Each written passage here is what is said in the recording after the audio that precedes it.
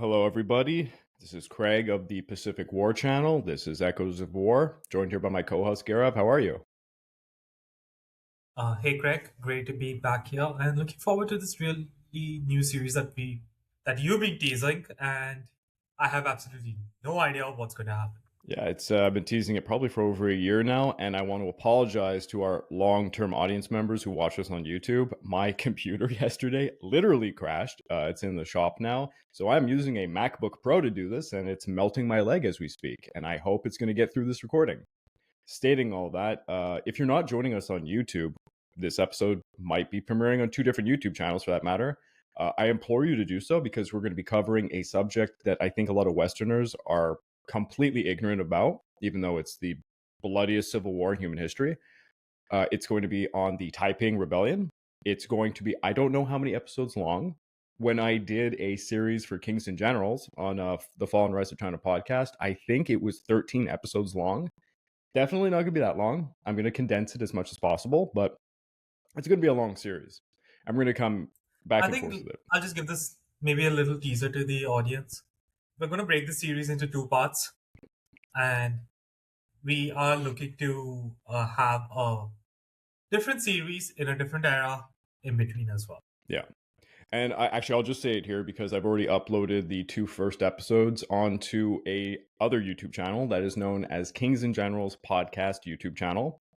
Basically, for the time being, what I'm doing is all of the regular episodes are going to continue to be coming out on the Pacific War channel. But when we have these large series, I tend to put them all together, re-edit them, and basically they come out as kind of these documentaries, and I'm putting them over on that channel. So over there, we're going to have the Greco-Persian Wars documentary, and we're going to have the Battle of the Atlantic coming out quite soon. So I implore you to go check that out. And of course, before we jump into it, I want to say if you'd like to further support the channel, please consider checking out the YouTube membership or the Patreon account at www.patreon.com/the Pacific War Channel. By joining either of these, you get access to my exclusive podcast series. You get early access to all the content I make and voting rights for the subjects I will tackle next. And I just finished the recent exclusive episode. It was voted on by the people, and I'm really surprised of the choices I gave that they wanted this one, but no, democracy. It's on the Siberian intervention, and it has a strong focus on the Japanese element to that. That's all I'll say, because that's kind of my specialty. So yeah, we're going to be talking about quite a interesting subject today. It is both wacky and horrifying, as anybody who wants to Google the Taiping Rebellion, I think the first thing you'll look at is the casualties. It's ridiculous. It's impossible to ever know if the numbers are true when it comes to Chinese history, for that matter. But needless to say, definitely the bloodiest civil war in human history, I'd say. I can't I think think of I think anything one. else. I'll just say this: with if you consider the five most deadly conflicts in human history, you just get the simple wiki. Yeah. Three of the top five are exclusive to China Yeah, I in know. the Manchu conquest, the Taiping Rebellion, and the Three Kingdoms period. And with World War II and the Mongol conquest, at least you could say a decent slice of the pie of the death toll was also in China. Yep, So China's been there for the five deadliest conflicts of human history. absolutely. In this first episode, and I'm going to try to make these episodes kind of, standalones in their own right, because it's such a long series, but this definitely is going to be a good standalone episode. We're going to get into a little bit of the beginning of the Taiping Rebellion, quote unquote, but I want to talk about the foundation, which is, of course, the key figure in all of this that you're going to get to learn about. And the only way I can tell this story without it being very dry and boring is to tell it kind of as a story. So bear with me as I start taking care of hostage on this little journey. Now, our story is actually going to begin with a primary source. I'm going to put a little picture of him. This is the only picture I could really find that was decent of him, a portrait. And the year is 1852. The man that you're looking at is Theodor Hamburg, a young Swedish Protestant missionary with a thin chip-strap beard, and he was working in Hong Kong.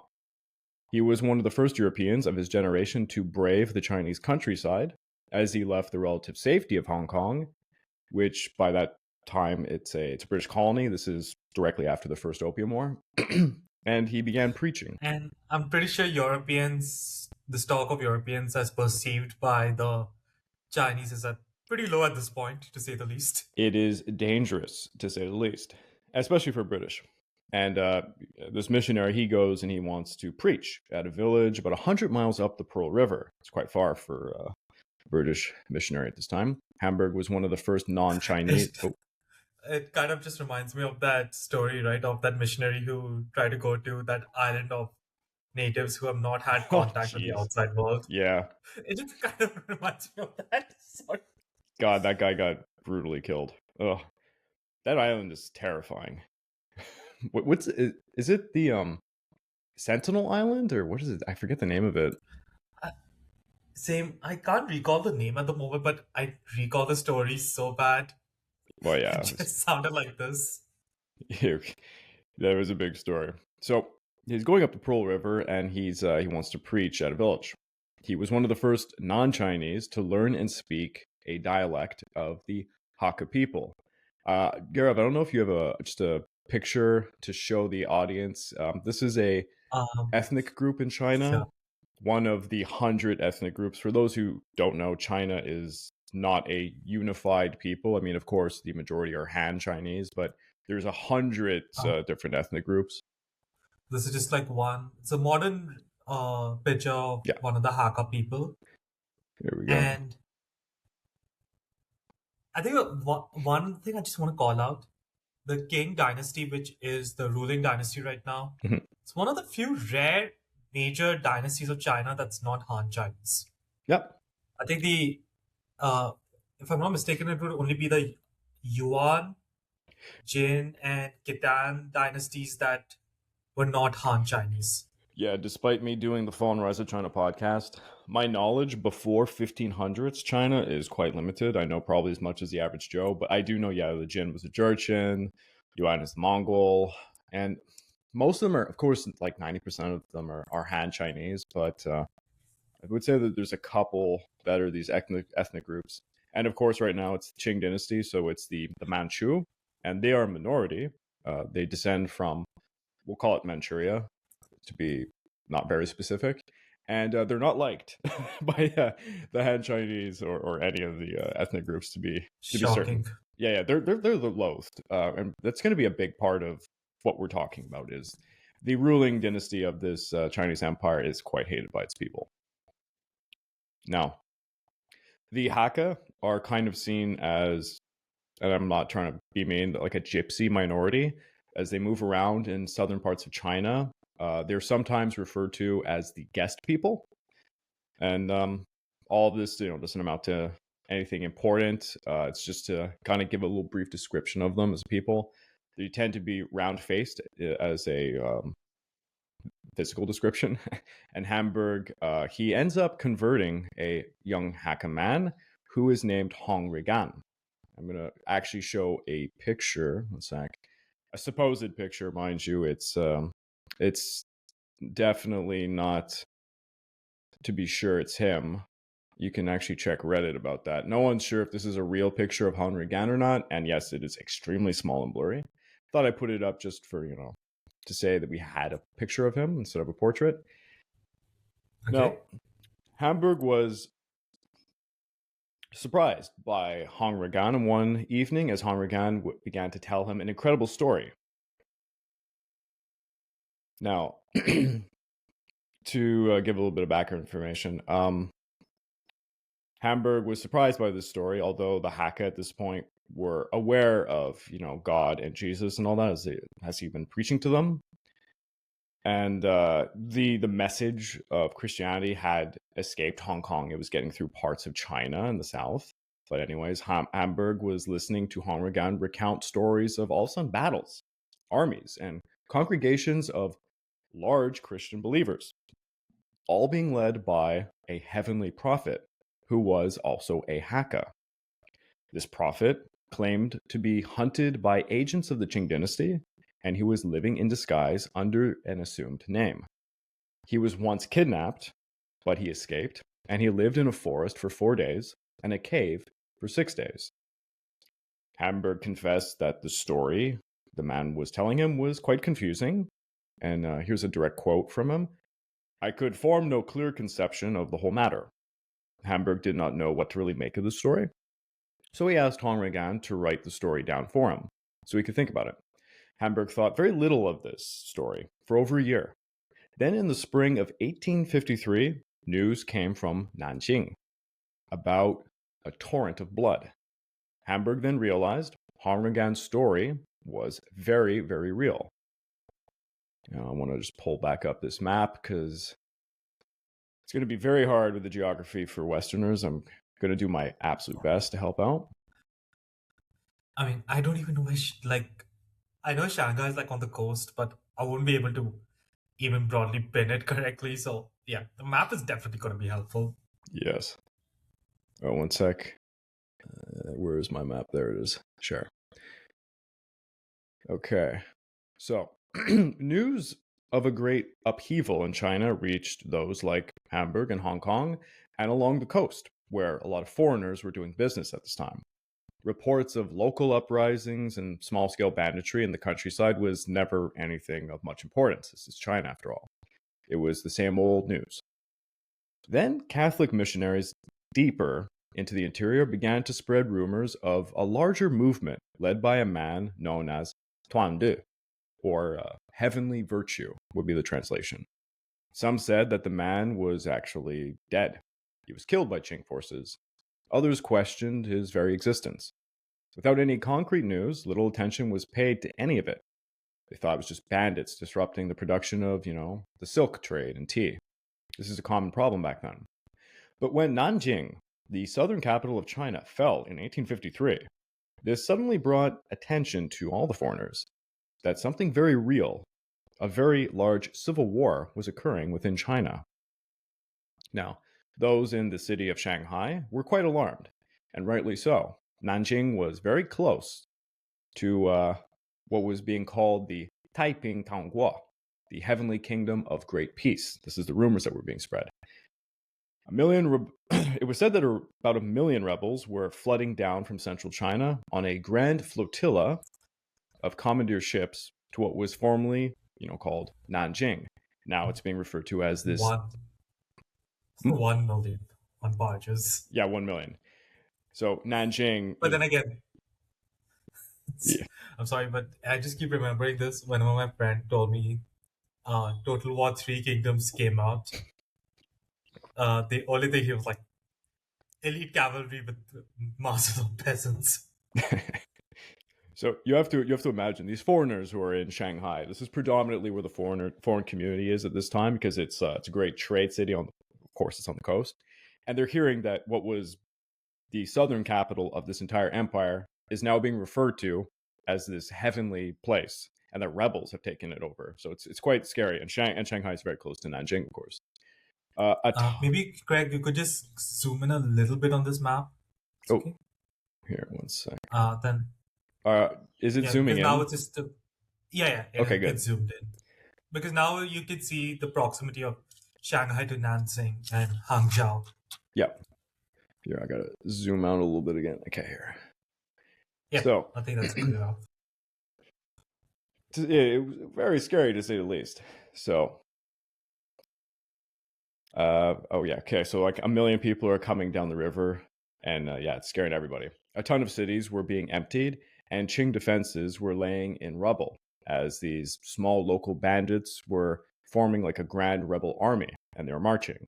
Fear gripped the city of Shanghai. Communications within Nanjing were cut. Rumors spread that Shanghai was next to be attacked. Shanghai citizens boarded up their homes. Many of the Chinese fled into the countryside, seeking safety. The foreign settlers called for defenses to be erected, for volunteers to take arms. British, French, and American steamers began to bring men to try and man the walls of Shanghai. But there was no attack, at least for the time being, because apparently the Taiping rebels were not marching on Shanghai. They were going to go march on Beijing. Now, think about this. This is crazy. So that is the actual capital of the empire. Or you could say it's the northern capital. And it's the one that the Manchu care about. So, the Manchu are under threat. They're from the north, so. Yeah. A single British vessel went over to Nanjing in April of 1853. but brought back very conflicting news of what was actually occurring. It became the opinion of the British plenipotentiary at the time that these so called Taiping were, quote, nothing but superstitions and nonsense. Despite the scarcity of clear information, raw accounts of this apparent civil war in China began to get out of Shanghai and Hong Kong, and it was reaching the Western world. And The Economist at the time had this to say: a social change or convulsion, such as have of late afflicted Europe. It is singular to find similar commotions at this time in other places of the world, like Asia. The person who wrote this segment, and I'm going to bring up a little picture, is none other than this guy right here. It was Karl Marx. God damn. Yeah, Karl Sorry, Marx. could not resist. Yeah, Karl Marx was writing on everything in the world because that's what he was doing at the time. So in 1853, he was a London correspondent for the New York Daily Tribune, and he was writing about the situation in China, which I find extremely interesting because I'll give it away. The Taiping Rebellion as a whole is kind of the foundation of the Chinese Communist Party, and there'll be more about that later. He considered the quote-unquote Taiping Rebellion to be a symptom of China's integration into the global economy at the time. It was a result of Britain opening up China during the First Opium War, which was a brutal transition to say the least. And what was happening in China was merely a rebellion, and it was, quote, It's why I say the tea is more important than coffee, because no one went to war for coffee, they went to war for tea. Yeah. He called it a formidable revolution, and one that demonstrated the interconnectedness of the industrial world.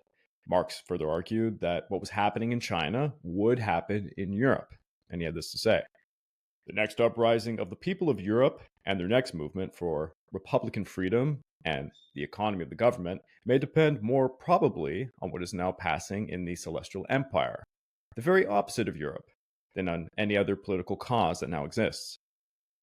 So it's interesting, to say the least, what he's writing about. The disorder that China was facing was caused by, of course, the opium trade and the exposure to the larger world. The old was facing the new, as they say, and Marx believed, quote, dissolution must follow as surely as that of any mummy carefully preserved and sealed in a coffin, whenever it is brought into contact with open air. And Marx argued that the Qing dynasty may dissolve, and that it would not be limited to just China. The whole Taiping Revolution was, for Marx, Britain's fault, and now the effects of her actions overseas would come back to bite her in the ass. And he has another quote here. The question is how that revolution will have time to react on England, and through England, then upon Europe. Marx predicted the loss of the Chinese market because of the Taiping would undermine British exports, which he would be right, particularly with textiles. By the way, I'm just going to point out that at this time, textiles from Britain were, kind of picking up in China, but the Taiping Rebellion would be kind of killing that trade network as it was killing people. And we'll get into Yeah, this. you can't have a demand for a good if there's no demand. Yeah, exactly. Generated. And I'm now realizing I kind of have to explain this because, I guess we could have done a series on the First Opium War, which would better explain this. But I think we can do that in the future, yeah. Definitely. The tea trade is not just important to Britain, it's kind of the foundation of Britain at this point. So the tea, the silk trade, everything that's going on in China, this is deeply impacting Britain and the global economy. So it's a big deal. I think just maybe like a 20-second context. Britain wanted to buy tea, but they don't want to pay bullion, which is what China demands. Mm-hmm. So what they decide to do is they literally drug China with opium produced, and are also, because it just coincides with the rise of the Industrial Revolution in England, they are also using it as a means to export those machine manufactured textiles across the world to India, China, and everything. Keep in mind, Craig, and I learned this from your video, when the East India Company was running the show, it was not really a war on drugs for China. Yeah. Yeah, it only got bad when the East India Company was dissolved. Well, when their monopoly was dissolved, because independent traders were just like, the East India Company had a fine balance. They knew how much opium to let in without kind of like really pissing off the Manchu administrators. And then when they leave and the independent traders come in, they just flood the market, The demand, goes down, the prices go down, and yeah, it turns into a real shit show. And then literally they had an epidemic in China where everyone was addicted to opium and not working. And yeah, it completely destroyed it. I mean, it's only till Mao Zedong that the opium plague kind of ends in China. It's crazy to say it's that long. Like what, 150 years almost? Yeah, yeah, it's insane. Yeah, opium really, it's Oh, incredible how I much that hope did. they at least got back that hot air balloon operator. Oh yeah. Oh my god, that freaking mission. Yeah. So, some people back then were kind of like saying it was kind of equivalent to the American Civil War with the slave trade, because we had the cotton market. Although Britain then went to Egypt for you know to get their demands met, so it's, I guess, not as much of a big deal, because honestly, tea production, there was tea in Southeast Asia, but China's interior had like the greatest network, and they were pumping out the most. So Britain really needed that to keep going. And yeah, the price of tea would spike in England, leading to kind of economic downfall, and it could lead to further revolution in England. This is what Karl Marx thought was going to happen. And he went on to say it may be safely argued that the Chinese Revolution would throw the spark into the overloaded mine of the present industrial system and cause the explosion of the long prepared general crisis, which, spreading abroad, would closely be followed by political revolutions across the continent of Europe. Many news outlets and intellectuals at the time had differing accounts of what they thought was going on with this Taiping Rebellion. Some made analogies, like I said, to the African slave trade in the United States with the cotton. And they were kind of making, the Chinese were being hurt by the Manchus and the slaves were being hurt by the American system. But no one had any explanation for what was actually going on, why there was a movement, what the rebellion was really about. And yeah, Theodore Hamburg had this story that he had shoved in one of his desks, which had everything written down. But at the time, he thought it was just kind of crazy talk. So Hong Xiuquan came back to Hamburg at a village just outside Guangzhou, or Canton, as it was called in English. And this time, the Swedish missionary knew who Hong Xiuquan truly was. He was, of course, the cousin and lifelong companion of the so-called prophet of the Taiping. Yes, that's how Hong Xiuquan knew about this story. So Hong Xiuquan was the only person to come into contact with a foreigner who had some first-hand knowledge of the Taiping and that of their leader. Hamburg and Hong Xiuquan then formed a very close relationship. Hamburg even got to baptize him in September of 1853. Hamburg then educated him in Lutheran doctrine, preparing him to serve as an assistant to foreign preachers and eventually take their brand of Christianity over to the Taiping over in Nanjing. And as they worked together, Hamburg kept asking Hong Xiuquan about this movement and stories about the man who had started it all. And he wanted to know, who was this man? Hong Xiuquan told him the man's actual name was Hong Xiuquan. Hong Xiuquan then told him the story of his cousin. So I'm going to pull up. So the person is Henrigan's cousin here, right? This the prophet, or Yeah. I mean, I'm not sure what is the right term for using, so hence, just pardon the confusion. Excuse me. Here, I just want to pull up a decent picture. Give me a sec. Unfortunately, I'm not going to use the crazy Chinese TV series live actor versions of this. I'm going to just actually get a portrait of him. And my computer is screaming its heart out right now. There, I almost got it.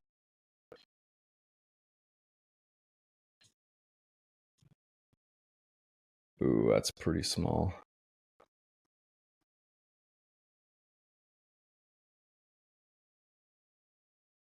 Okay, here it is.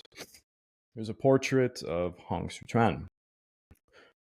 So, Hong Xiuquan, who was 9 years older, had always been known as a brilliant kid. They lived in the neighboring villages, roughly 30 miles away from Guangzhou. Many of the villagers were also relatives of the same clan, which went back to the Song dynasty. They'd once been grand high officials and imperial advisors. So it was a long family history of those being brilliant. Yet as time passed, they had all become quite poor, and they were the farmer class. One thing they did hold in great esteem was a small schoolhouse where Hong Xiuquan began studying the Confucian classics at the age of 7. He was extremely gifted, and he spent years memorizing the 4 books, the 5 classics, and all the other necessary texts required for the civil service examinations. When Hong Xiuquan was a teen, he was very well read on Chinese history and literature, and he even read ancient texts without any assistance, which would have been very difficult. His family dreamed that he would restore their family to its former glory, and several teachers worked without pay to try and provide him with the knowledge he would need to pass the exams to become a Qing official. As time went on, his education needs took him outside of the village, and his family got together all the money that they could to support the 16-year-old, who at this point was already trying to support himself as a school teacher with a small salary paid in lard, salt, rice, and lamp oil. Now, the key to gaining an official appointment in the Qing government was It's not too different. So, Hmm? it's not too different from Japan, right? I No. think you also mentioned that they used to be paid in rice. Yep. Koku. As it was, well, that was the daimyo system. So the koku was the amount of rice required to feed a person was known as koku. And the daimyo, these are, I'll call them warlords under the shogun, who ruled their respected prefecture, or it was called Hans back then. They were given a certain amount of koku to give to the samurai and the warriors amongst them, and that was kind of the payment system. And it was a stipend system. And man, the Tokugawa shogunate, I mean, that was a long, it went on for a long time. It kind of worked. I mean, it was associated Without with, too much work, without too much oversight. yeah. And I can't get into the economics of Japan, but Japan was like one of the greatest exporters of silver that went to China, mind you. So it made sense that they kind of had the system because they really needed the silver to be exported. Yeah, the key to getting an appointment in the Qing government, as it kind of was the same thing in Japan, was passing the Confucian civil service examination. Now, I do have a fantastic little picture. Where is it? Sorry, I got so many tabs open. Is it showing up on the screen? Good. There. Yeah, I'm guessing is this like those famous civil service exams in Yeah, China? that's what it is. So the goal of passing this examination was shared actually by both Han Regan and Hong Xiuquan. But the exams were extremely difficult. And if you failed an attempt, you'd have to wait a few years before you had another opportunity to take them. The exam process took 3 days, and you're shoved into a small cubicle in Guangzhou. Han Regan never had much success, but Hong Xiuquan ranked quite high on the first day of the first attempt, and this was in 1827. As the grueling exam went on, he began to slip through the ranks, and by the end of the 3rd day, he fell out of the winner's circle. It was to be 9 more years before he could qualify again to take the exam in 1836. So it's pretty brutal, to say the least. And, well, Hong Xiuquan, he didn't give up. He took the exam a second time, and he failed. Hong Regan likewise failed. But unlike Hong Xiuquan, he was not carrying the entire family's hopes upon his shoulders. So, I'll just say one thing though: failing civil exams and you know, passing on like what second or third tries. That's still a thing that goes on, and I think pretty much every civil service today. oh yeah. I don't know if you know anything about the exams itself, but it was quite crazy, to say the least, like how difficult they were. So But it probably had to be given the amount of prestige like these civil servants had in China, and this is a prestigious position that's been there for what easily since the Three Kingdoms period. Yep. Like all these administrators were really sought after. Oh yeah. It kind of, for lack of to brutally summarize, it kind of was an examination to prove your capabilities of memorization and understanding of information. So you're reading like these ancient texts, and you really had to show that you understood them and you could like reciprocate them. It would have been very intense, to say the least. So Hong Xiuquan failed twice, and he succumbed to what anyone would understand as a mental breakdown. This mental breakdown is going to take quite a character. Okay, so in 1837, he has what is going to be his one of his first visions. So this is directly after failing the examination. This is going to be for the third time, because he went for a third time. He was greatly weakened by the entire ordeal, and he would be carried home afterwards. When he got home, he simply collapsed into bed, and he called for his family to crowd around him. He apologized to all of them, and he said that his life was over. He let them all down. He said this as he was closing his eyes. He lost all strength. And it's reported by his family members that they all thought he died. Eventually, he would wake up, and he began telling his family about strange dreams.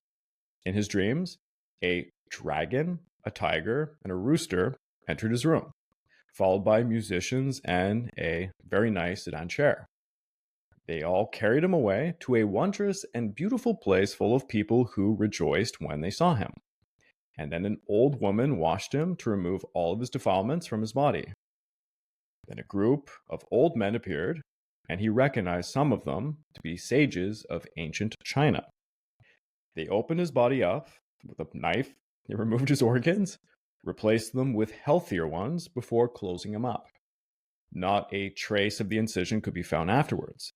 And then he was escorted back to a grand hall where an old man in a black robe with a flowing golden beard sat upon a throne. The man said to him, "They take of my gifts and therewith worship demons. They purposely rebel against me, and they arouse my anger. Do not thou imitate them."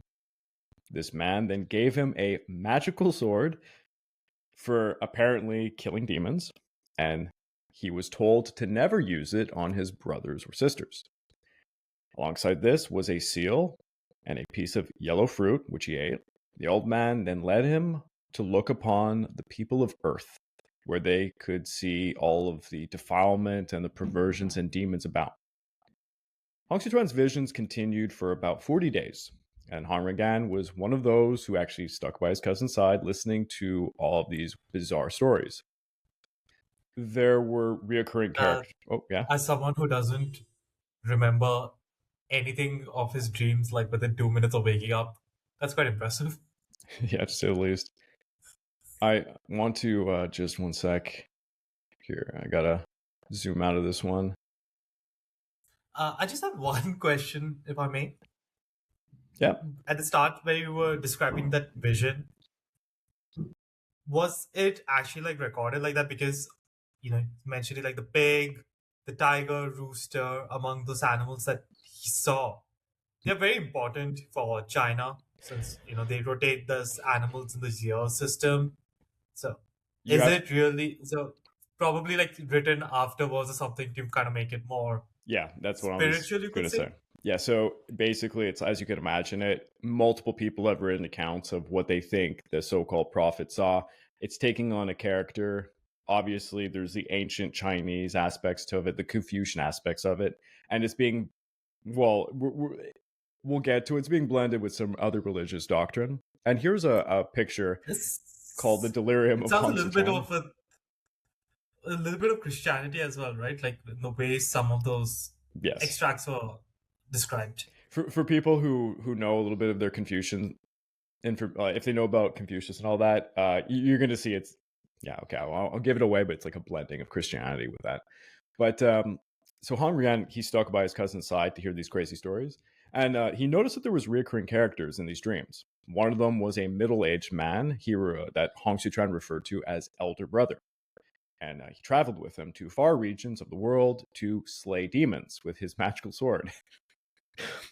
The old man in the black robes at some points began berating Confucius for failing to teach proper doctrine to the Chinese people, and Confucius confessed guilt and shame as such in front of Hong Xiuquan. Those around Hong Xiuquan say he often would leap out of bed screaming, "Kill the demons," which would have been interesting to see, while he was slashing about wildly into the thin air. His clear insanity drew a lot of curiosity and amusement from the neighbors, who came to see the famous sleeping madman. At one point, he woke up and he claimed to be the Emperor of China. Hong Regan then said to Hamburg, his friends and relatives only replied that the whole thing was strange indeed, without thinking at the time that there was any reality to this matter. Eventually, Hong Xiuquan recovered, and it was said he was a completely different person afterwards. He seemed to be taller, stronger, more intelligent. He seemed to be more handsome, fair-skinned, and his gaze had, quote, become piercing and difficult to endure. He seemed healthier, and he quickly returned to his teaching job, and he prepared for a fourth attempt at the civil service exams. In 1843, he tried for the fourth time, and he failed again. That same year, Hong Xiuquan found a Christian textbook that a missionary had given him years prior in Canton, and he decided to read it. And upon reading the text very closely, he came to an epiphany. The book seemed to unlock the secrets of his dream visions over the past 6 years.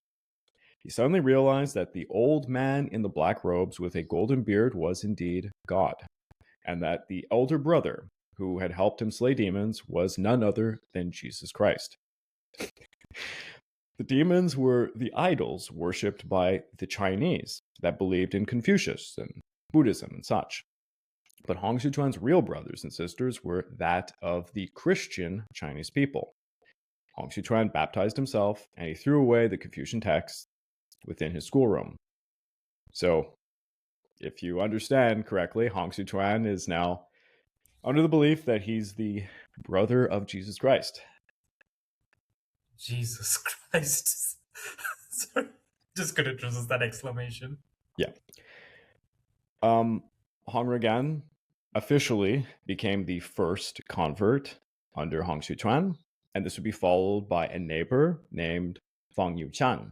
And there is actually a statue. One second. I'm going to bring up a picture. So let me know if the picture shows up, because I can tell my computer's having issue changing pictures. No, not yet. Here, one sec. I'll do it again. There. So here's a statue of Fang Yuqian. Yeah, just loading up. Yep. Okay. That's there. So all these men were baptized themselves in a river, and they cast away their Confucian idols from all their classrooms. They were all teachers, by the way. The three men began to study together, gathering as many Christian texts as they could find. Hong Xiuquan preached to them, and soon others began to join the flock. Hong Xiuquan believed that the Christian Bible was literally written for him. It was talking to him. All of his converts first, the first converts were basically their parents, siblings, extended family members, and such. And it was not easy. For example, Hong Regan's older brother beat the shit out of him with some sticks for losing all of the students at the local school, because this was his job, of course, after the Confucian tablets were all taken away from it.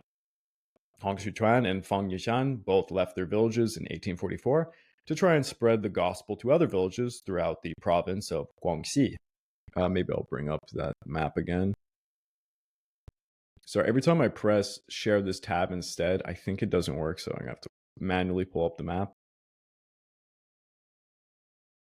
One second, folks. Sorry, audio listeners, as I navigate this with a MacBook Pro that's melting my knees. There we go. So you can see that in the southern part of China is Guangxi. Yeah. Okay. Guangxi, right? Like next, yeah. Just at literally the southern part. So they're leaving their villages and they're spreading throughout the province. Hong Regan desperately wanted to join them. He was a little bit younger, mind you. And his relatives, they forced him to stay and remain a school teacher because he was 20 years old and was considered he was too young to do such things. And they probably thought that these people were crazy. Hong Regan was forced to bring back the Confucian texts and the idols so that his students would return to the classrooms. but he still was baptizing at least 50 new converts there. So he was still doing the work. So in the meantime, Hong and Feng were preaching from village to village throughout Guangxi, and the movement certainly spread. Autonomous congregations sprang up, numbering in hundreds, who began to refer to themselves as the God worshippers. They took the man named Hong Xiuquan, whom many met, and they proclaimed him their prophetic leader. Hong Xiuquan came back home in 1845, preaching the gospel while disparaging the Manchu. And alongside this, he was disparaging the Qing dynasty as a whole and Confucianism.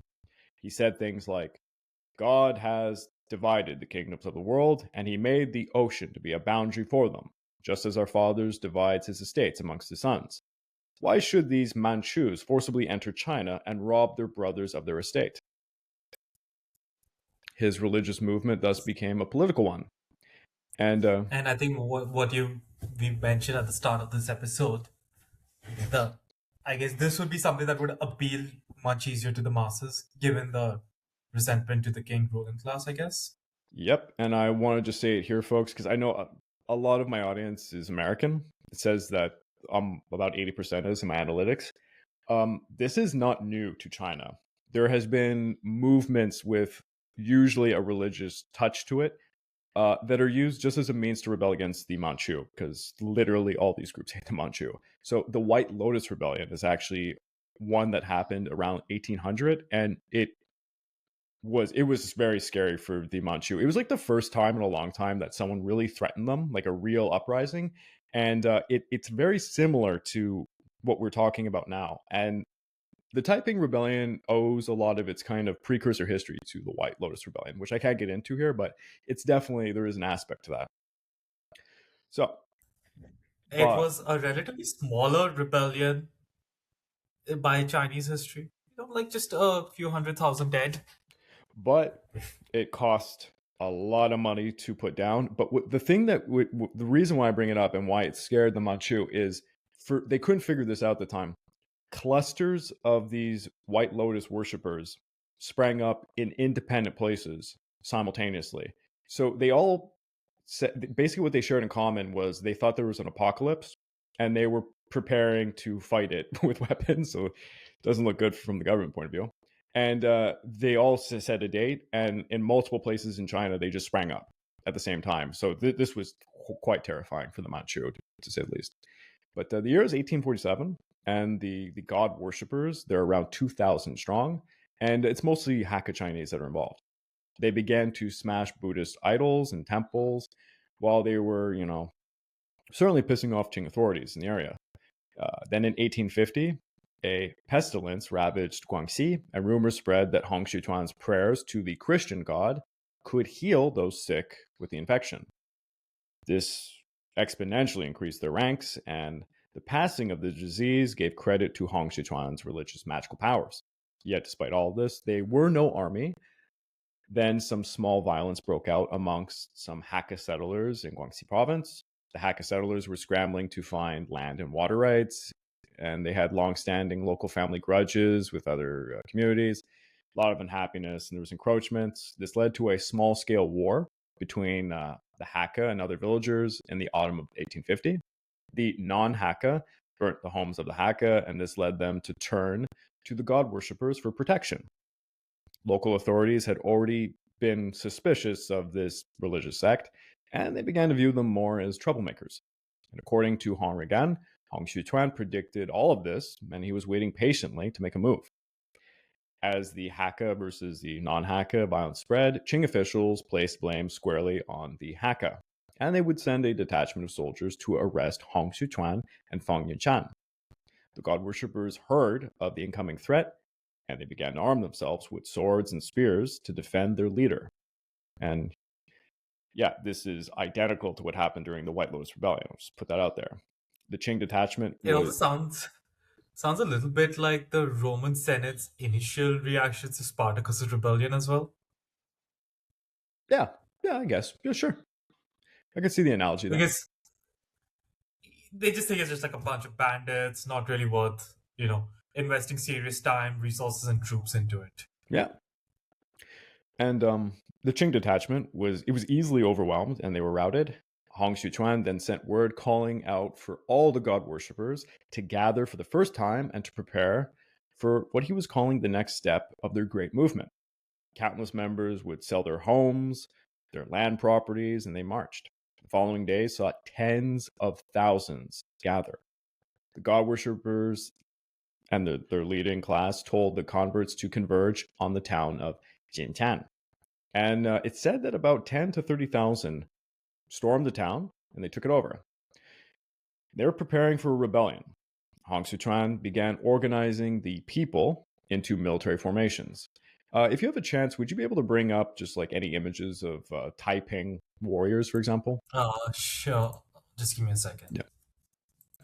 And I need to just find the correct tab because I forgot which one.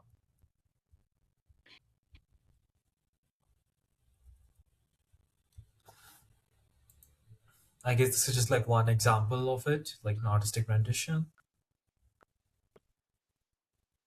Yeah. So, And I think because ultimately, since a lot of these images would be created well after the rebellion, and given the religious aspect of it, as later literally be called the Heavenly Kingdom, yeah, this picture does kind of give that kind of aura, you could say. it's a little over the top. Yeah. No, we'll get into that. So he's organizing. I have a couple of. Yeah, I have a go couple through of them. other I'll images. start explaining. You just Yeah. put up the pictures. Yeah.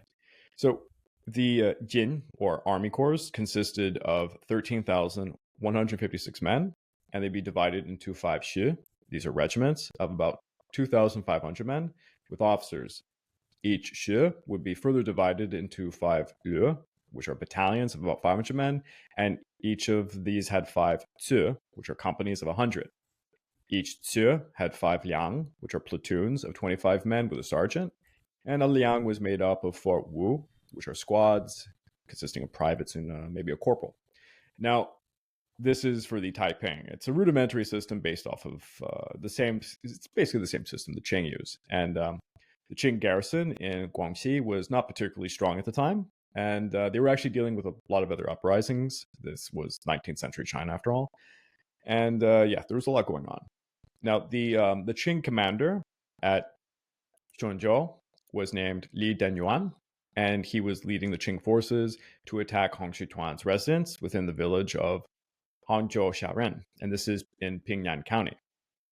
It's quite a very dangerous situation, to say the least, for both Hong Xiuquan and Feng Yongqian, who were saved by reinforcements sent by one Yang Shuqing, who was a other god worshipper.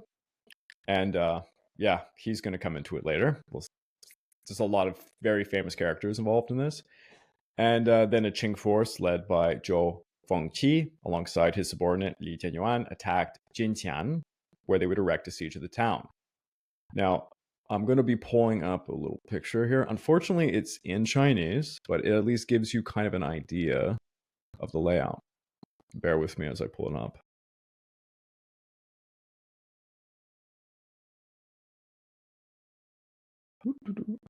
Okay. So this is a map of what is going to be called the Battle of Jintian, or the Siege of Jintian. The god worshippers, or the Taiping we'll call them, are the red, and the Qing forces are in the blue. So, I mean, just because I'm also just maybe seeing it as an audience member. Mhm. So, would it be fair to say the like blue circles that we can see on, like, say, the right hand side of this map, you can consider those as Qing army encampments, and Yeah. I think towards the top left of the map, like somewhere there, like where's that? The semicircle and then the blue line. Yeah. I'm guessing that was the main siege lines Yeah. of the settlement. And a little bit of the history of the Qing. So the Qing military operated more so as a kind of a large part of them is more of an internal police force, rather than they were not. The Qing military was not designed to face foreign enemies per se. They were more so designed to just quell rebellions, because it's China in the 19th century. This is like, it's insane. There's a rebellion every year. So they would have the Green Standard Army as like the predominant force in play. It consists of Han Chinese, they're local guys. They're paid a certain amount of money. This is 19th century China, so it's very corrupt. There's a lot of embezzling and stuff. They're not a proficient military force, to say the least. So just like they'll appoint a local official to just raise the forces, provide the funds. I mean, we have to speak theoretically.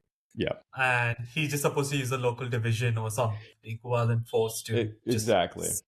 And what a lot It's of the like, I think a great example, I guess you could call it, is like the Byzantine dogmatas. yeah.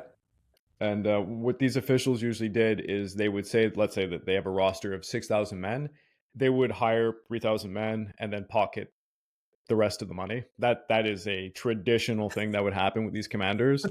That's that goes on even today for so many other things. Exactly. And this is particular in 19th century China. The commanders would say that they went to a battle. They wouldn't actually, because they don't want to, you know, risk losing their men or reputation. They would fake things. They wouldn't even arm their men. They would buy like bad gunpowder supplies, like everything you can imagine. It was very It corrupt also system. sounds like the Italian counter theory during those Italian wars. A lot of those guys, they would just actually be just not killing each other because they support mercenary laws. Yeah, exactly. So these two commanders, Zhou Fengqi and subordinate Yi Juan, they're attacking Jinjian and they're erecting a siege of the town. The god worshippers anticipated this and they actually ambushed the Qing forces along the way to Jinjian at a smaller village known as Taijiang, and this is near the Thistle Mountain. The Qing forces who were ambushed said that they were ambushed by both men and women wielding pikes and halberds. This is an interesting thing because historically it seems true. At this moment, the women were fighting alongside the men.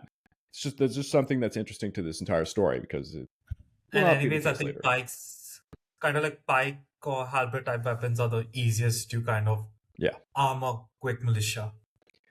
So on January the 11th of 1851, Hong Xiuquan's birthday, by the way, the god worshippers proclaimed an uprising officially in Xinjiang, and Hong Xiuquan declared the founding of the Taiping Heavenly Kingdom with himself as its new emperor, or better said, as its heavenly king. Feng Yunshan, alongside three others, were appointed kings of the four directions. And I'm not going to bring up portraits for these characters, but in later episodes we will. Feng Yunshan was the southern king, Wei Chongwei was the northern king, Xiao Chonghui was the western king, and Yang Xuqing was the eastern king. Eventually, there was also an additional king known as the flank king, who was called Shu Dakai. Interesting character, by the way. One of the better ones. Yeah, I'm just trying to imagine how does a flanking go with the four directions. Yeah, but Sorry, just couldn't resist.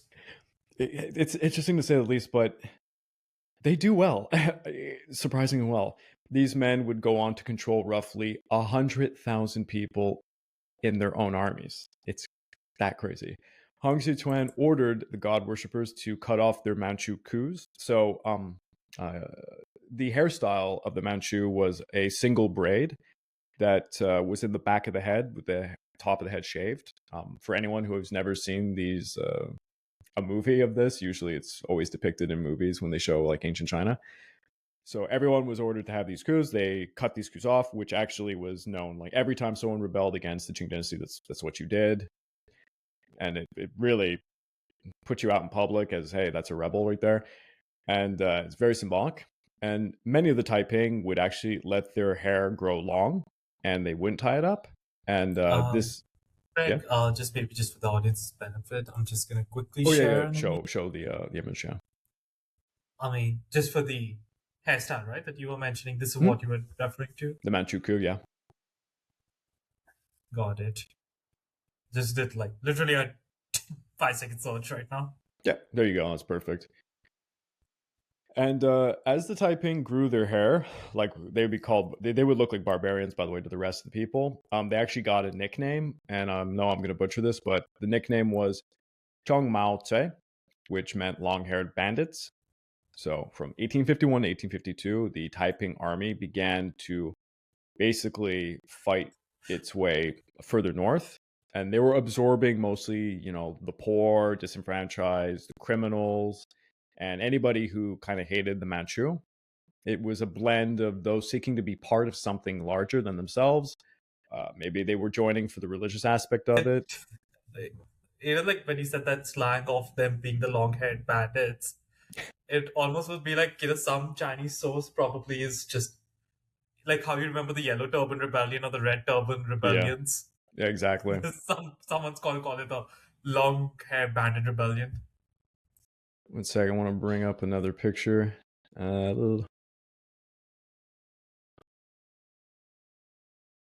I hope this is the right one. Okay. And sorry, this is it's in French. So they're marching a bit north, and they're absorbing more and more people. And it really is a blend of anybody who hated the Qing. And again, it's very much like the White Lotus Rebellion. It's kind of like the 2.0 version of it. There was more rebellions going on at the same time. Like, for example, there was a rebellion known as the Tianwei, which just kind of merged. Most of them merged with the Taiping after the Taiping won this little battle at Jintian. And the Qing were actually much more busy with the Tongtui rebellion, which we can think of it as a peasant rebellion, for lack of better words. After the victory at Jintian, many of the Tongtui, they're joining the Taiping to bolster their ranks because they share a common, cause. And this is looking a lot more threatening for the Qing.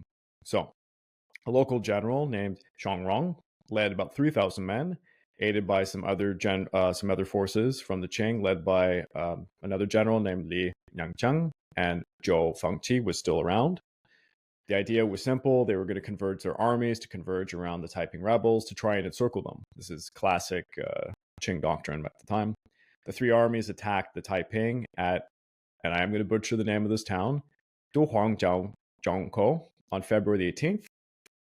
And as they approached the town from the west and the east... Greg, just one thing. I know you shared the script with me. I had no idea how to even pronounce that town's name. Yes. You did a way more admirable job than I ever would do. Excuse me. Dahuangjiangkou. It's a difficult one, to say the least. So they're convalescing upon them from the east and the west. The problem is the Taiping actually put up a minefield, and they ran straight into it, and they took hundreds of casualties by running into these mines.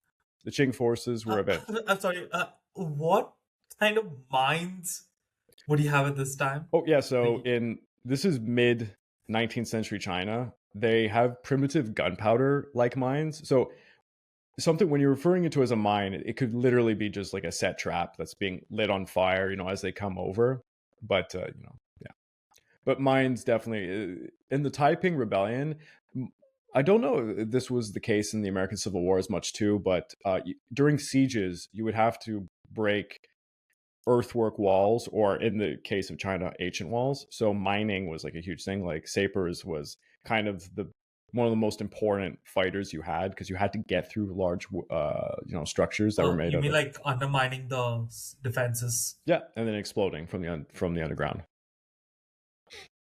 So yeah, mining. I guess something's never changed over centuries. The Qing forces were eventually forced to stop their offensive, and they had to hunker down for a protracted siege. And something that's kind of important to note is, this is happening right after the Opium Wars. So the Qing military system, I guess at this point we could just bring it up. If you could bring up some pictures of like first the eight banner army to begin with. Just one moment. I have some images of that. I think this would be the banners, but I have no idea what is this a good example of the banners? Yeah, I'm waiting for it to come up. Yeah, that's perfect. So that's the 8 banners of the 8 banner army.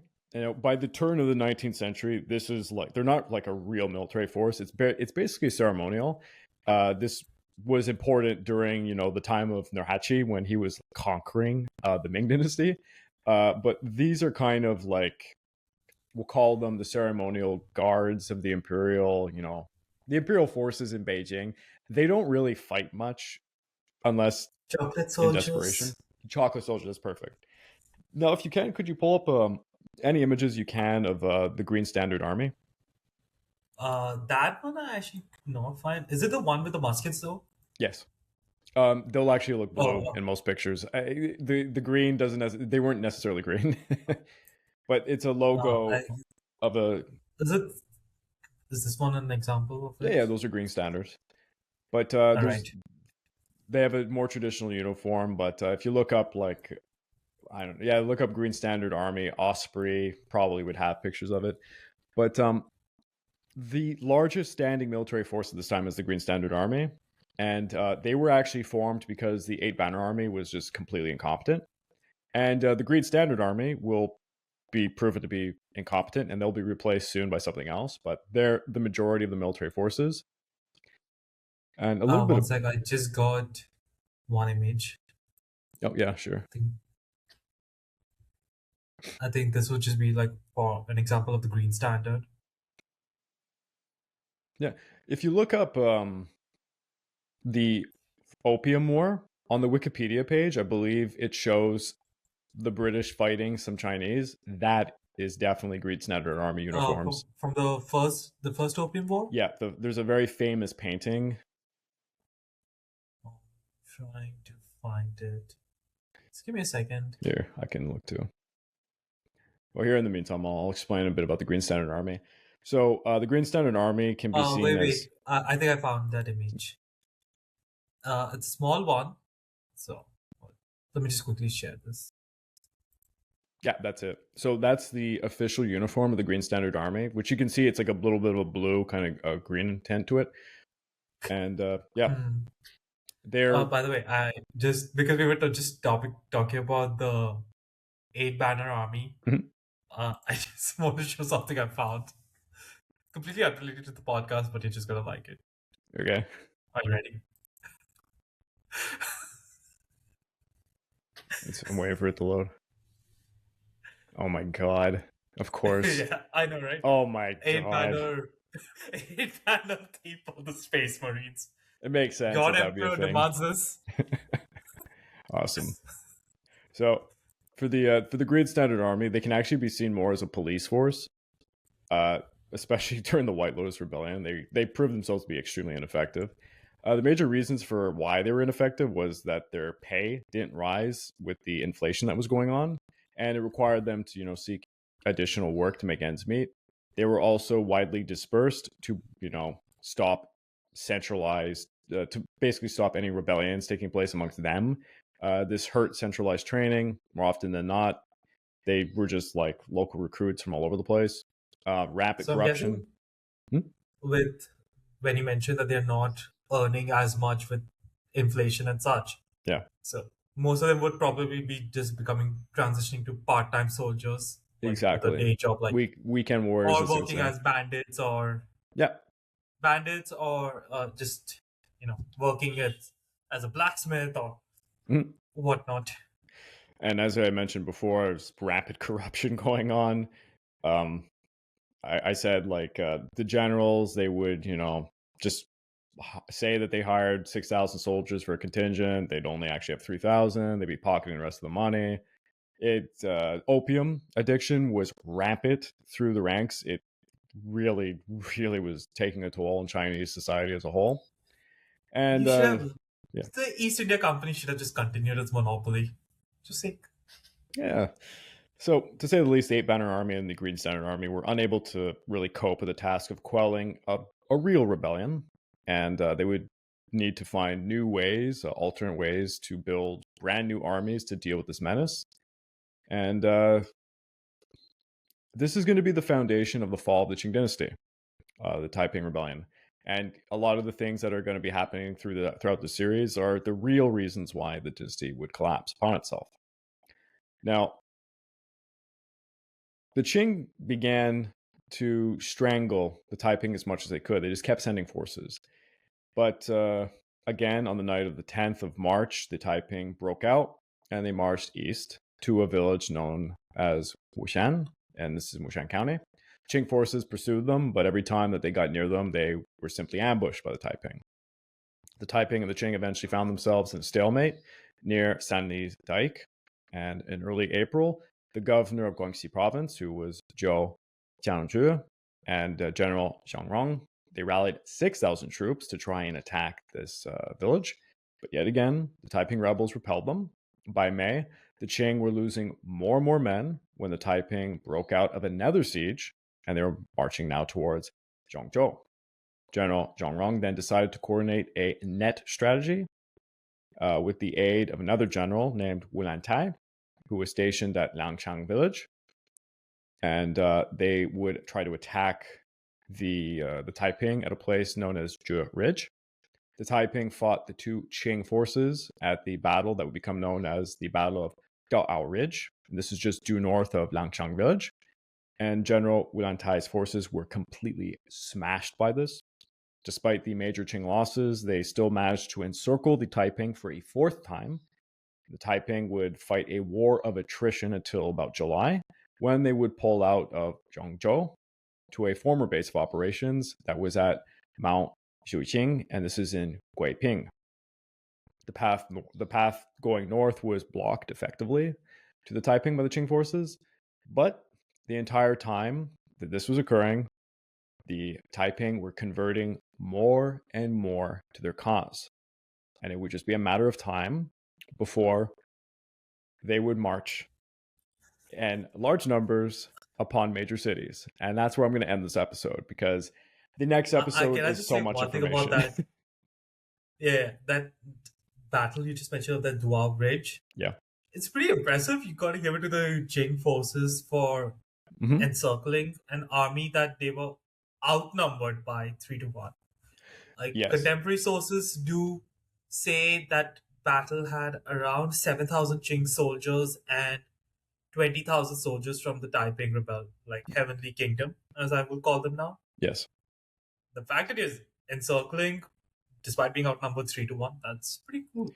Without much firearms, that's the issue. The Taiping don't have their hands on what we call military grade weapons, because in order to get military grade weapons, they have to start storming significant towns, like larger towns. Right now, they're in what you would call like bumpkin rural areas in Guangxi province, and there's not much in terms of like military stockpiles. But every time they defeat the Qing forces are abandoning equipment and they're taking their equipment. It's actually like Watling Street all over again in that sense. Yeah, in a lot of Because ways. tribes had nothing, and after the sacks of Cameroonanum and Londinium, they managed to ransack the pretty big armories and pick up the fallen soldiers. I don't want similar to. logic. I don't want to give away stuff just yet, but this is a long civil war. Technically, it goes on till the 1870s, but no one really considers that because they're so small by then. But anyways, when it comes to weaponry, it's actually a very interesting time period, because I was making fun of the Eight Banner Army, for example, but one of the banners, the Eight Banner Army, are Mongols, who are still using traditional bow and arrow on horseback, a lot of them. It turns out in some of these battles, they beat the shit out of the Taiping and other forces, because gunpowder, you shoot, then you got to reload. If anyone knows their American history, like the Comanche Empire, for example, it wasn't until their Colt revolver came out that they were able to really overcome the Apache and the Comanches and stuff, because like the bow and arrow was still king. I think even no, and if I'm not mistaken, with just my general military history, the world is still predominantly in the matchlock rifle era. Yes. You're still like the old Napoleonic style, like the guns have to be reloaded after every shot, and it's a bit of a tedious process. Best soldiers could do 3 rounds a minute. Yeah. Although there are foreign forces, it's actually notably Americans who come into this, who have some interesting weapons that are a little better, but very much the minority. Yeah. But if I'm not mistaken, just generally, I think right now you're just having like this breech loading rifles just starting to see service in Europe. Yeah. And this is China. I'm just talking about from a technological point of change in military doctrine. Yeah. It's a new weapon type that's being introduced, but it's not going to be here at this time. Yeah. And this is China. This is between, right now, the First and Second Opium War. The Chinese have a significant problem with artillery. They are using very outdated artillery pieces that are like the Western powers, for example, during the Second Opium War, desolate, just absolutely destroy If I'm the Chinese forces with not Armstrong mistaken guns. from your own Opium War video, a lot of the cannons that the Chinese were using against the British forces and all were literally like what you would be seeing, like, equivalents of bombard cannons and such, Yeah. hardly movable. A large problem is the Chinese would have cannons that couldn't be properly elevated and move in a manner to hit, for example, warships. This is why during the First Opium War they were so absolutely destroyed by the British forces. Is the British were just outranging them, they were outmaneuvering them with their warships as they bombarded their forts and their castles and stuff. So yeah, the artillery was a And it's problem. just easy for them to just move slightly out of the firing arc, and then you're like, yep, I can Exactly. just fire back without being fired at. But when you send a bunch of Green Standard Army guys with matchlocks against a force that's like what 20 times larger than it with halberds, they fire their volley, and then they're being charged, and they panic, they rout, and they die. That's what happens, really, or they defect. A lot of them will defect too, because they're not happy with the Qing either. These are Han Chinese. Why do they want to fight for their Manchu overlords, right? And as you mentioned, if you're so unhappy with the regime and you're already relegated to the status of a part-time soldier. Hey guys, this is Craig from the Pacific War Channel. Please don't forget to check out my YouTube membership or my Patreon account over at www.patreon.com/PacificWarChannel, where you can join the ranks and gain access to a hell of a lot of goodies. At the base minimum, you get access to the exclusive monthly podcast, early access to all of my content, voting rights for what subjects I will tackle next, and at higher tiers, I have much more goodies to come. So please click that link and check it out. Stating all that, we are going to go into this slogfest by pulling up just a generic map that's going to showcase kind of the expansion of what is the Taiping Heavenly Kingdom. This is, of course, the Taiping Rebellion we're talking about. Now, I guess as a refresher for anybody who didn't watch the first episode, we basically explained how Hong Xiuquan came to become the founder of a large Christian-esque cult in China, we'll call it. And he decided that they were going to rebel against the Qing dynasty. And And rebel they did. They ended up... Yep. I was just saying, and considering as we discussed that the Qing are not Han Chinese, so this kind of rebellion against them were garnered quite a bit of support as well, just because people are like, yeah, we just don't like the non-Han rulers. Yeah, so the Qing dynasty is run by the Manchu, who are very much hated by the Han and pretty much all the other ethnic groups. I think the only group that might be okay with the Manchu a little bit is Mongols, because they have a little bit in common, but basically everybody hates the Manchu.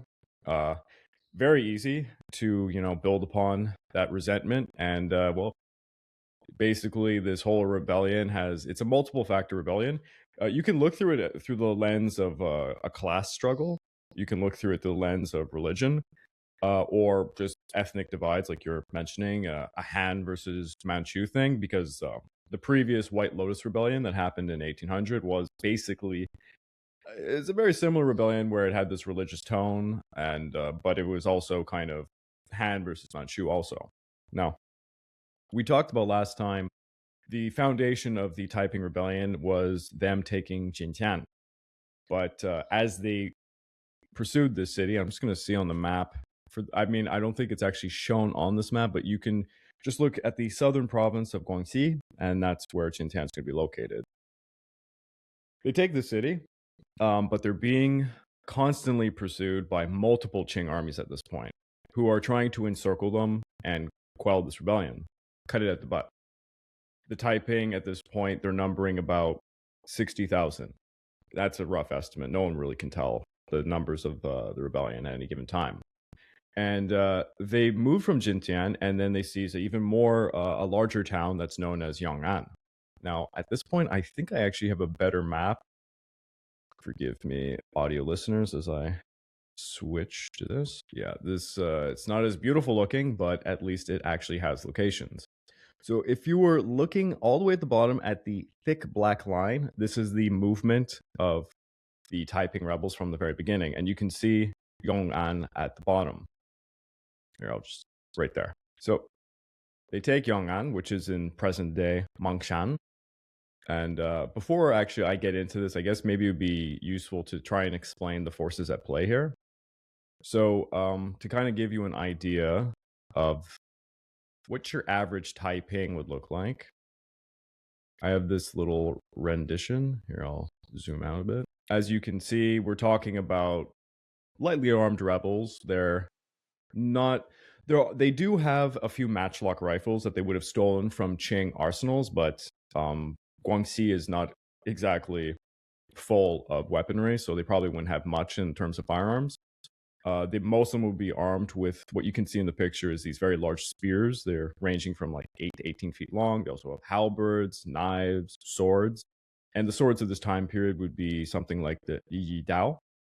There would also be probably a lot of people with bows and arrows, but during this time period in China, archery is much more favorable to the Manchu and the Mongols of the north. Southern Chinese aren't as good at archery, and certainly not in horseback archery. This is really something that's more proficient amongst the Mongols and the Manchu. Any northerners are much more proficient. And speaking about the Mongols and the Manchu, I want to show this. This is an excellent display of the 8 banners of the 8 banner army. So that's actually their uniforms that they would have worn. And this was kind of an ancient military formation that dates back all the way to Nurhaci when the Qing defeated the Ming and created the Qing dynasty. Would it be fair to say And, like each of these banners is a different unit type or class status? They're different ethnic groups as well as unit types in their own, because you can see here that one of these is, for example, a Mongol banner, and the Mongol units would have been horseback archers. There's also a Han uniform. The Han would have probably been the ones using firearms, for example. They all have their proficiencies, but by this point in history, it's a very symbolic military. But it really, so the distinguishing of the units by their uniforms was nothing related to their type of weaponry or role on the battlefield. It was just ethnicity. Yeah, it was just where they were from. I mean, the 8 banner army also went through multiple changes throughout history. So the original intent was it was the tribes of, the Jurchen, the Mongol people, all that. And now it's kind of like been expanded quite a lot. It's actually not even 8. It's technically more banners, but symbolically they call it the 8 banner army. I guess the 8 banners just has a ring to it. Yeah. They're definitely... So as far as the Qing are concerned, they're going to actually have muskets, matchlocks, and rudimentary artillery. It's by no means capable of fighting like Western armies at this time. This was where I was coming from in terms of different units having like a different role. I was just remembering the Great Wall movie. Oh my god, are you talking about the one with Matt Damon? No. Yeah. No. Don't worry, I wasn't too fond of that movie, to say the least. I remember that movie. But I think you get where I was coming from. Yeah. Each unit armor was like a different role they played at the battle. Yeah. So I was just hoping. What time period would that have been? That movie? Because they're Romans, right? I think I think it was around the time of gunpowder's invention to where Europeans started trading. So I kind of inferred it to be around the time where you could say maybe Marco Polo was doing his tours in China. So something around the 1100s, 1200s. I thought that the whole premise of that movie was that Matt Damon and whoever the other actor were, they were like the lost legion, the supposed Roman legion that made it to China at some point. No, that's a Jackie Chan movie. Shit, yeah, you're right. Oh my god, that is a Jackie Chan movie. Okay, yeah, I'm mixing them up. Yeah, okay, it's true. Yeah, because that one was literally Crassus was the noble Roman leader who was murdered by his vengeful oldest son and marches with 200,000 soldiers into China, right? Yeah. Yeah. Oh man. But getting back to the fight at hand, amongst the weaponry, there's going to be firelock muskets, jingals, which I don't know if you've ever seen a Jingao before, Garav. Here, let me just look it up because it's actually interesting as a weapon. It's one of the silliest weapons, by the way. Oh, damn, I can't get a good picture of it. Okay. Yeah, it's kind of interesting, right? Because China was the first nation to have gunpowder invented, right, for explosives. But in terms of the firearms, they are quite a ways behind, to say the least. Yep. Here. And I Okay, think, this is a ridiculous picture, but it gives you an idea. all right. This is a Oh Jingao. God, that's huge. Okay. Yeah, and I know, and it's some white guy holding it. This would not be wielded in this way. It actually would be on a tripod, or notably, as we see from multiple Western sources who have watched the Chinese use these things, it would be put on the shoulders of a guy and fired. So it'd be two guys. And apparently the Like, kickback would like put them on the ground. Oh shoot. And I'm just wondering, what would be the firing rate, right? Because we don't have Terrible. breech loading rifles, so Yeah, it's no, it would definitely be not worth absolutely the. terrible. Nah, it's a terrible weapon. It's hilarious. It should be And mocked. I think, and I think we also mentioned that the Qing have really shit artillery right now as well. Yeah, so the artillery of the Qing dynasty is like there's a huge disparity. There is a lot of ancient artillery, we would call it, like artillery that after 3 shots the cannon will explode, kind of stuff. And they don't have like, for example, in the Western military at this time, they are now developing the Armstrong field gun, which is what will defeat the Qing dynasty in the Second Opium War single-handedly. While the Qing are I guess you're using referring to indirect artillery support, right?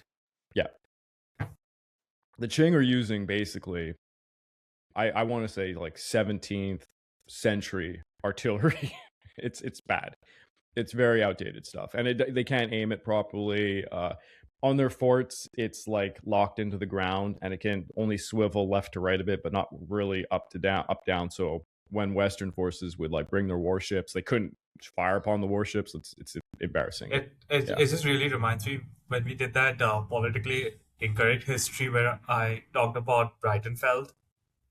Yeah. And when I was describing the imperial cannons, which was stationary, and the Swedish light artillery that was outflanking the imperial army. That's crazy. Yeah, that's actually, so I mean, I don't want to get into it because we'll probably do a series in the Second Opium War. The Second Opium War is more interesting than the first one because the French and British forces, like, they utterly defeat the Qing, multiple Qing forces on the battlefield. It's simply incredible, and it's also heartbreaking when you hear like the Qing trying to face off against something like for the British they were using the Armstrong field gun. For the French, I want to say it was called the Napoleon gun or something at that time period. They had a new model for their artillery that also was devastating. And they had like shrapnel rounds that would, just scatter like Mongol archers and stuff. It was bad. But back to the story at hand. At this early stage of the Taiping Rebellion, the Taiping were really desperate, and it's notable that women would fight alongside the men. This did happen at the Battle of Jintian, but I just wanted to remind the audience that after this time period, this is about early 1850s, women will not be fighting amongst the Taiping later on. There is going to be quote unquote female guards, but it's really a symbolic thing. For those in the audience who might be from mainland China who watch these TV shows on the Taiping Rebellion, they love to put women at the forefront, like they're like female warriors out leading men, they're generals and such. I mean, it's it's fun, but very historically inaccurate to say the least. The same thing for their World War II dramas, where you'll see an Imperial Japanese female officer who's like a gorgeous model. It's just TV shit. Yeah, anyways. Japanese female officer of World War II. Was that even a thing? I mean, if anyone wants to check out, go on the Pacific War Channel YouTube. Check out my episode on Chinese World War II dramas. I did a whole segment on their fascination with like women soldiers in the Second Sino-Japanese War. It's pretty funny. But yeah, I think yeah, we'll get into it. Okay, so at this point, the Qing military is quite complex, to say the least. They had to evolve during like recent conflicts, like the first Opium War, for example. On paper, they're about 3.4 million strong, and they're going to be quelling the Taiping Rebellion while simultaneously engaging two 3.4 different European million? powers. Yeah. That's quite a. It would Now, have technically been the not a real largest number. army.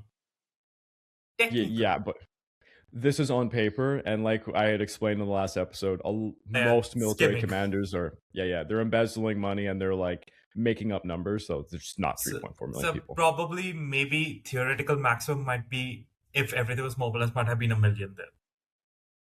I think that's a conservative estimate right there. Yeah. Yeah, just broadly using the rule of thirds. Yeah. And in the 1850s, which this is what really is incredible, and we can't get into the second part of this because it would be too long of a series. The Qing dynasty is fighting to quell the Taiping Rebellion, and they are simultaneously fighting Britain and France in the Second Opium War. It's a nightmare for the Qing dynasty. And as I mentioned, you have the 8-banner army, which consists of Manchus, Mongolians, Han Chinese, and some other ethnic Chinese groups. They're estimated to be roughly 250,000 strong, but they're located mostly in the north, around Beijing. So, what is the actual military? At this point is, put up this picture, really the Green Standard Army, who consists almost exclusively of Han Chinese. They were thought to be about 600,000 strong, and they're the real quote-unquote military might of the empire. They were actually bringing up a different artistic rendition of the. Just give me a second. Yeah, go for it. The Green Standard Army was actually created because the 8-banner army was simply inefficient, which is actually really ironic because the Green Standard Army will be shown to be incompetent, and another type of military will actually be bred to compensate for that. That statement just got me. Yeah, this is China in a nutshell, like their modernizing period. So and I'll just mention here because I think this is the best way to explain what the Green Standard Army is.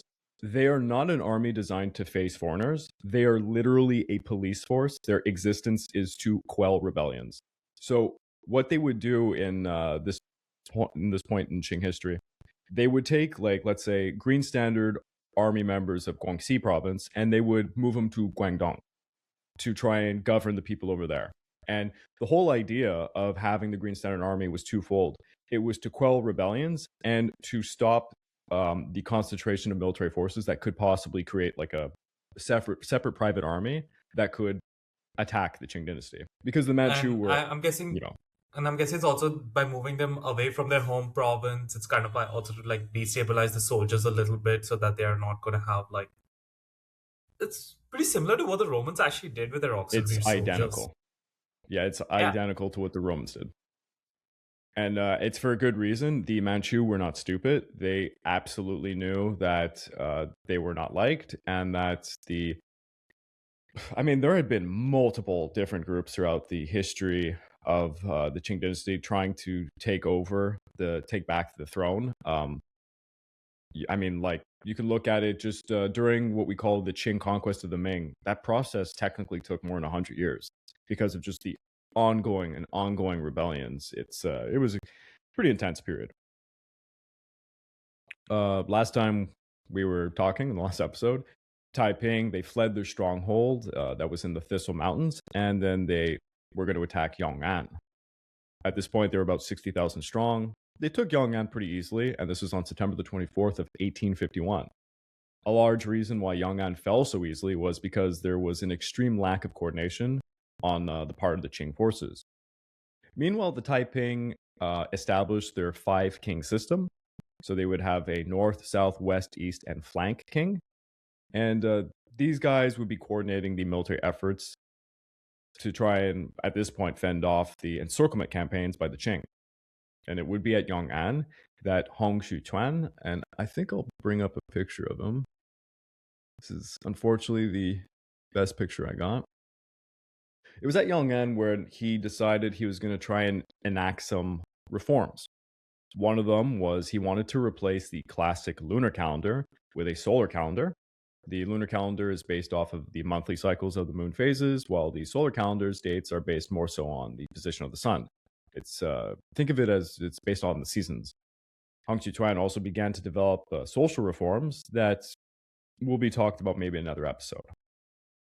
Now I'm going to bring back my map. So Yong'an right there. So by 1852, the Taiping are gradually driven out of Yong'an by the Qing military, who were constantly encircling them. And they led to many skirmishes and battles, and about 20% of the Taiping forces are casualties at this point. Now, while this is quite a large loss, I mean, 20% is pretty insane, you have to remember, wherever the Taiping are roaming, they're increasing their number because they literally are targeting the countryside. They're going after where the peasants are. And this is where you find people who are deeply dissatisfied with the Qing dynasty. So it's very easy to recruit. And I think just to also add to the fact that while they're getting, pushed back by the king's proper military forces, as we mentioned, there was a previous battle, which was like the Battle of the Dua Ridge.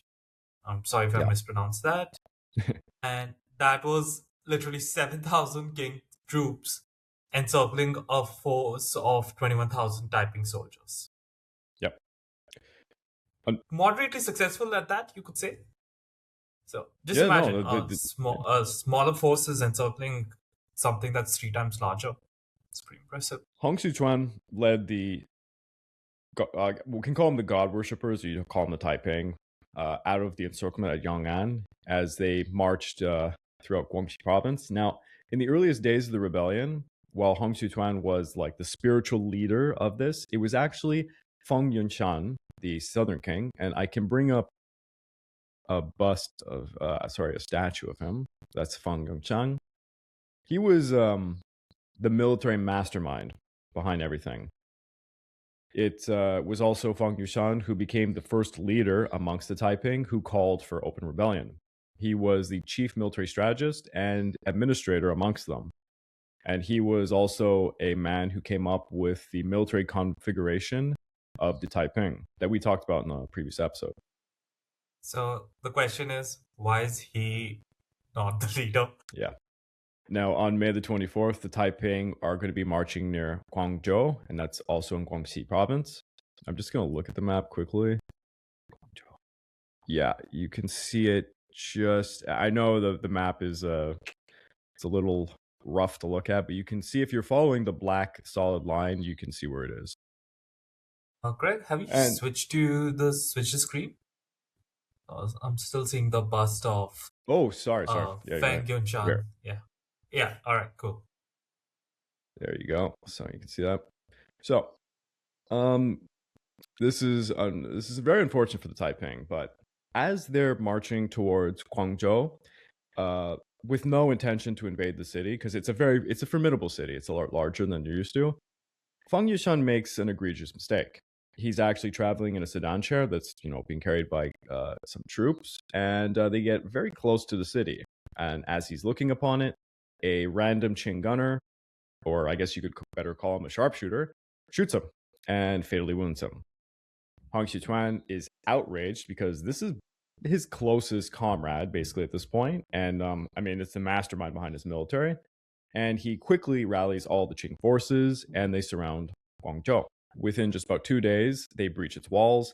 They butcher apparently all of the citizens who did not flee or decide to join their cause. And the southern king, Feng Yunshan, becomes the first high-ranking leader amongst the Taiping to die when he succumbs to his wounds in June of 1852. Given what you've told me about his competency, this would be a pretty fatal blow for the long run. You would think it would actually be the end of the rebellion. Now, in June, the main bulk of the Taiping, they begin to head north into Yunnan province. Okay, so I'm just gonna up my map a bit. So it's kind of like at the center of the map, right, where the solid red line intersects. Yeah. So they're heading into Hunan province, where they capture Jiangzhi, and they begin traveling along the Xiang River. And they're planning to attack the hinterlands of Hunan by land and river. So this is kind of a riverine campaign, which is very Chinese. There's a lot of large rivers in China, so riverine warfare is kind of the norm. I mean, come on, you have the Yangtze, right? Yeah, exactly. The And idea is, oh yeah. I'll just also say this: it's economical I mean, to this move is so the many. highways of China. Yeah.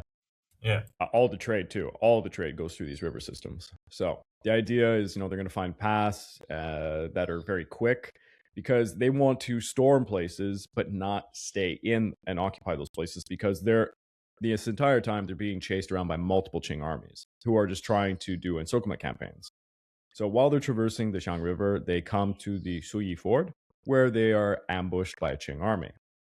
The Qing army repelled their northern march. In the process, apparently, the Qing killed about 10,000 Taiping. And you're thinking to yourself, like, holy shit, this must have been an extravagant battle. But all the numbers I'm saying, you got to take with a grain of salt. It's Chinese history, they really like to exaggerate the numbers, so just no way to know. But a significant portion of the Taiping are killed. After this is a large setback. The Taiping, they're now turning their attention to lesser targets because they have to be on the move. They end up seizing Daozhou, Yongming, Zhonghui, Zhonghe, Guiyang, and Zhengzhou. And then they face another Qing I'm guessing encirclement. these are also settlements in Hunan province. I mean, because this is the what do you call it? This is the intersection of three provinces. So you have Guangxi, Guangdong, and Hunan. So they're kind of in the border hinterland. So it's actually maybe sprinkled about in each because I don't know the location of all these villages. So it might be Got in it. But if Hunan, we might have be in the an other ones. intersection, but yeah, Yeah, makes yeah, sense then. But I guess it would just be a bit clustered around, like maybe you could say like a certain area. yeah. And I will note because I do so much history of the 19th century China. Whenever you have a border, particularly when there's three provinces clustered together and you're in that quadrant where all the borders overlap, this is where rebels thrive the most and bandits because it's where Qing military forces are never located. They don't like to have forces on the direct borders because it's just simply where bandits like to roam. It's like what do you call it? It's where the fog of war is the thickest. So it's pretty easy for the Taiping to use these areas to move.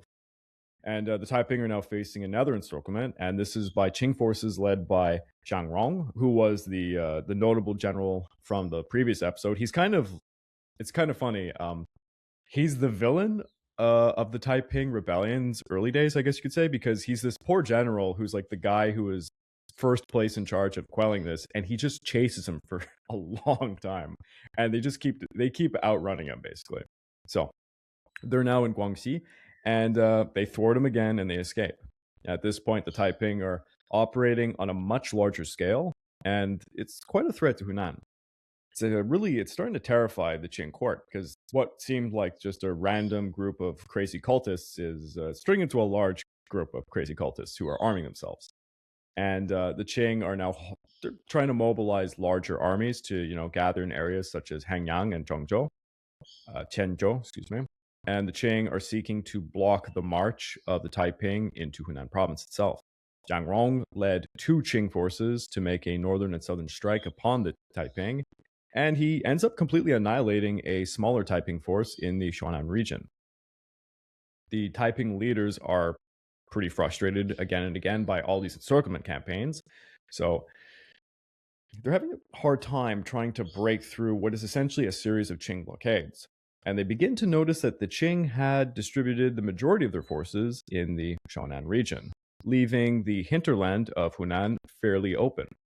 The West King, and I think I have a few statues of these figures. I'm hoping this is the West King. I'm pretty sure it is. Whose name is Wei Chongwei. He detaches from the bulk of the Taiping forces and he bypasses the Qing army, holding the city of Changzhou, and he makes a direct march upon Changsha. Now, for those who know a little bit about Chinese history, Changsha is quite a large and notable city, and it's also one historically that sees very, very intense battles, particularly during the Second World War. So he reaches Changsha, and then he erects a siege of the city, which is very insane. This is a significant city. This is not like some village.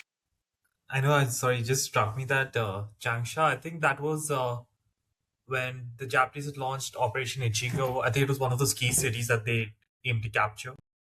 4 battles over Changsha. And I mean, it was an ongoing like war, but there was 4 significant battles over that city where the Chinese actually did defeat the Japanese 3 out of the 4 battles. Like they made it a killing zone. Yeah. Very intense. Now, they erect this siege, and this is siege warfare in 19th century China. So what they're doing is they're digging siege tunnels closer and closer to the city in order to get under the big ancient walls and then use mines to blow them up. I'll say this here. If anyone is interested in seeing a movie that shows this type of warfare, and actually it does show the warfare against the Taiping, mind you, it's really in the background. It's a movie called The Warlords, starring Jet Li. I don't want to give away anything about the movie because the movie isn't about the Taiping Rebellion. It just happens to be occurring during the rebellion. There's certain siege battles that really do a great job of showing how this looked. I recommend watching the movie. Very underappreciated movie, by the way. And I have a review of the movie on the Pacific War Channel I did years and years ago. Now, so they're digging these trenches to try and blow up parts of the defensive walls, and they're using mines. Meanwhile, the Taiping are also fanning out to try and capture the surrounding areas, recruit more Taiping to the cause, and stop provisions from getting into the city from land or river. The former governor of Hunan, which is one Liu Bingzhang, was about to leave his post when he received the new appointment in Beijing, and this entire situation erupted. He spoke to the deputy in charge of military affairs at the time, which was Liu Hojian, who was placed in charge of the defense of Changsha. Now, at this time, a new governor of Hunan, which is going to be Zhang Longji, had just arrived. And guess what? Changsha is under siege, so it kind of sucks to be him. And I'm all guessing this to that say, former governor's just so happy that he's got a position in Beijing for now. yeah, Probably at that moment he's like, "Oh, yeah. I'm safe." The reason why I'm saying any of this is basically there was no one really in charge. So that's something that's important to know. So Changsha is very, very leaderless. It's completely surrounded. It's got about 8,000 defenders, while Wei Chongwei has about 3,000 very lightly armed cavalry units and a few thousand infantry. And by infantry, I mean, we're talking people with halberds, you know? So Wei Chongwei's forces, they had arrived on September the 11th, and they found a force of the Green Standard Army and some militia forces led by one Liu Yang. The Taiping would fight them out in the field, killing about 900 of them, apparently. And they ended up beheading a general named Wu Chang and his deputy general, Yin Peilu. This led the garrison commander in the area, Zhu Han, to flee and abandon a lot of military equipment. From September the 12th to the 18th, Zhao Gui continuously mounted attacks upon the city, while the defenders inside desperately hurled boiling oil, arrows, and rocks at them. It's your classic siege warfare. Now, Zhao had roughly 4,000 men with him, and more were en route, but they were coming in piecemeal.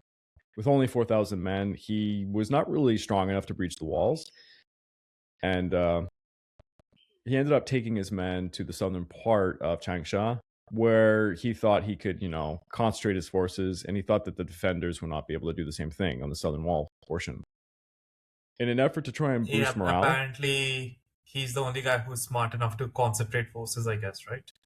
Yeah, I know. It's weird to say. Apparently, in an effort to try and boost morale, he decided to personally hoist some Taiping banners while wearing royal robes on the battlefield. And the Taiping are extravagant. These, yellow kind of, I don't know how to describe these uniforms. They're like big yellow robes. So if you saw a guy in a giant yellow robe on the battlefield, like it'd be easy to spot him, to say the least. And a Qing sharpshooter shot him dead. So they lost 2 of their kings in like a matter of months. So yeah, there goes the West King. Yeah. And maybe this is exactly why Australian officers in World War II, when fighting the Japanese, actually never wore any rank insignia. Yeah, or the medics, because the Japanese would love to target the red, the cross. Except if you're Stan Savage. True, very true. So we just lost another king to a random sharpshooter.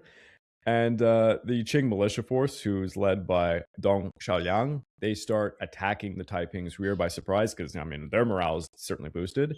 And this effectively stopped the siege, forcing the Taiping to withdraw further away from the city walls. Meanwhile, the Qing court was freaking out about reports of Changsha, being under siege because it's a significant city, and they dispatched a force of about 50,000 men to try and concentrate within the area.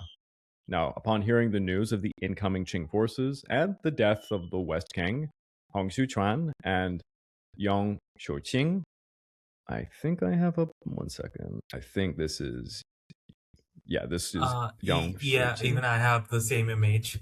So, okay, I think for folks, this is the Eastern King.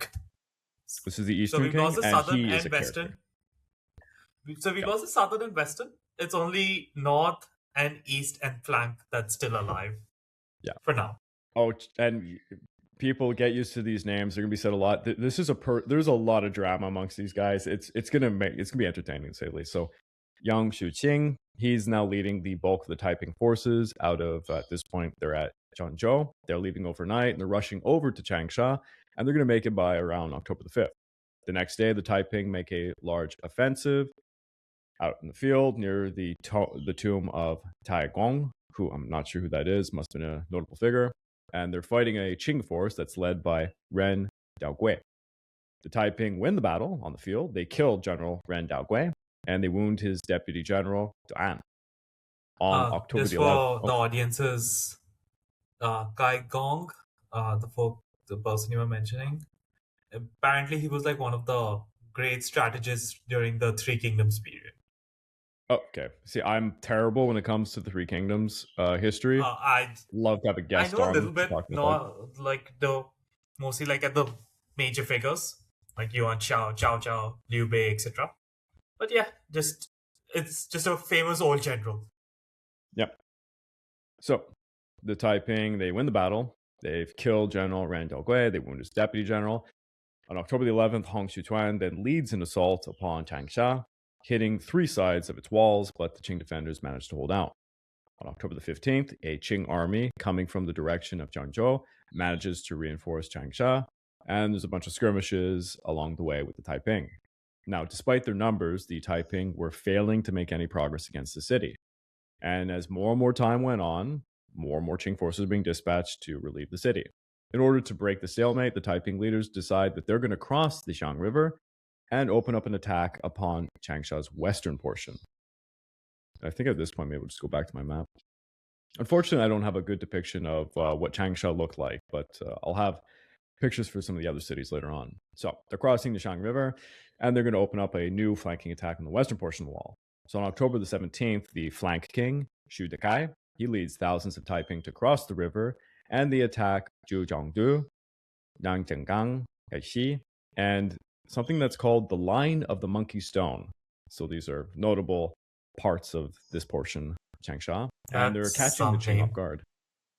Oh, when we get to the battle, like if you talk about the Battle of Nanjing, they like to refer to all the surrounding little mountains, and then parts of the gates all have unique names. Like there's like the dragon's throat, the dragon's teeth. Like it gets confusing. Yeah, bear with me, people. It's a little hard to describe all the places. So he's attacking, catches the Qing off guard. The very infuriated General Zhang Rong, who's commanding some of the Qing forces at this point, and like I said, he's kind of the rival to Hong Xiuquan in some ways. He leads an attack against Tuixi, but he gets ambushed, and this led the Qing to send more forces to try and retake Tuixi, but Shu Dakai's men dig in and then repel them. Zhang Rong is again humiliated, and this leads him on October the 30th to personally lead 3,000 Qing infantry and some cavalry to attack the Taiping at Huixi with the intent of cutting them off from the rest of the Taiping army. Zhang Rong was ambushed yet again. He suffers heavier casualties and he's forced to flee. I can't express how I wish I had a depiction of this figure because he's honest. He's just sounds this like poor guy. Team Rocket trying to take Pikachu. yeah, exactly. And I'm not even doing him justice. He's fought probably 50 engagements against the Taiping at this point. He's just chasing them and gets defeated over and over and over again. So this battle over Hexi is raging. The battle over the southern portion of Changsha with the bulk of the Taiping is still going on. Throughout October, November, large-scale siege assaults are made. The Taiping tried to detonate mines in some tunnels to breach the walls, but counter-tunneling efforts by the Qing thwart them, which is really interesting if you think about it. Saber warfare must have been terrifying. At this point, a breach was made in a wall, but the Qing commander, and I definitely want to get a picture of this guy up. This is the general Zhou Zongtang, proclaimed to the defenders of the city that he would pay an enormous sum of money to anyone who helped hurl large It stones. took me a moment to think this is an actual person and not like a doll. Yeah, this is the best picture I could find of him. He's a extremely notable figure in Chinese history. Well, I'll talk about it in a bit. So he all of a sudden he stands up and he says to everyone like that he's going to pay them all this money if they help hurl large rocks and stones to close gaps made by the breach that the Taiping did. And this proves to be highly effective. The citizens defenders quickly throw everything they can. It's crushing Taiping and it's closing the gap. There's no more breach. As Mr. Krabs would say, money. Yeah. Zhou Zongtang, he earns a lot of fame for this moment. And obviously, I think there's a lot of people who know who this guy is. He's going to be very famous for many things. He was quite a military commander. And of course, it's not necessarily true, but there is a theory that General Zhou's chicken is named after this guy. So if you're particular, as I am, to that dish, it's attributed to him. Although General Zhou's chicken. Yeah. Although I have to admit, this is not this is an alleged thing. There's many stories as to how that dish came about. It's also notably an American Chinese dish, to be honest. Well, look, when it comes to food, I don't care who made it if I like the dish. I mean, I see that debate for the chicken tikka masala so much. Yeah. I mean, both are good. I will, because I have notes here, I will, just for those who are, nitpicking about the history of, General Tso's chicken, it apparently, people believe it did come about in the 1970s in New York City, and that it was inspired by another dish that's called Wei Chongwei, which is a Taiwanese dish by a Taiwanese chef who specialized in Hunanese cooking.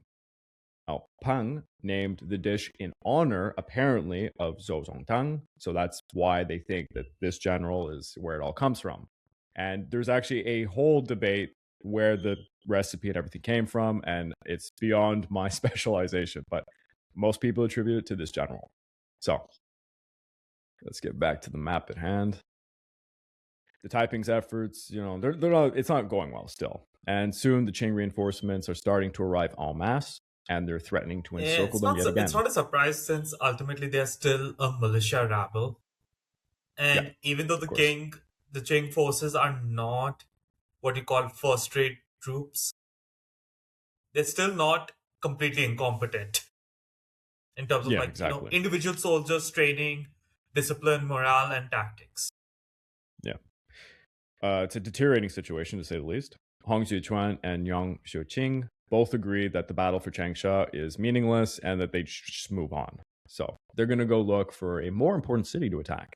The Taiping left in the middle of a rainstorm at night, and they had been fighting for 3 months. That was how long this campaign took over Changsha and the surrounding areas. Despite the failure at Changsha, the Taiping were still in a great position, and they were pretty confident. The Qing had thrown countless armies at them, but they managed to escape every time. So they were realizing picking and choosing when to fight was kind of their strength. The Qing were very slow to react, and it was very difficult for them to pinpoint where the Taiping would concentrate their forces, because the Taiping are really roaming everywhere in the countryside. So Hong Xiuquan and Hong Xiuqing, they chose another target, which was the even more formidable city of Wu Chang as the next objective. And I do want to just look up here. Okay, so it's hard to see. So if you're following the solid black line, you see this confluence. I guess you can't see my cursor. So it's kind of like on their black line of their advance on the map. It's where that kind of hump is. I guess that's where Wu Chang is, right? Because even I'm reading it there. Yeah, and I'm going to put up a picture. This is of the time period. You can see that Wu Chang is in the eastern portion amongst this lake, and you have Hankou at the top here. And this is, of course, the trifecta that makes Wuhan. which has been made famous because of COVID-19 now. So I think a lot of people are familiar with the name. Wuhan is not just a single location. It's actually the 3 major cities put together. So Okay, they're going to so target Wu Chang. this is the biolabs. Sorry, criticism. But but Yeah. they were all separate cities even back in the day. I mean, Yeah, but this is China. They love to refer to like regions and historic regions and stuff. So a lot of people would refer to the area as being Wuhan, but it's the trifecta of Hanyang, Hankou, and Wuchang. in a way, would it? I guess maybe just I'm also just trying to understand this. It's kind of like saying the entire region, like all these thing would be like how you'd call like say a greater London area, whereas Yes, London that's a is great just way to like put a it. Yeah, got it. that's Okay, a perfect way. at least I can rationalize it. Yeah. But each city, like Wuchang, Hanyang, and Hankou, each part of each of these cities is their own kind of thing. So they're going to march upon Wuchang, and the path to it is actually left quite open because the Qing were focusing in other areas. The Taiping are taking very deceptive maneuvers to try and hide their march upon Wuchang, and they're crossing along the Xiang River, only to abandon their boats and march overland using another unsuspecting river town where they would steal boats to continue. So they're doing it's actually pretty interesting how they're hiding their movements here. They would destroy bridges as they moved, recruit countless boatmen to try and hinder the Qing riverine units. So like these boatmen would just like make pontoon bridges and stuff, to like stop them from getting across certain rivers. And it's quite an old ploy in Chinese history. So it's almost like if you could just imagine like you're a detective trying to find them and you see like so many interns crossing muddy boot tracks in the field. Yeah, or It's I kind of like to use the idea of when you're chasing after somebody in winter. It's the old thing you see in every movie where they just like the snow, the boot prints in the snow. They use like a branch to cover it up, and then they make like a false path leading somewhere else and stuff. Yeah, yeah, I guess I was just thinking that if there was just like one path, they deliberately left 30 paths. So exactly. Now, the bitter Taiping rival, Zhang Rong, is still leading many of the Qing forces to pursue the Taiping, and it seems that he nor the other Qing commanders can figure out where the hell the Taiping are ultimately heading.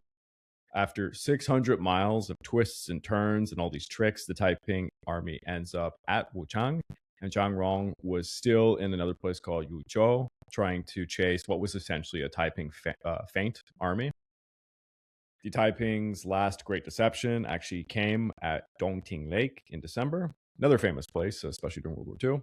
The Taiping, apparently, by the way, he's around 90 kilometers away. yeah, the Taiping captured Yuyang with little resistance, and they seize 5,000 boats. They take all of them to the banks of the Yangtze River, where they move east downstream. But instead of heading straight towards Wuchang, they actually maneuver to the north shore. They seize the commercial towns of Hanyang and Hankou. So these are the 2 larger towns there. And after capturing these towns, So on our map, yeah, you it's can like see. they've taken the western bank. Yeah, exactly. So they're capturing those. After capturing these towns, the Taiping constructed 2 enormous floating bridges by linking all the boats they could together across the Yangtze so that they could attack Wuchang on its weaker northern face. Xerxes is so proud of them. Yep. And I have to admit, this is an incredible feat. Again, I forget the name of the show. There's no way anyone can find this, but there is a old Chinese TV series from the 1990s called The Taiping Heavenly Kingdom. In English, I think that's the translation, and it depicts this, and it's pretty it's pretty fun to watch. So they're going to attack the weaker northern face. The first attack came in the middle of the night when suddenly shouting could be heard, waking the defenders of Wuchang from their sleep. Zhang Daocheng, the newly appointed inspector of Shanxi, was in the city at this time taking refuge. The Taiping used some primitive cannons to try and breach the wall, but they were unable to do so because the cannons simply couldn't perform well. And by dawn, they had to withdraw. The surprise attack shocked the city. Zhang Daocheng quickly ordered all of the gates to be closed. Before doing so, he also sent word to Zhang Rong about the plight of Wuchang, hoping that he could rally the Qing forces to aid them. Meanwhile, the Taiping began tunnel sieging as they did, prompting Chongcheng to order countermeasures. Basically, this meant counter-tunneling on the other sides of the walls, with the intent of caving in the attackers before they could properly detonate mines underneath the walls. Defenders would actually create sunken listening posts to try and pinpoint where the Taiping were digging. I don't have it on hand, but there is some diagrams of this. It's pretty interesting stuff. Yeah, I'm just like, for the audience's benefit, this is such a. And the fighting when the tunnels would collide would be pretty savage because you are in a confined environment, like Yep. barely able to stand, and you don't have proper weapons. Your primary weapon is going to be like a shovel or pickaxe or Pickaxe or whatever you something. need.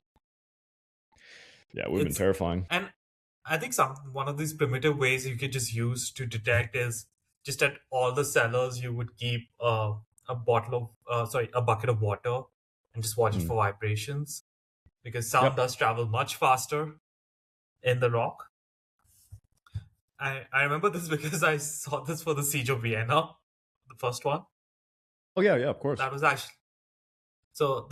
They at least know that okay, we have someone trying to tunnel in this direction, so you can at least direct your counter tunnelers in that direction. So it's not a wasted effort because it's gonna exhaust them, to say the least.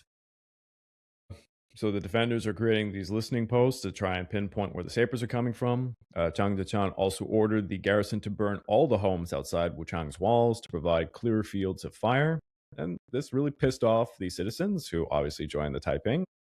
But he foresaw this ordeal and he promised cash rewards to anybody who captured a Taiping soldier. Apparently, he was going to pay 20 ounces of silver for any male with long enough hair to indicate that they were a veteran Taiping warrior. Because remember, the last episode I said they cut off their Manchu coup and they were wearing their hair long, like I guess you would call them barbarian bandits would.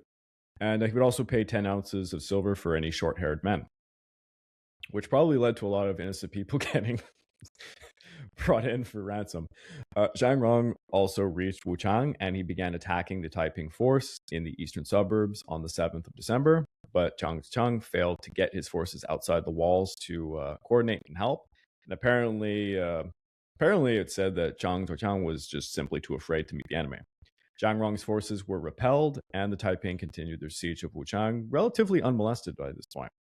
By January the 12th, the Taiping tunnelers filled powder kegs of gunpowder in one tunnel under the Wanchang Gate, and they detonated it.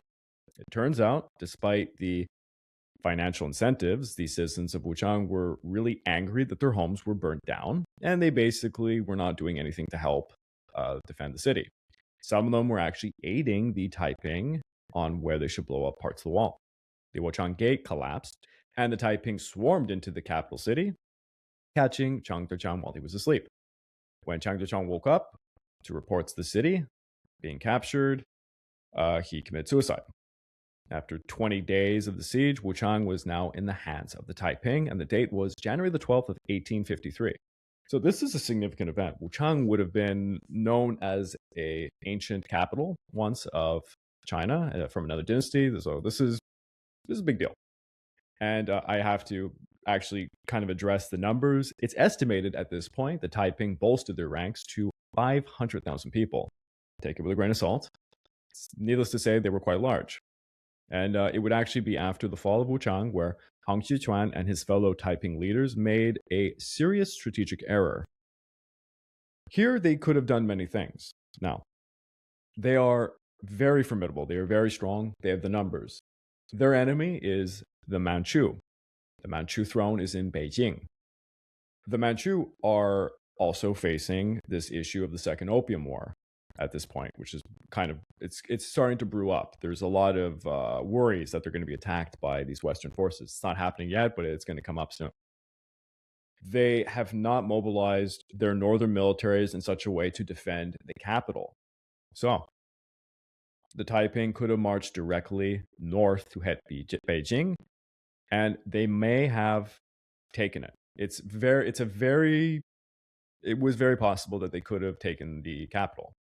But instead, they decided to go after the lesser target, but it was closer. They went down the Yangtze River to hit the second capital, You make it sound Nanjing. like Hannibal's dilemma for taking Rome after Canning. For people who argue how the Taiping could have won, there's multiple turning points in the Taiping Rebellion, and this is the first and greatest one. If they had simply marched on Beijing, many historians believe they would have at least destroyed the Qing dynasty.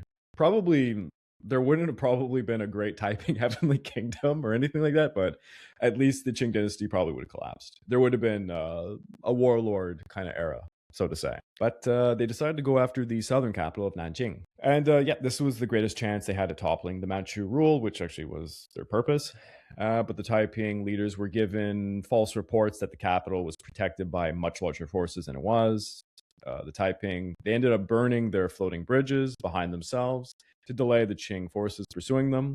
And then parts of the army would march by land. Oh, I should probably, let's toss up the map here. Okay, so you can see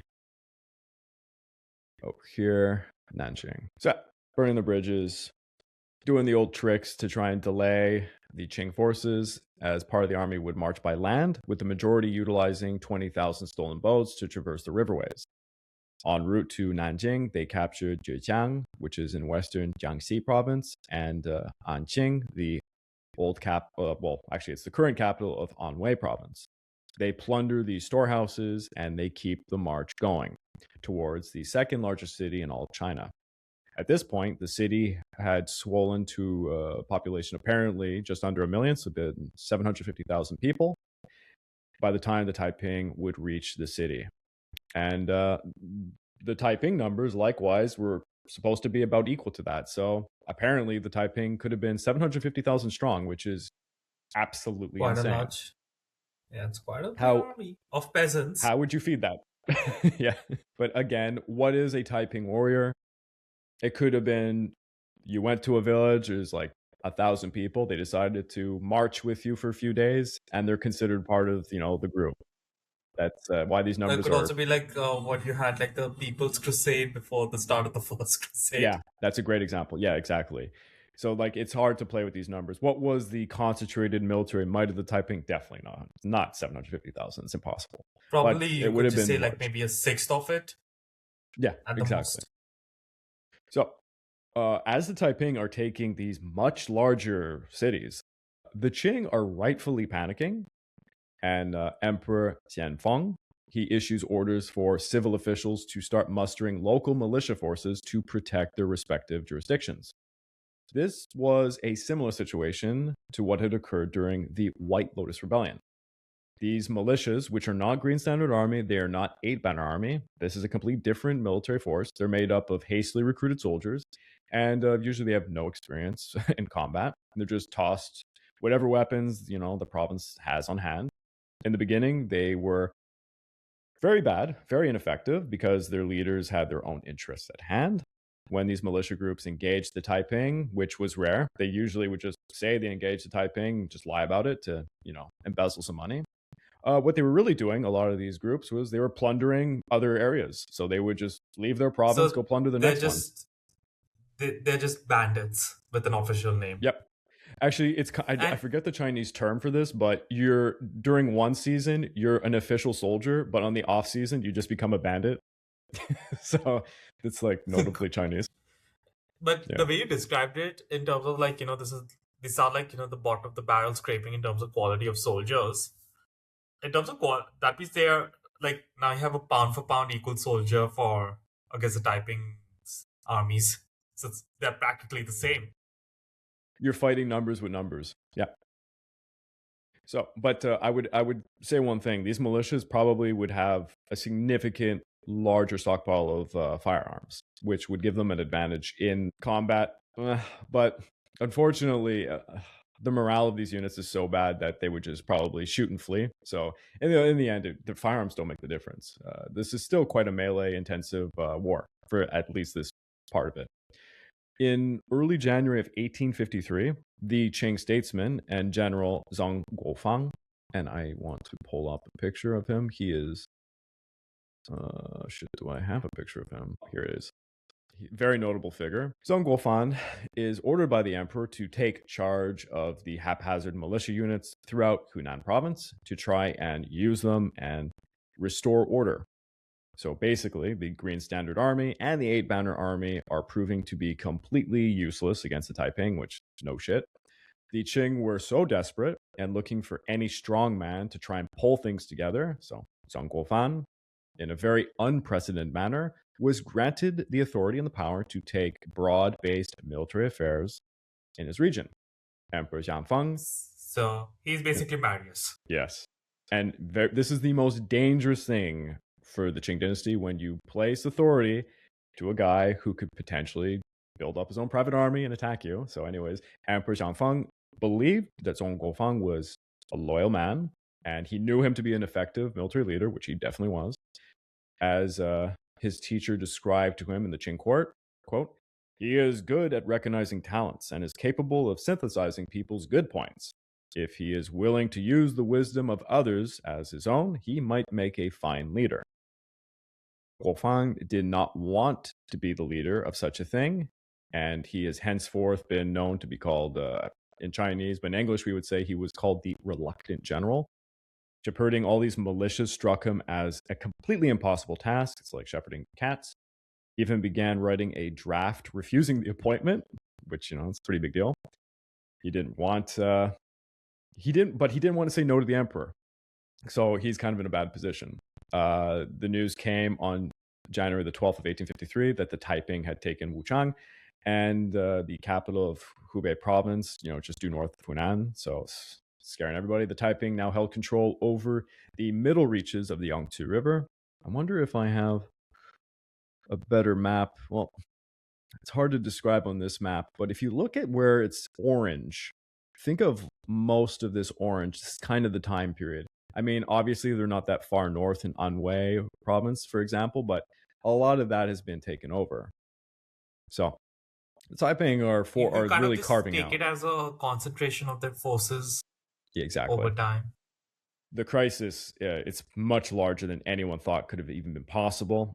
Fan's brothers and his father pleaded with him to take up the appointment so that he could help save their province from complete destruction.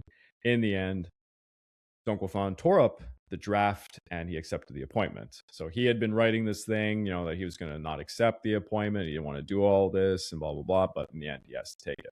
So he's going to do it. Now, the Eight Banner Army, which is made up of, Manchu Mongols, operated mostly in the north. They were the, quote unquote, the chocolate soldiers, like the Imperial Guardsmen. And they were. By the way, the reason his brothers and father said he was from Hunan province. Yes. So the basically the Eight Banner Army is supposed to be concentrated wherever the emperor was, and obviously this is in Manchuria. They were not, they garrisoned a few cities scattered around the empire, but for the most part, the south is completely controlled by the Green Standards. Now, roughly 130,000 Eight Bannermen are in the region of Beijing at this point. The Green Standard Army, which I said was about 600,000 in the 1850s, although those numbers aren't really accurate because their commanders are corrupt and embezzling money by just like writing that they have a certain amount of soldiers, while it's really like half of that. Well, things aren't looking good for the military situation. To make matters even worse, the Eight Banner Army, which commands the lion's share of the Qing military budget, leaves the Green Standard Army, very underfunded at this time. By tradition, individual soldiers were responsible for purchasing and maintaining their own melee weapons. The state would provide firearms, matchlocks mostly, which was useful in China, but these were extremely outdated compared to what we would see from Western forces. Just to give a little bit of history here, there was actually an edict made in 1816 decreeing weapons should not be replaced until they had been used for at least 30 to 40 years. To give you an idea. I am not going to complain about my company saying I have a 3-year laptop replacement wait. Yeah, exactly. So you have to imagine a lot of these guys in southern China with these guns, like they have like ancient guns, even their fathers wouldn't have used. And this is all because of basically the White Lotus Rebellion and the First Opium War.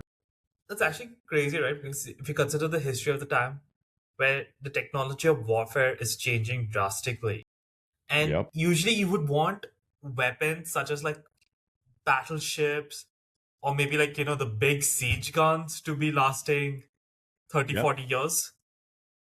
Not Rest the should not firelock be for your monsters. Yeah. matchlocks. Yeah. Yeah, it's not a good situation. So when the Taiping, rebellion broke out, the Green Standards were functioning more or less as like a police force. They weren't a real military, as I explained. They're there to keep order, protect grain shipments, fight off bandits, mundane tasks. The commands were purposely fragmented, distributed amongst like local civil and military officials who were, competing amongst each other just to basically just make money. So there was a huge lack of any like real chain of command. So it made things pretty much impossible to mobilize a large like army against the Taiping. So Zhang Guofang, he's very well aware of the problems of the Green Standard Army.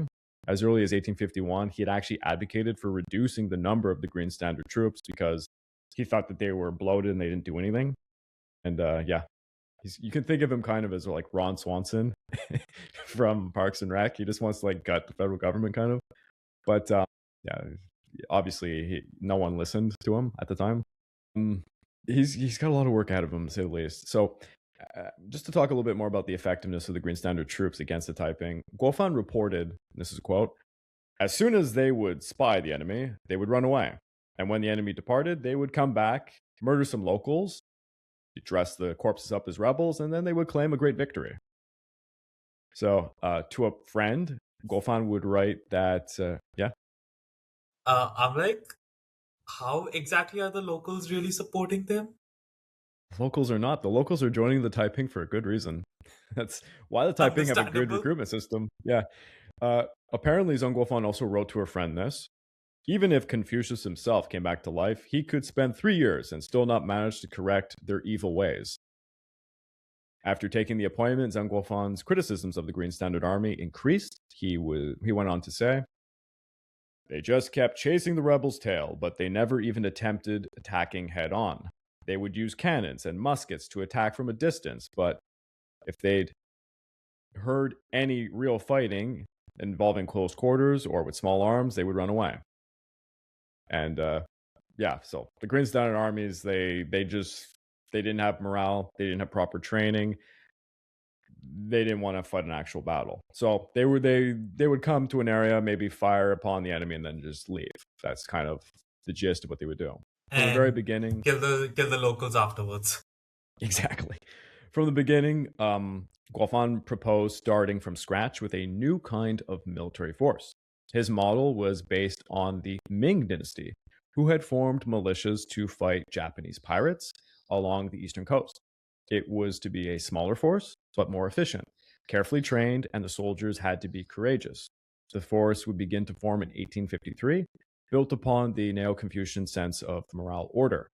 The same thing Zhang Guofan learned to discipline himself. Emperor Xiangfang worried he would not be able to do anything in time or with great numbers, but Zhang Guofang replied, we aim for excellence, not sheer numbers, and we want it to be truly effective, not just available quickly.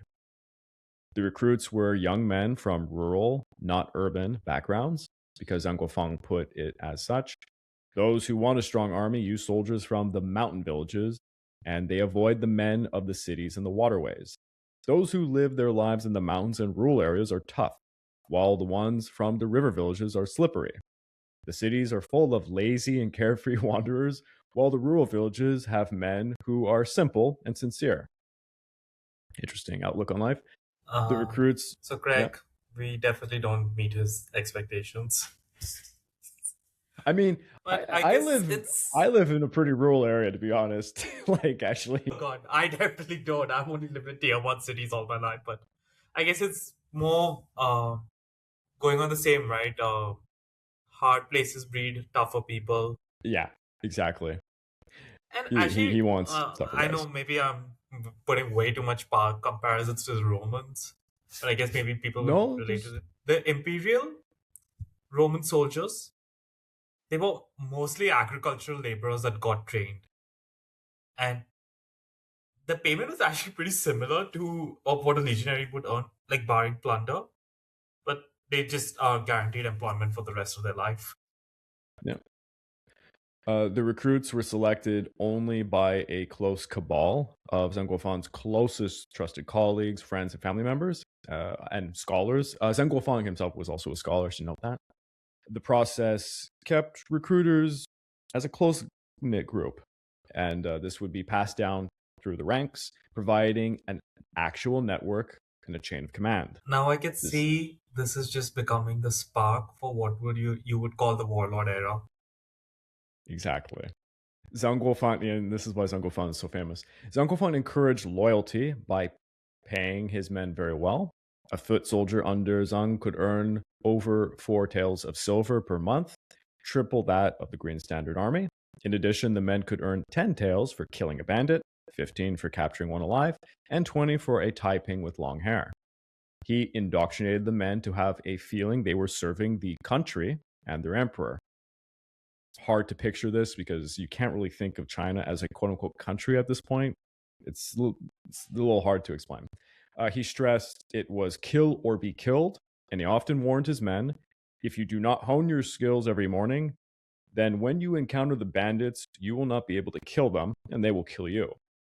If soldiers ran from battle and they were caught, they were beheaded. If soldiers gave false reports, they would not just lose their heads, they would have placards set alongside them, warning others what had happened. So better if you run, but make sure you're not caught. Yeah. The structure of the military. Yeah, it's definitely like Marius, creating an army of better trained, better quality soldiers who are going to be loyal to you and loyal to your state only nominally. Now, the military structure began as such for Zhang Guofan's army. He had what was called a ying, which is Chinese for battalion, formed of 505 men, including officers. Each battalion would have 4 xiao, which is a company, designated as 4 aft, right, and left. There are about 108 men each, plus a personal bodyguard of 72 men for the battalion's commander, making up the 505. Each company was broken down into 8 dui, which are squads, and there would be 2 jingao squads, 2 matchlock musket squads, 4 sword and spear squads. A normal squad had about 10 soldiers, plus a squad officer and a cook. Since jingaos were unwieldy, I mean, you saw that picture. I got the picture again. 1 sec. Or once. I wish I could find. There is a picture of a jingao on a bipod. Oh well. So we have this. These are, I guess you would call them the equivalent of an anti-tank gun, or as Jar Jar Binks would call it, Big Boomer. Big Boom. Yeah, you could think of this as like a motor squad. I don't know what the equivalent would be. And anyways, they were not proficient. Like these are very stupid weapons, and they should be mocked. My God, if you read the primary sources of the British who were facing the Chinese, and they're like mocking them. They're like, these 2 Chinese, one guy would have the gun on his shoulder, and the other guy would fire it, and then they would both fall on their ass after firing it because the kickback is like so enormous. And he's like, there's no way to aim this thing. It's too heavy. It's and then so you just think of at the same time, like the British Redcoats have such a elite reputation. Yeah. And then they see this. Yeah. So yeah, I'll go back to my map. And Zheng also commissioned riverine navies to fight on the lakes and the riverways, and which was actually a novelty for him because Hunan didn't have an extensive network of riverways. They were not quote unquote like the riverine kind of units. They're more interior China. So this is being called the Jiang Army, and it's also referred to as the Hunanese or the Chu Army. And this type of army was also known as the Yong Ying, or brave battalion, as it were. Zhang Guofang was not alone. There was actually other armies being created in Anhui, which was known as the Hui Army, and there was another in Sichuan province, but that's another story. These militia army groups would become the building blocks of warlord armies later on. And these armies were just beginning to form, and it's going to be a significant change for the history of China, to say the least. But I want to get back to the story at hand. So the Taiping are marching towards Nanjing, and the governor of Yangjiang, which was Liu Zhongying, he grabbed over 300,000 taels of silver, took it out of the city of Nanjing. Took it out of his city, and he fled for Nanjing, where he planned to pretend to be mounting defenses. In truth, the governor was trying to secure his own pockets because if he lost Nanjing, the emperor would most certainly force him to settle up with all the money he had lost. So he's basically trying to. It's equivalent of burning down your restaurant, I guess you could say. He's just trying to save his Are money. you talking about insurance fraud and it's Insurance not fraud. It's kind of what he's doing here. Yeah. It's a mess. So mounting a defense fell onto the governor of Jiangsu, which was Yang Wending, and General Zhang Zhou in Jiangning. So Yang Manjing was even more corrupt, notably, than Liu Zhongying, it seems, because he actually just fled to Zhanjiang, and he abandoned Liu Zhongying and General Zhang Zhou to the plight that they're going to face. This actually kind of gives you a bigger idea of why the Taiping are so successful against the Qing. This is, it's the Qing dynasty. This is one of the most corrupt dynasties in history, one of the most corrupt empires in history. And at this point in its history, it's really falling apart to corruption. So back to the scene. Nanjing's regular forces were about 1,200 green standards and 4,008 banners, with 15,000 recruited militiamen. Now, when the first battle of Nanjing, as it's going to be called, occurred, the city would be defended by roughly 20,000 eight bannermen and possibly up to 40,000 green standards. And the Taiping are going to arrive to Nanjing, and I want to put up this picture.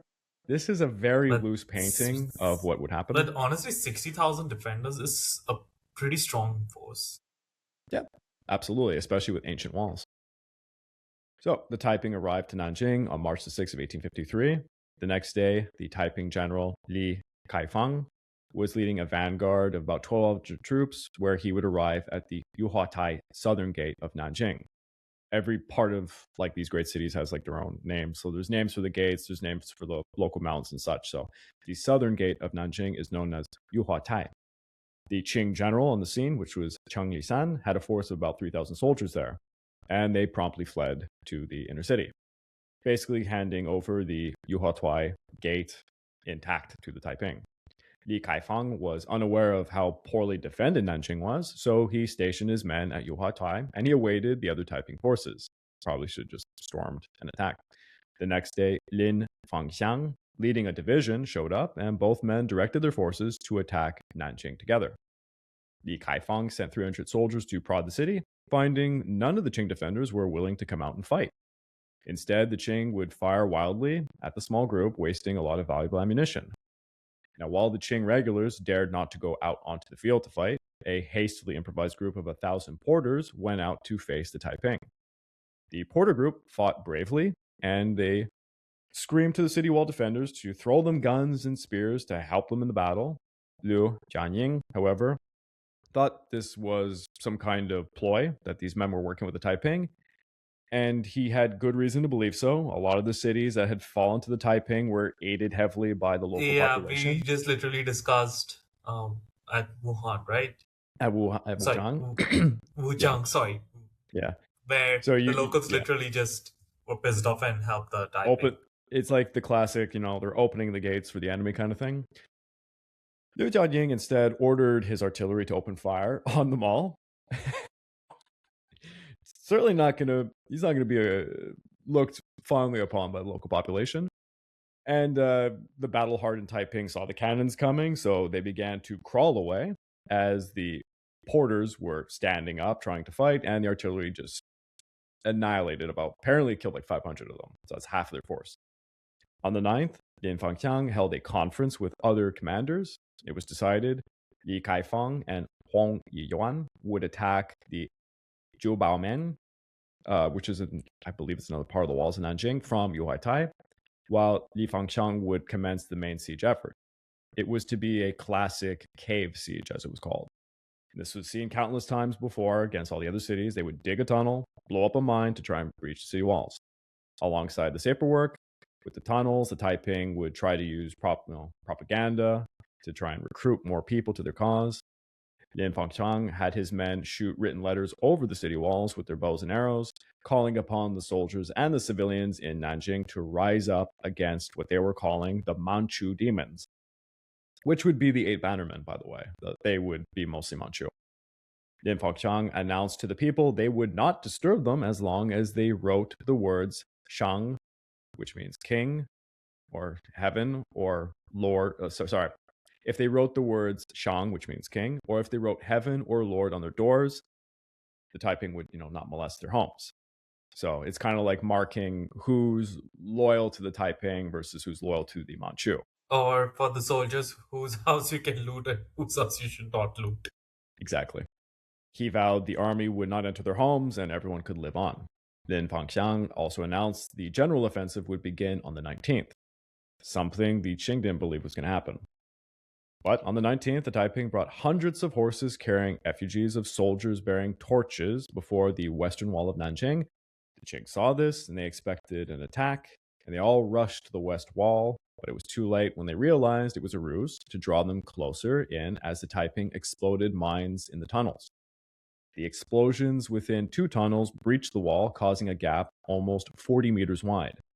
Unfortunately, the third tunnel explosion went off far too early, killing a lot of Taiping, apparently. It's a tragedy. Upon learning the Taiping were now flooding into Nanjing, countless Qing high officials fled the city, or they committed suicide. Which I should note, especially for the Manchu, it's historically what you do. You never let yourself be captured by the enemy. It's actually, ironically, kind of like how the Japanese did things. So they would, usually they would either slit their throat with their sword, which was an interesting way.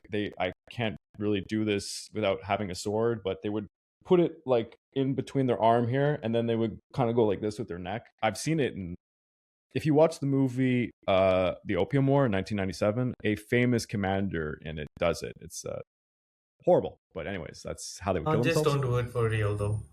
Yeah, exactly. Yes, exactly. So a lot of them are killing themselves.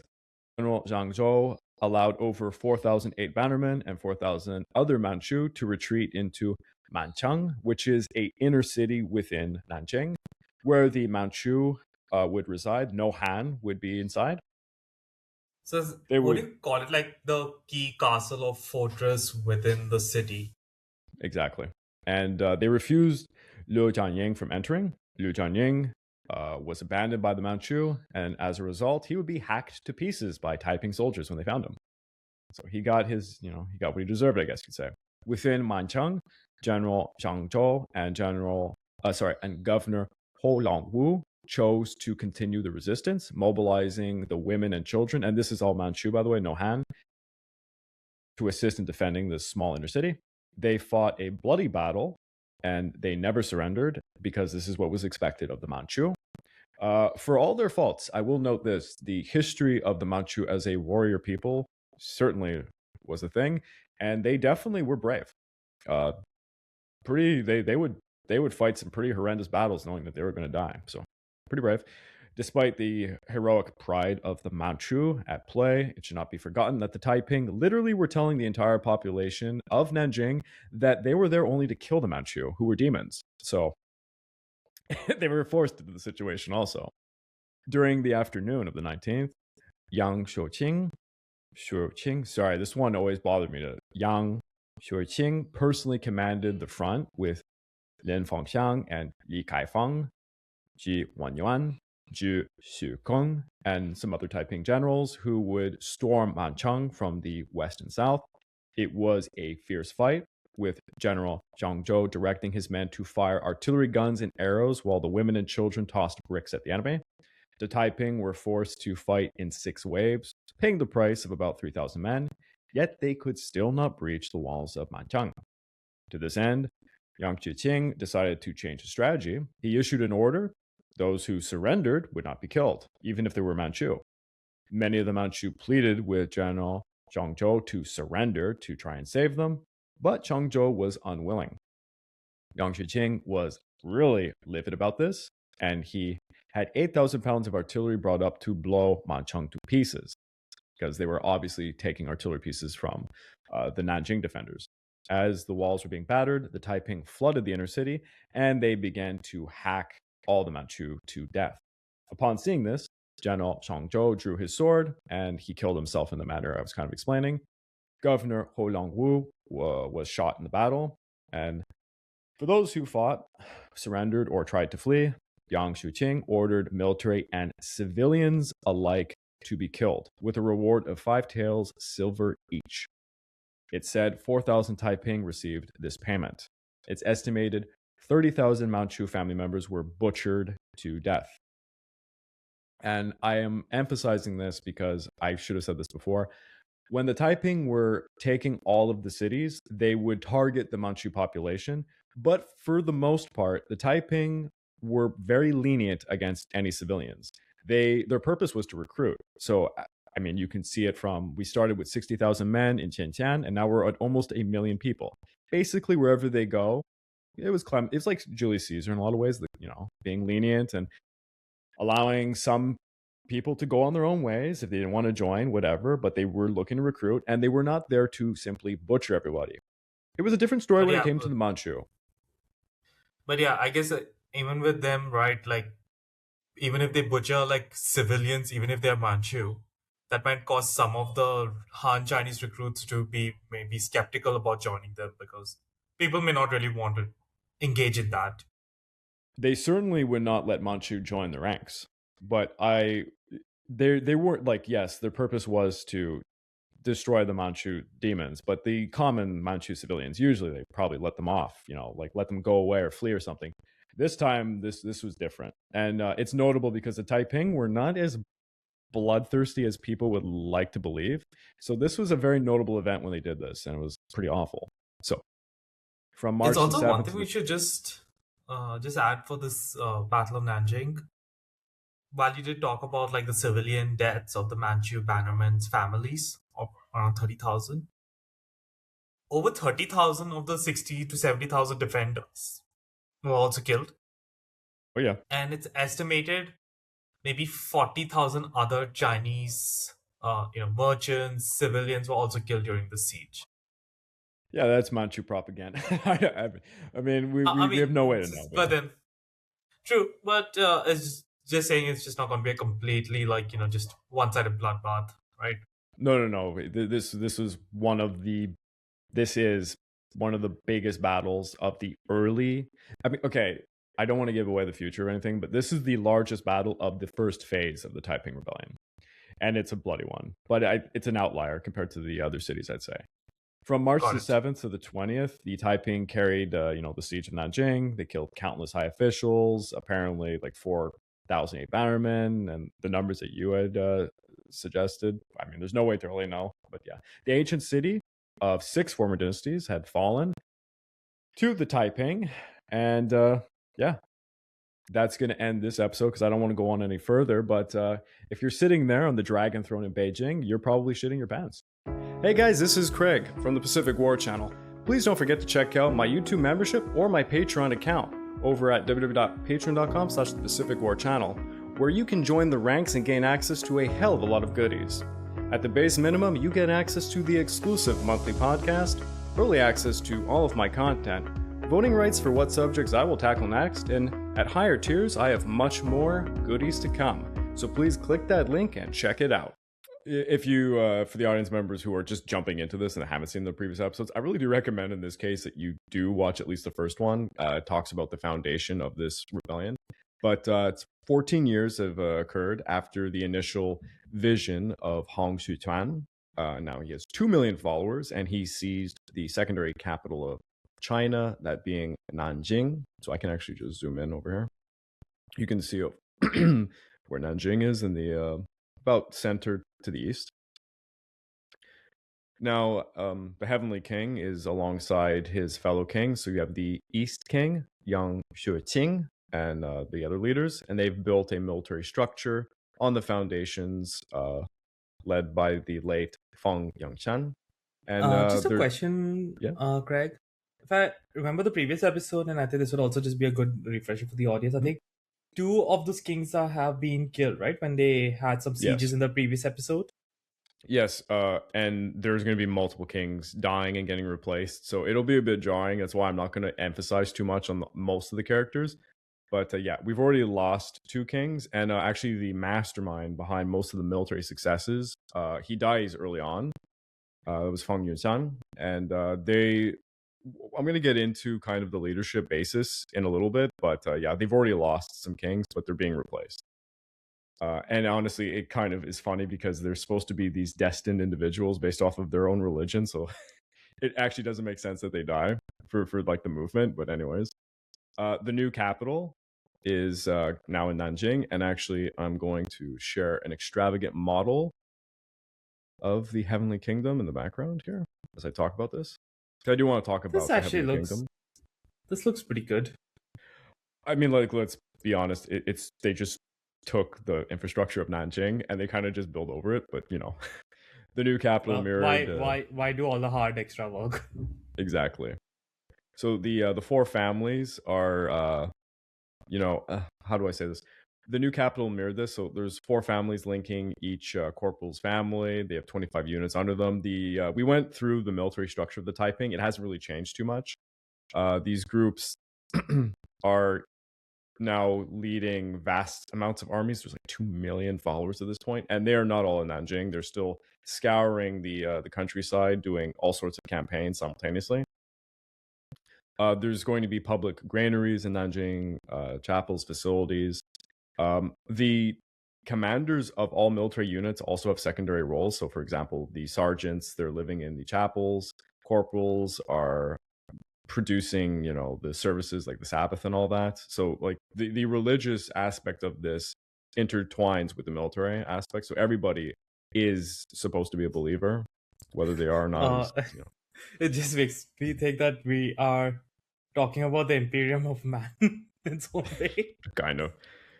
Every Sabbath, senior officers with generals to captains, the sergeants all have to attend these churches, and they have to pray and observe the 10 Commandments, because the Taiping are more or less trying to follow the 10 Commandments. That's kind of their compass, we'll call it. The daytime activities involves a lot of communal labor on the land. We had skills being used, like pottery, ironwork, carpentry, masonry, all being assigned to those who have the ability to do so. Land under the Taiping control was distributed. This actually, again, Karl Marx took quite an interest into the Taiping Rebellion, and the Marxism that comes out of China really took inspiration from what the Taiping did. So land is distributed. It's evaluated. The land itself is evaluated by its productivity. If insufficient, people are relocated to more abundant areas. So they're trying to be fair.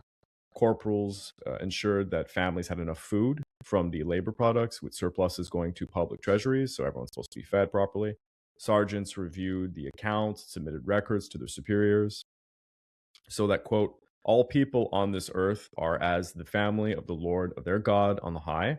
And when people of this earth keep nothing for their private use, but give all things to God for all use in common, then in the whole land every place shall have equal shares, and everyone will be clothed and fed. This was why Lord God expressively sent the Taiping Heavenly Lord to come down and save the world. So there's a lot of believers, to say that much. And the public treasuries provided gifts for births, marriages, and deaths, limited to about 1,000 copper cash or about 100 caddies of grain. Surpluses were preserved for famine or war, which is going to be the entire existence of the Taiping Rebellion. Families with a male head supplied a single soldier. This is very important. So every family had to supply a soldier to the cause. There was exemptions for widows, orphans, the childless, weak, and the sick.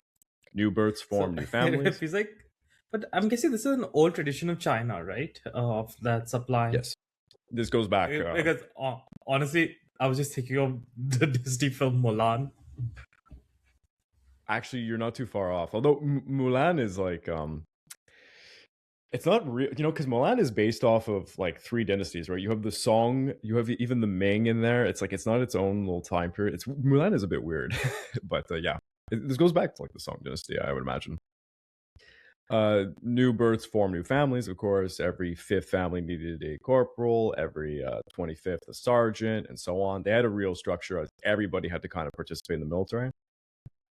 And I think that's all I want to say about kind of the Heavenly Kingdom. I do want to bring up one fantastic looking thing. This was the throne of the Heavenly King. And you can see how extravagant it looks. And I think you can visit it today in a museum. Now, Hong It Xiuquan, definitely does look quite extravagant. I mean, it doesn't. If you were to tell me this was like she who won these kind of throne, I wouldn't be surprised. Also, yes. As much as we would believe these quote unquote Christian followers would have kind of, frugal lives, they do not. And that'll be kind of the key to all this. So Hong Xiuquan, when they're establishing their kingdom, he makes three key decisions. He designates Nanjing as Tianjing, which is the new heavenly kingdom, and he establishes printing to promote the program so that they can spread the word. And he begins renaming places, which is very Chinese. So, I mean, if anyone knows the history of China, every time they take over like a major city, they just change the name to something else. So Beijing is no longer Beijing. According to Hong Xiuquan, it's Yaoxue, which means the demon's den.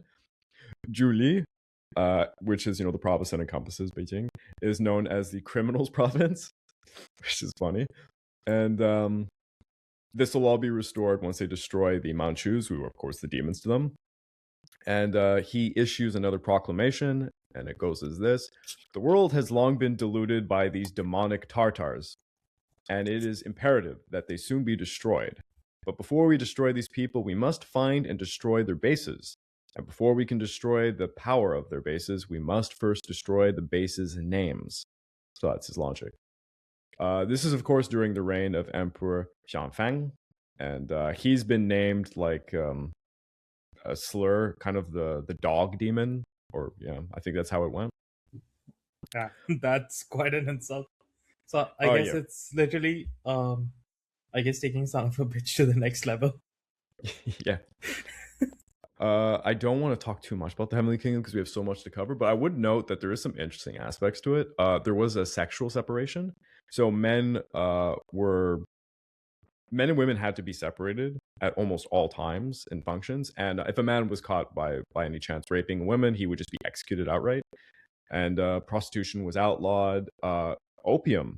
Now, this is what's actually very interesting. Opium was outlawed under the Taiping. And this is during it's almost during the Second Opium War.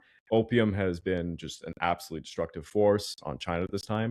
So the Taiping is actually, it could be seen as kind of a program to get off of opium in a lot of ways. And what's really interesting about that is the integrity and the functioning of their enemy, the Qing military.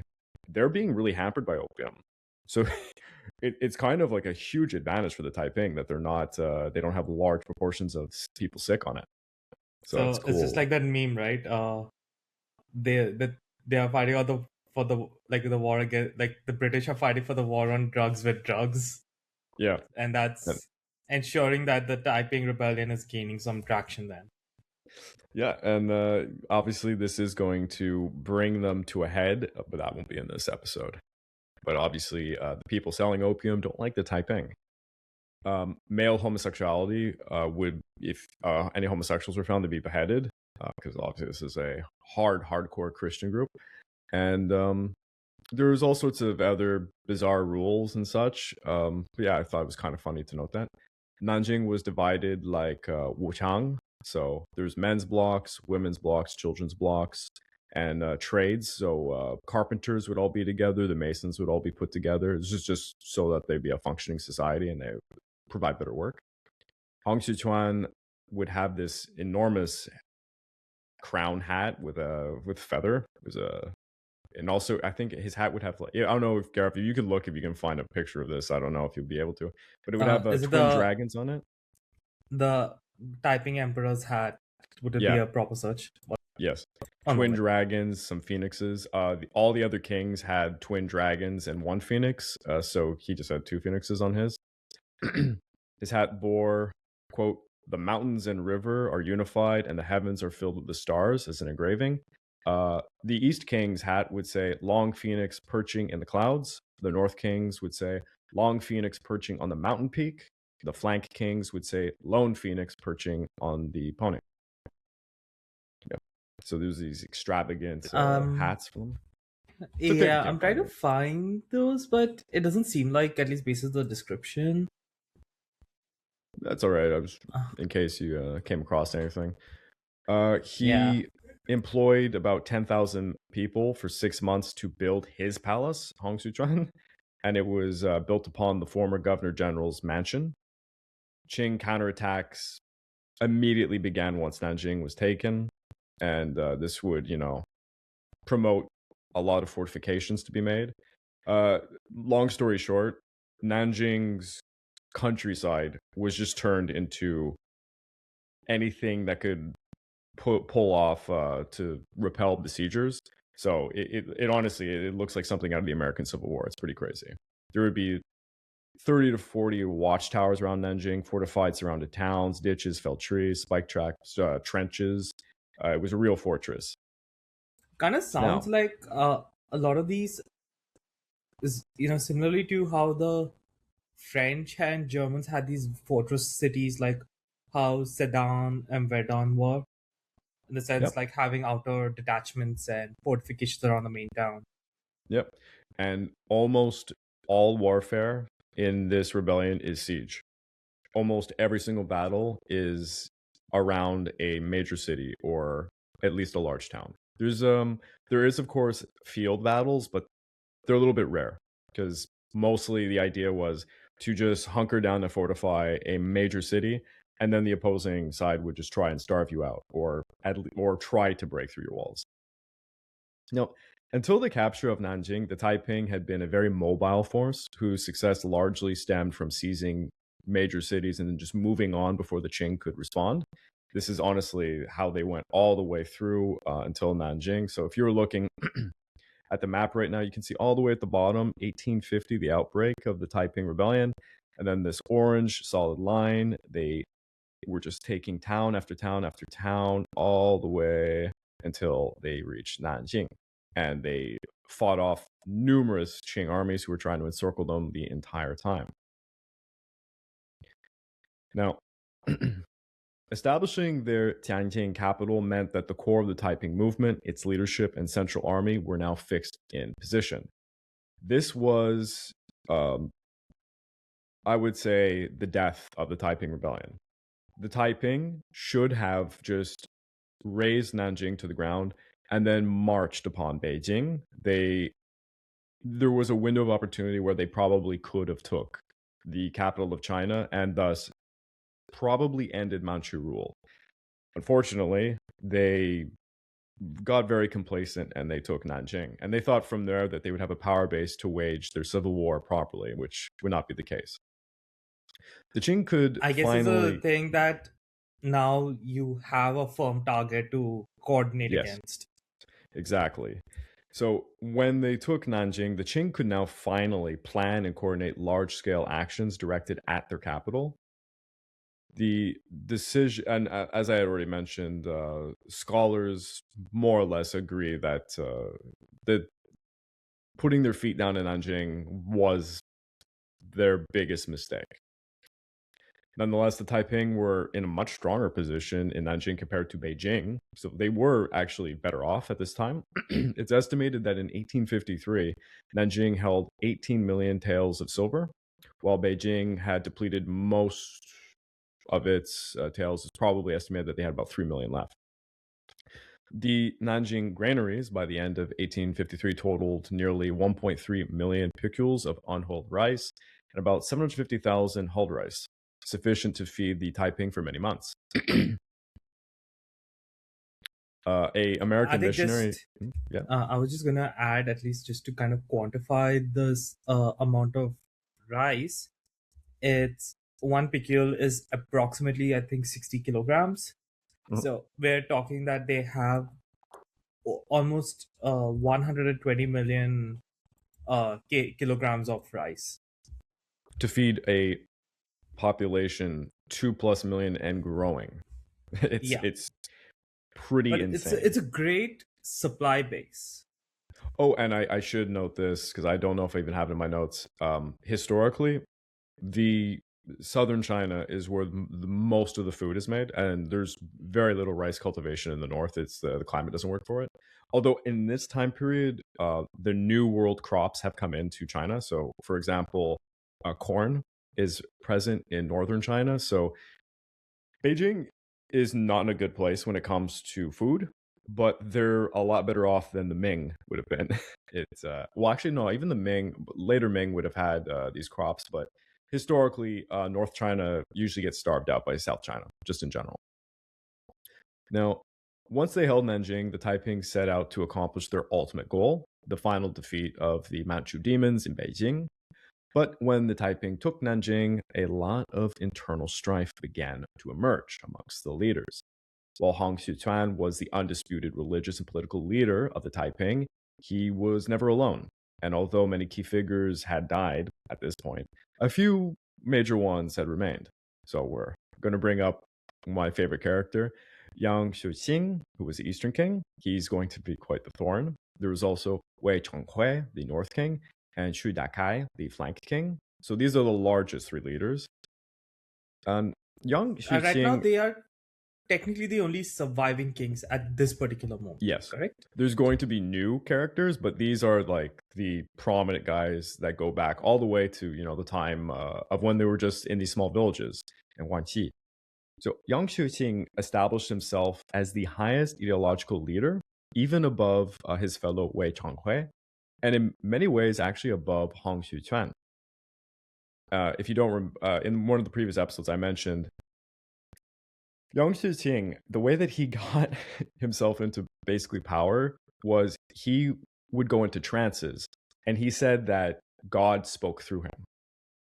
And his fellow compatriot Wang Changhui, I believe, he also said that Jesus spoke through him in another way. But anyways, people believed Yang Xiuqing that he kind of was the voice of God whenever he did these trances, and we're going to get into that pretty soon.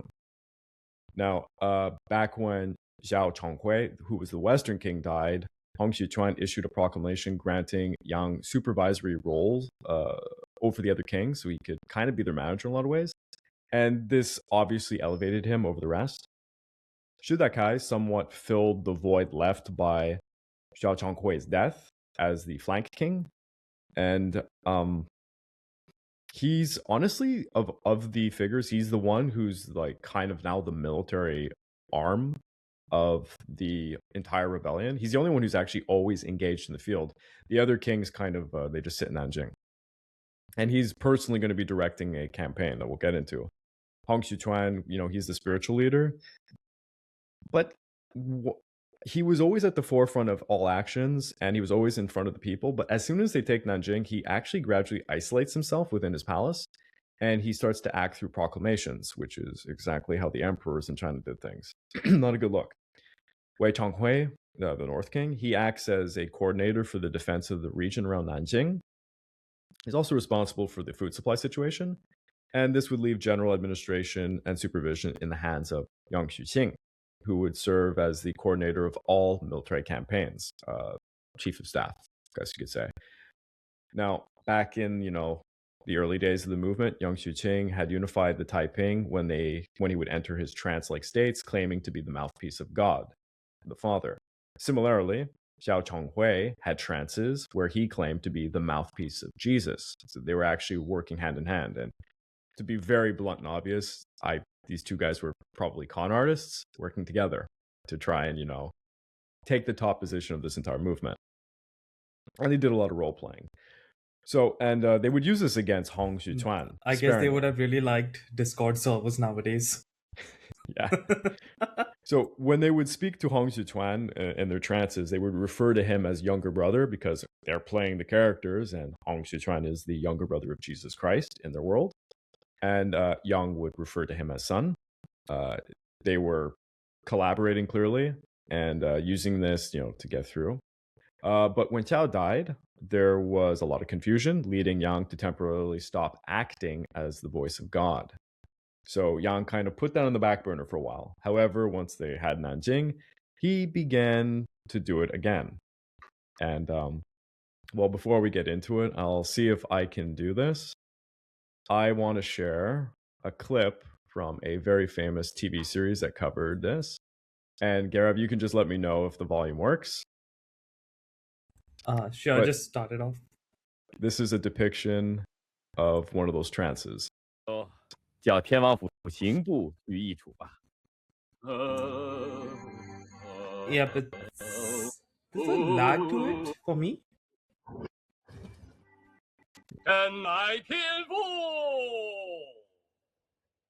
So I hope that will work in the recording. I guess it might have been a bit laggy for you, Gareb, but that's basically.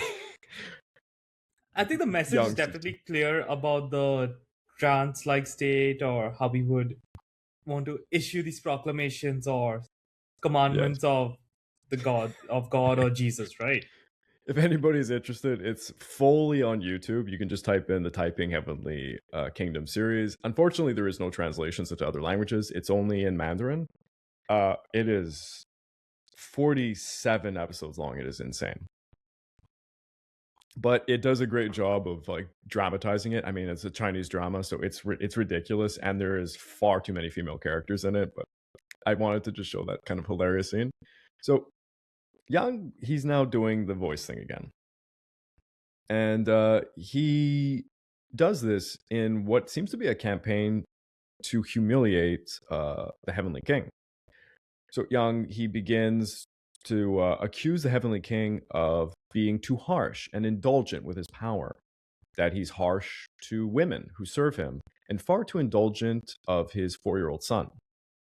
One accusation in particular was that 4 of Hong's palace women were treated so badly that they needed to be released from Hong's palace, and instead they needed to go live in Yang's palace. And remember, he's speaking as God here. Yang says they have to go only to his palace, right? Yeah. Yang says that Hong orders women under him to work in rain or snow and allows his concubines to sneer and scold other women. And yes, even though there's rules against such things, Hong Xiuquan and all of the other Taiping leaders have harems of concubines. So they're not practicing what they preach, so to say. When I would actually be shocked if they did, to be honest. Exactly.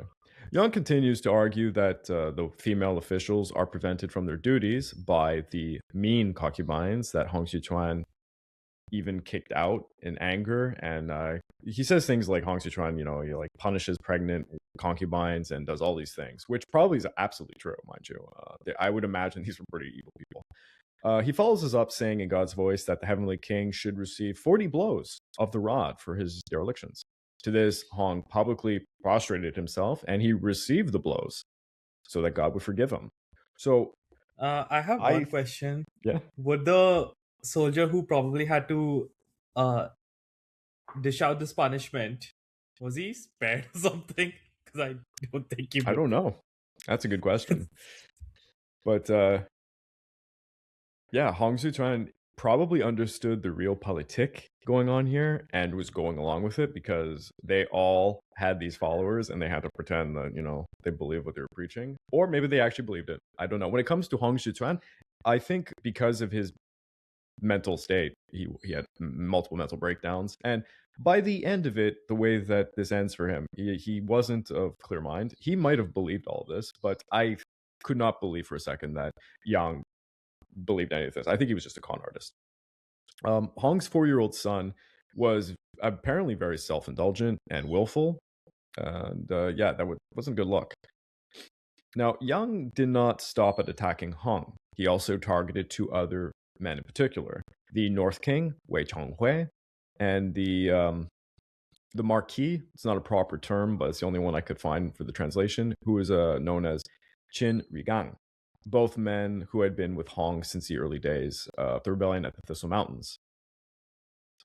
Now, Wei was an educated man. Qin was a miner who had studied military arts and proved himself as a formidable strategist. For many years, both men handled key military assignments for Hong, and Qin was regarded as the senior-ranking Taiping officer after the surviving kings. Yang began to use his voice to humiliate Wei in many ways. Whenever his trances began, Yang's women attendants would summon Wei at once using drum calls. And if Wei was late, the woman would berate him. Wei was also forced to kowtow to Yang when he was in his trance, And when Yang would be moving around a sedan chair, Wei would be forced to walk behind it. So he's literally humiliating his fellow king. Wei kept his attendance on Wei's case at all times, disturbing him at all hours of the day. Qin had to endure similar humiliations, and he was forced to help carry Yang's sedan chair to the palace quite a few times. And Yang was, one day in public, Yang suggested that Hong had more than enough robes and extravagant things in his palace, and that he should economize, for the time being and be more frugal, which actually, good on him. He should say these things. Wei ignored what Yang said and told Hong, quote, "You, our second elder brother, are the true sovereign of all nations of the world, and you are rich in the possession of all within the 4 seas. Although robes and garments are sufficient, it will still be necessary to be constantly engaged in making up more." So he's just saying they should just keep making more of these extravagant robes. Upon hearing this, Yang responded, "I beseech you, our second elderly brother, to pardon this younger brother's crime and permit this younger brother to memorialize straightforwardly. If apparel were insufficient, then it would be necessary to make up more. But if it is said it is sufficient, it will be better to delay the making of more. And then we can see the second older brother's virtues of economy and love him.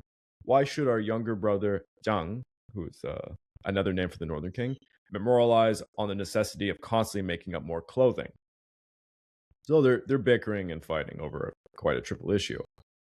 Hong then replied, "Brother Yang, you are certainly what the ancients call a bold and outspoken minister. And you, brother Zhang, although you may have a sincere regard for your elder brother, you're not so straightforward and open in your statements to our brother Qing, for which he is to be much more commended." So yeah, Hong Xiuquan is kind of trying to placate what is leaders bickering amongst each other.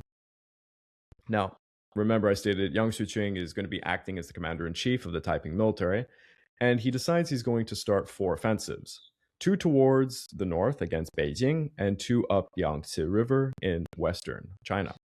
Yang Xuqing's overall plan is to use the northern and western expeditionary forces to create a larger pincer movement to capture the whole of northern and western China.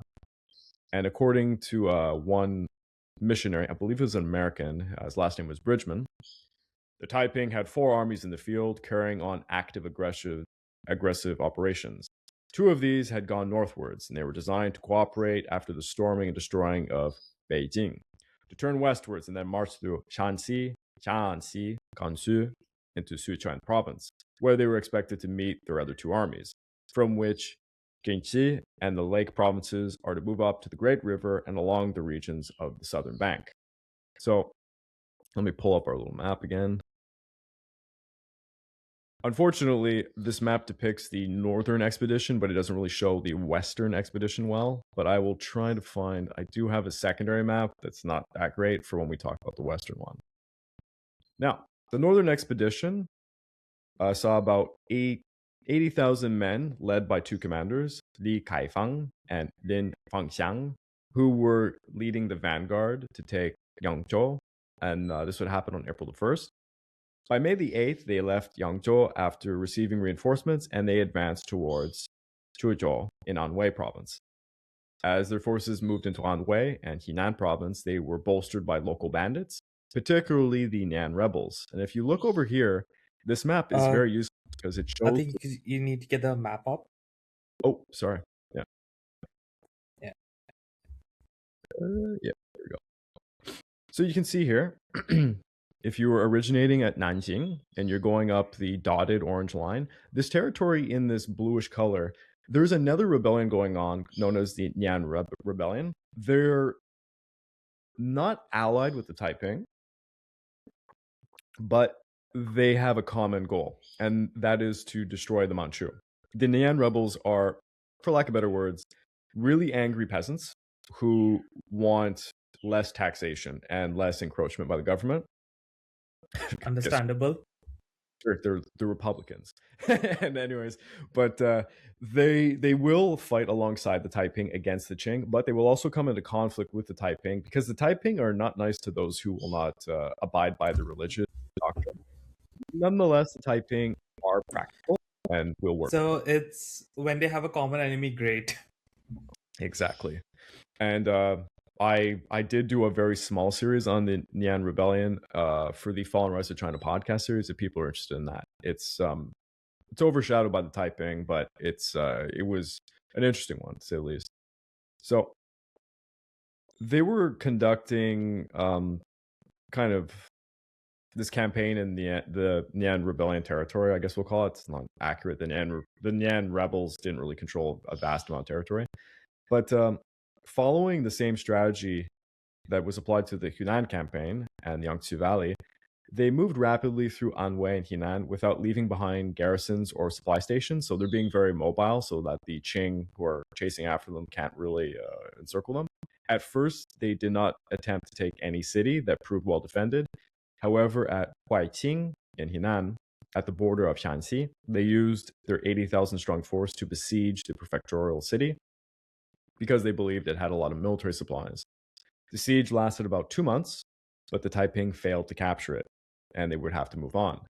Because if you remember in the previous episodes when we were covering this, the Taiping don't really have great siege weapons. The best chance is to tunnel and mine underneath the wall works and then use like explosives, and that takes a long time. And the longer they stay, the greater the Qing forces become to encircle them. So it's dangerous to siege for long. This really delayed their march, and it would actually kind of be the decisive turning point for the northern expedition. They took too much time.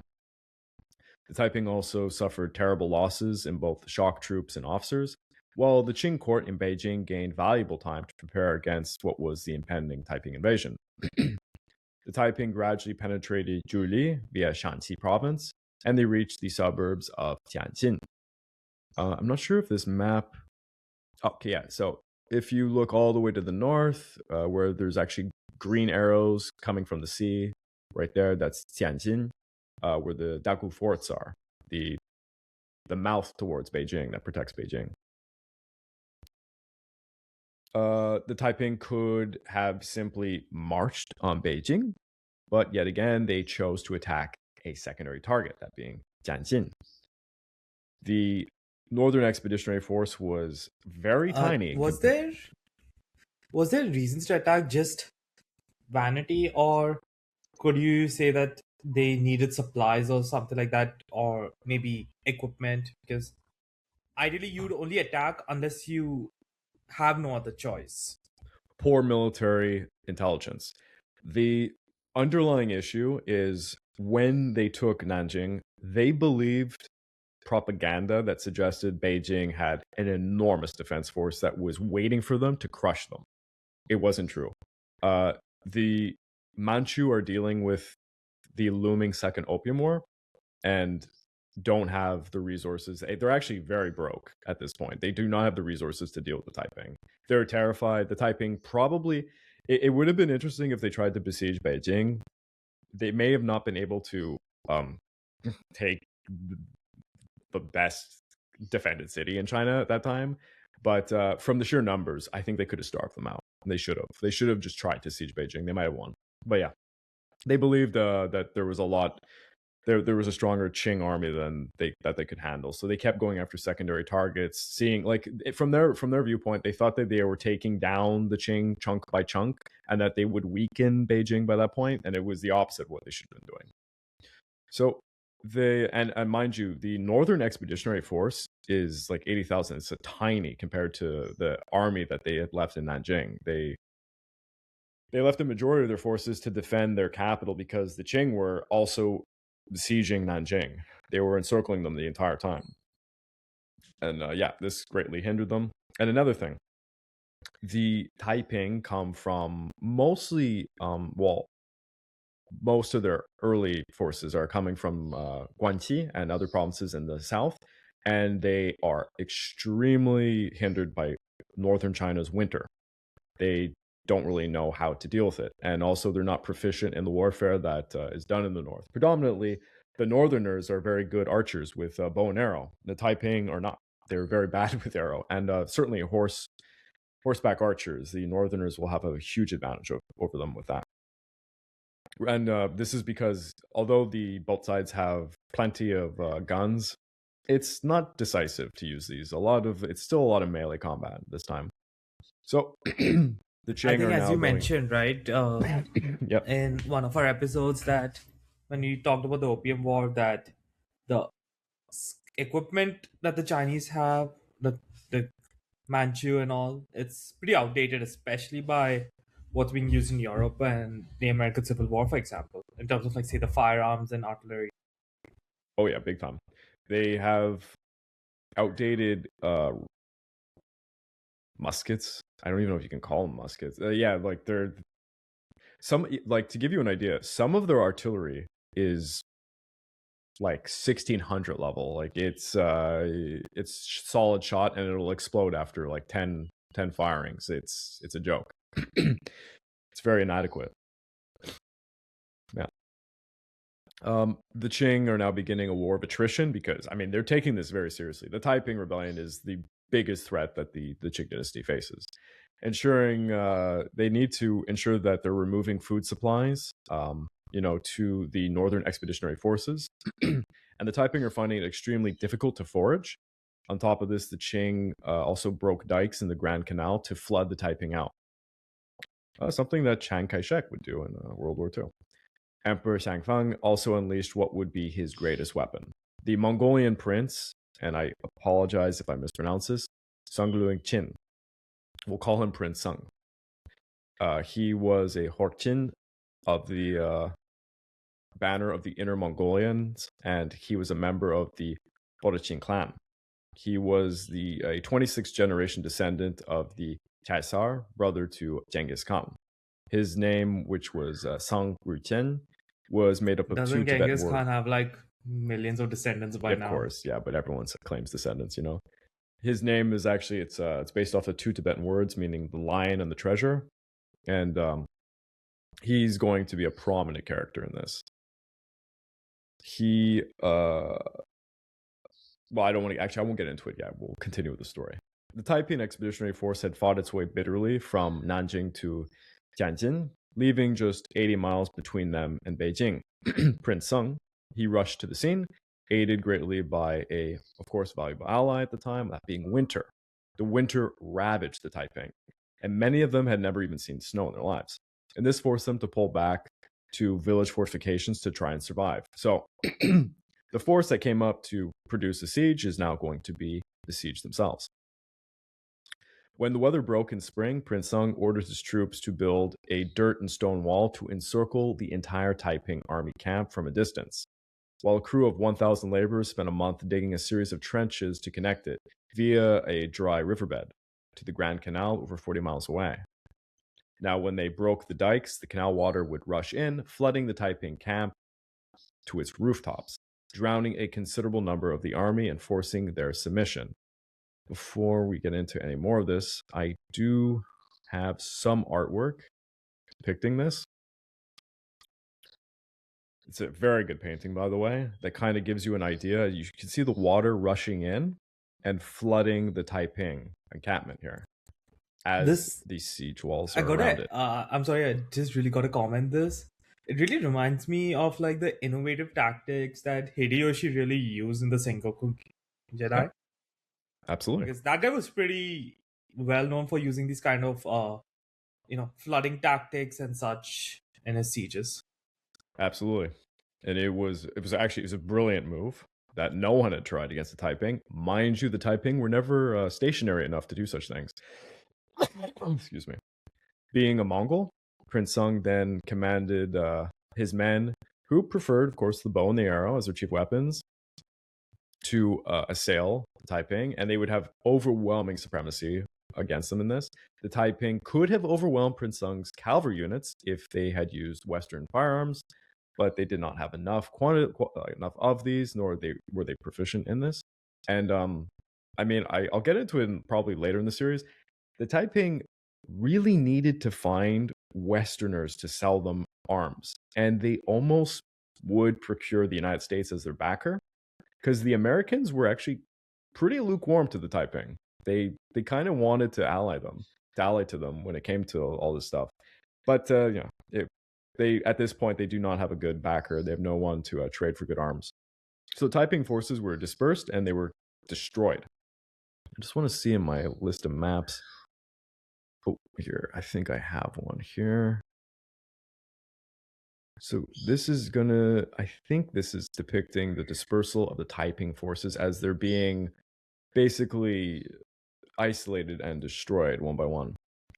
Lin Fangqiang was one of their Taiping commanders. He was captured at Yiqin in Zhuili province on March the 7th of 1855, and Li Kaifeng was captured at Fenghuaitin in Shandong province. Well, he ran away pretty far on March the 31st of 1855. So these were two high-ranking Taiping commanders, and they would meet their end. And that would be basically the end of the Northern Expedition. Again, had the Taiping marched on Beijing, there's an argument, even at this point, even with the forces they had, they would have had a much better chance. They potentially could have starved out the capital of China. Or do you think it sounds like a what if, right? What if Hannibal marched on Rome after Cannae? Maybe that Yep. shock and awe factor could have just been enough, because that's really like the same argument that's being made. Yeah, absolutely. Let's bring back up this map. Unfortunately, I don't have a good map for the Western expedition. I could show this one, although I think for the audience, this is atrocious to look at.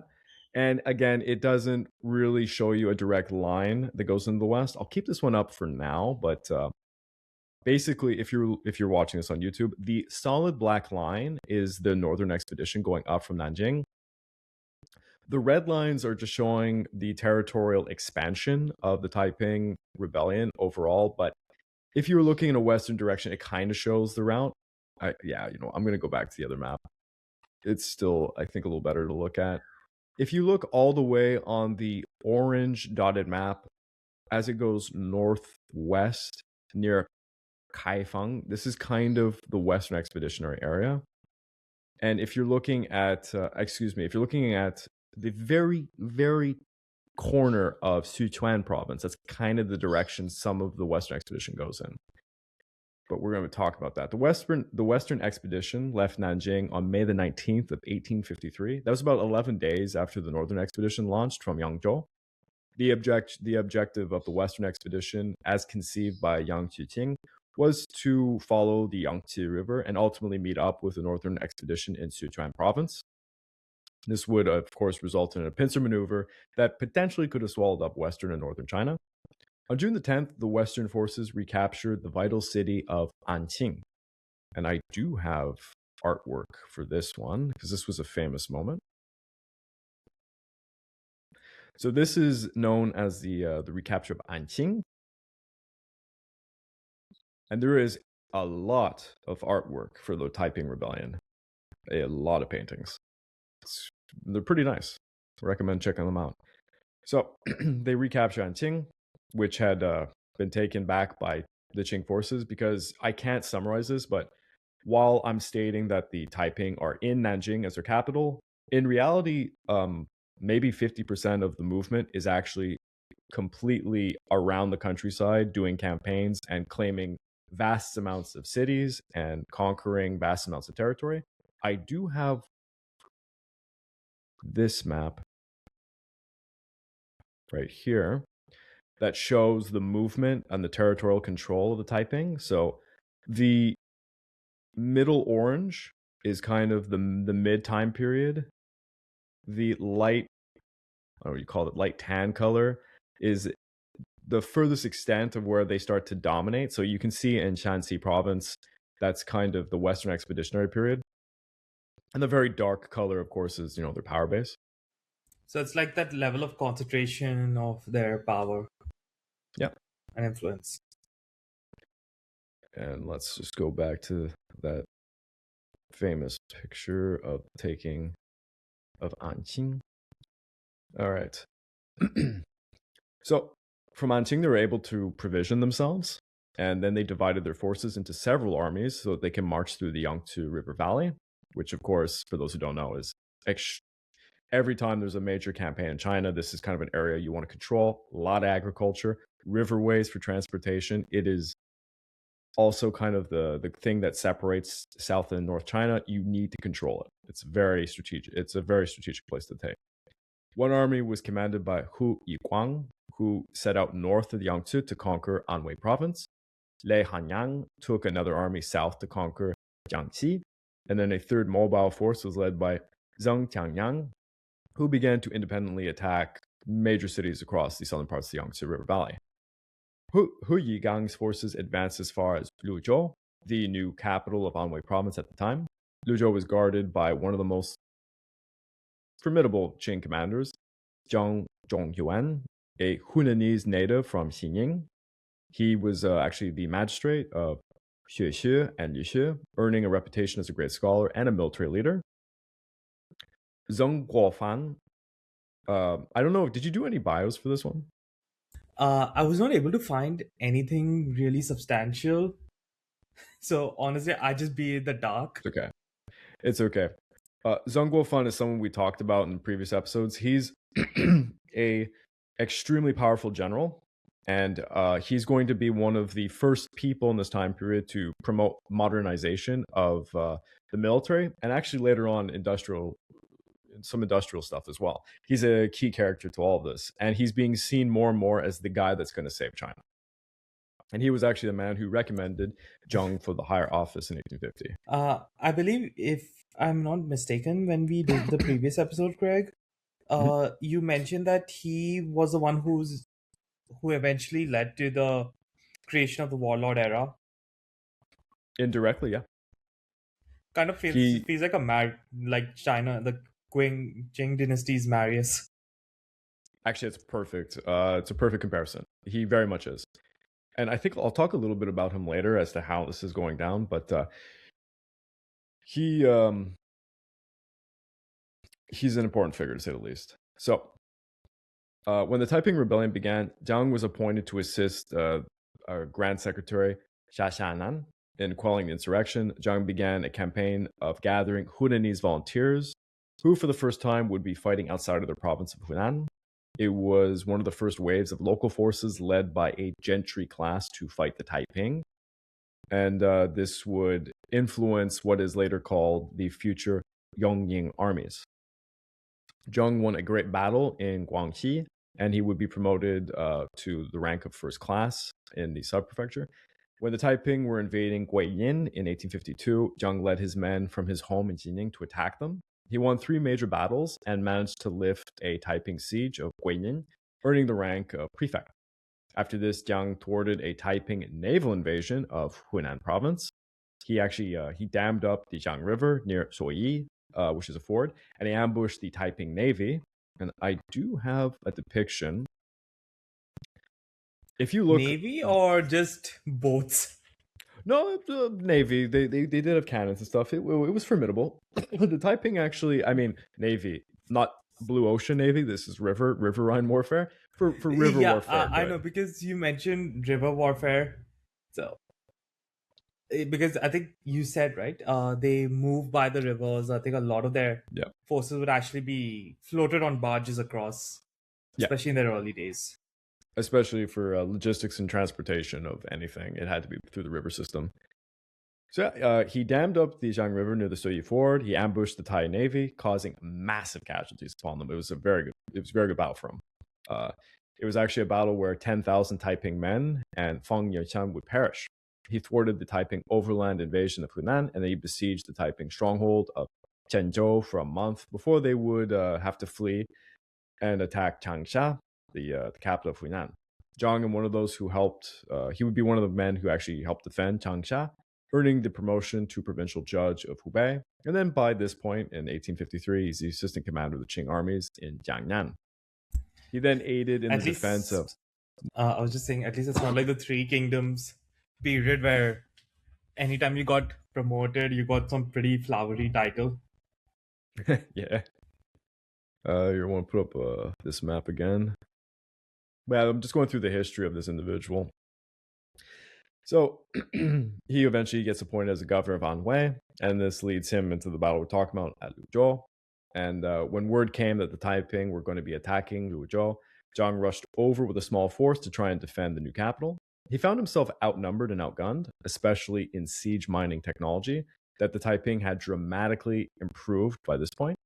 The Taiping took the city by January the 15th, and in the process, Zhang was wounded and he would choose to commit suicide by drowning himself. So the Qing had lost a very important city and one of their finest commanders, a man who had actually proven himself on countless occasions defeating Taiping armies, which was rare.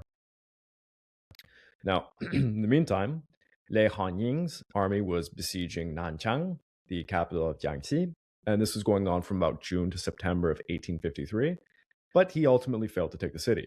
This resulted in Lei losing his command, and his army was divided into two again to try and strike into Hubei and Hunan under the leadership of Wei Jun and Shu Dakai. The high point of their campaigns led to the capture of Yangtang on April the 24th of 1854. After a year of holding Nanjing, the Taiping expeditions had completely lost momentum.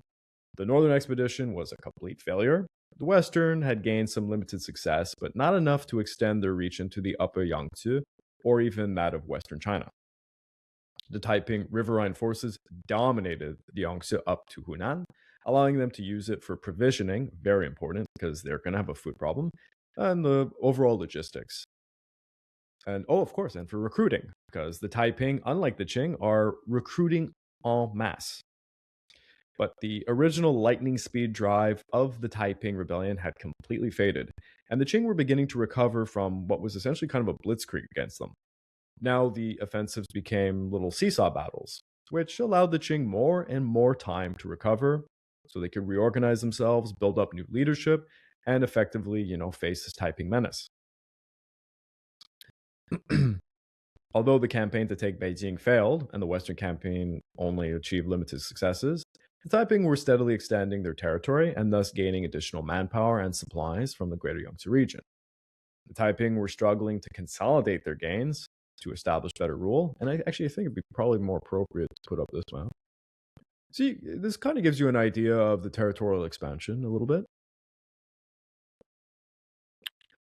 And their offensives were being hampered by both, the military setbacks, but also because of political and religious confusion, orchestrated by the efforts of our friend Yang Xiuqing. The Taiping structure threatened Chinese traditions and faced some backlash, particularly from the gentry class. And I would note the gentry and the landowner types were not really keen on the land distribution of the Taiping. So you had kind of an entire class of people around China who had incentives to push back against the Taiping. The Taiping were, yeah. No, I'm just observing because it's just like this dynamics is now really starting to just get so tangled up and such. Yeah, you can really view this as a little bit like the Chinese Civil War with the communists. You can view the Taiping kind of as the communists and the other groups, trying to fight back. And it's a good fight between whose message is appealing to the greater masses. The Taiping appeal to the peasants who feel that they're being dominated by the Manchu, and a lot of just Han Chinese in general do not like the Manchu. They feel the Manchu are an alien force controlling them. But those who are very powerful and wealthy in the gentry class, the landowners, obviously they don't want anything to change because they're in a good position and they have money, influence, and it's a time period when private armies is a real thing, so they can start building up forces to try and defend themselves against the Taiping. And this situation would lead to the creation of the Yongying militia groups. And this is when we're going to talk about Zhang Guofang. So Zhang Guofang had something that he created called the Jiang Army. And I'll go through a little bit of the history of that. So, excuse me. Early in 1853, Emperor Xiangfeng issued some edicts appointing 43 supervisors for new local corps in the provinces of Hunan, Anhui, Jiangsu, Zhili, Henan, Shandong, Zhejiang, Jiangxi, Guizhou, and Fujian. So some of the major provinces, obviously to defend themselves. Amongst all of these officials would be Zhang Guofang.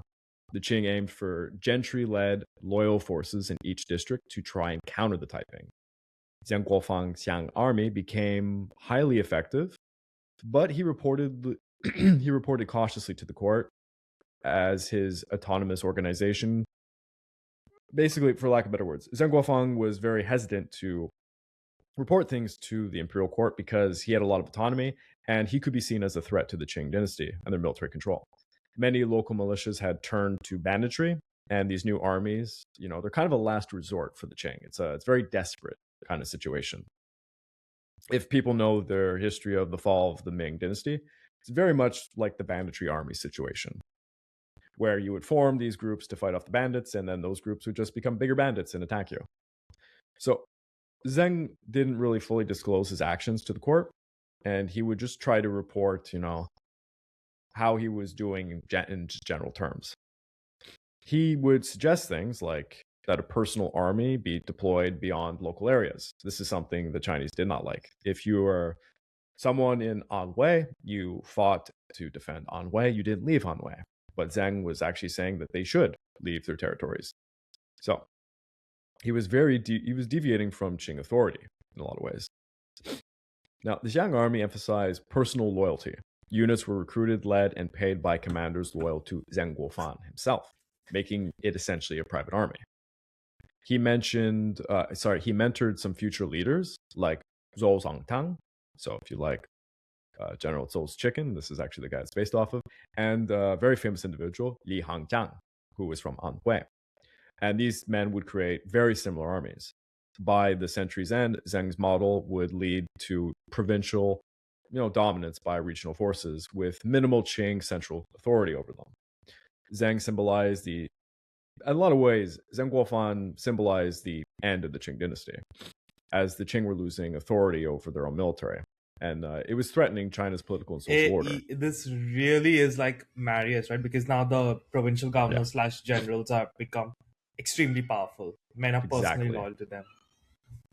But the Taiping Rebellion was such an enormous threat to the Qing dynasty that they allowed what they always historically said they would never allow, and that was the lessening of control from the central government, because the Manchu were a very small minority controlling an insanely large Han majority, and they knew that if the Han ever just wanted to get rid of them, they could, and that's exactly what will happen. Zheng Guofan viewed the Taiping as a menace, in the traditional sense, like that they were a menace to the social fabric of China. I mean, everyone would see it that way. And he would make proclamations to his men like this quote: "The Taiping rebels have stolen the ways of the foreign barbarians when they distort family relations by calling all people brothers and sisters, when they declare that all land belongs to the heavenly king and that all profit belongs to him as well. They force scholars to give up their Confucian classics to read instead the so-called teachings of Jesus Christ. They wipe away our moral standards, the very way we conduct ourselves as humans, the classics, the institutions that have existed in China for several thousands of years. This is not only a tragedy for the Qing dynasty, but a great tragedy for the whole of Mingqiao, China. Chinese tradition and the causes of Confucius and Mencius are weeping bitterly in their underworld. And how could any educated person remain sitting, hands in sleeves, without doing something about it?" So this quote just is kind of showing a sense of propaganda where Zheng Guofan is trying to say that they're not doing this for the Qing. They're doing this for greater China. And remember, China is not a country yet, really, in a lot of terms. In the minds of these people, they're not as united. And I think as he's probably hitting on the same fact as the Taiping kings, that most people especially from the Han Chinese, view the king as, outside barbarians. Exactly. Zheng also highlighted the Taiping destruction of Buddhist and Taoist temples, because anywhere the Taiping go, they destroy all of this, by the way. And this angers the gods, who are going to retaliate. To rectify this, he advanced troops under Qing orders to console Confucius and Mencius. He wants to avenge millions that are slaughtered and ease the monarchy. Appealing to the masses, he sought recruits, funds, and he wanted to see more and more Taiping surrender and defect over to him. His army was very well paid compared to the Green Standard Army, with funds outside of Qing control. Again, he's controlling a lot of the purse strings himself. The gentry class very much supported Zheng Guofan. He was one of them, by the way. So he gained Qing permission to sell academic degrees, titles, and offices, boosting contributions and gentry influence in his leadership. So he's building a private army, and the Qing authorities have like no choice but to basically go with all of these little revolutionary moves he's doing. Now, Zheng started with about 1,000 men in 3 battalions in 1853, and this is growing to about 20,000 with naval and cavalry built into it. And eventually he will lead an army, it's estimated to be about 120,000 strong. He planned a prolonged campaign despite Beijing demanding for a quick victory because they thought the Taiping were going to march on the city. And the first major engagement came in 1854, and it was a Taiping victory. This was on May the 1st of 1854. But, sorry, the first time he faced them, he did lose. But then, on May the 1st of 1854, the Jiang army defeated Taiping force at Xiangtang, forcing Taiping withdrawal. In July at Yuzhou, and this is Hunan, land and river victories came over the Taiping, and apparently they destroyed about half of their fleet, and it made the Taiping lose control of central parts of the Yangtze. So if we were looking at here, this map. Oh, actually, no, excuse me. I think I was on the right map. One sec, I have so many tabs open. Oh, here, yeah. I was on the right map. So if you see where it says, in English, it would Henan with the HE, this little area here, Zheng Guofan is basically destroying Taiping influence right there. Does actually seem a bit strange, right? Like how Henan province doesn't seem it's just like that. Hunan, yeah. It's hard. I mentally always screw it up too and say the wrong one for each. But I guess my limited point is it's completely surrounded by Taiping influence, but still doesn't seem to have that much of a grasp. Yeah. In July, so this setback reduced the Taiping operations, boosting Zheng Guofan's prestige and providing his army, experience to his army. His army is being seen as being very effective. This is great for the Qing. They love this. Following this up, the Jiang army entered Hubei, and they actually recaptured Wu Chang and Hanyang by October of 1854. That's an enormous achievement. These are very significant cities. And then, he penetrated more parts of Hubei and Jiangxi. And this would basically end the Taiping Western expedition eventually. I'm sorry, I can't do this in a chronological order per se because there's too much going on at the same time. But we'll just go, I think, theme by theme then. Yeah. Needless to say, Zheng Guofan's successes drew Beijing's attention. The emperor summoned him for an audience, but Zheng declined, citing that there was unsafe conditions after Wu Chang's recapture with the Taiping and that he needed to be there. Privately, he feared losing control of his army. The emperor demanded his presence by the year's end, but Zheng then would just keep saying he was sick.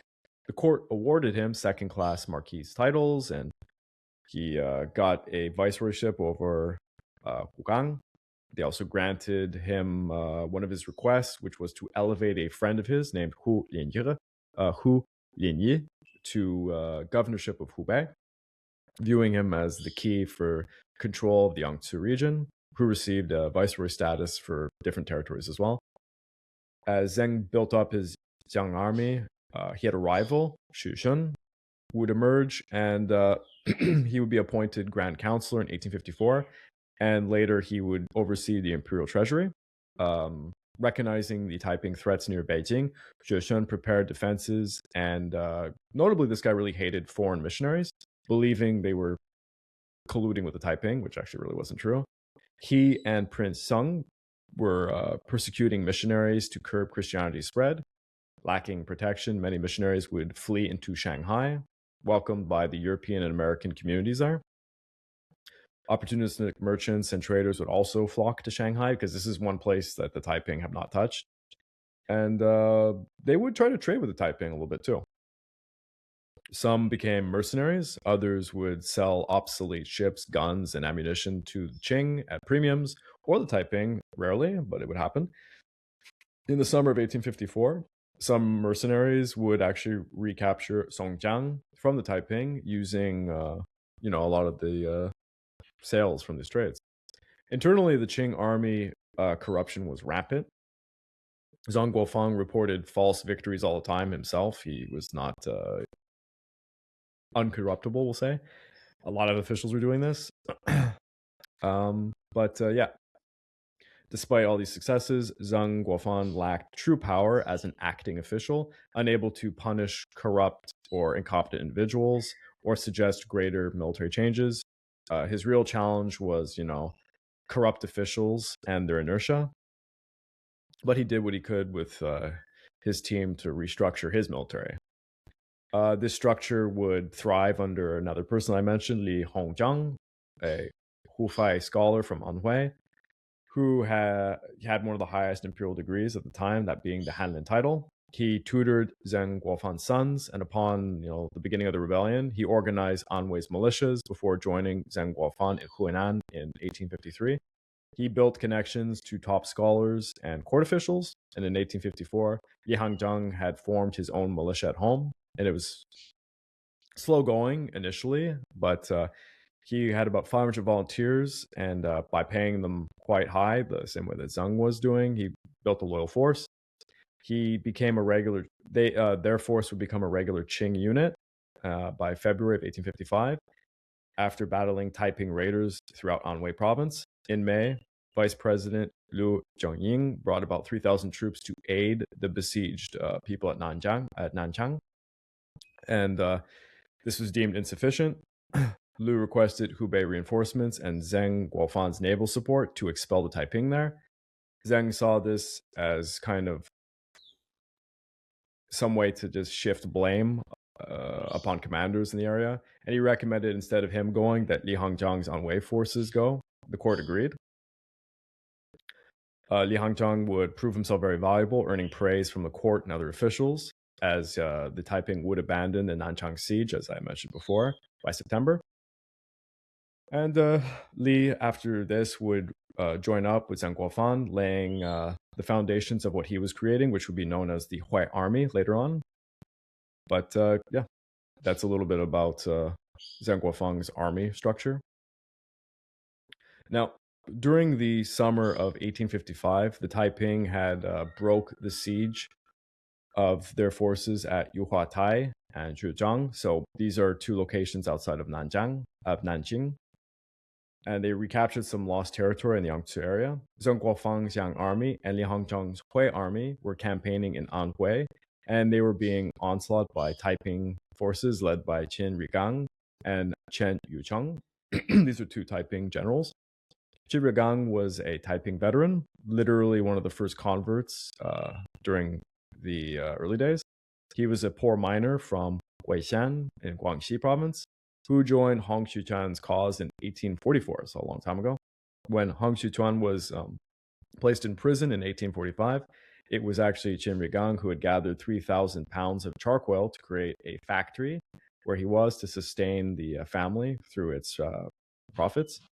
When Hong Xiuquan fled to Guangdong, Qin Rigang escorted his family personally, and it was Qin Rigang who hosted Hong Xiuquan in his home in 1847 and introduced him to Feng Yunqiang. So he's a very important official, and he was a critical commander for the Taiping, leading forces under the banners of Shu Dakai and Li Shucheng before he would meet his destiny, so to say. Now, the other man, Chen Yucheng, was a young Taiping commander who was the nephew of another Taiping leader, Chen Chongyong. At the age of 15, Chen Yucheng began working as a soldier under his uncle, and he would be wounded during the Battle of Nanjing. He rose through the ranks because of his skill, and by the time he was 19, he was widely respected for his abilities. In 1855, Chen Yucheng took command of a Taiping army doing a campaign in Anhui province, and alongside Hu Yizhuang and Chen Yucheng would plan a defensive against Wu Chang from Anhui, but their efforts were ultimately thwarted by Zheng Guofang, as I had mentioned. In retaliation, Chen Yucheng turned east, and he began to attack Lu'an. And after a short siege, the city would fall on May the 1st of 1857, giving the Taiping their first base in Anhui and access into northern China via two lakes, the Chao and Hongqi. Shu Dakai, who was the main Taiping leader who was focused on trying to turn all of these losses in central China. However, Shu Dakai would depart from his main Taiping base at Nanjing after a brutal power struggle had emerged. So we're going to talk about something. And I do believe I have possibly one depiction of what we're going to be talking about. Yeah. All right. So Yang Xiuqing had been obviously the second most powerful leader amongst the Taiping, and he continued his efforts to dominate everybody else using this, his trance thing. This severely alienated Shu Dakai and Wei Chongwei, and it forced Hong Xiuquan to adopt a two-pronged policy of whittling away Yang Xiuqing's authority while simultaneously elevating Shu Dakai and Wei Chongwei. So there's a power struggle going on. And times are now tough. They've had a lot of losses. So a lot of problems are coming their way, and a lot of the people are looking at the leadership. So everyone's vying to retain their power. By 1856, the Taiping Kingdom was showing signs of fractures, particularly under the strain. I'm just gonna point out, and maybe you can just keep me honest, Craig. Like this kind of like rule that these the princes and Hong Xiuquan have, it almost feels like similar to the Nazi Party in Germany, in the sense that they were all rivals to each other, but at least to a certain degree they all needed each other, which is why probably they did not have that many conflicts in the early parts of the rebellion until now. Yeah, I guess you could see it like that. Although obviously, when it came to the Hitler's inner circle, not many of them actually went after Hitler. Where in this case, Yang Xiuqing kind of does go after Hong Xiuquan a lot. True. I guess maybe I'm just looking at it from the perspective of the dysfunction.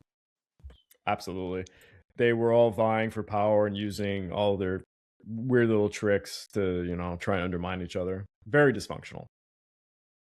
In May of 1856, Yang demanded that Hong Xiuquan give him the title of Wanqi. This title would mean, it translates to 10,000 years of age, which was something that was only given to emperors of China. Not a good look. But in many ways, it was basically Yang Xiuquan trying to proclaim himself something akin to being an emperor.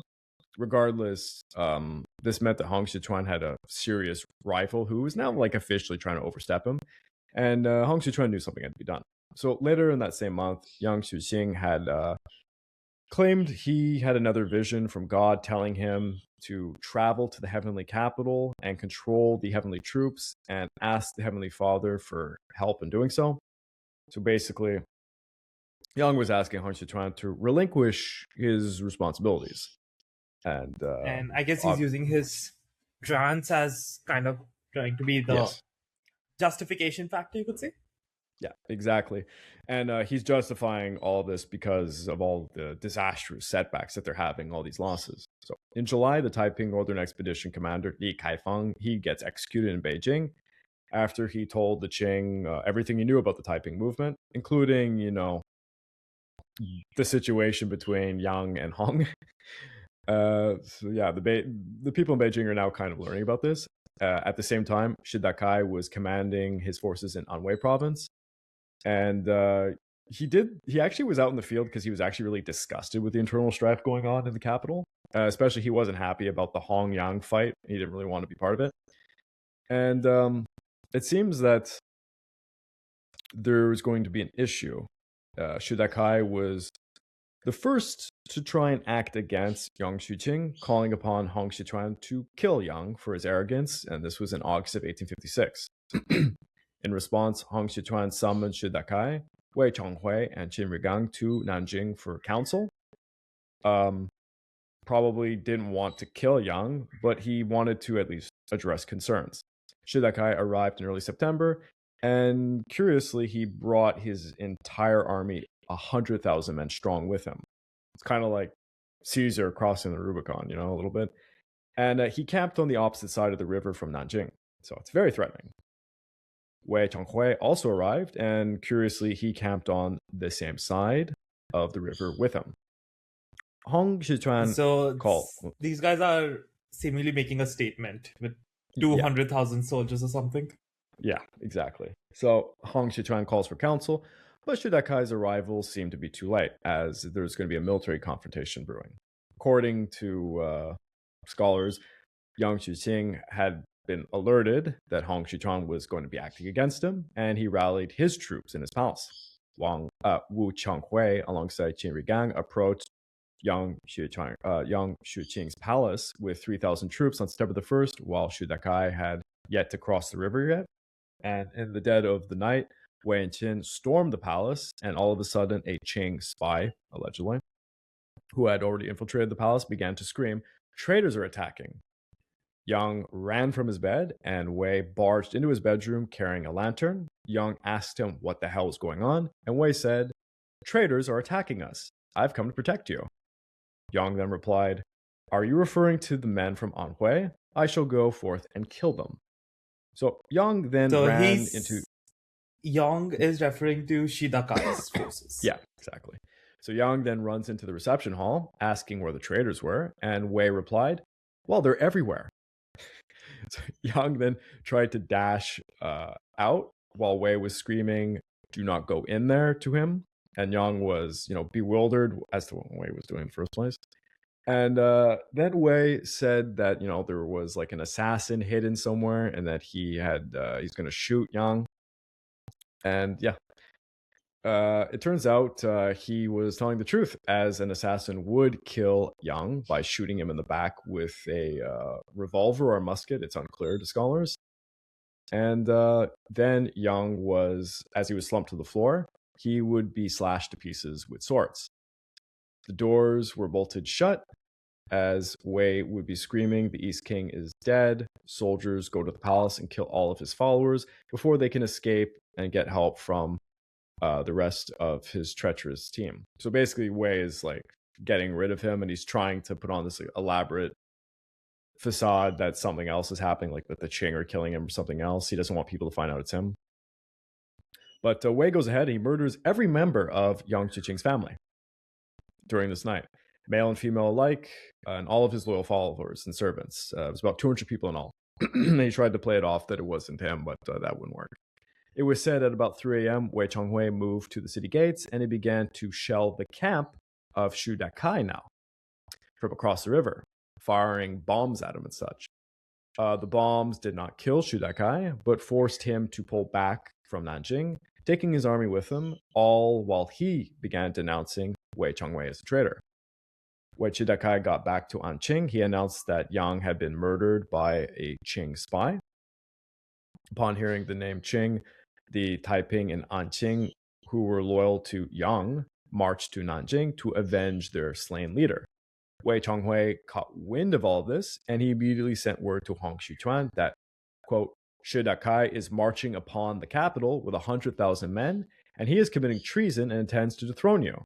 So as we can see here, Wei is vying for top position and is trying to screw with everybody else.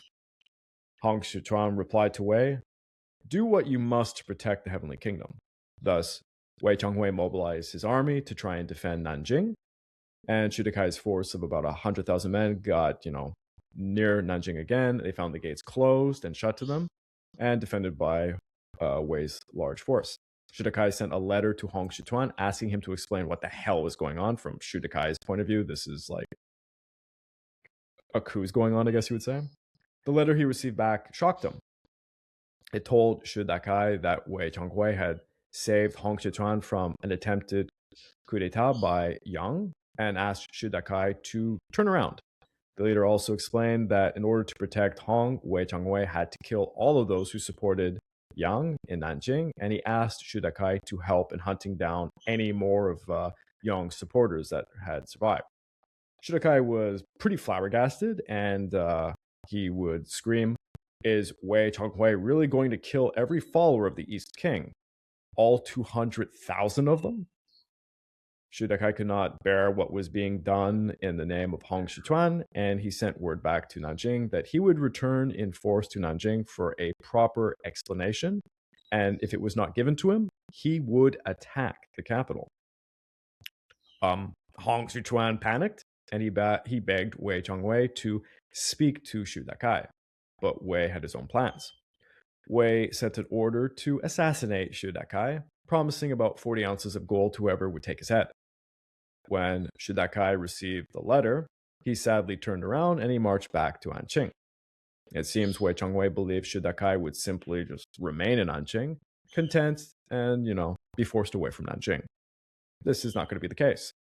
Shu Dakai likely knew Nanjing would simply send more and more assassins, or even worse, a Qing-sponsored agent to kill him. So Shu Dakai abandoned Anqing and he marched into Jiangxi, where he would capture the key city of Fuzhou. Just a lot has happened. Yeah, so I know. Let's just take it a bit slow. Just a quick recap, because I probably also need it as much as the audience. I'm just gonna also put up this picture. So basically, what the reality of what was going on, Yang was performing a coup. But before and Wei Chongwei reacted first, you could say. Wei Chongwei was the first to react. Shu Dakai was going to do something, but he was the last. So he ends up just outside of Nanjing with his army, while Wei had moved his army, did what he did to get rid of Yang, and then he's kind of trying to place the blame in a lot of ways on Shu Dakai, but he can't outright say that to Hong Xiuquan. He wants to make it seem like, yeah. This is like Shu Dakai's doing. He's responsible for all the bloodshed, and now, so Shu Dakai is probably like, I'm not saving this province, so I'll move to the new province. Yeah. And he knows that this is a issue that's going to continue for a while. Oh yeah. To say the least. And now there's a divide between the two men. Yeah. At least he sounds pretty pragmatic, to say the least. Well, Shu Dakai is honestly the only effective military commander now. Amongst the leadership class. There's plenty of generals that are great, but he's the only one actually out in the field, mind you. Wei was in charge of defending the capital, and he's been sitting there the whole time. So Wei was in a good position to get rid of Yang, and now Wei needs to try and bend Hong Xiuquan to his will. The problem is, and just so that I just remember this, Yang Xiuquan was the eastern king, Wei Chongwei was the northern king, and Shu Dakai was a flank king, correct? Flank king, yeah. And Hong Xiuquan realizes that Shu Dakai has a veteran force and probably will take Nanjing if he wants to. So this is the problem. So Wei Chongwei seems to believe that he's solved the Shu Dakai problem. As Shu Dakai here in this picture, you can see he's taken this city of Rizhou. So he's moving on. Seems like he's campaigning. And he thinks things are going good for him. With Shu Dakai gone, Wei Chongwei began to do whatever he pleased in Nanjing, acting like, the new master, as he told Hong Xiuquan. Everything was all right, and then he placed Hong Xiuquan under house arrest. So he wanted to be the emperor, just not a name. Yeah. He placed Hong Xiuquan under house arrest. Mind you, Hong Xiuquan has been isolating himself in his palace for years at this point, so it's not much of a change to him. And Wei Chongwei, scholars say he was a bit of a sadist. He really showed his true colors when he was in power. He soon ordered the local populace to scour the city for followers of the East King and slaughtered any that could be found. He was cleaning house, so to say. So, like, if you were looking, like, you were making the Hitler's inner circle kind of comparison, it would be like the Gestapo or the secret police are now going after each other. That could be a possibility, but yeah, so it's now just become a bloodbath of his personal vendetta, you could say. Yeah. Here, I'll put up the depiction. This was the storming of Yang's palace. I believe that's what this picture is in reference to. I just got one question. You mentioned a king spy shouted that the traitors are coming and they're everywhere. Was it a planned ruse that Wei Chongwei knew that there's a spy already of the Qing dynasty, or... So, Wei was trying to make it seem like he had rushed into the palace to defend Yang, and he's like telling him, "Oh, don't go there, go here. We'll protect you in this room." And obviously, he's procured assassins who killed Yang in the first place. So he's just herding him to his deathbed. Yeah. So Wei and his merry band of followers, they just ransack all the homes of Yang's family and followers. He starts torturing people, setting fire to places, killing everybody. And Wei then supervises, the executions of everybody that might be seen as a loyal East King follower, we'll call it. And despite his efforts, he became he's being seen as a tyrant. Like, the streets are flowing blood. He would approach Hong Xiuquan and say, "Oh, venerable lord, there are many spies amongst us. I have been taking care of them for you." And to this, Hong Xiuquan just bawled his eyes out because he realized what was going on, and he was like, this is not good. Then from this, a leader named, to make this more confusing, by the way, a leader named Chongwei, which rhymes with Wei Chongwei, he defected from Nanjing over to Anqing, and he went and he found Shu Dakai on his campaign, and he told him everything that was going on in Nanjing. And Chen Chonghui, who was the nephew of Yang Xuqing, because there's a lot of names that sound alike, upon hearing all of the carnage, Shu Dakai became enraged, and he sent word to Wei Chongwei demanding his surrender. But apparently his messenger was just killed. It was now certain that there would be war amongst the Taiping kings. So Shu Dakai marched upon Nanjing with his army of 100,000 men again, and he sent a letter to Qing authorities informing them of the internal conflict. So he's making this an even bigger issue. Shu Dakai hoped that this would pacify the Qing, stop them from screwing with him so that he could deal with Wei Chongwei. The Qing, however... That's just absolutely ridiculous, considering yeah. the Taiping kingdom is technically an insurrection to the Qing government. Yeah. They are not going to step off the gas. I know. That's a very weird move. The Qing did not trust the words of Shu Dakai, and they simply took the opportunity and they attacked, but not from the direction of Nanjing. Instead, they went and they attacked Anqing, so the garrisons left there. Meanwhile, as Shu Dakai marched, Wei Chongwei expected an attack from the western gate of Nanjing, and he personally commanded the defenses there. However, Shu Dakai crossed the river and attacked from the eastern gate on November the 2nd, because Shu Dakai, again, he's like the only competent military commander here. The battle lasted about 3 days until Shu Dakai's men fired a rocket into Wei's boat, because he was on in the Nanjing area, there's a lot of lakes and riverways, so he was on a boat commanding. And this caused an explosion that engulfed it in fire, forcing Wei to flee back into the city with his 2 closest advisors. 3 men fled the burning boat as Shu Dakai's men took the palace, but not before slaughtering every servant and follower they could find of Wei Chongwei. And Shu Dakai began surrounding the inner palace and demanding the surrender of Wei Chongwei, who for over a week was hiding in his inner sanctum. Hong Xiuquan, for his part, denounced Wei Chongwei publicly, stating, "Spare none of the rebels, but touch none of my loyal subjects." But it's shit's hitting the fan. Shu Dakai is in an awkward situation because a lot of people want him held accountable for the murder of Yang, because Wei had said it was him, and he needed to explain himself. But on November the 17th, suddenly Hong Xiuquan announced publicly that Shu Dakai and Wei Chongwei, his closest officials, were requesting safe passage. Oh, sorry. Hong Xiuquan announced to Shu Dakai that Wei Chongwei wanted safe passage out of Nanjing in exchange for surrender.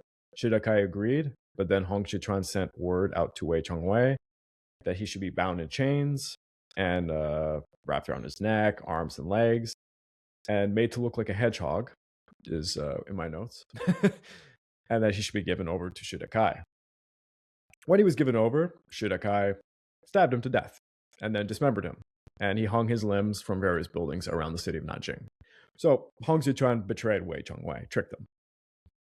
Hong Xiuquan then sent word to Shu Dakai apologizing for everything and asking him to officially become the top commander amongst them, hoping this would appease him. However, all of this shit had really screwed with Shu Dakai, and Shu Dakai demanded... Can I just also point out that before Shu Dakai did have that initial retreat after Hong Xiuquan's death at Wei Chongwei's coup, counter coup, I'll call it. Yeah. He also knew that Shu Dakai is going to be a threat, and he had also massacred Xi's family as well. Mm-hmm. you can't really blame Shu Dakai for saying, yeah, I'm just going to let this guy walk out no matter who says. Oh yeah, he's out for blood. He would actually demand that Wei Chongwei's 3,000 most loyal troops be all executed, and Hong Xiuquan had no choice but to say, yep, okay, and he gave the order. But the problem is, Hong Xiuquan kind of tried to play both sides here. So he publicly said that he would kill these 3,000 troops. He actually only secretly killed one. The Taiping leadership was in a mess, to say the least. They were also being harassed by the Qing, who are marching from the north in all other directions to try Fair and to say besiege they just lost like 2 kings now, right? So yeah. Is it fair to say Shu Dakai is currently like the only surviving of the initial kings? Yep. And it's great you brought that up, because at this moment, in a panic, Hong Xiuquan had the opportunity to appoint 2 more kings, both his own brothers. One would be Hong Renfa, who would receive the title of King An, and then there would be Hong Rengui, who would become King Fu. They were basically just yes men for Hong Xiuquan. He needed more people to just agree with him. And yeah, especially since Shu Dakai is kind of, we'll call him like dictator right now. He's in the position to be a dictator at least. Shu Dakai, he's definitely the most competent of the Taiping commanders, and he no longer wishes to serve Hong Xiuquan as his minister. He, instead of what everyone would assume right now, just take power, he departs Nanjing. He takes his entire army with him and his family. He declared to Hong Xiuquan that he would retain his position as king, and he would continue to fight against the Qing, and asked for Hong Xiuquan's continued support, but they would be separated. So he's getting divorced. But so he's going to go out and campaign. He doesn't want to be in Nanjing because he can see what happens to people in Nanjing. They get murdered. So he doesn't want anything to do with it. And yeah, Hong Xiuquan responded by sending some letters denouncing Shu Dakai and calling upon all the other Taiping followers to just fill the void that Shu Dakai had left in Nanjing, because he really wanted him to be in Nanjing, to be a figurehead, because Hong Xiuquan doesn't want to actually lead. He doesn't really want to lead the cause anymore. That's the truth of it.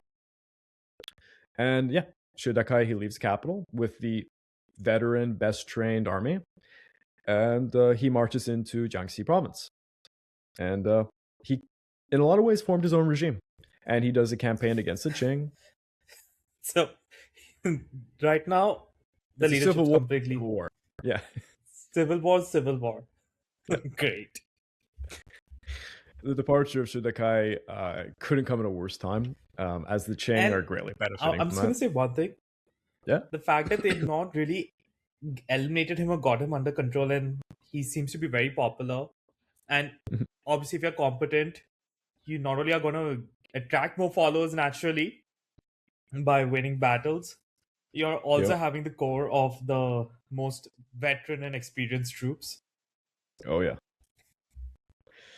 Yeah.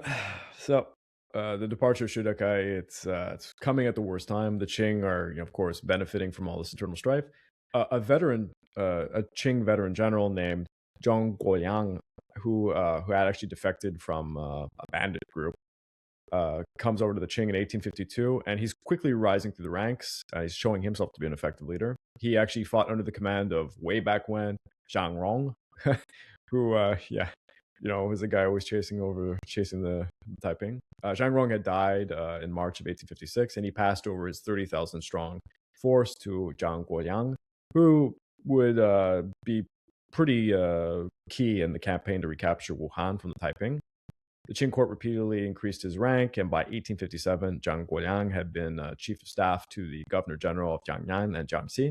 His forces participated in an all-out offensive against Nanjing. This is going to be from 1856 to 1858. So this is always ongoing. Nanjing is always under siege in some way.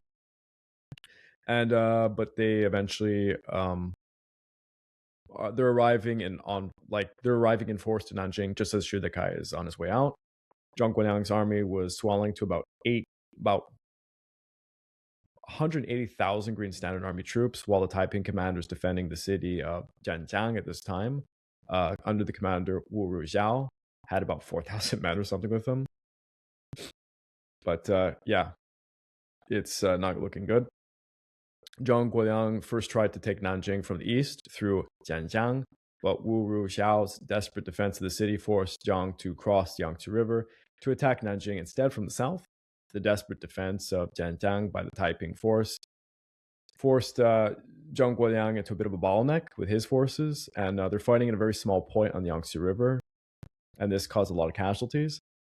After a lot of casualties, there was a very daring cross made over the river, and Zhang Guoliang's army would then fall upon the Taiping lines behind some fortresses and trenches around Nanjing from August to September of 1856. The fighting was very fierce, but Zhang proved himself as a terrifying adversary. He broke through some Taiping trench networks, forcing the defenders to retreat even closer to Nanjing. Because remember, Nanjing is just endless amounts of these defensive networks outside of it, so it's very hard to get to Nanjing. From September the 9th onwards, suddenly the defenders were unleashed from their defenses, heading east to smash Zhang Guoliang's most forward positions. The Taiping smashed through the bulk of his army, inflicting about 10,000 casualties and nearly killing Zhang himself. And this was the moment when Shu Dakai's rebellion was in full swing. But it seemed perhaps Shu Dakai had coordinated with the defenders of Nanjing to put some pressure on this outside menace at the same time. The Taiping had more tricks up their sleeve. On October the 29th, they set out to explode a mine under a Qing siege force, blowing up about 3,000 men who were counter-tunneling. That is one heck of a mine attack. Yeah. The explosion opened a large gap in the Qing trenches, and the Taiping did a massive assault there, breaking the siege completely by January the 1st of 1857. While the siege of Nanjing was ongoing, other Taiping forces were thriving under Chen Yuchang. He, alongside his colleague Li Shuicheng, began to form this formidable military partnership. There are two generals that worked together and they coordinate very well. Li Shuicheng, who was born in 1823, he was just a poor peasant from Weishan in Guangxi. At the age of 16, he joined Hong Xiuquan's forces. Li Shuicheng was recognized early on for strong work ethic and being one of the strongest warriors, credited for killing the... One second, my notes says a story that's obviously very Chinese. It says that Li Shuicheng killed a tiger with his bare hands who was trying to eat Yang Xuqing. Apparently, that was the story. So, it's one of those, like, yeah, sure. His courage was widely noted, we'll say that much. So, fair enough. That statement I can agree, just probably not killing a tiger with your bare hands. Yeah. So together, these two commanders, they broke, the Qing siege of, they broke through the siege at Nanjing, and they defeated, Zhang Guoliang. They gave him a nasty defeat. Chen Yucheng and Yi Shuicheng, they would perform a series of fast marches, attacking, then withdrawing, and attacking again, forcing Zhang Guoliang's forces to concurrently run around, like headless chickens. So they're being attacked all the time and hit and run raids. Because the Qing were so divided around the area, they initially ignored these maneuvers, thinking that they could be easily brushed aside and just focus on the siege. This really sounds exactly like what was happening to General Zhang Rong in the early parts of the rebellion when the Taiping were a really mobile force. Yeah, exactly. They're using, distance to their advantage. But the Taiping performed something that they called the Dragon Neck maneuver, bursting from different points near Wuhan, Jiangsu, and Zhejiang simultaneously, intercepting Qing forces that are coming, to the Nanjing area. And this was pretty devastating. These coordinated attacks, they were attacking their supply lines, their logistics, and they were basically just breaking the siege of Nanjing. But I want to leave it there because we've covered so goddamn much information, and I think it's pretty overwhelming for the audience, to say the least. Yeah, especially the civil war that takes place at the end. I couldn't do it justice because it's a lot of information. It sounds intense. But the audience, what they can take away from all this is the original Taiping are now kind of dead. Well, there's Shu Dakai, but Shu Dakai is kind of his own thing. He's going to go off into the wilderness, kind of, and do his own campaign. New leaders are coming in the form of generals, and there will actually and for be both sides, you might ask. Yeah, both sides. But the Taiping are going to be on the back foot. The extent of their empire is quite large now, but they're going to be put on the back foot going forward. We'll say that much. Hey guys, this is Craig from the Pacific War Channel. Please don't forget to check out my YouTube membership or my Patreon account over at www.patreon.com/the Pacific War Channel, where you can join the ranks and gain access to a hell of a lot of goodies. At the base minimum, you get access to the exclusive monthly podcast, early access to all of my content, voting rights for what subjects I will tackle next, and at higher tiers, I have much more goodies to come. So please click that link and check it out. Honestly, not be helpful for this episode. I had to literally go into an old book to find a map that might show somewhat of what we're going to be talking about today. So bear with me on this one, YouTube viewers. This is a very difficult event to cover from a geographical point of view because honestly, campaigns are simultaneously happening throughout multiple provinces in China. So actually, if you were looking at the map I currently have, you can see... maybe let's just go, baby. Focus on one campaign instead of going chronologically, because otherwise it's just going to get too messy. I can only do as much as I can. It's a very messy thing. As you can see here, if you're looking at the Taiping control, the purple from 1857 to 1863, you can see it's an overlapping of Jiangxi, Fujian, Zhejiang, Anhui province, and then there was a good push towards the direction of Shanghai. There's still a lot of overlap that goes into, Hubei, Hunan, and other places. The Taiping are everywhere, and they're simultaneously holding numerous fortresses. There's sieges going on every single month. It's pure anarchy, honestly, in China. But and I think, as you mentioned in the previous episode of the Taiping Rebellion, that absolutely insane murdering and coups that took place. Yes, that's going to be at the forefront of this. So for those who are just jumping into this episode, this is going to be jarring. I have to admit, the way that I had initially tackled this series was kind of in storytelling fashion, because it really does come off well to tell it from the Taiping perspective as if it's a story. And it's full of all the classic Chinese drama. It really tries to play off like it's, the Three Kingdoms spirit or something. So in our last episode, we talked about basically what was a bloody purge. Many of the kings are dead.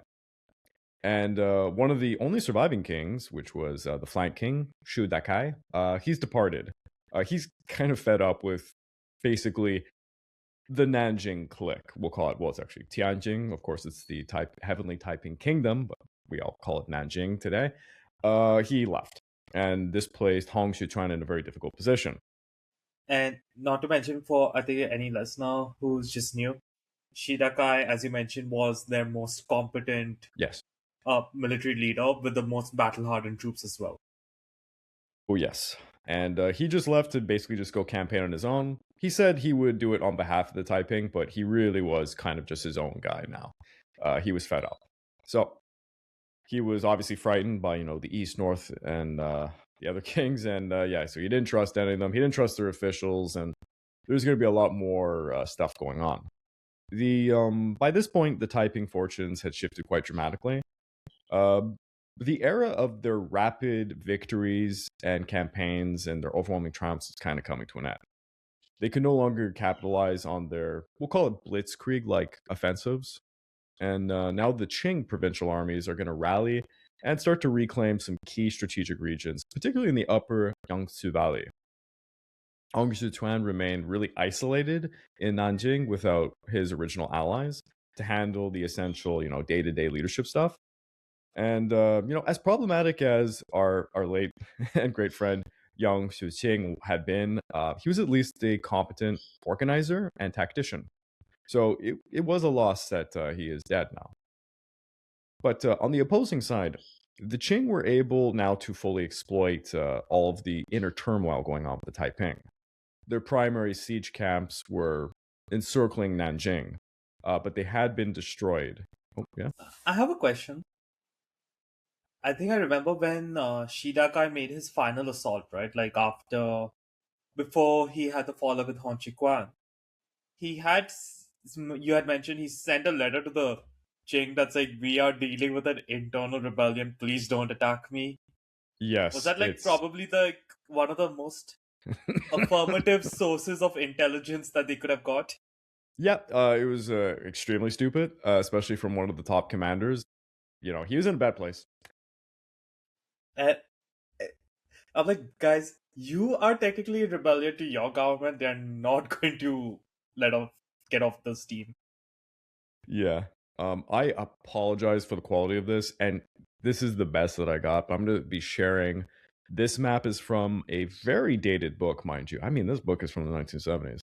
And it just kind of shows you the most inner defensive network of the Heavenly Kingdom that's in Nanjing. Please note that basically the Taiping fortified the countryside around Nanjing with multiple trench works, fortresses, all sorts of stuff. It's absolutely a fortress. It's very, very difficult to get to Nanjing, and even by a river, because this is mostly a riverine. From a logistical standpoint, it's mostly riverine warfare. This would be with the Yangtze River and such, right? And its basin. And when you mentioned fortresses that are surrounding Nanjing, is it kind of similar to how European major cities were also styled out at this time? Yeah, I guess you could. For example, in France, Strasbourg, Verdun, Paris, it had like a series of outlying forts as well before the primary city. Yep.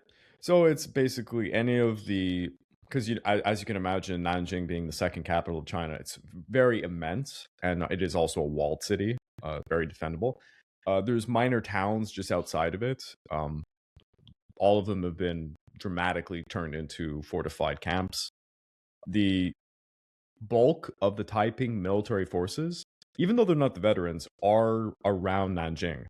So you can think of it as kind of it's a tough nut to crack, and wherever you attack, they just start concentrating their defenders. So that's kind of the crux of it. In the last episode, there was a lot of attempts to try and get closer and closer to Nanjing, which doesn't work. And a lot of good Qing commanders have died in the process. But the primary siege camps that were erected against Nanjing, they've been destroyed in 1856 in the previous episode. And they were now, confronted by two major challenges. The first was that there was another uprising in North China, known as the Qing Rebellion. And actually, I can put back up my other map, I guess, because it does show over here. I can zoom in a bit. You can see in the blue part, the Qing rebels. This is basically the greatest expansion that they achieved. And we're going to talk a little bit about them in this episode. So the Nanjing Rebellion, it was disrupting communication lines from north to south, severely hindering coordination against the Taiping. The second issue, which I would say is not a small one, is the Second Opium War. Yes, which obviously is endangering, the eastern seaboard of all of China. And it's severed maritime access for the Qing dynasty, leaving regional commanders in the south and the central regions of China basically isolated on their own. They have to just figure out what they're doing by their lonesome. This is, as you can imagine, a great hurdle, being attacked by both Britain and France while you're facing the bloodiest civil war in human history. So, yeah, it's pretty bad for the Qing dynasty. Actually, financial records from this period reveal that Emperor Xinfang's treasuries were greatly diminished. The Qing court I think, I don't know if you mentioned it in the second episode, it was because they are fighting with the European powers who have the premier arms at this time in the world. Yes. The outdated Qing arms, they were looking to try to get to the United States as their arms supplier. And as now with the Taiping. Yeah. And now with the sea cut off to them, good luck. You can just... This is the kind of funny thing. I had a segment I had to cut out of this because this episode was 12,000 words long in my notes, so I had to cut it a lot. The Americans do go to Nanjing to meet with the Taiping, and the Americans do have representatives in Beijing, but they chose not to trade with either side. I mean, they do trade a bit with the Qing in the end, but they chose not to trade, especially with the Taiping, because it was not in their interest to disrupt the current trade going on in China, which was dominated by Britain to the most point. This is the same reason. This would be pre-Civil War America, correct? Yep. And actually, there's famous people from the Civil War that end up here, and vice versa. It's a very interesting time period, and the warfare is very similar. people who were very interested in the American Civil War and how war advanced and modernized during that period. Same things are happening here in China. It's a very interesting comparison. And there was a YouTuber, Warhawk. I actually talked to him about this. He's probably the most knowledgeable person I've ever met in my life on the American Civil War. And he knows quite a bit about the Taiping Rebellion, and he had a lot of interesting information, especially about the trench warfare aspect of it and exploding mines under fortifications, because both wars, of course, saw that. But the Americans, they didn't want to disrupt the ongoing trade system. And the British, who were the ones who were actually making the decision in the end, the British, Americans, not so much the French, they were kind of on the fence about who they should support in the Civil War. They looked at the Taiping and it came down to one thing. We already abused the Qing dynasty, and they seemed to be playing ball when it came to trade at least a bit.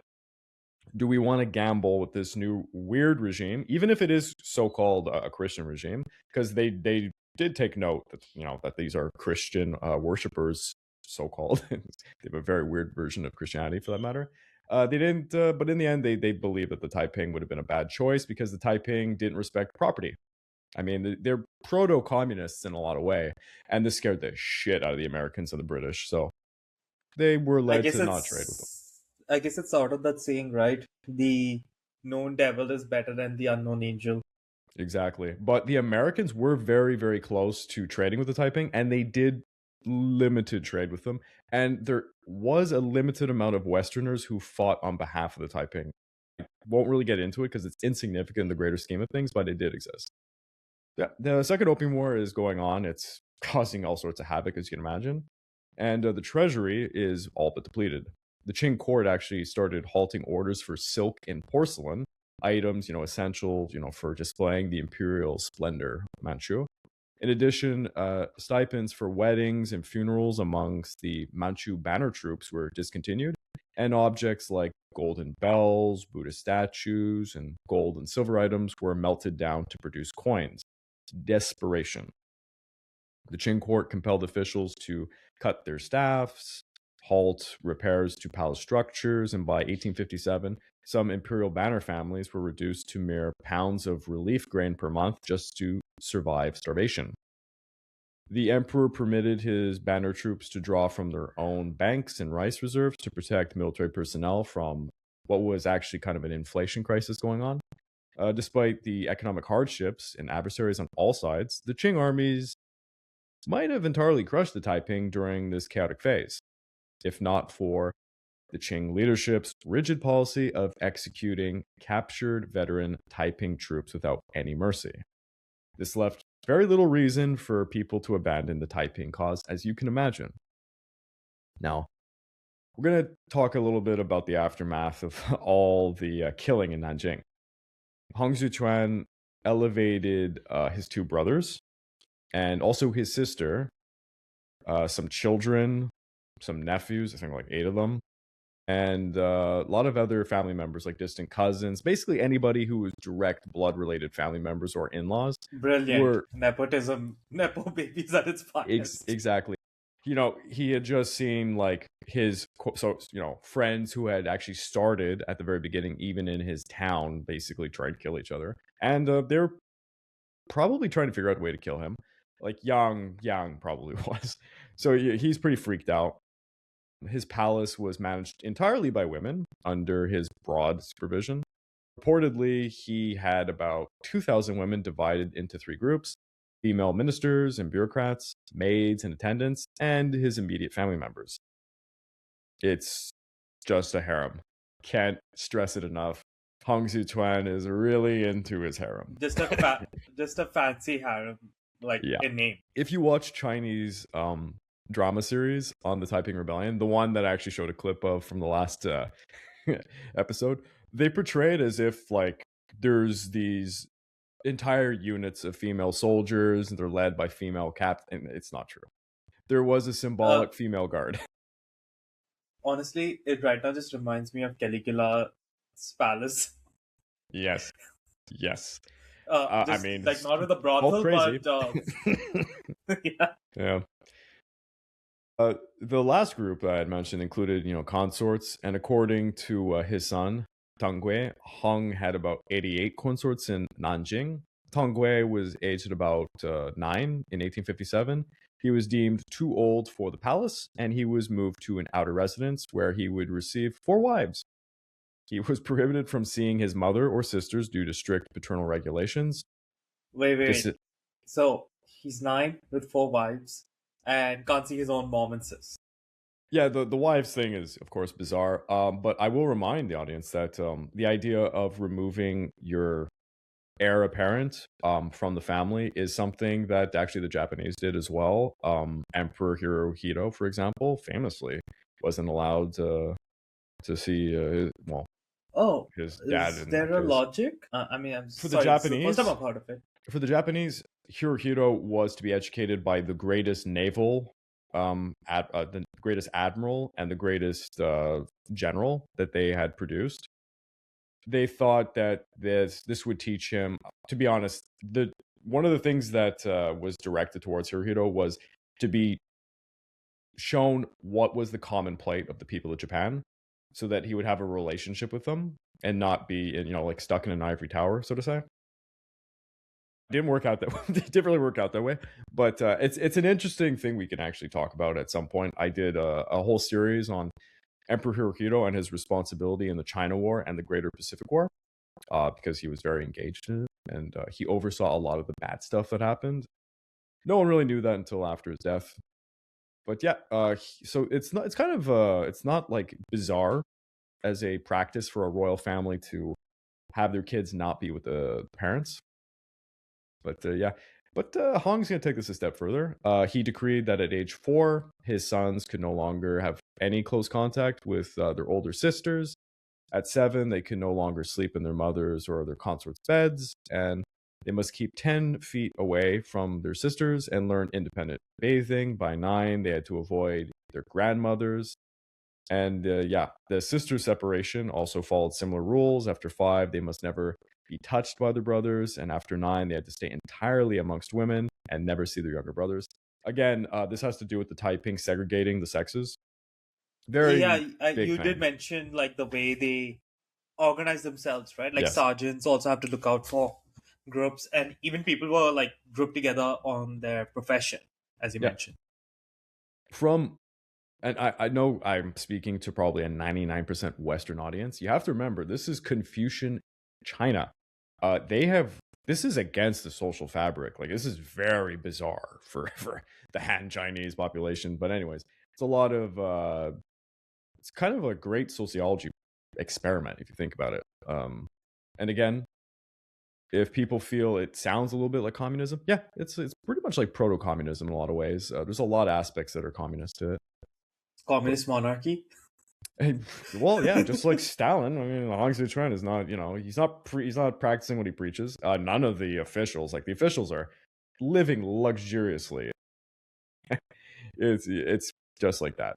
So in 1857, a year after all the assassinations, were going on there, Hong issued his only known official publication, which was titled in English "Poems by the Heavenly Father." This revealed a focus on order and harmony amongst the hundreds of concubines and maids in his vast harem. He explained heavenly principles, urging women to please their master and follow his rules.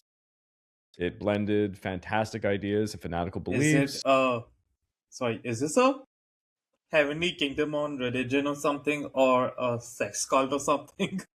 As any, religious cult, what was it? I think it was Joe Rogan who said, all cults lead to this, kind of just like, it's one guy at the top and he's banging everybody's wives. Every cult ends up like this, so yeah. Fair enough. Oh my god, it makes you think of, I forget the name of the guy who was involved with the Tiger King. Oh, that guy had a crazy sex cult, but I desist. This all blends really fantastic and fanatical ideas. And it was leading to Hong Xiuquan's decline. He prioritized personal religious experiences, and he truly believed that he needed to do things to ascend to heaven. And he believed that ascending to heaven was more important than overthrowing the Manchu. This is kind of where the entire rationale for the rebellion falls apart. he suddenly becomes too preoccupied with this. And this is why I believe it's a he's wall true believer. fast, right? Yeah. It's like a wall fast of their entire rebellion. Yeah. Any government structure was managed by some member of his family. This mostly was under the brothers, so that's Hong Renfa and Hong Renfu. Later, captured Taiping commander, and that was General Li Shuchang, would tell Zheng Guofan this quote: "In Nanjing, there was no one at court to carry on the government. The morale of the soldiers and the people was broken and troubled. The military leaders were greatly displeased with the Hong brothers, as both men were deficient in talent and had no plans." So that's just kind of testimony to just go ahead and say that the two brothers of Hong here were idiots. They're really incompetent. And in my series that goes into more depth in this for the Fall and Rise of China series, because I did do I think it was 14 episodes in all, I kind of went into the drama behind it, and yeah, the brothers were looked quite down upon as being incompetent fools. Now, Shu Dakai.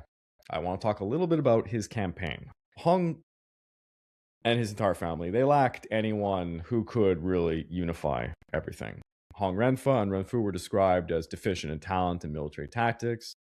They were also known to be obstinately bent on carrying out their own views, and they were obsessed with the notion that heaven would support them in everything that they did. Good luck with that. Actually, I'm supposed to see, what map are we on right now? Okay, that's fine to have this map. When the Qing court learned of Shu Dakai's departure, they instructed Zheng Guofan to invite him to join. Shu Dakai refused to surrender and marched his army through Jiangxi, Zhejiang, and Fujian. Then he went westwards into Hunan. From Hunan, he tried entering Sichuan province. So I just need to actually look at my map. We're going to go a little bit down here so you can see a little bit. I guess yeah. So if you can see how far he's going, this is an older map. What is known as Guizhou is basically what he would enter into, and he go a bit north, and then there's Sichuan. It's like he just wants to be as far as physically away. Yeah. I mean, I think he was. I would assume the plan was to just form his own camp and just hold out.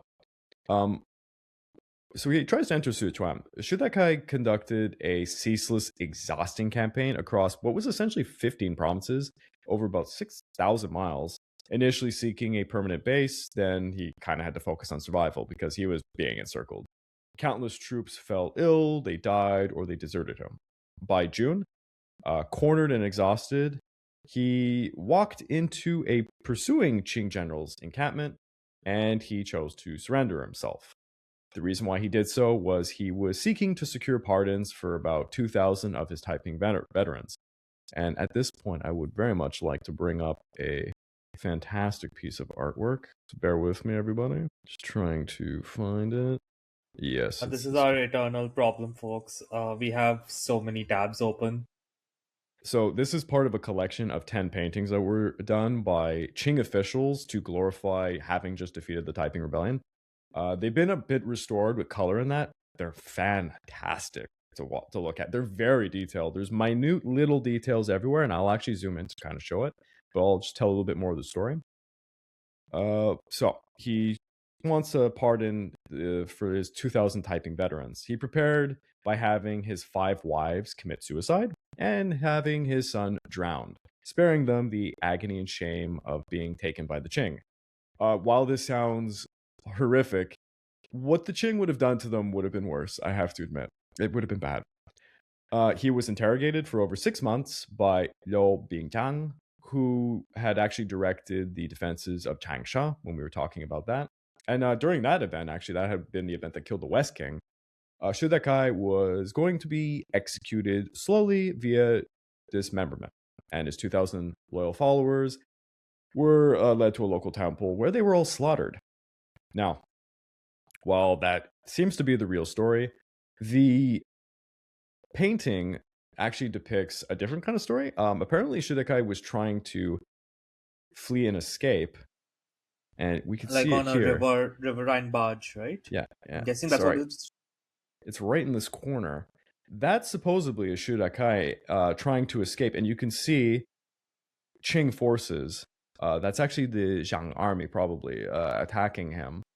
But yeah, the official history states that he had actually surrendered himself. But this painting does tell another story. And I have to admit, I had to read multiple books on the Taiping Rebellion, and none of them tell the same story. It's actually it's very bound by oral history, even though it's mid-19th century. It's difficult to follow.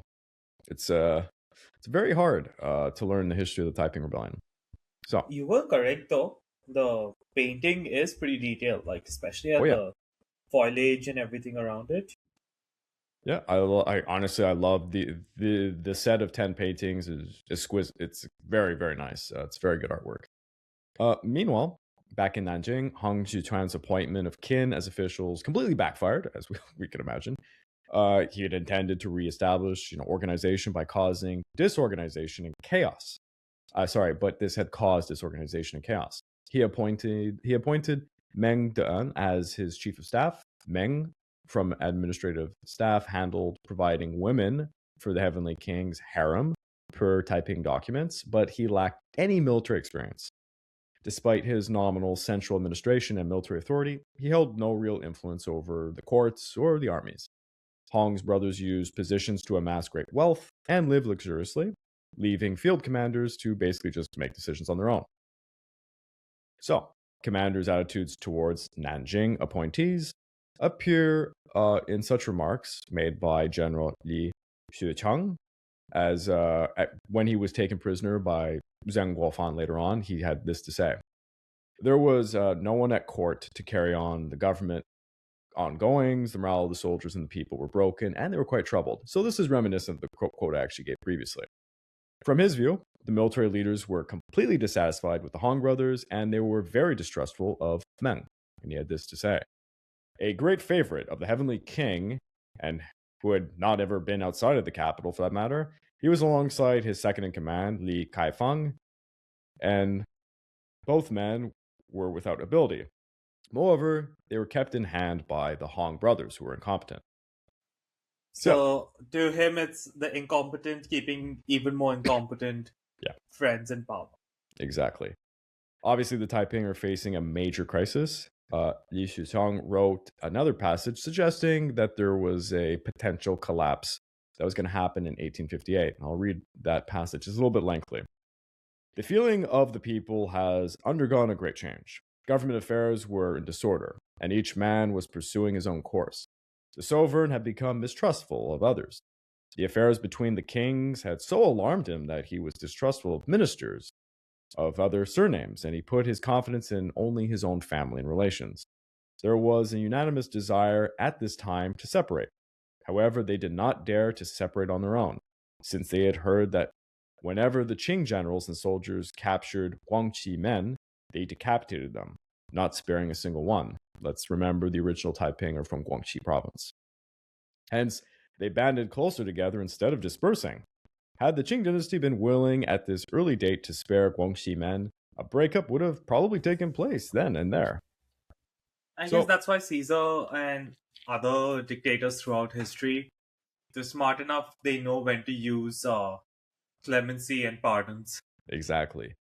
The Qing, I mean, for anyone who knows the history of the Qing dynasty, the Qing were just terrible rulers. Their decline is because of their own choices. Anyways, it's a very revealing passage, I'd say. The Hong brothers and Meng Duan's inability to manage campaigns forced Hong Xiuquan to grant military leaders more of a free hand, creating new titles and positions within the Taiping hierarchy. The first two key men to emerge back in 1856 were Chen Yucheng and Li Xuechang, titled Second Chief Commandant and Deputy Commandant. Left alone by the useless Taiping court, they made their own strategic decisions and they coordinated for self-preservation mostly. It feels a bit reminiscent to like a similar situation to the Qing, because as the new model armies of the provincial governors are coming into fore, like as you mentioned, right, which is the precursor to the warlord era of China. It's almost like probably not at the same scale, but that sounds like the same thing's happening here. It's exactly like that. excuse me, the Qing are grasping at straws the same way because their military structure is it's abysmal. It's so backwards. The Green Standard Army is a joke.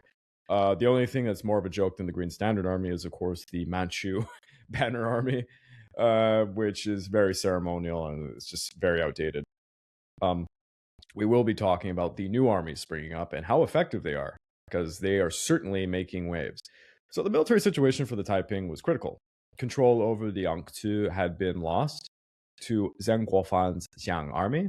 And actually, I do have a picture of his army. One sec. It's a little bit small, so I'll just zoom in. So that's an actual picture of the Zhang army. And in December of 1856, Wuhan would be recovered by the Qing, threatening Taiping control over the southern Yangtze areas. At this point, I wonder if I should put up my other map. Yes, perhaps I will put up. I do apologize for the quality. This is from an old 1970s book, but I assure you this is one of the best maps I've ever found of this time period. So I'll leave this up for now. So the two Taiping commanders had met in January of 1857 at a conference in Nanjing to coordinate a campaign. This resulted in a joint strategy to strengthen the Taiping military position in the Yangtze area. Neither commander had played a large role in the Taiping campaigns before taking the great city of Nanjing. Chen Yucheng was far too young for an active role during the march from Guangxi to Nanjing. At Nanjing, he was appointed a corps superintendent in charge of provisions for the Taiping Fourth Army. It was kind of a desk job, to be honest. By 1854, he had petitioned for combat duty, and in June, he was one of those who occupied Wu Chang. He distinguished himself as the 38th commander, then the 13th senior secretary commanding the Taiping Rear 13th Army and the Front 4th Army of river troops. His military achievements and personal bravery... I'll just say I got completely confused about the numbers and the units for a moment. There's no to get into all of like the ranks would be insane. Well, we can't get into it, but yeah, his military achievements and his personal bravery earned him quite a lot of fame amongst the Taiping and notoriety with the Qing even, who targeted him as a key commander. The other man who we've been talking about, Li Shichang, a fellow villager of Chen Yucheng, fought during the march from Guangxi to Nanjing, but he had not been promoted to important positions till later on. At Nanjing, he became assistant to the Taiping leader Hu Aiquang, then appointed to Yang Zuqing as a corps general, and then later a corps superintendent, leading troops in 1853. Before the entire power struggle situation, Li was sent with other officers to Jianzhang in Guangxi. After that, he commanded at Tongcheng in Anhui province, facing, a struggle when about 3,000 of his men were isolated by Qing forces. They were actually surrounded by like 10,000 Qing troops in over 100 camps, but he managed to break out by cooperating with Chen Yucheng, and they even cooperated with Nian rebels. And I'll take this time to speak a little bit about the Nian rebels. So we're going to go back to this map. The area of northern Anhui, along the borders of Henan, Shandong, and Jiangsu, was under Nian control. They started as local corps during the 1840s and 1850s because of the disarray going on, and they were basically just guys trying to rise up to defend their villages against bandits and raids, because bandits were aplenty in this day. By the mid-1850s, they banded into a regional force via a secret society, and they had local gentry support. They held formidable cavalry and units, and they used defense in depth for campaigns into neighboring areas. The anti-Qing rebels, they cooperated with the Taiping when possible. Little coordination existed in reality between the Yan and Taiping due to their differing goals, we'll say.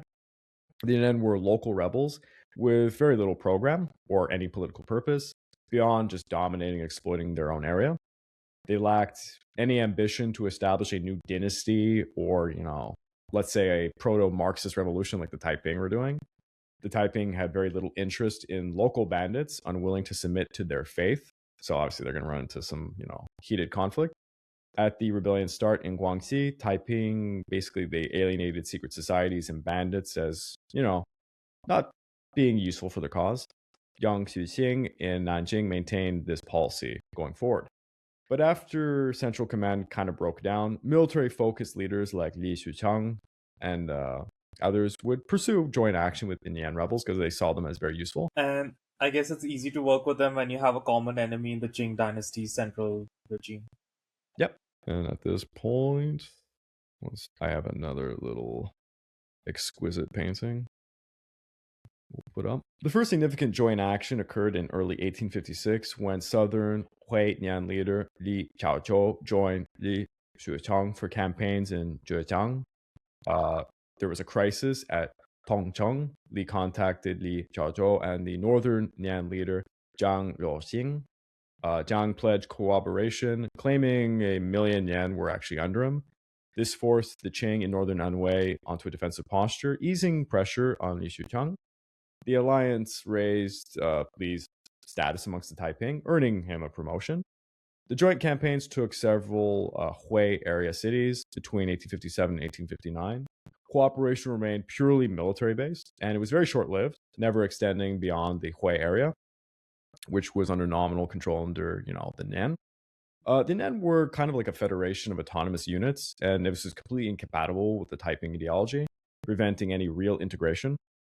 Southern Nian, like the leader Li Qiaozhou, his chief collaborators, they also proved to be quite untrustworthy. They were not Guangxi men. And there's a whole thing about how people from Guangxi just don't trust people outside of that province.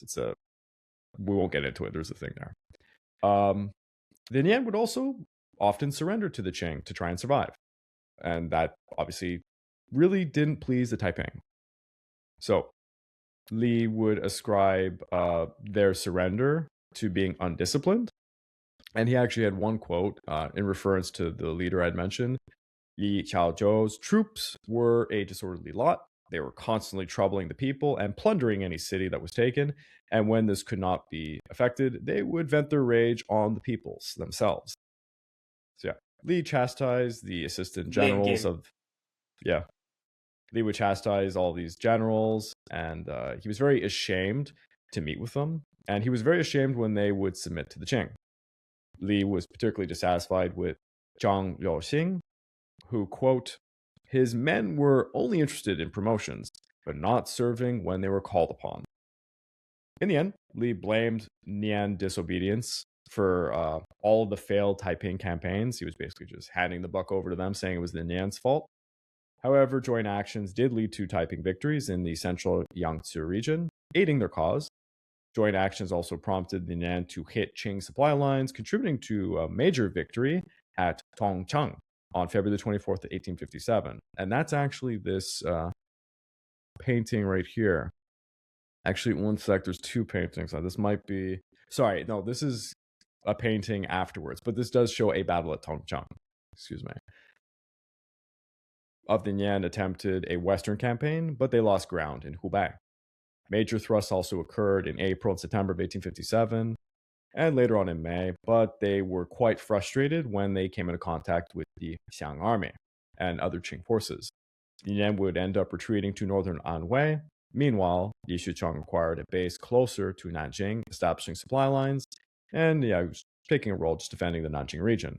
I'll just say here, the painting in question is actually a Qing victory over the Nian rebels at Tongcheng, which occurs a bit later. But if you zoom in, you can see the exquisite amount of detail. You see the fortress here, them storming, going through, how they get across the walls using the ladders, the exquisite trench network, the cannons, honestly, the artillery. Even the smoke actually is pretty impressive, right? Yeah. The cannons. Yeah, it's these paintings are very well done. There's 10 of them at all, and then they tell very specific Qing victories. There's obviously none showing the Taiping victories, but I feel it gives a feel for what these battles were like. So I like using them because there's no better paintings, honestly. Okay, I'm just going to pull up out of my hundreds of tabs here this map. So, though the Taiping Nian joint operation slowed the Xiang army advance into Hunan, Zhang Guofan's strategic plan proved very effective, with forces advancing steadily in the Yangtze area. At this point, actually might be useful. I just got to close a few of these to look at my other map. But yeah, put this map up for now. And I apologize for how grainy it might be. In May of 1858, the Xiang contingents recovered Zhejiang.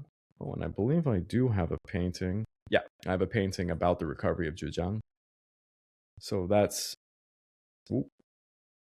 this painting right here, the last Taiping strategic base in the central part of Yangtze.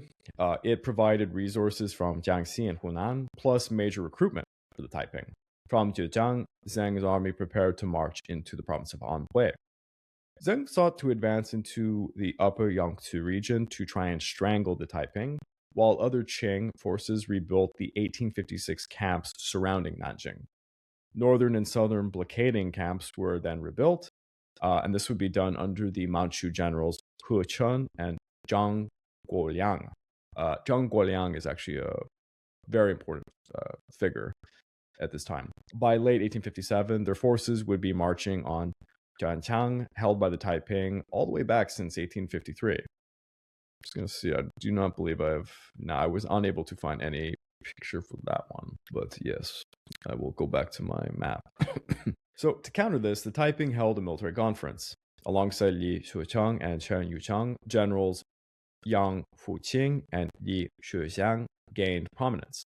Yang, who is, to make this more complicated, a cousin of Yang Xuqing, escaped the slaughter by campaigning in Jiangxi. Li Shuxiang was a cousin to Li Shuchang, and actually he fought under him in 1858. And he commanded the southern forces in Anhui. The Taiping government relied on these generals' loyalty, not Meng Duan or other useless Nanjing administrators. These are kind of the guys actually getting shit done, as they say.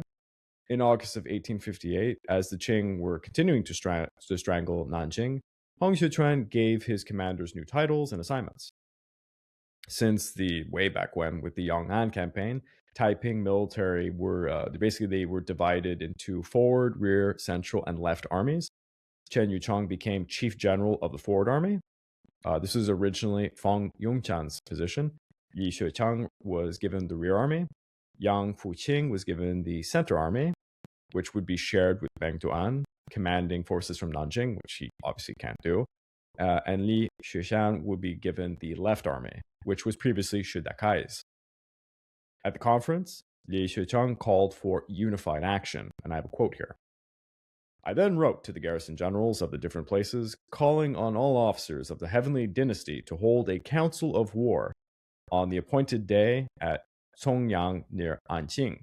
The generals and officers of the various places responded to my call.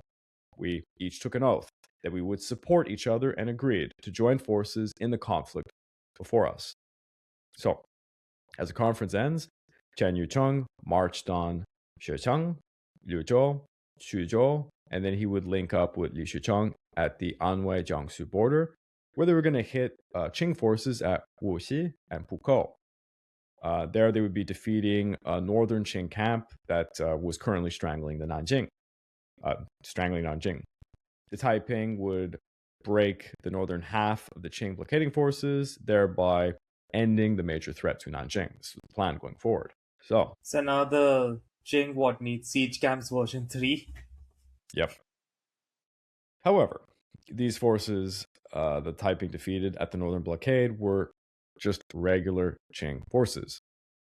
Fresh from victory, the Taiping were now going to be facing the Xiang army, who are marching into Anhui at this time, led by Li Shubin and Zheng Guofan's brother, Zheng Guohua. Their Xiang army threatened the entire Taiping position in Anhui province as a whole. Chen Yuchang would rush his army to defend, followed by Li Shuchang. Major battles would break out in November of 1858, and it would result in the complete annihilation of the Xiang army forces there, and the deaths of Li Shubin and Zheng Guohua. The Taiping reaffirmed their control over Anhui. And I do want to provide one painting. Oh, no, that is not the right one.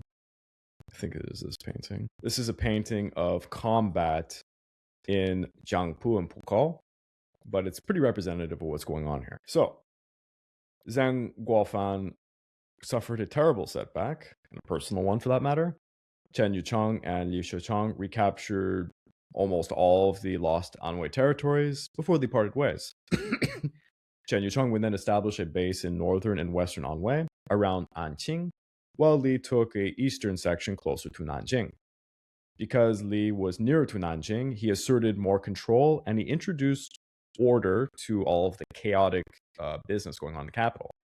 Per his own account, he requested of the Heavenly King, quote, to select men according to talent, act laws for the relief of the people, promulgate strict decrees, renovate court discipline, force rewards and punishments, treat the people with compassion, reduce taxes in grain and money. The response was he was demoted. And then he was promoted back to his position. So that's how Hong Xiuquan went about that. Well, at least he wasn't executed. Yeah. Demotion had no real effect on field commanders because the people who are trying to operate at Nanjing really don't have any actual authority over what's going on in campaigns.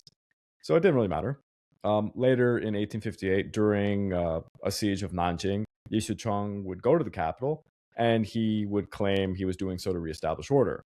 He was quite convinced that the Heavenly King needed to save their capital, and to do so they had to collect external forces for relief. Each leader then was to hold their own supply areas until Nanjing's messengers demanded the armies help break another blockade, and that was going to be at Jiangpu and Pukou. Actually, that's the painting we're looking at right now. Okay, so I'm going to go back to so many tabs. Here we go. This one. So, during 1856 to 1859, the Taiping were more or less on the defensive still. Military actions were almost always by commanders working amongst themselves, disregarding anything coming out of Nanjing. Commanders thought militarily. They were no longer really concerned with the great Taiping ideology, dying for, the revolutionary purpose, so to say. This made each commander very short-sighted, focusing primarily on their own regions. They coordinated only during immediate threats, proving capable of defeating regular Qing and even some of, Zhang Guofan's forces. As we saw, his brother was killed with the bits of the Zhang army. No attempt by the Taiping leaders was made to regain the initiative, however. Central control, disintegration just completely crumbled everything. Supply transport to Nanjing really became an issue as Zhang Guofan attacked all the riverways, especially on the Yangtze. Earlier, Nanjing enjoyed the Yangtze dominion as, its region. Supplies were simply pouring in from 50 to 100 miles inland. Yet by around 1856, the Yangtze and other lakes were severed from Nanjing, causing large losses in communication and the supply network. Though the Taiping held numerous important Yangtze cities and even parts of the waterway, well, the blockades were really denying much of it to them. And now we're going to be changing focus a little bit because we have to introduce a new character. So at the very beginning of this series, and I'm going to put up my old map. Too many. There it is. There we go. The very first episode we talked about this character, Hong Rengan, cousin to Hong Xiuquan. Hong Rengan had given how the events have gone, I completely forgot until you mentioned him that he existed. Yeah. So for Hong Rengan, in Hong Kong, he was hearing about all of this. And as you can imagine, when he heard, oh yeah, there's this guy called the Heavenly King, and it's your cousin, pretty intrigued. He decided he was going to visit this new great capital known as Tianjin, which I'm just referring to as Nanjing just so it doesn't confuse people, the Taiping Heavenly Kingdom. The story of how he gets to Nanjing, it took him a year. It's an incredible journey, and it's a story of its own. He had to get into disguise and do all sorts of weird things. It honestly kind of reminds me of Frodo and Sam going to Mordor. It really does seem like that. I can't get into it. But yeah. Jeez. So, long story. Where did he start? Where did he start from again? So let me look at this map. I believe that this map. Does this one have it? Well, he would start from Hong Kong. I guess it doesn't. There is a map that shows his. Okay, but he started from Hong Kong, right? If we just take that, Yeah. And he goes then by probably land. takes the most indirect land route, you could say. Yeah. It took him a year. I can't get into it, but the reason why it took so long is because if you imagine that the only way to go anywhere fast was through the waterways, there's battles over every key transportation hub, and it's either the Qing or bandits or the Taiping that are fighting. And he is trying to just portray himself as a neutral person who won't be captured and killed. If the Qing came across him, they would think he's a Taiping rebel and they would kill him. If the Taiping came across him and he started saying, "Hey, I'm a cousin of the Heavenly King," they'd probably kill him because he'd be annoyed. So he goes to like all these inns. He's putting a cloak on. He's hiding. He's captured a few times. I won't get into it, but the last time he's captured, it's by a Taiping commander who doesn't believe he is who he says he is, but nonetheless brings him to the capital. So he arrives in April. It's April the 22nd of 1859. So he's arriving to the second capital of China, which is exquisite at this point. You know, it's rich with temples, government offices, trading houses. It's a wide metropolis. But he notices it's completely designed now for war. It's fortified. There's cannons everywhere. When the Taiping took over Nanjing, they burnt down the Taoist and Buddhist monasteries, creating their own kind of Jerusalem, we'll call it. He arrives, and Hong Xiuquan has already retreated from public life. He's spending all of his days behind his palace walls. Almost no one meets with him, save for his harem, his women. Hong Xiuquan's reunion with his cousin is bittersweet. It's been over 8 years since they actually last seen each other. You know, when Hong Xiuquan was failing his exams and having mental breakdown. And then God spoke to him, right? Yeah. Hong Xiuquan had heard many rumors. Despite the Manchu weakness against the Europeans, Nanjing at this point was nearly entirely encircled, and it was bleeding. The Taiping armies left the city in 3 separate foraging expeditions, and you heard that right, foraging expeditions. That's how bad things are getting. Well, the Qing were concentrating on strangling their provisions. Hong Xiuquan's seclusion hindered any coherent government in their capital, so he needed a trusted advisor, and lo and behold, look who had showed up. It was Hong Xiuquan. So Hong Xiuquan showered his cousin immediately with titles, promoting him swiftly. Within just 2 weeks, Hong Xiuquan earned the title of being a king, breaking Hong Xiuquan's promise that he would never elect new kings after they had all died. His title translates in English to founder of the dynasty and loyal military advisor and upholder of heaven and keeper of order in the court. You gotta love like Chinese history with these flowery titles. Yeah. He was known colloquially as the Shield King. Hong Xiuquan joined the Taiping military echelon charged with the entire Nanjing civil government. That's how bad things were. Hey, cousin, you're here. Take over the entire government. Why not? Mind you, Hong Xiuquan was an educated person. So he basically became Yang Xuqing 2.0, and he was second only to the Heavenly King. So, pretty unexpected, I would say. Everybody who was in the current administration was very angry. They're very jealous that this random dude just showed up and he got this title. Someone who was particularly resentful was Li Shicheng, who was commanding the Nanjing defenses at the time.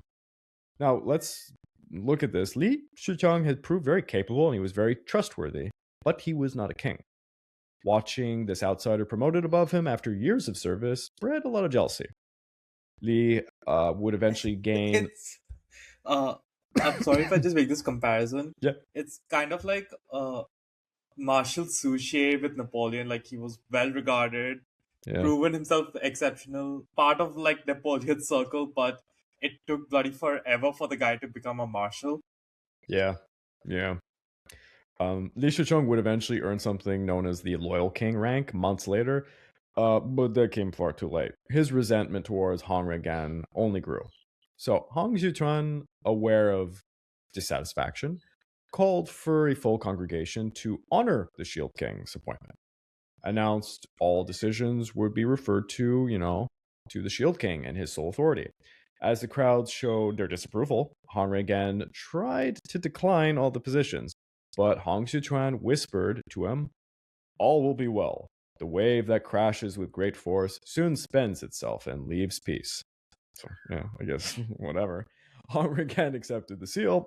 He preached to the crowd, criticized the late Yang Xuqing's policies, and he offered improvements.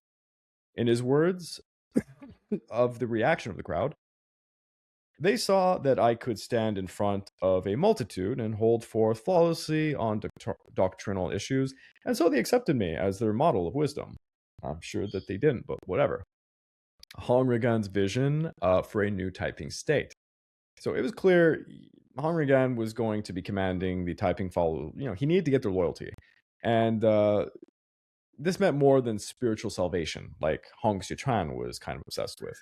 So Hong Regan understood that these people needed more than to be told they had to get away to get into heaven. They needed earthly rewards, like promises of a better state in life. So he sought long-lasting structure for the future Taiping government and society, weaving Chinese tradition with knowledge of Western industrial societies. Because let's remember, Hong Regan was educated by some priests from the West, so he had some knowledge of Western practices. He infused a prototype ethnic nationalism that had been unseen in China since the Manchu invasion. His first major proclamation fanned ethnic resentment towards the Manchu, calling people to, quote, "rejuvenate China and resist the northern barbarians in order to wipe out the humiliations of over 200 years. We mouth their language, we live together with their members, and our people suffer from their vileness of the Manchu dogs." So, this cause really did, not just resonate with the Taiping, but anybody else in China at that time. It's kind of like, again, a wall fast from what Hong Xiuquan made in his 1857 speech about just wanting to ascend to heaven rather than the fight against the Manchu. Exactly. Actually, an American in Shanghai who was a witness to some of this, he had this to say: "Americans are too firmly attached to the principles on which their government was founded and has flourished to refuse sympathy for a heroic people battling against foreign thraldom." So, from this American man's viewpoint, he believed that the Manchu were dominating the Han, and that actually really is the truth of it, and he had some sympathy for them. Hong Regan hashed out a vision of a new Taiping state in a document titled "A New Work for the Aid of the Government." Traditional dynastic views that held China as the center of the world, the pinnacle of civilization, and that barbarians were beneath them, was something that he realized annoyed foreigners. So Hong Regan knew he needed to change this so that nations like Britain, for example, who were militarily more powerful and very proud, would deal with them. So he encouraged dropping the notion of calling Westerners barbarians, and he expressed towards Westerners the equality, friendship, harmony, and all that. Is it like two reasons? One, because of his exposure already to the Western civilization through the missionaries, and also he's a bit more pragmatic in realizing what they might need in the long term. Even at this point, the Qing dynasty, like the Manchu officials, are still referring to Westerners as barbarians. And we've seen that in your Opium Wars video. Exactly. And they're doing the old, we don't trade with the barbarians, they pay us tribute. That's how they present their trade deals and all that. And Hong Regan is very educated, he knows this, and he knows that they could maybe get the Westerners to join their side and trade with them. So he's going for that route. Hong Regan's, Hong Kong experience showed China was just one state amongst many, many others. And he had been studying actually 19th century powers. He believed Christianity was the key to Western strength. Protestant nations like Britain, the United States, Germany, Scandinavian nations, they seem to be the strongest and most prosperous, followed by the weaker French Catholics and Orthodox Russians, clinging to what he believed to be miracles and mysticism. Views on Islam and Buddhism, he thought they were both quite weak, abiding, he saw them as nations that were either being colonized or on the verge of being colonized. He saw the Manchus like the Persian Empire. He thought that they, people under them accepted slave-like status too easily.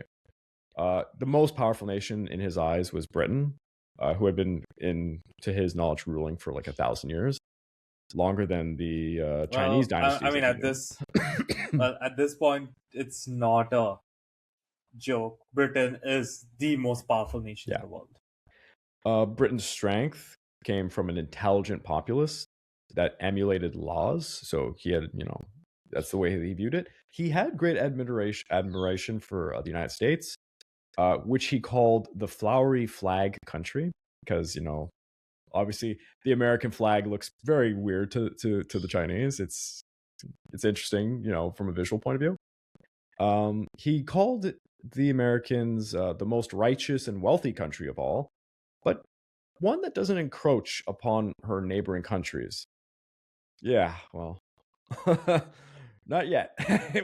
We'll see, during the turn of the 19th century. The United States will do a little bit of encroaching, we'll say that much. But yeah, he had views on American democracy. He thought, all virtuous people should choose leaders and set policy. Han Rengan listed Western friends to be, those like British missionary James Legge, Swedish missionary Theodore Hamburg. These are people he's met, of course, and countless Americans in Shanghai. And he proposed using them as connections for Western cooperation. So he's a forward-thinking guy. He urged tapping global industrial, the global industrial economy to strengthen their cause. He learned that Western steamships were becoming the thing that actually built up a nation and built their wealth. He also noted Japan, unlike the Qing dynasty, opened up to trade and, quote, certainly became skillful in their future. So yeah, it's kind of foreshadowing. Especially since this is like what, almost 15 years before the Meiji Restoration takes place. But he was a very learned man. And current events were on his mind. We'll say that much. So Han Rengan's ideas envisioned China as a modern industrial power. Much would be adopted by future leaders from Han Rengan's ideas. Like, for example, those fighting in Taiping. Li Hangjiang, for example. He would be thinking very similar things. To establish central administration, financial military authority, Han Rengan needed military commanders' backing. Expecting none from Li Xiuquan, he secured support from others like Chen Yuzhang, who seemed willing to accept his kind of system. Shortly after he received the Shield King title, Chen Yuzhang and Li Xiuquan were made kings. Chen as Ying Wang, the brave king, and Li as Zhong Wang, the loyal king. These appointments placated a lot of jealousy, still towards Han Rengan. These men, who were long independent, weren't eager for subordination, but the three became kind of the triumvirate of the Taiping, we'll call it. That's actually a great way to put it. They're the three guys that are the heads of what's really going on. Li Xiuquan. Is it official or unofficial? Because then I'm gonna say it's the first or second triumvirate. I guess it's the second, because I guess you could think of the kings as the first. Yeah, the first kings were the first. Li Xiuquan was the most ambitious Taiping leader. He really did seek glory. His command right now was protecting Nanjing, and he positioned himself as the Heavenly King's protector, becoming something like the new Yang Xuqing in a lot of ways. He very much disliked Han Rengan, and he disliked all of his ideas. I think he's just being a stubborn asshole. Chen Yuzhang, however, accepted Han Rengan's political leadership, and he became quite a supporter under him. Beyond the field command, Chen aided government reorganization. He joined Han Rengan's board for new state examinations, for example. Han Rengan wanted law-based government, stressing education for the Taiping people. So, just going to go ahead and say it. Han Rengan is kind of a gleaming jewel right now. He's doing good things. One of his first proclamations was to revamp the examination system, blending Confucian classics like the 4 books and the 5 classics with Taiping Christian texts. Though none of these texts apparently survive, scholars assume the Confucian principles were heavily revised. It's like, anything the CCP does today when it comes to history. A lot of changing of events and stuff. Han Rengan carried imperial tradition, the elite characterized by ranks, titles, labor exemption. But while examinations and privileges resembled the imperial systems, the substance really differed. Imperial gentry based on Confucian studies, Hong Rengan wanted more, of a Christian gentry class. New exams focused on official service qualifications. He clarified Hong Xiuquan's visions to align with traditional Christian literature, because I have to reiterate, Hong Xiuquan never really read the real Bible. He kind of had a messed up version that he read, like a pamphlet kind of, and not just. Sorry, he just can't get that image of now him like half dazed, half mentally broken down, reading a pamphlet and then starting the most bloody rebellion in human history. Yeah, that's in a nutshell. So you have to imagine a lot of Westerners who came to see the Taiping capital were utterly confused as to what was going on with the Christian stuff. Like it didn't make much sense. And Hong Rengan knew that. So he was like basically trying to present it in a good light to the foreigners as well, because a lot of the foreigners were weirded out by it. He suggested permitting foreign missionaries and technical advisors to Nanjing, establishing kind of a westernization approach.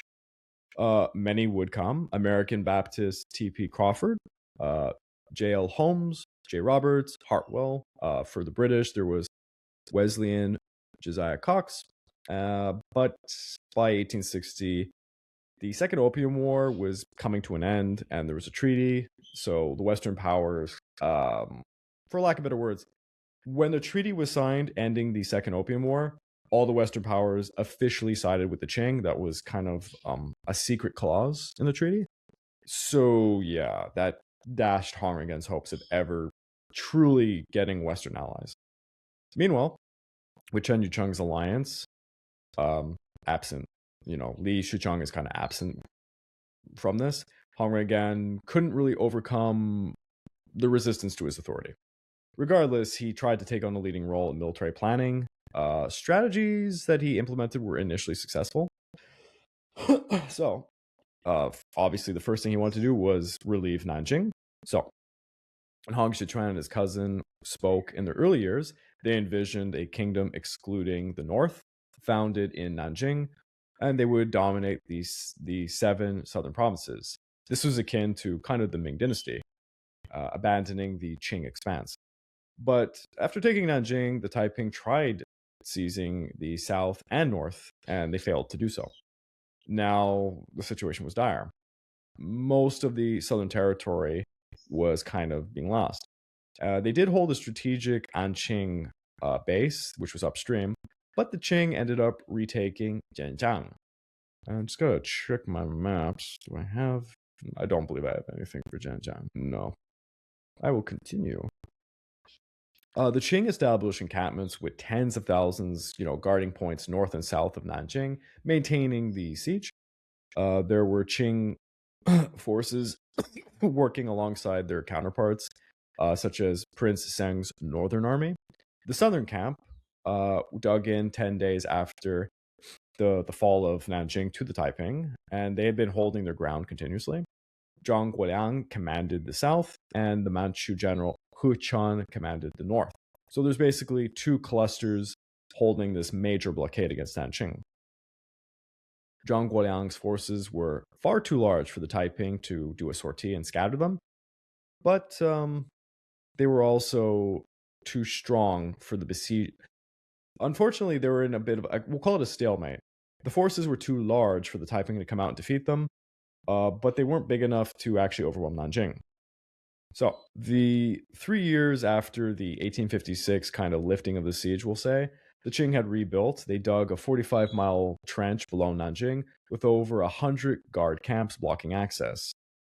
And I want to see, do I have a painting? I think I have one. Oh, yes. This somewhat shows you a little bit of what it looked like, the siege. So they dug that 45-mile trench below Nanjing with over 100 guards to camp all the blocking access. Hu Chun and Zhang Guoliang prepared a final assault they hoped would crush the capital. But Hong Rengan presented a bold plan to relieve Nanjing. He sent a small expeditionary force in a wide arc beyond the Qing rear in Zhejiang province to attack the weakly defended town of Hangzhou. It's about 150 miles southeast of Nanjing, and it happened to be the supply line for the southern Qing camp. With all their forces concentrated around Nanjing, Hangzhou was quite lightly defended. The Qing would need to transfer troops from their encampments to lift the siege. For the plan, they recalled the roving armies of Chen Yuchang and Li Shuchang's younger cousin, who was known as the Attending King. We won't get into that. As they were doing their foraging campaign.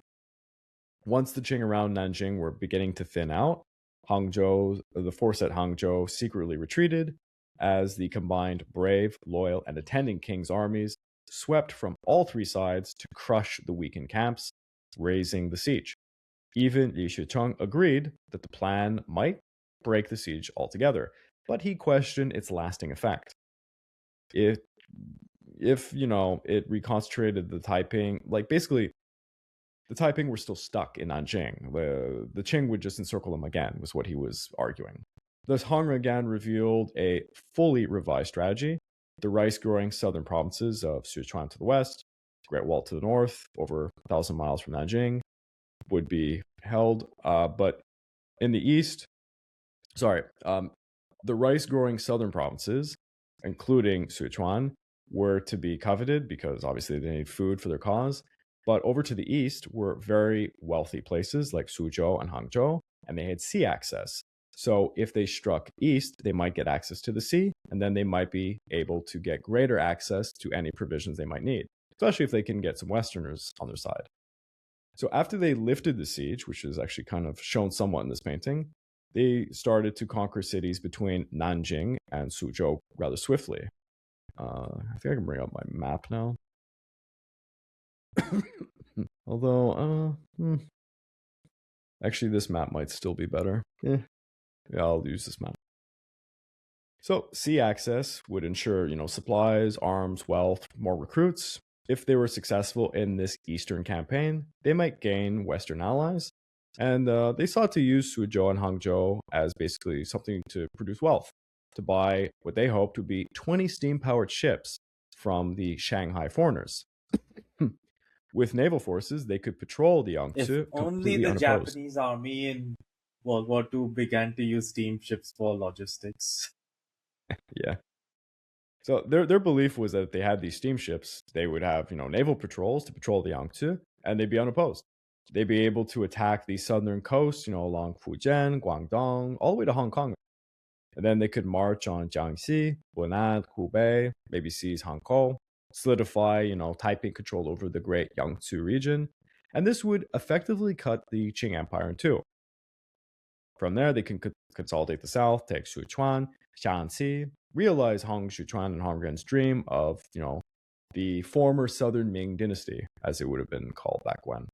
Beijing in the north, they thought would just starve, which they're not exactly right about. Historically in China, you could starve out the north, but now that new crops from the New World, like corn, had come into northern China, they weren't as reliant on the rice crops in the south. So yes and no. Definitely, if they took over the southern part of China, they would have much, much firmer base of which they could fight the Qing. So the Qing would eventually lose. So in that, they were right, but it wouldn't starve them. So on February the 10th of 1860, the loyal king left Nanjing with about 6,000 hand-picked men disguised in Qing uniforms stolen from slain enemies. They were They coordinated between the Green Standard and the Brave armies and local militias. The coordination between the Green Standard army units and the militias was pretty weak. So the loyal king's forces managed to see several garrisons along the way before looping around to hit Hangzhou. And I just want to see if I have a painting of the Hangzhou battle. I believe I do. Yes, I do. This is actually a kind of crude drawing of the event. I know it's a little hard to see, but that is that. So the main Taiping force was battering the front gate of Hangzhou using sapers and tunnels, and they managed to blast a hole in one of its walls by March 19th. They unleashed absolute hell in the city as its untrained militia routed, fleeing their homes and to the neighboring towns. The leaders of Hangzhou likewise just abandoned their offices, taking their bodyguards with them, with many ransacking the city before they fled. Li Shuchang's men... locals are attacked from two fronts. Yeah. Li Shuchang's men fought against the local residents who stood their ground, and the local women did as moral instructions prescribed. They began to kill themselves en masse before being taken. So Manchu, it's tradition for the Manchu to just kill themselves rather than being taken by the enemy. The women hung And I themselves. think the Manchu women would have remembered what happened when Nanjing was taken. Yeah. The Taiping, that's what they do to Manchu. So the women, they would hang themselves, poison themselves, stab themselves, and throw themselves into wells to drown. The Manchu commander at Hangzhou fled with his troops. He wasn't going to kill himself, I guess. Back to a inner garrison holding out against the fierce Taiping invaders. Li's men were unable to break into the Manchu garrison for over 6 days, so he abandoned the attack and he began to retreat back to Nanjing. He had accomplished his objective, and the plan would work out perfectly. Zhang Guoliang received reports of the attack on Hangzhou without any clear indication of the size of the Taiping force there. He shifted about a quarter of his total siege forces to relieve Hangzhou, and as a result, the loyal king and his men took their Qing disguises yet again, slipped past Zhang Guoliang's men. So when Zhang's forces arrived to Hangzhou, they found no Taiping, nor any civilian government. So they looted the city. So the city got looted twice. I thought that was like it was not supposed to be the new armies that was supposed to be like looters. Like I remember you said it was the banner and the Green Standard Army. Yeah. So comes April, the main Taiping armies of the brave and attending kings went to the outskirts of Nanjing to join up with the loyal king coming in, and then they threw their combined weight against the weakest point of the southern Qing encampment. The southern camp fell apart in a complete rout as 100,000 Taiping overran them from 3 different directions. So, complete, utter massacre. I have an interesting. I'll put it up anyways. This is from a movie. So this is from the movie Jet Li's in called The Warlords, and it's actually depicting what is a guy fighting for the Qing, beating up some Taiping, but this is somewhat representative of like just the chaos of these battles, I find. As I kind of liked it, so I put it up. So yeah. 100,000 men rushing through one camp in 3 directions. This just sounds like chaos. These cavalry smashed into the Qing rear lines, crushing the men under their defensive works. Thousands were cut down with their bodies left in trenches that they had already dug. The waterways apparently were overflowing with corpses everywhere. The routed Qing dropped their weapons as they fled, but the Taiping pursued them for many weeks, cutting more and more of them down. Soon the Taiping overran the city of Danyang, which was about 45 miles to the east of Nanjing. General Hu Chang committed suicide like a good Manchu by eating raw opium. It's kind of a coward's way out in a lot of ways, but whatever, to each his own. Zhang Guoliang drowned himself while trying. Zhang Guoliang actually drowned trying to escape from Danyang. So, yeah. 2 of their greatest generals. So not like one of those Korean generals who intentionally drowned himself in the Indian War. Yeah. I think it was Sinrip. Yeah. So 2 of the greatest generals have fallen. In the spring of 1860, suddenly the Taipings came out like an absolute scourge from their capital, marching east. Guess I'll put back up this. I'm just gonna have to close some of these that I've opened up. So many paintings. So the scourge is coming east. The local militias simply fled before them. They were too great number. Jiangsu province was swarmed. Countless cities fell without a single fight. By mid-May, the Taiping captured Changzhou, and a few days later, Wuxi. Then the Taiping plucked one of the greatest cities in all of China. And I do have a painting for this one. Sorry, it's another picture, mind you. Just one thing I'm gonna add about that battle that just took place. I think we should just talk about the supposed losses that of the 180,000 men in that main Qing siege camp, 140,000 were supposed to have been killed or captured. Yeah. Actually, if you're watching this on YouTube, I can put up this map. This is a map of the population decline during the Taiping Rebellion. Those are percentages. So you could see. Okay. So you're saying the province of Guangdong literally lost like 90% of its population? Yeah, you can see the boy. absolute devastation. It is when you look at the number, the supposed number is 33 million people died in this conflict. Like, it is That's supposed to be batshit 10% of insane. China's population as well. It is in absolute insanity. So if you're on YouTube watching this, you can see it's broken down by it's not actually provinces, they're kind of like smaller parts of provinces to show each one's population decline. And yeah, wherever the Taiping are, it's like 50% or more reduction. It's pretty bad. It's pretty bad. And I'm just gonna put this picture back up. So yeah, Suzhou held a population of 2 million, providing them with a vast amount of recruits and plunder for the Taiping. The Taiping momentum was unbreakable. Suzhou simply opened up the gates to them. For those who were in the path of the Taiping, the choice was always the same: be brave and fight to protect your homes, or you cut off your Manchu coup and you just join them. Many peasants tried to appease both sides by growing their hair very long on top, while the Taiping would take over. But they they kept their Manchu braid wound up underneath their long hair in case the Qing ever came back. So it's kind of like, you have two hats and you're just trying to put the hat on when the opposing army's around. Insurance policy, as I call it. Oh, yeah.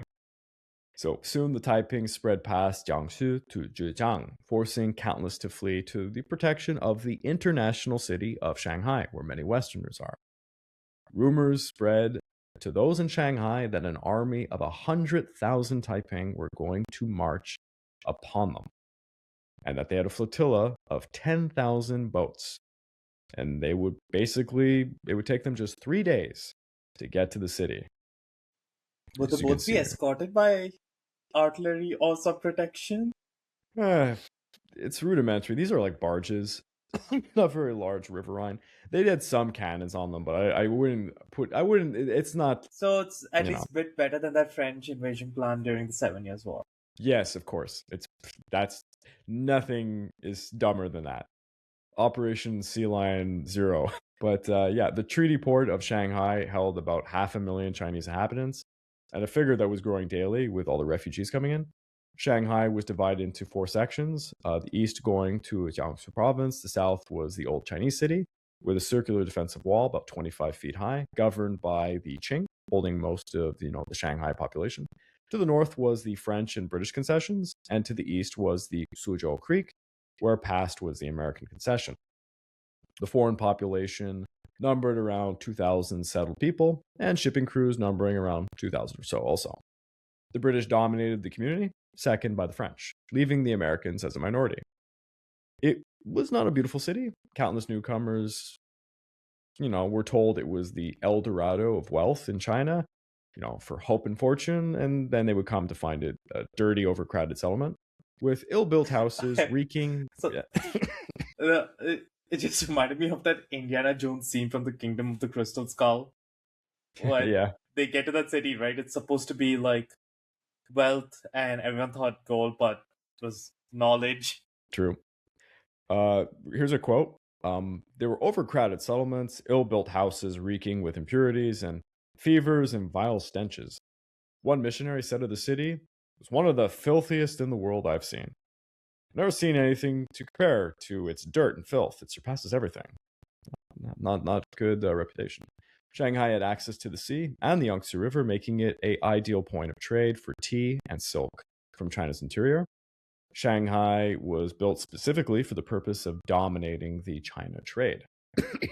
As the Taiping edged down the river, British authorities in Shanghai issued an injunction from trading with the Taiping rebels, and they set fear into the foreign community that their immensely profitable commerce was about to be completely destroyed.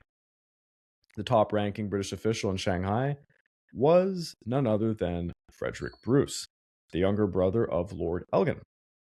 So people who know their Second Opium War history, yes. After Bruce was kind of an idiot, by the way.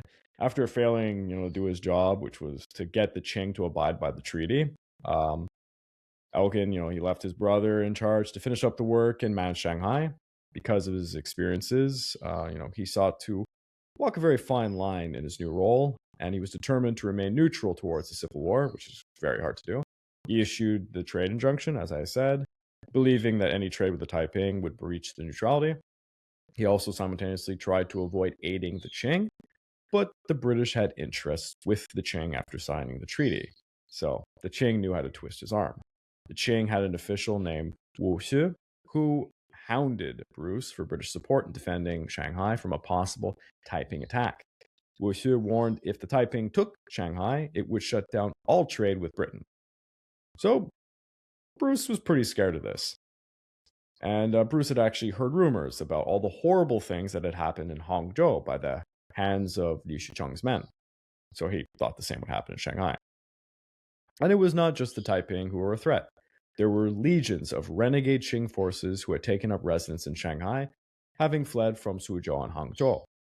Bruce would actually write, the defeated imperialists have revenged themselves from their defeat by pillaging the defensive villages on their line of retreat. The beaten troops, the victorious insurgents, and the vagabonds of the city itself all join in plundering the wealthy and respectable inhabitants. So yeah, the Qing were just looting everywhere as well. The Taiping were on their way, so weighing his options, Bruce decided it was in Britain's moral interest and duty to protect Shanghai, but not just the foreign settlements, but also the Chinese city under the Qing civil government. He made it clear any British defense of Shanghai would strictly be limited to the city itself.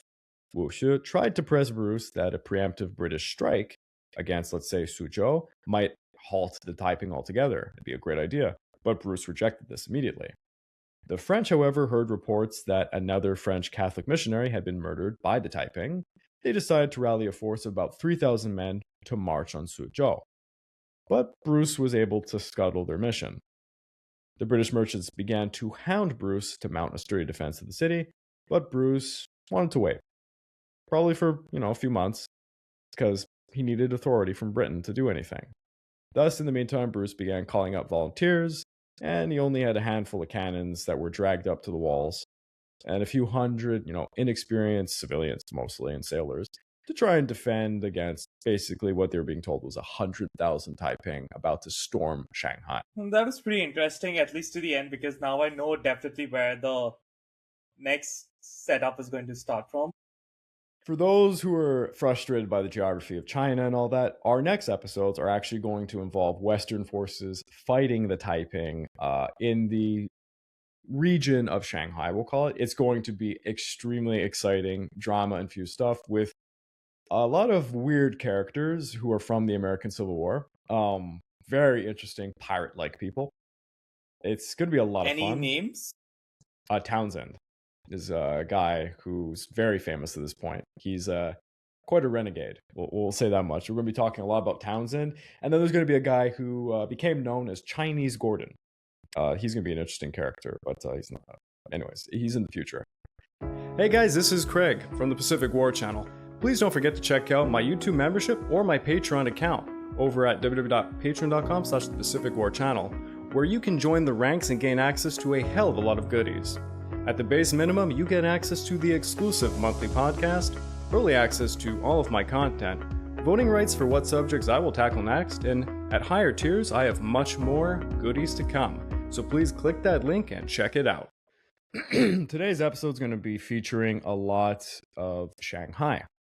And Shanghai stood apart from other traditional Chinese cities, featuring a complex web of jurisdictions in the international settlement, where each nation maintained its own military presence and foreign residents answered only to their home country's laws. Merchant ships arrived and departed constantly, trading not just goods, but also crews from every corner of the globe. Individuals from diverse backgrounds flocked to Shanghai. And, to make a comparison, it was much like Mos Eisley from Star Wars. You will never find a more wretched hive of scum and villainy. That's how I would describe Shanghai at this time. I think you mentioned in the previous episode that it was described as a cesspit by one of the missionaries who were in China at this time. They said it smelled awful. Everybody looked like a pirate or a thug there to rob you blind. And a lot of murder. So it was a cesspool. Yeah. But it was an international cesspool. In 1860, merely 12 miles west of Shanghai, a band of irregular soldiers conducted drills in a soggy village. This unit consisted of about 200 Europeans and some Americans. They were dressed in a mismatched array of all sorts of different uniforms. Some sported red coats, others, dark trousers, all the standard attires of British Marines, while others wore blue jackets and white bell-bottom pants like French sailors, and others, donned ragged outfits typical of merchant seamen.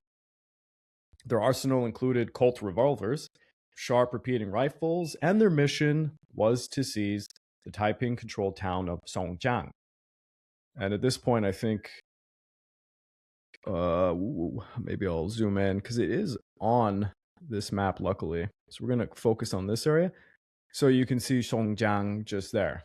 And yes, the spelling on these maps is sometimes the old spelling that the British did. So it's a lot of J's and the K's are switched, and there's a lot of, funny stuff like that. So if you're watching this, yeah, the spelling is going to look a little bit off. Along with Qingpu, Songjiang served as a fortified walled town and a crucial gateway for any assault on Shanghai from Hangzhou or Suzhou. These mercenaries were funded by a banker named Yang Fang, who paid them an astonishing $100 per month per man. It's a lot of money back then.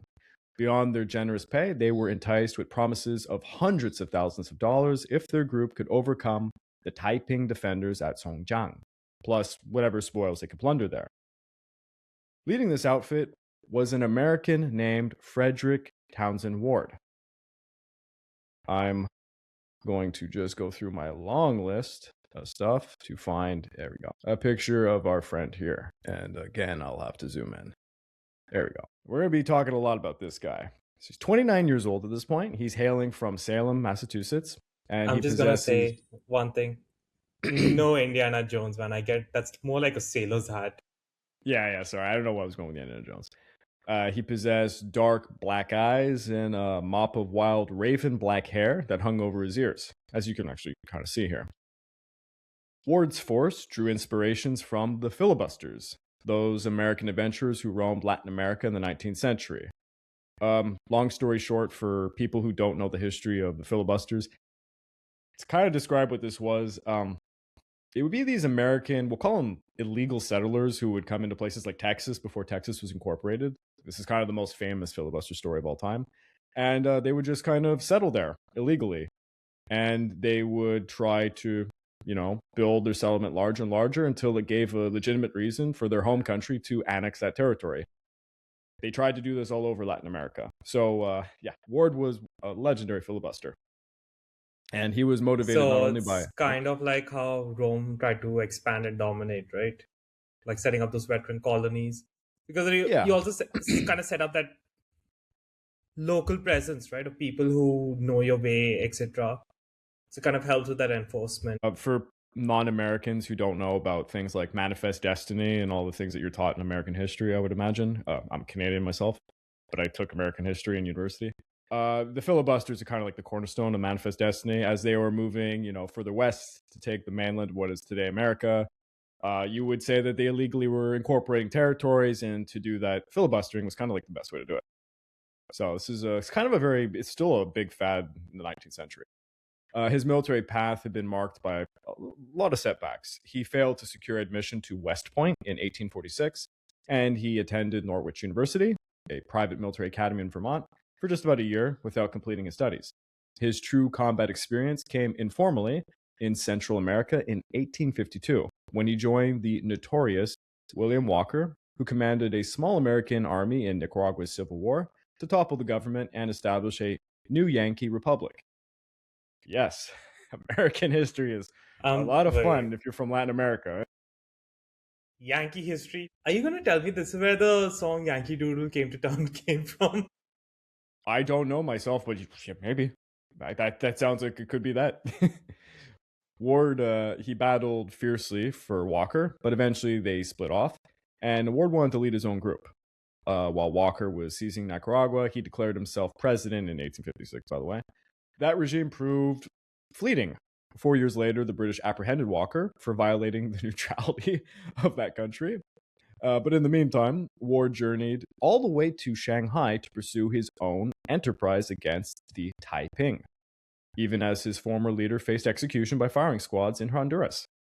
just a little piece of history for that episode in Latin America. The Taiping Qing Civil War presented an ideal chance for an aspiring filibuster, and Ward initially arrived in China intending to ally with the rebels and dismantle the Manchu rule. Like I've been mentioning to you in previous episodes, Garov, you see there is sometimes Westerners looking to join the Taiping or to, trade with them. It's a small amount. Probably like the minority of the foreign trade. Yeah, then this all comes down to the fact that the British were about to win, well, with the French, but the British mostly, were about to win, the Second Opium War. And they wanted to, they wrote treaties with the Qing dynasty, and they knew exactly who they were trading with. They could expect the reparation payments and the trade to flow. So they wanted to keep the Manchu in power. But there were those who really wanted to get rid of the Manchu also. So upon reaching Shanghai and connecting with the Taiping, this turned out to be kind of a challenge for him. Ward first secured employment on a French steamer called Confucius, hired by an affluent Chinese trader to safeguard them from basically Yangtze River pirates. Eventually, Ward and the ship's captain found themselves working for local military officials, leading Ward to offer his services to the Qing instead. They actually recognized his command potential and tasked him with assembling Europeans, Americans, and Filipinos into a mercenary unit to protect the area around Shanghai. And I'll just put this up for a second. This is a map of Shanghai at that point. Kind of shows the laying, basically like a blueprint of the settlements. So his army operated entirely outside the law, flagrantly breaching neutrality regulations. His band of mostly deserters couldn't even receive medical care in Shanghai without risking getting arrested. Mostly by the British. So they were like mercenary renegades. Was it like a pure American force, or they would have picked up like Chinese as well, who would just be like there will be Chinese, but at this point he starts off with Europeans, so we're talking deserters. They're British sailors, French sailors, a few different European backgrounds, but they're so insignificant. It's just a couple of guys. But there might have been a few. But Italians, ultimately, they are just deserters to their national governments, so they'd be shot dead. Yeah, and quite which a few area of Americans. China was? In Shanghai was the international quarters on the map. Here, so let me just pull up the map. So, le concession anglais, that's the English concession. You can see here the concession français, so that's the French concession. Le ville chinoise is the Chinese territory, so it's where the Chinese live. Okay. And because this is a French map, sorry. That's fine. So it's fair to say le concession américaine, so the Americans live on the other side of the so it's kind of like the northern half of Shanghai is like concessions to the foreign powers. Yeah. And there's a lot of other foreign powers. It's just they didn't have large established settlements. They might have had like a building or two. So there's, Portuguese, Spanish, like there's all sorts of groups, and sort of like I guess they would just be mixed into one of these three international concessions. Like I'm pretty sure the Portuguese would be in the British enclave. Friends for life. Yes. Like the Filipinos, for example, would be with the Americans because they're kind of indentured to them. It's a rough time for the Filipinos. I think there is also a significant portion of Indians, but they're not mentioned in my notes. But I'm pretty sure there would be Indian units as well. Got it. But again, the smaller powers would just probably be in one of the three main enclaves. Yeah, exactly. Despite their modest numbers, basically Europeans were seen as kind of mythically superior as they had kept winning wars against the Qing. But it's not so much the Westerners themselves, it's their weaponry. The Chinese see their weapons as being vastly superior, so the idea of forming a small force kind of, they thought that they could actually outdo the Taiping. And there actually was kind of this feeling of mass surrender to Caucasian fighters because most assumed that they would be wielded with Western weaponry, so they didn't want to fight them. So Ward's group was designed to act as basically a vanguard in front of a 10,000 strong Qing army that would trail behind them as they assaulted fortified towns. Ward's units first would target Songjiang, and here I want to... Well, that map's a little nasty looking. One sec, I have a decent map somewhere. Yes, this is the one I like. Okay.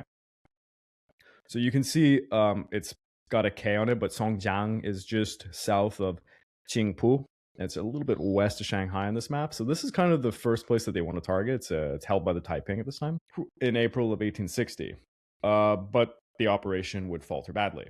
Lacking real artillery to breach the gates, Ward planned a stealthy climb over the walls using ladders under the night's cover.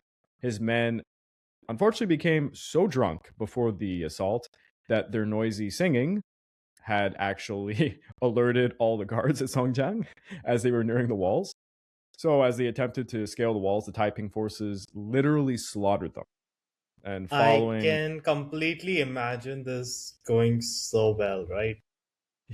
Yeah. So you have to imagine, these people are kind of like pirates. They're just a bunch of drunk deserters, kind of having a little bit of fun, thinking, they're going to, plunder, get spoils, and then just leave China. It ain't going their way so well.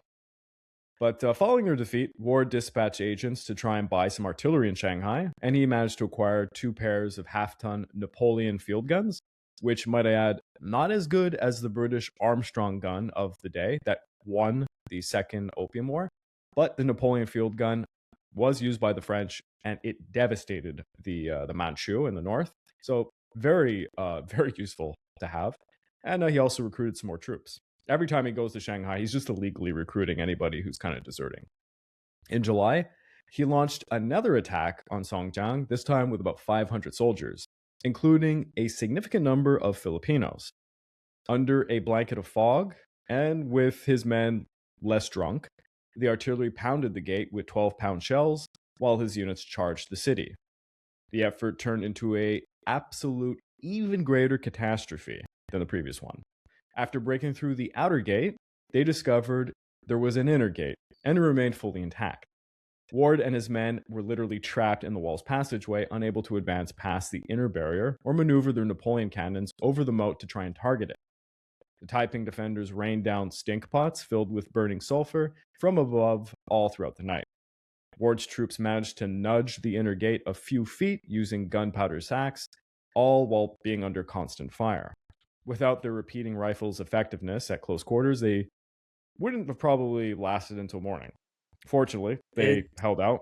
Really just sounds like when you mentioned, right, they come through storming and they're like, there's another guy, they're like, this was not part of the plan.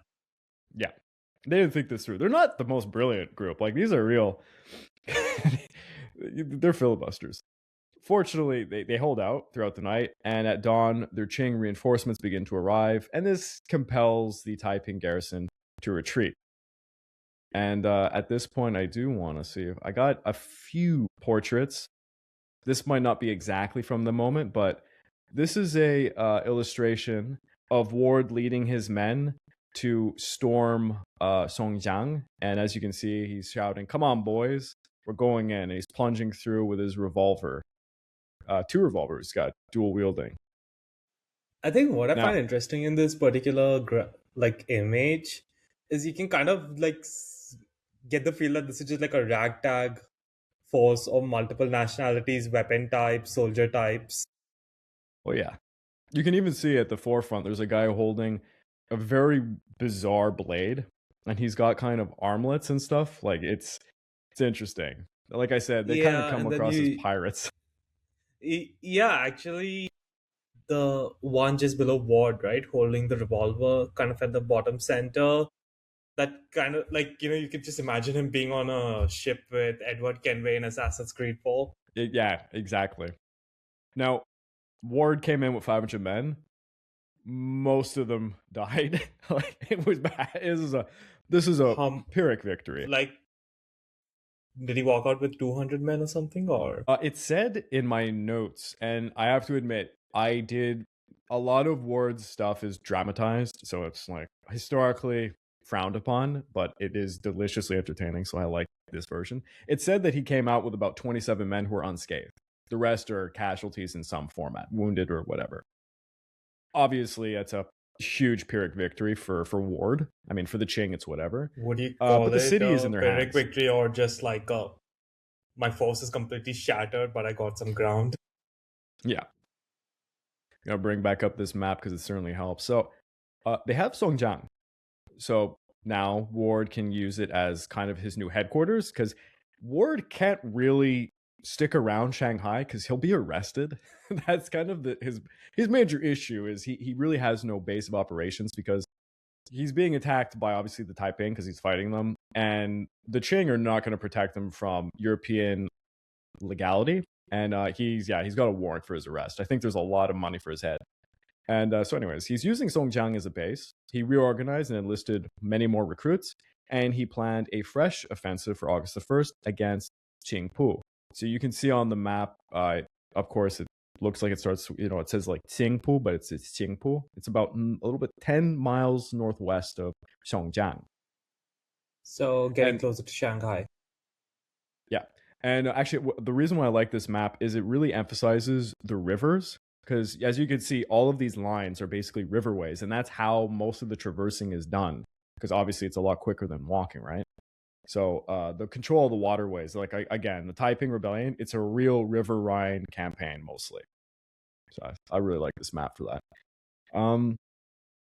The initial assault on Qingpu would fail. The Taiping and Qingpu had formed their own counterpart to Ward's army, commanded by an English coastal pirate named Savage, or I guess you could call him Savage if you wanted to be a little kinkier with that, who had gathered several fellow pirates and Taiping allies to operate some heavy guns. Ward's Qing support forces did not appear, and during the clash, Ward got shot through both cheeks. Yeah. Ward's heavily intoxicated lieutenant then hurled the new recruits, who were mostly Greeks and Italians, at Qingpu's walls 2 weeks after the initial setback. Why? Wait, did I hear that correct? Heavily intoxicated second in command? Yeah. That's going to be I had to really shorten my notes because this episode would have been too long. There's a whole thing. His lieutenant becomes kind of a rival and an evil guy. It's just a fascinating story. Ward's experiences in China are incredible. So yeah, the second lieutenant gets drunk. He throws new recruits, a bunch of Greeks and Italians, at Qingpu's walls. Doesn't go well. But this time the Qing reinforcements begin to arrive, and that kind of only manages to provoke the Taiping garrison, who's about 50,000 men strong in the area, under the general Li Shuchang, who is proving himself one of the most formidable commanders that the Taiping ever had. Li orchestrated a surprise flank attack that routed Ward's army, securing a victory at Qingpu, and now endangering Songjiang, as Li Shuchang was going to pursue them there. So, the Taiping are now besieging Songjiang's gates for about 2 weeks, and Ward's only stroke of luck was that Savage, fighting with the Taiping, he was killed by a random shot during battle. If I remember correctly, I believe Ward had actually got some sharpshooters with some repeating rifles to target him and take him out or something. But yeah. So, in 1860, the Taiping upheaval began to intersect more directly with Western interests, as I'm sure people are starting to find with this episode, as the two concurrent crises were engulfing China, that being the Second Opium War and the Taiping Rebellion.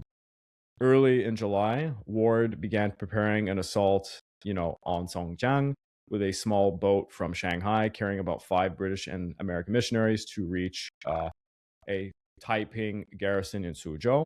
Amongst them would be one Joseph Enkins, seeking confirmation of Hong Rengan's arrival in Nanjing. He was a colleague of his. On arrival, they would encounter Taiping units who told them that Hong Rengan functioned as Nanjing's quote-unquote prime minister, which is accurate. It's the best way to describe his position. The sight of Suzhou's devastation shocked the missionaries, notably one Griffith John, who described the desecrated temples and mass ruins. Li Shujiang received the visitors himself for a brief, courteous, and disciplined audience. The missionaries found common ground with the Taiping leaders on religious principles, and they learned that commerce, specifically the silk trade, could endure under the Taiping control. The party returned to Shanghai, where newspapers began publishing favorable Taiping reports. So you have to imagine that the Europeans have been talking an awful lot of shit about how the Taiping would destroy the tea trade, the silk trade, they couldn't be dealt with, and that they would just burn all of China. So now a few newspapers in Shanghai are actually kind of, saying good things about them. Now, that's quite a wall farce. Yeah. Well, again, in the last episode, we were speaking about Hong Xiuquan. When he came to power, he wanted to do a lot of changes. And one major change was he wanted to win over Westerners. So they changed how they were portraying their Christianity because yeah, their version was really messed up. And they wanted to be more in line with the Western version. And they wanted I to guess really... it was him being practical enough to know that where he needs to garner support. Yeah. Then the most important thing, he really wanted it to be known that they wanted to do trade because he understood how the Westerners worked. He was very, very well educated by some missionaries and stuff in the Western way. So he understood that they could possibly form trade relations with some Westerners to get arms, and they needed it to win. So Edkins characterized the Taiping as revolutionists in a broad sense. In the newspapers, he would note that the violence and the plunder, they were employed pragmatically just to achieve their ends. And he kind of made them look like the American revolutionaries in a lot of way. That's kind of the tone he went with. And the impression gained was that the Western-friendly Taiping state could be a possibility. By late July, Edkins and Griffith then revisited Suzhou at the invitations of Li Shuizhong and Hong Xiuquan, and the reception they got was a bit warmer this time. So on this encounter, Hong Xiuquan appeared to them personally in silk robes and an embroidered crown, but insisted on an informal ceremony, no kowtowing or kneeling to him. And he engaged them frankly, like they were old friends. This is actually quite a big thing. Like, I remember when we discussed a bit about the Opium War. Yes. Or actually, I was listening to your video on the Opium War. I stand corrected. That was like one of the things that really pissed off the British trade emissaries is like they had to prostrate and submit to the emperor before he'd even like start talking. Yeah. And that just caused that resentment to build up. The crutches of before the Opium War, the relations between the British and the Qing dynasty was the kowtowing, and the second issue was they would not acknowledge trade. The Qing said they didn't trade with anybody, that they received tribute, and what they gave back were gifts. So they would never acknowledge trade relations, so they wouldn't sign an actual trade treaty. And the British, of course, no one wanted to be in this situation because they could just take your shit and not give you anything. Although they wouldn't do that, honestly. The Qing were great traders in reality. They did a lot of trade with a lot of countries around them. But anyways, yeah, the kowtowing was a huge issue. So it's trade, but not trade. I mean, it's trade and not in all but name. It's a forced humiliation upon the other countries who have to inadvertently acknowledge that the emperor of the Qing dynasty is the supreme ruler of civilization in the world, basically. And the British were competing to be the new imperial power in the world and such. And, two assholes got in the same room and they didn't get along, basically. Yeah. As if that would ever work. Yeah. So during this meeting, they prayed, they sang hymns, and they reminisced about missionary efforts. Hong Xiuquan expressed a desire to guide the Taiping towards a proper Christian understanding. The missionaries emerged quite excited from the talks. They were familiar with Hong Xiuquan, so they felt like they had an actual ally within the Taiping who could translate genuine Christianity into China's bizarre version of it, and maybe seep into Chinese politics with Christianity. Because remember, this is the 19th century, it's not so secular. By November, nearly every major English missionary group had united to urge Britain to maintain at least strict neutrality in the Taiping Civil War. And there was a belief amongst the British that there could be trade done with the Taiping. And trust me, this scared the shit out of the Manchu, because this was the worst possible thing that could happen. So the period unfolds alongside, of course, the other crisis that's going on, and that being the Second Opium War. I think at this point, maybe I'll share this map, because this does show a little bit about the campaigns of the Second Opium War, which we can't get into. It's way too colossal. But you can see all the way on the east side, the green, blue, and red lines coming from the ocean. These are the naval campaigns where they hit and struck. You can see there's a lot of action in Shanghai and, of course, in Tianjin and Peking, which is today Beijing. So that crisis is going on. Lord Elgin, who I guess I can show a picture of Lord Elgin. Give me a sec. Oh my god, I apologize. It takes forever. I have a whole Google Doc. Here we are. Here's actually a really good photo of Lord Elgin, by the way. Very famous like figure in Canadian history. Looks like a banker, man. Yeah, you could describe him as that. He was a very important diplomat. He would later he's very important to my home province of Quebec. There's buildings named after him, the streets named after him. I don't want to say he was a bit of a Francophile, which was unusual for the British. He's fluently spoke French, and he's a very interesting cosmopolitan character. Well, to be fair, even Churchill was a pretty big Francophile. Yeah, he would never really admit it. It's kind of funny because he was and he wasn't, right? Because he would like say a lot of bad shit about the French, and he would do a lot of bad shit to the French. And he would get on. He had a lot of enemies in France, but he definitely was a Francophile. I'm pretty sure one was Charles de Gaulle, but that's not really a gold standard. I don't think anyone liked Charles de Gaulle. He was a piece of shit. I say that as a Quebecer as well. So, in July of 1860, a letter was given to Lord Russell, where Elgin mused about annexing the entire Qing Empire or replacing the Qing dynasty if a more advantageous terms could be formed with the Taiping, for example, or under the Tianjin Treaty. The Tianjin Treaty is the end of the Second Opium War. Well, actually, long story short, they signed a treaty in the Second Opium War, and then the Qing just started the war again, so they had to like make them sign the same treaty again with more terms. It's kind of a funny situation. There was also, of course, a Russian ambassador looking for terms with the Qing. His name was Puyatin, and he would recount Elgin privately proposing that China's emperor could be one of the rebellion leaders if trade interest aligned, imagining a China managed by British gunboats and a capital moved closer to the foreign military facilities, that being in Shanghai. Such conversations underscored quite a paradox. The foreign powers sought to leverage the Taiping threat to the Qing to advance their own strategic interests. Now, Elgin would arrive in Shanghai on June the 29th of 1860 with a fleet of British and French gunboats, but we'll call them the Allies, were planning to move quickly north to Beijing and offered little to Shanghai's plight, because at this point Shanghai thinks that the Taiping are going to attack them, which is not really the truth. The Taiping were coming closer to Shanghai to try and actually achieve terms with them for trade. But anyways, Bruce, who's Elgin's brother, I can actually put up a picture of Bruce. Not as important, kind of seen as the dumb brother. Literally, that's what he was known as. And he kind of looks dumb. Yeah. Bruce really screwed up. It does really look like, what the hell am I doing here kind of expression. He lives in the shadow of a very famous brother. And to be honest, Bruce really screwed up during the Second Opium War.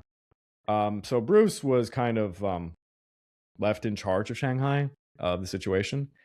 And anyways, he felt that the Taiping might be contained, and he did not expect meaningful aid, for the foreigners in Shanghai, for any matter.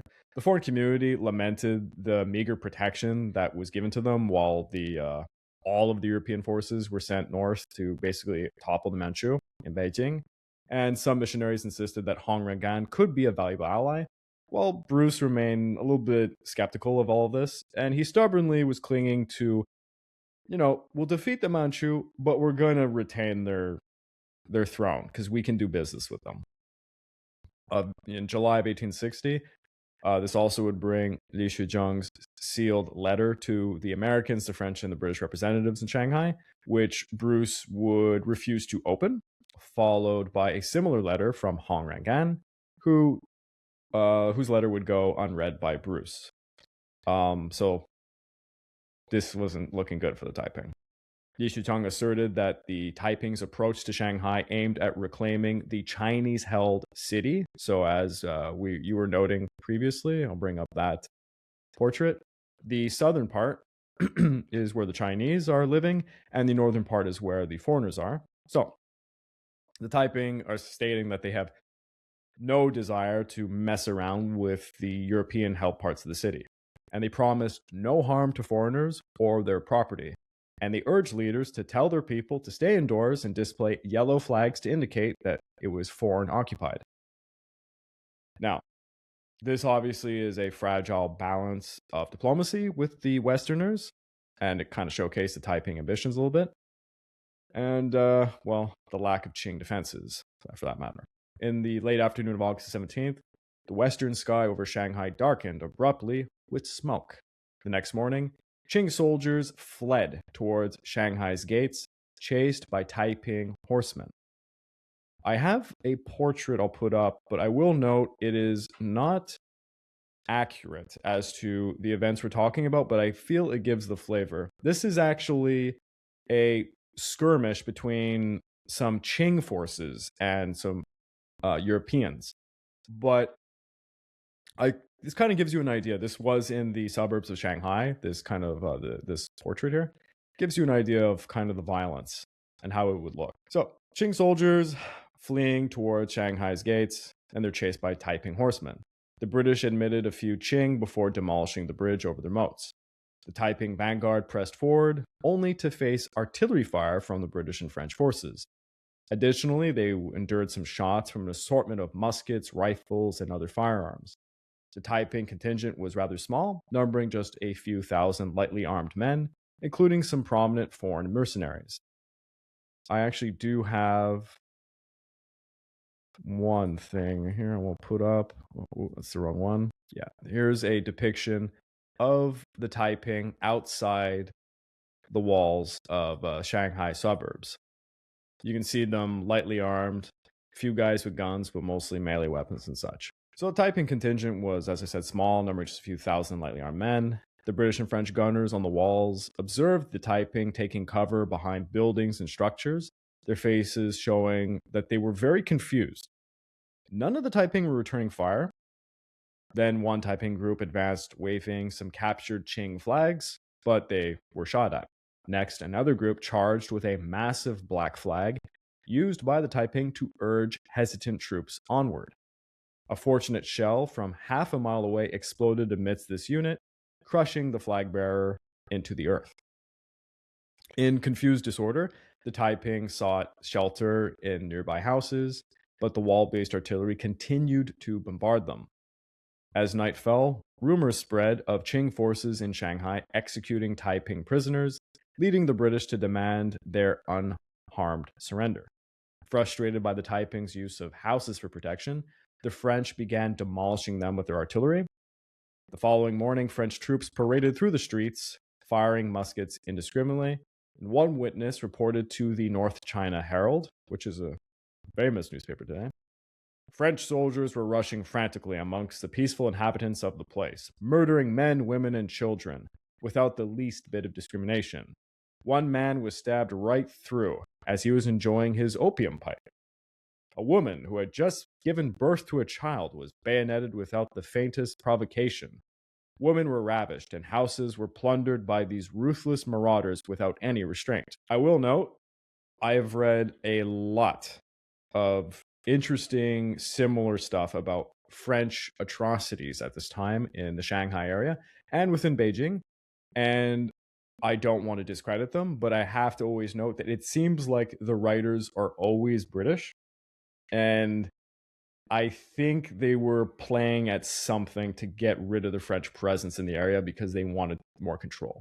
But stating that, I'm sure a lot of shit was happening. Anyone who's gone through my second Opium Wars series for the Fall and Rise of China, I kind of go into more in depth into that situation. So it seems a lot of atrocities were happening.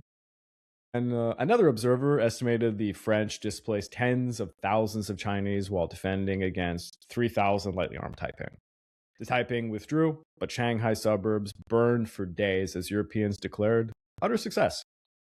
The Taiping assault on Shanghai paradoxically fostered sympathy for their cause, with newspapers decrying how Europeans fired on a group claiming brotherhood with them and who didn't retaliate against them. And this is very true. Hong Xiuquan had strict orders for them not to fire upon the Westerners, as I had mentioned. Now, let's destroy some of my 25 tabs that are already open. Let's pull up this map. I'm going to tell you when I'm presenting, and as we cover a section, when I get to close this tabs, Feels I good. think you really understand that joy. One time when we were doing this podcast, my computer crashed because I had 30-something tabs open. Can't remember what podcast episode that was, but yeah, that sucked. Now, we haven't discussed this guy in a while, but on October the 16th of 1860, General Zhang Guofan, he was quite ill in his headquarters in Qimen, and that's in Anhui province. I actually have no idea if this map... Yeah, this map probably does not show it. But for lack of better words, he's in Anhui province. Oh, actually, one sec, I do have this map here. I don't think it has Qimen located anywhere. Whatever. So we'll keep this map up for now. Sorry, folks. For those who are audio listeners, this is a very difficult time period to get good maps that encompass everything. So I literally have 7 maps open. So he was suffering from severe vomiting, heart palpitations, insomnia, and just generally not feeling well. During lunch, he learned that the emperor had escaped to his Manchurian hunting grounds and that the British and French armies were literally just miles from Beijing. Feeling absolute despair, Zhang Guofan was prolonged in a rearguard effort against the Taiping's westernmost Yangtze stronghold. While with Zhang Guoliang and Wu Chang now dead, and the Nanjing siege camps laying in ruins, he could do nothing about the European advance on Beijing, so he composed himself and concentrated on his feasible objective at hand. Until 1860, Zhang Guofang's Xiang army along Yangtze had played a secondary role in the Qing's overall strategy. The blockade of Nanjing by Zhang Guoliang and Wu Chang took precedence over Zhang Guofang's actions, but as success seemed imminent, Hong Rengan's audacious plan would unfold. The Taiping shattered the encirclement and they surged eastward. In the ensuing command void, Zhang Guofan's moment had finally arrived. So in June of 1860, Emperor Xianfang named him Governor General of Anhui, Jiangsu, and Jiangxi, the provinces hardest hit by the Taiping Civil War. By late August, the emperor appointed him Imperial Commissioner overseeing military matters in those 3 provinces, and the Supreme is this Commander... like over and above, like, so he's having like what, wearing multiple hats? Of course, it's the classic Qing approach. And he's also made Supreme Commander of the Qing's Yangtze Valley forces. A lot of different hats put on him to make him feel better. It's, the tradition of piling titles on a single individual. That never goes well. ever goes well. I mean, even the Ming did this too. Destroyed the Ming. So, the burdens of sustaining his Xiang army eased a little bit as the desperate emperor turned to him alone now.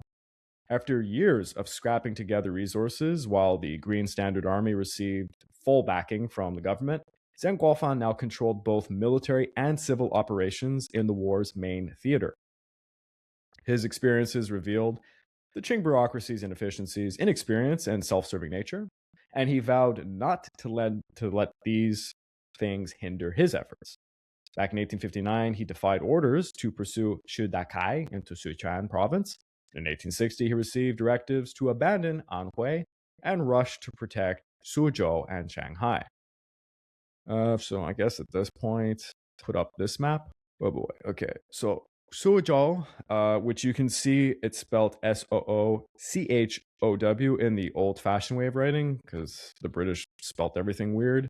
That's kind of the area we're at.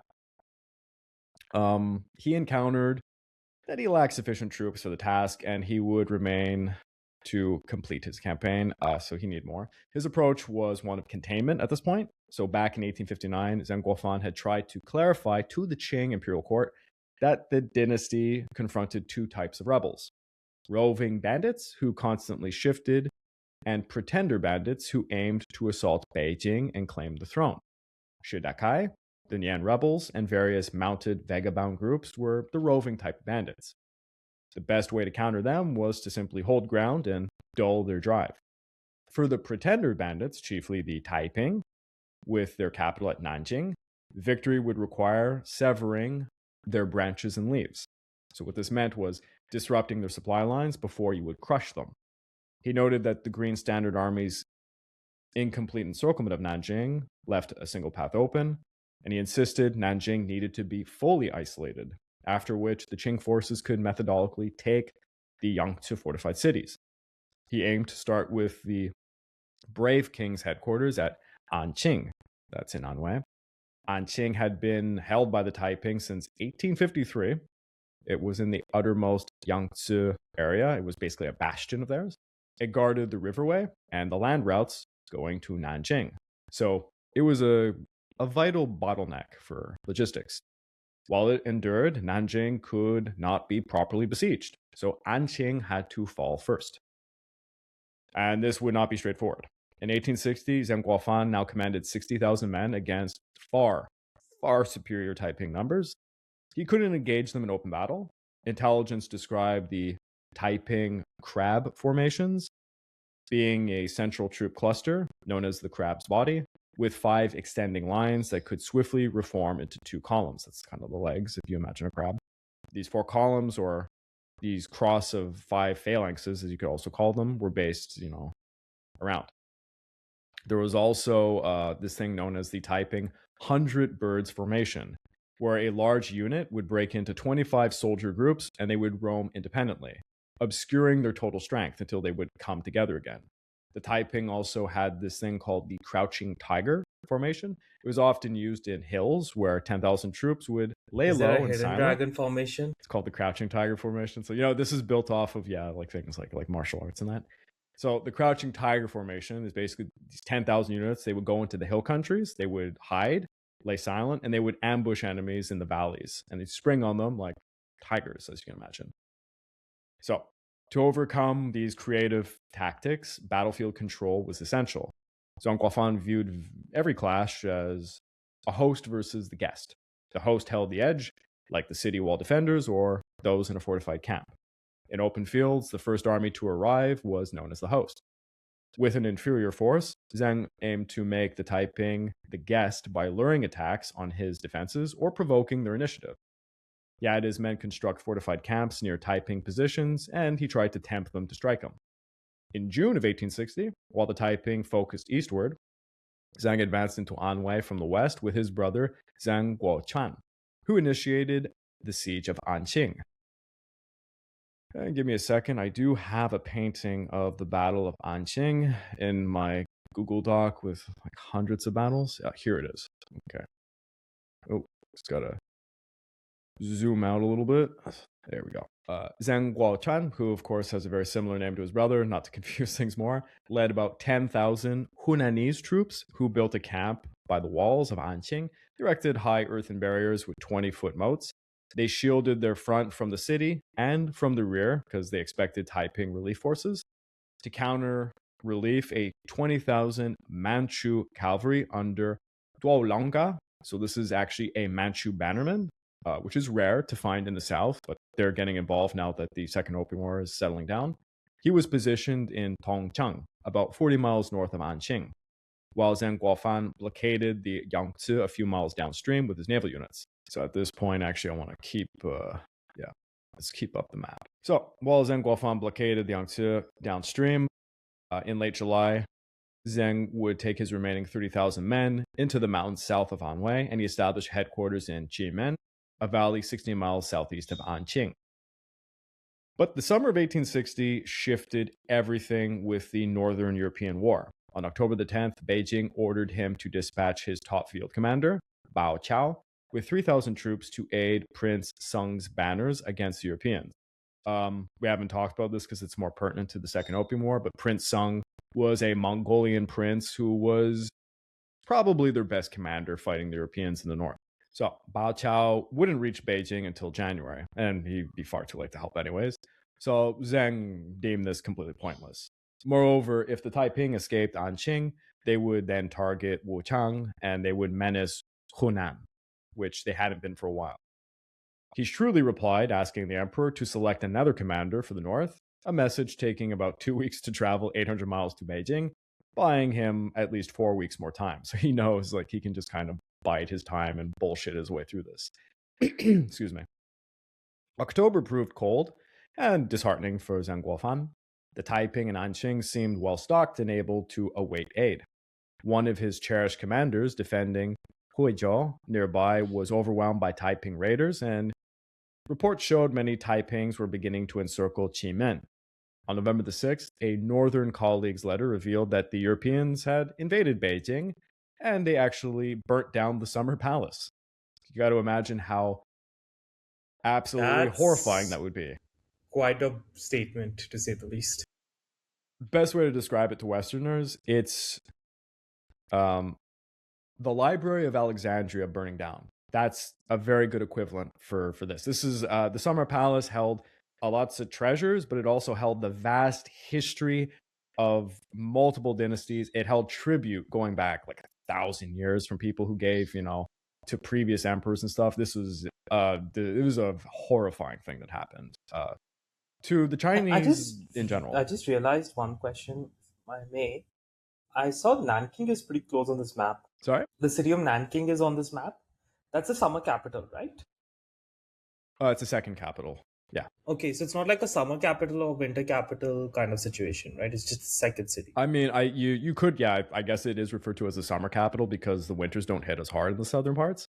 But it's always kind of called the second capital, I guess, to this day. Yep. So on November the 6th, that letter indicated the burning of the Summer Palace. Zheng would actually write in his diary, "I have no words to describe the depths of this pain. The Eight Banners army completely was destroyed by the Europeans, leaving him isolated with his faltering army. All that remained was his Anqing campaign." And we're going to return to Zheng Guofan's struggles, but we need to revisit Shanghai a bit. On August the 21st, 2 days after his men were repelled from Shanghai's walls by European grape shot and shells, the loyal king, Li Shuqiang, penned a furious letter to the British and American consuls. And here's a little bit of what he had to say. "I came to Shanghai to make a treaty in order to see us connected together by trade and commerce. Did not come for the purpose of fighting with you." So Li charged the French with entrapment, noting a few had actually visited Suzhou earlier that year to invite the Taiping to Shanghai for relations. And this was true. He couldn't fathom the French being misled by Qing deceivers into betrayal. He claimed reports of the Qing possibly paying the French handsomely to protect Shanghai, with shares going to some Americans and British, since they seem to be firing on his troops as well. So he's accusing them of taking money and bribes. He added that this entire incident might be completely overlooked if his fellow Protestants, and he's calling them Protestants to try and, make it seem like they're the same type of Christians at this point, got along, but not the French. Yeah, I mean, that would have maybe appealed to the English, but not the French, right? Well, exactly. So he's looking to, gain favor with the Protestants, but he said not the French, as they would be facing a reckoning when the Taiping ruled all of China. And then he concluded his letter humbly reaffirming that the Taipings desired nothing but amicable ties with their Christian brethren. So, although this letter is actually attributed to Li Shuqiang, the letter really expressed Hong Xiuquan's strategy: win the British backing in Shanghai and secure steamships to dominate the Yangtze. Li despised Hong Xiuquan, as we might recall, and whispered that Hong overestimated foreign aid. The Shanghai clash vindicated Li's skepticism and widened the rift between the two leaders. Hong blamed Li, arguing the outsiders had heard Li's hostility towards them, and that's why they assumed aggression. Yet both recognized that Shanghai's wealth and its status as a Western arms market really meant that they had to play ball with them.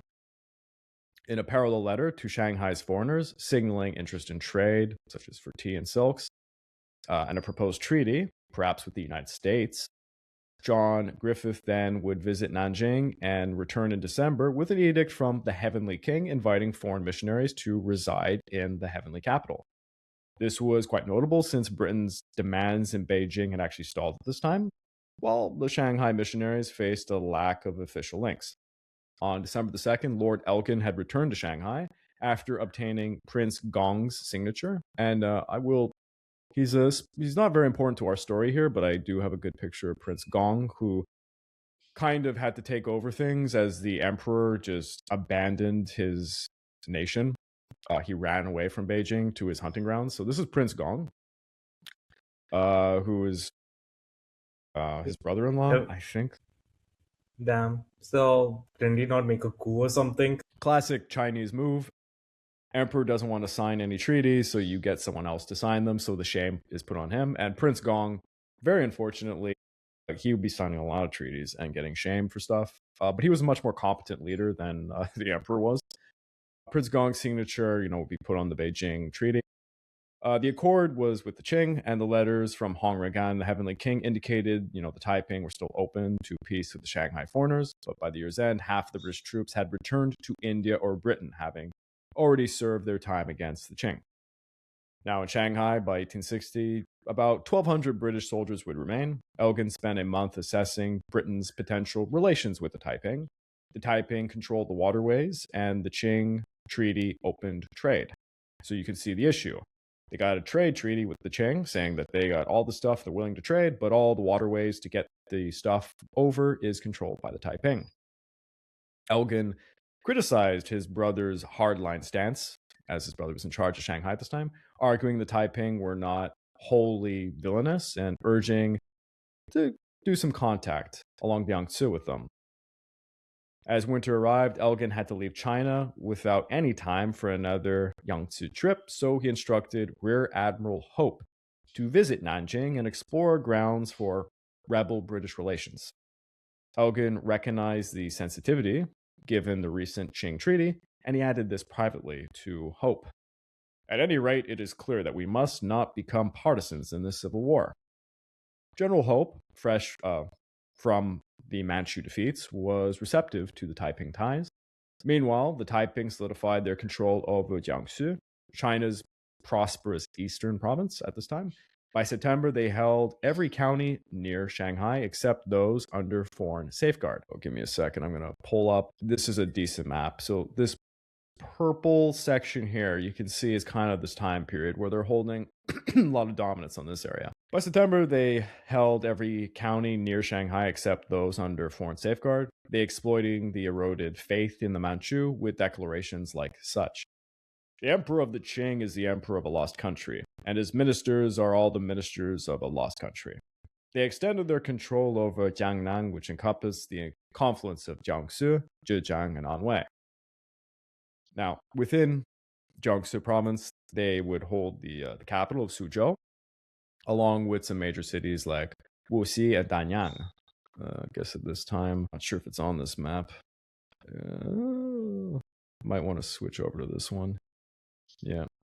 One sec, folks. Just going to switch over maps. Yeah, that's better. So they held Nanjing, the capital of Anhui, and in Zhejiang, they held the major trading city of Ningbo. The true authority still remained beyond the Taiping's reach, however. Although the Qing had been completely diminished by the defeats to the European powers, and even with the emperor having fled the capital, the mandate of heaven endured, and as long as it did, those faithful would still oppose the rebels. Hong Xiuquan and Yi Xuecheng disagreed on various matters, but they fully concurred on the necessity to secure the prosperous southern provinces, claiming the former Ming's empire heartland to deprive the Qing in the north of resources. By the fall of 1860, Li Xuecheng was compelled to abandon his oversight in the eastern regions so that he could aid in breaking Zheng Guofan's blockade of Anqing. Hong Xiuquan issued directives for Li Xuecheng to advance northward towards Beijing once more, capitalizing on its vulnerability, but he declined, much like how Zheng Guofan had rebuffed Emperor Xianfeng to come up north. Instead, Li Xuecheng argued that he should proceed westward into Jiangxi and Hubei, where hundreds of thousands of potential new recruits awaited them. He planned to deploy these fighters to end the Anqing siege, setting up a confrontation with Zheng Guofan around Qimen. Before departing Nanjing for this operation, Li Xuecheng addressed all of the residents and stated, "If Anqing can be held, there is no need to worry. But if it is not firm, the capital will not be secure. Everyone needs to start stockpiling food." So, in 1861, Hong Xiuquan entered the battlefield following commands from the Heavenly King to assist in relieving Anqing. Now, I will note Hong Xiuquan is a very intelligent guy, but his military experience is very lacking. So, this is also the first time he'd be commanding troops in the field, and he had never really participated in the combat yet. So, mid-19th century China contended still with a dual crisis, the devastating Taiping Rebellion at its heart, and a growing, often coercive, foreign presence pressing upon the Qing in the north. In Beijing, the emperor had refused Prince Gong's plea to return to the capital, furious that Gong had actually admitted foreign diplomats to Beijing, and, he was unwilling to tolerate their proximity to him. So he stayed in his hunting lodge with his empress and his concubines, while his aides busied themselves with improvements to his new residence there.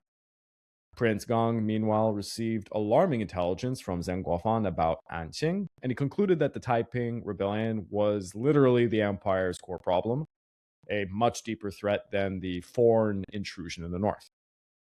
He resolved to placate the foreigners as much as possible, while directing every effort towards finally crushing the Taiping.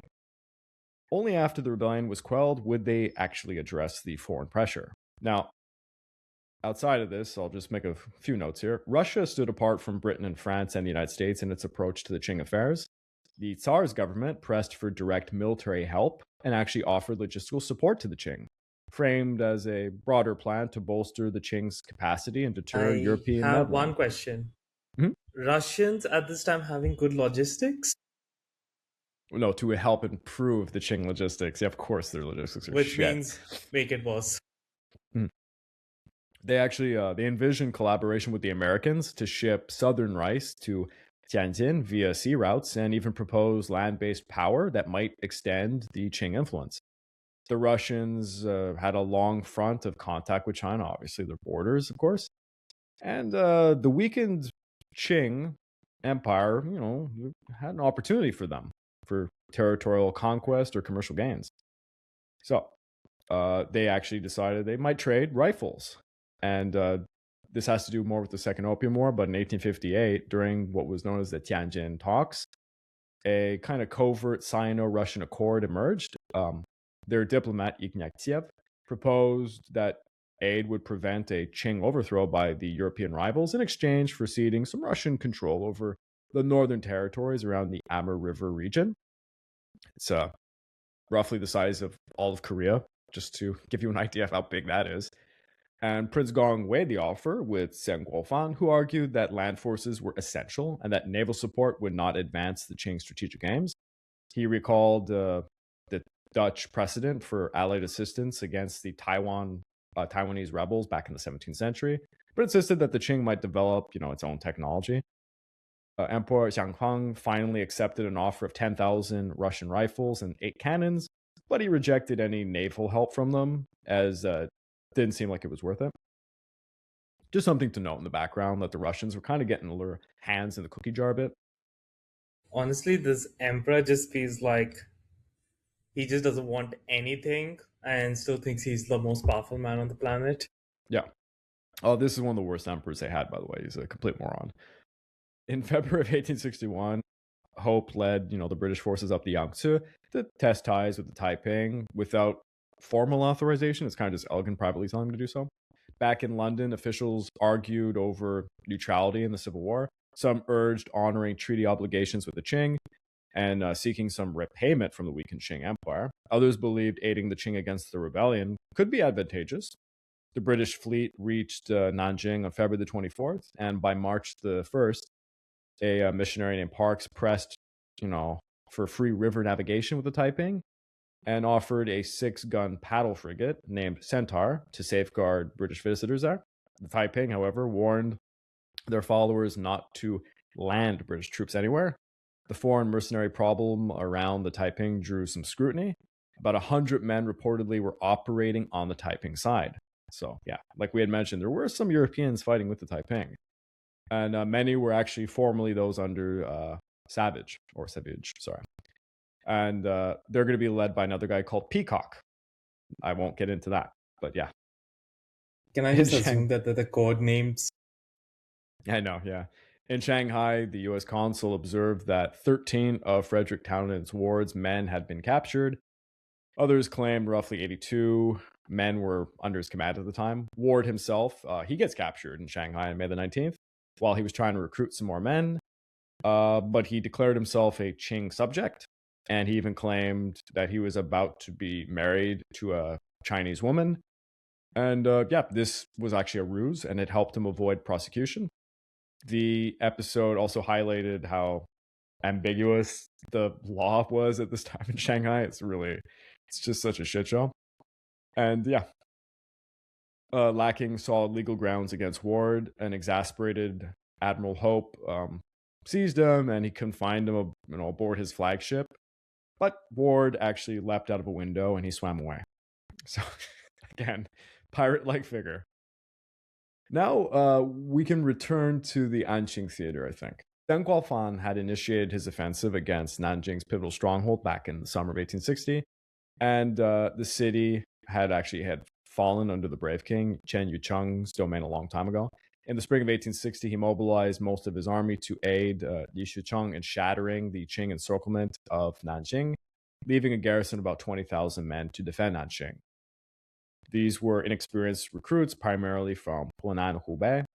Deng Guofan exploited Chen Yucheng's departure by dispatching his brother with 10,000 men via the Jinxian Pass to probe Anqing.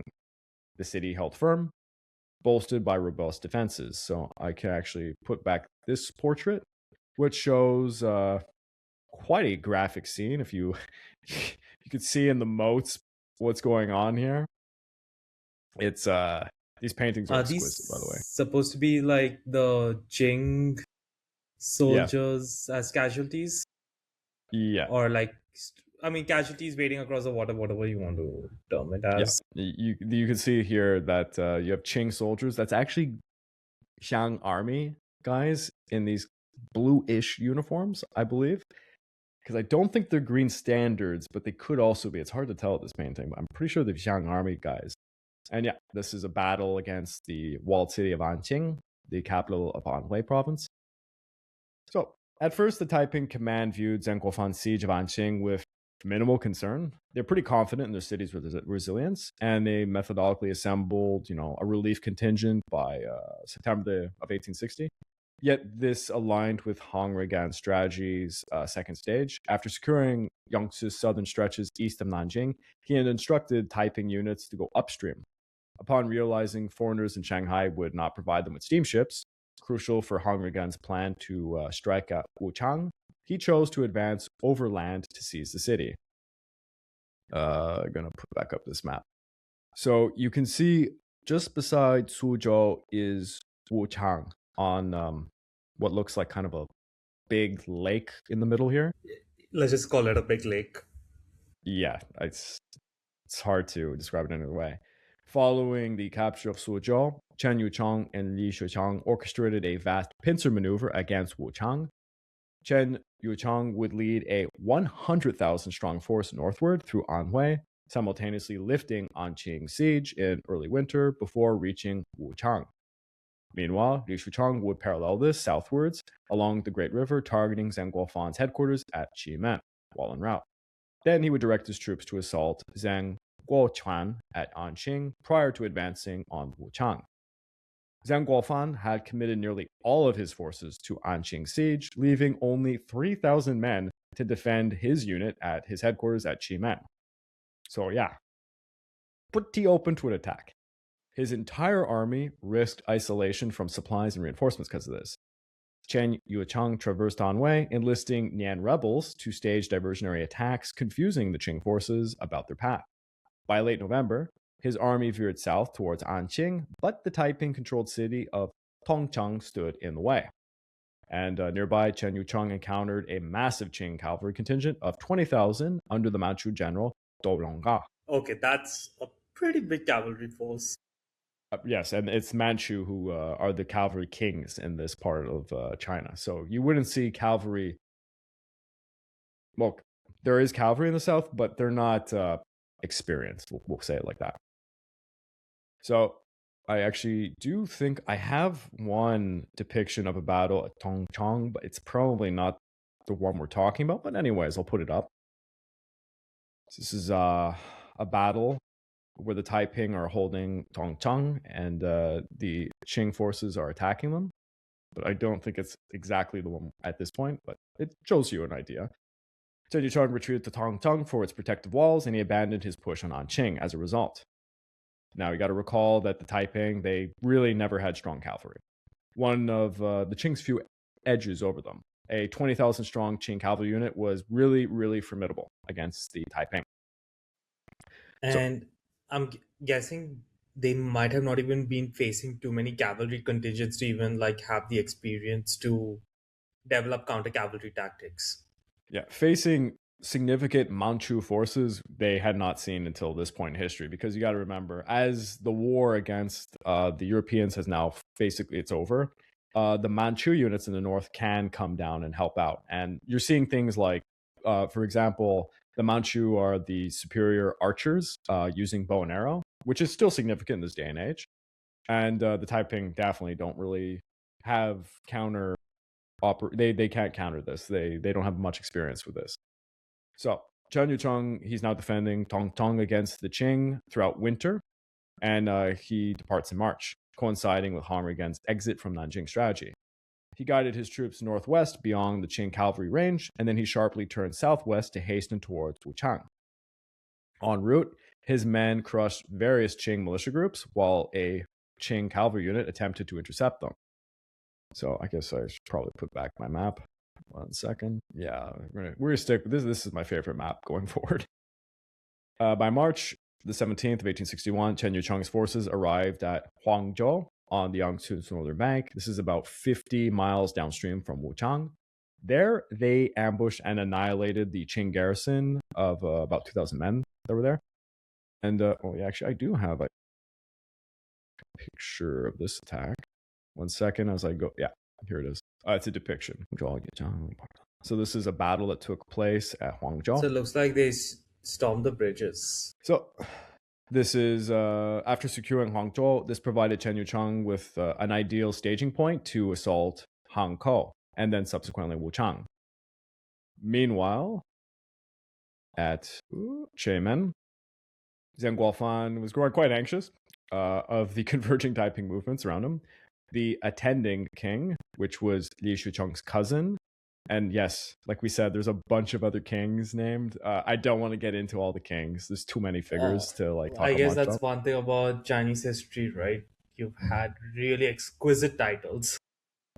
Right from fantastic. The Three Kingdoms period. Hong Rengan's title as the Shield King, I like, because he's actually the shield from the Taiping people ever talking to Hong Xiuquan. That's kind of the joke, is he's just like a shield, so that he never has to govern, because he's given up on governing. Remember, hasn't he given up for like years by now? Yes, he literally is a believer, and he's trying to get into heaven, so he's preparing himself spiritually to go up. With his so he's busy with that. Like female only palace and everything, right? Yeah, thousands of concubines. So the attendant king, Li Shucheng's cousin, he actually sees Xuanying. It's 30 miles directly to the east, and he sent Bao Chao to reclaim it, while learning that his brother, Zhang Guofan sent his commander Bao Chao to reclaim it, and then he learned that his brother Guo Chuan was struggling at Anqing. So on November the 26th, dire news had arrived. Li Shucheng's full army had approached from the north. Zhang Guofan hastily dispatched couriers for aid, but his closest units had departed with Bao Chao to retake Xuanying, and Li Shucheng's troops positioned themselves in between them. He could only write to his brother at Anqing. Here's a little bit what he had to say. The rebels are only 15 miles from my headquarters, just a stone's throw, and there are no obstacles to stop them. All we can do now is study our defenses, and when they come, try to hold out until someone can come help us. Not looking good. So, Li Shucheng didn't strike Qimen right away. He was uncertain of the headquarters' strength, and he paused for reconnaissance, because I bet you he couldn't possibly believe there's only 3,000 men there. This delay actually enabled Bao Chao... It's more like a situation like, this is too good to be true. Yeah. This whole delayed situation enabled Bao Chao to return with his cavalry unit, clashing with the loyal king's weary army after their extended march. Bao Chao's smaller force harassed the Taiping continually without committing to any full engagements. Li Shucheng then led his men into Jiangxi province, following the pincer strategy. Although Li Shucheng advanced onward, 3 minor Taiping groups continued troubling Zhang Guofan, who suspected that this was all masking an elaborate assault on Nanjing. His headquarters lost supply lines due to Li Shucheng's cousin, forcing him to dissolve it. and he attempted to march eastward, only to be repelled right back to Chiemen, kind of trapped. In the meantime, Chen Yucheng anticipated Li Shucheng's arrival at Hankou for a joint attack on Wu Chang, but he faced some complications. Hankou was a newly designated British treaty port. Yeah, because of the treaty signed after the Second Opium War. And Admiral Hope was returning from an expedition from Nanjing, and he happened to be there. Missionary Harry Parkes visited to admonish the Taiping against the damaging the port. Excuse me, Harry Parkes. No, he wasn't a missionary. Harry Parkes was a diplomat at this time. He actually, I think he was involved with the trade, the Hudson Bay Company, or some company at this point. I won't get into it, but having passed the city not long ago, Parkes knew their defenses were thin. And with some British subjects there, he stated that I commanded his caution in this respect and advised him not to think of moving on Hankou because they could not take the city without seriously interfering with the British commerce there. Parkes was essentially threatening Chen Yucheng with repercussions similar to those Li Shucheng faced at Shanghai. Chen Yucheng attempted some negotiation, assuring that he wouldn't disrupt the British interests there, but Parkes remained firm, compelling Chen Yucheng to forgo the advance there. So yeah, the Taiping are so afraid of losing any chances of a real relationship with the West that they have to abide by this kind of stuff. Uncertain of what to do, Chen Yucheng sought guidance from Nanjing on, if he should attack Hankou or not. And basically he lost the chance to seize it because of this situation. Qing cavalry were pursuing him from Anhui. They reached Wu Chang and they raised the alerts that forced him to fortify himself at Huangzhou. And months would pass before Nanjing would even respond, and during which Wu Chang and Hankou received substantial reinforcements. Now, downstream at Anqing, the siege entered its 8th month. Zhang Guochuan's trench network encircled the city, and I guess we can pull up that exquisite painting again. Yeah, this one right here. Encircled the city with layers of barriers and ditches roughly 2 miles from Anqing's walls. So you can actually see all of this kind of siege work and the moats and everything around the city in this painting. It's a very good rendition of it. So it formed an additional fortified perimeter around Anqing, blocking exits or relief efforts. Zhang Guochuan even deployed river units to prevent any aid coming in by water, but a critical weakness persisted, and that was foreign vessels. At Anqing's southern entrance, foreign steamers could anchor, and they could offload food or arms at exorbitant rates for the city's inhabitants. So some people could make a lot of money trading with the Taiping here. If Zhang Guochuan intervened, it breached the Treaty of Tianjin, which the Taiping aimed to honor with Western backing. So this is a diplomatic maelstrom. Additionally, astonishingly, a minor trade developed between the besiegers and the besieged, as happened often in history. It's an unsaid thing. It goes back to the Roman times. You're besieging somebody, but you can make a lot of money privately, giving them food, right? So a lot of people were doing this. Zhang Guofan war profiteering. I have the so is it a situation of them trying to besiege them, but also have them fund their own war? Yeah, so here I can actually say what's happening. So Zhang Guofan, he had actually withheld pay for over 9 months. So this was prompting the besiegers to get income somewhere else. So they were just privately smuggling provisions into Anqing for profit.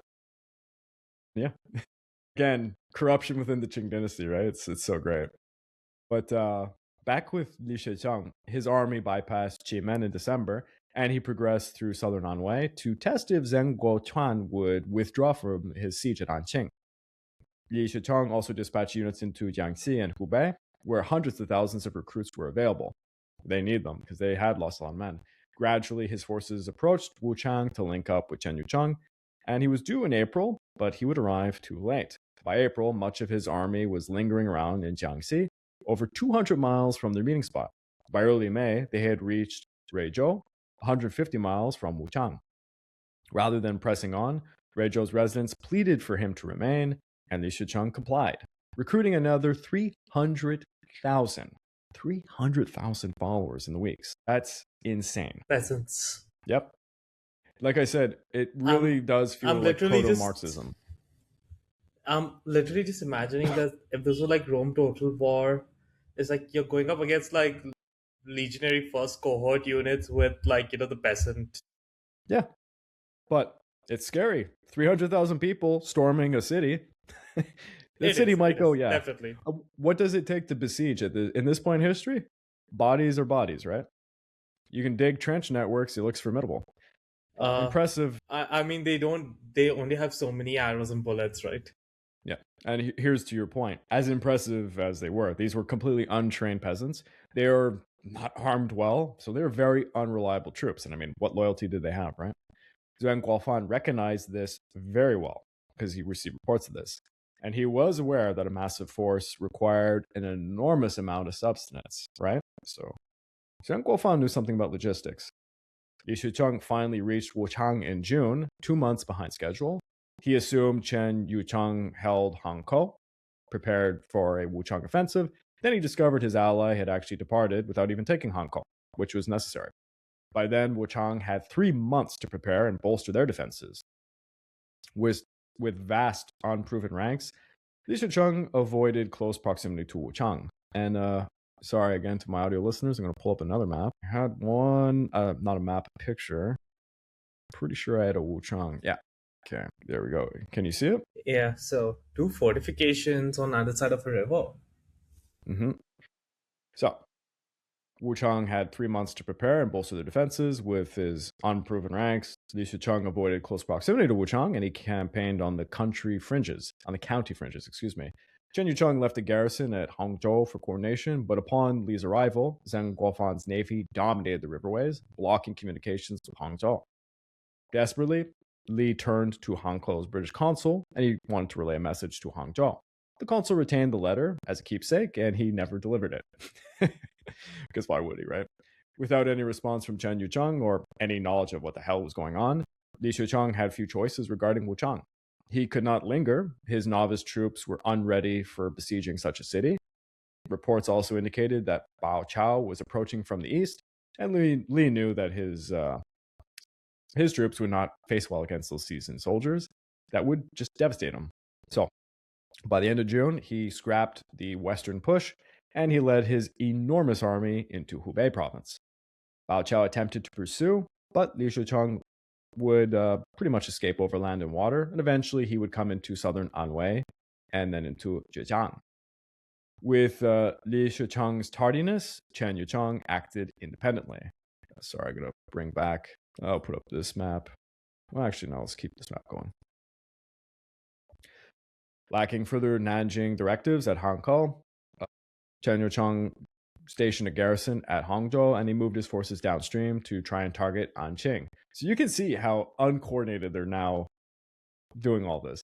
On April the 27th, he arrived at the Jiesian Pass with about 30,000 troops. I think like literally like First Punic War, where the Romans and Carthaginians literally had no strategic objective whatsoever for the entire war. And their communication lines are just not great. So, on April the 27th, he arrived at a place known as the Jiesian Pass. Sorry, I don't think this shows up on any maps.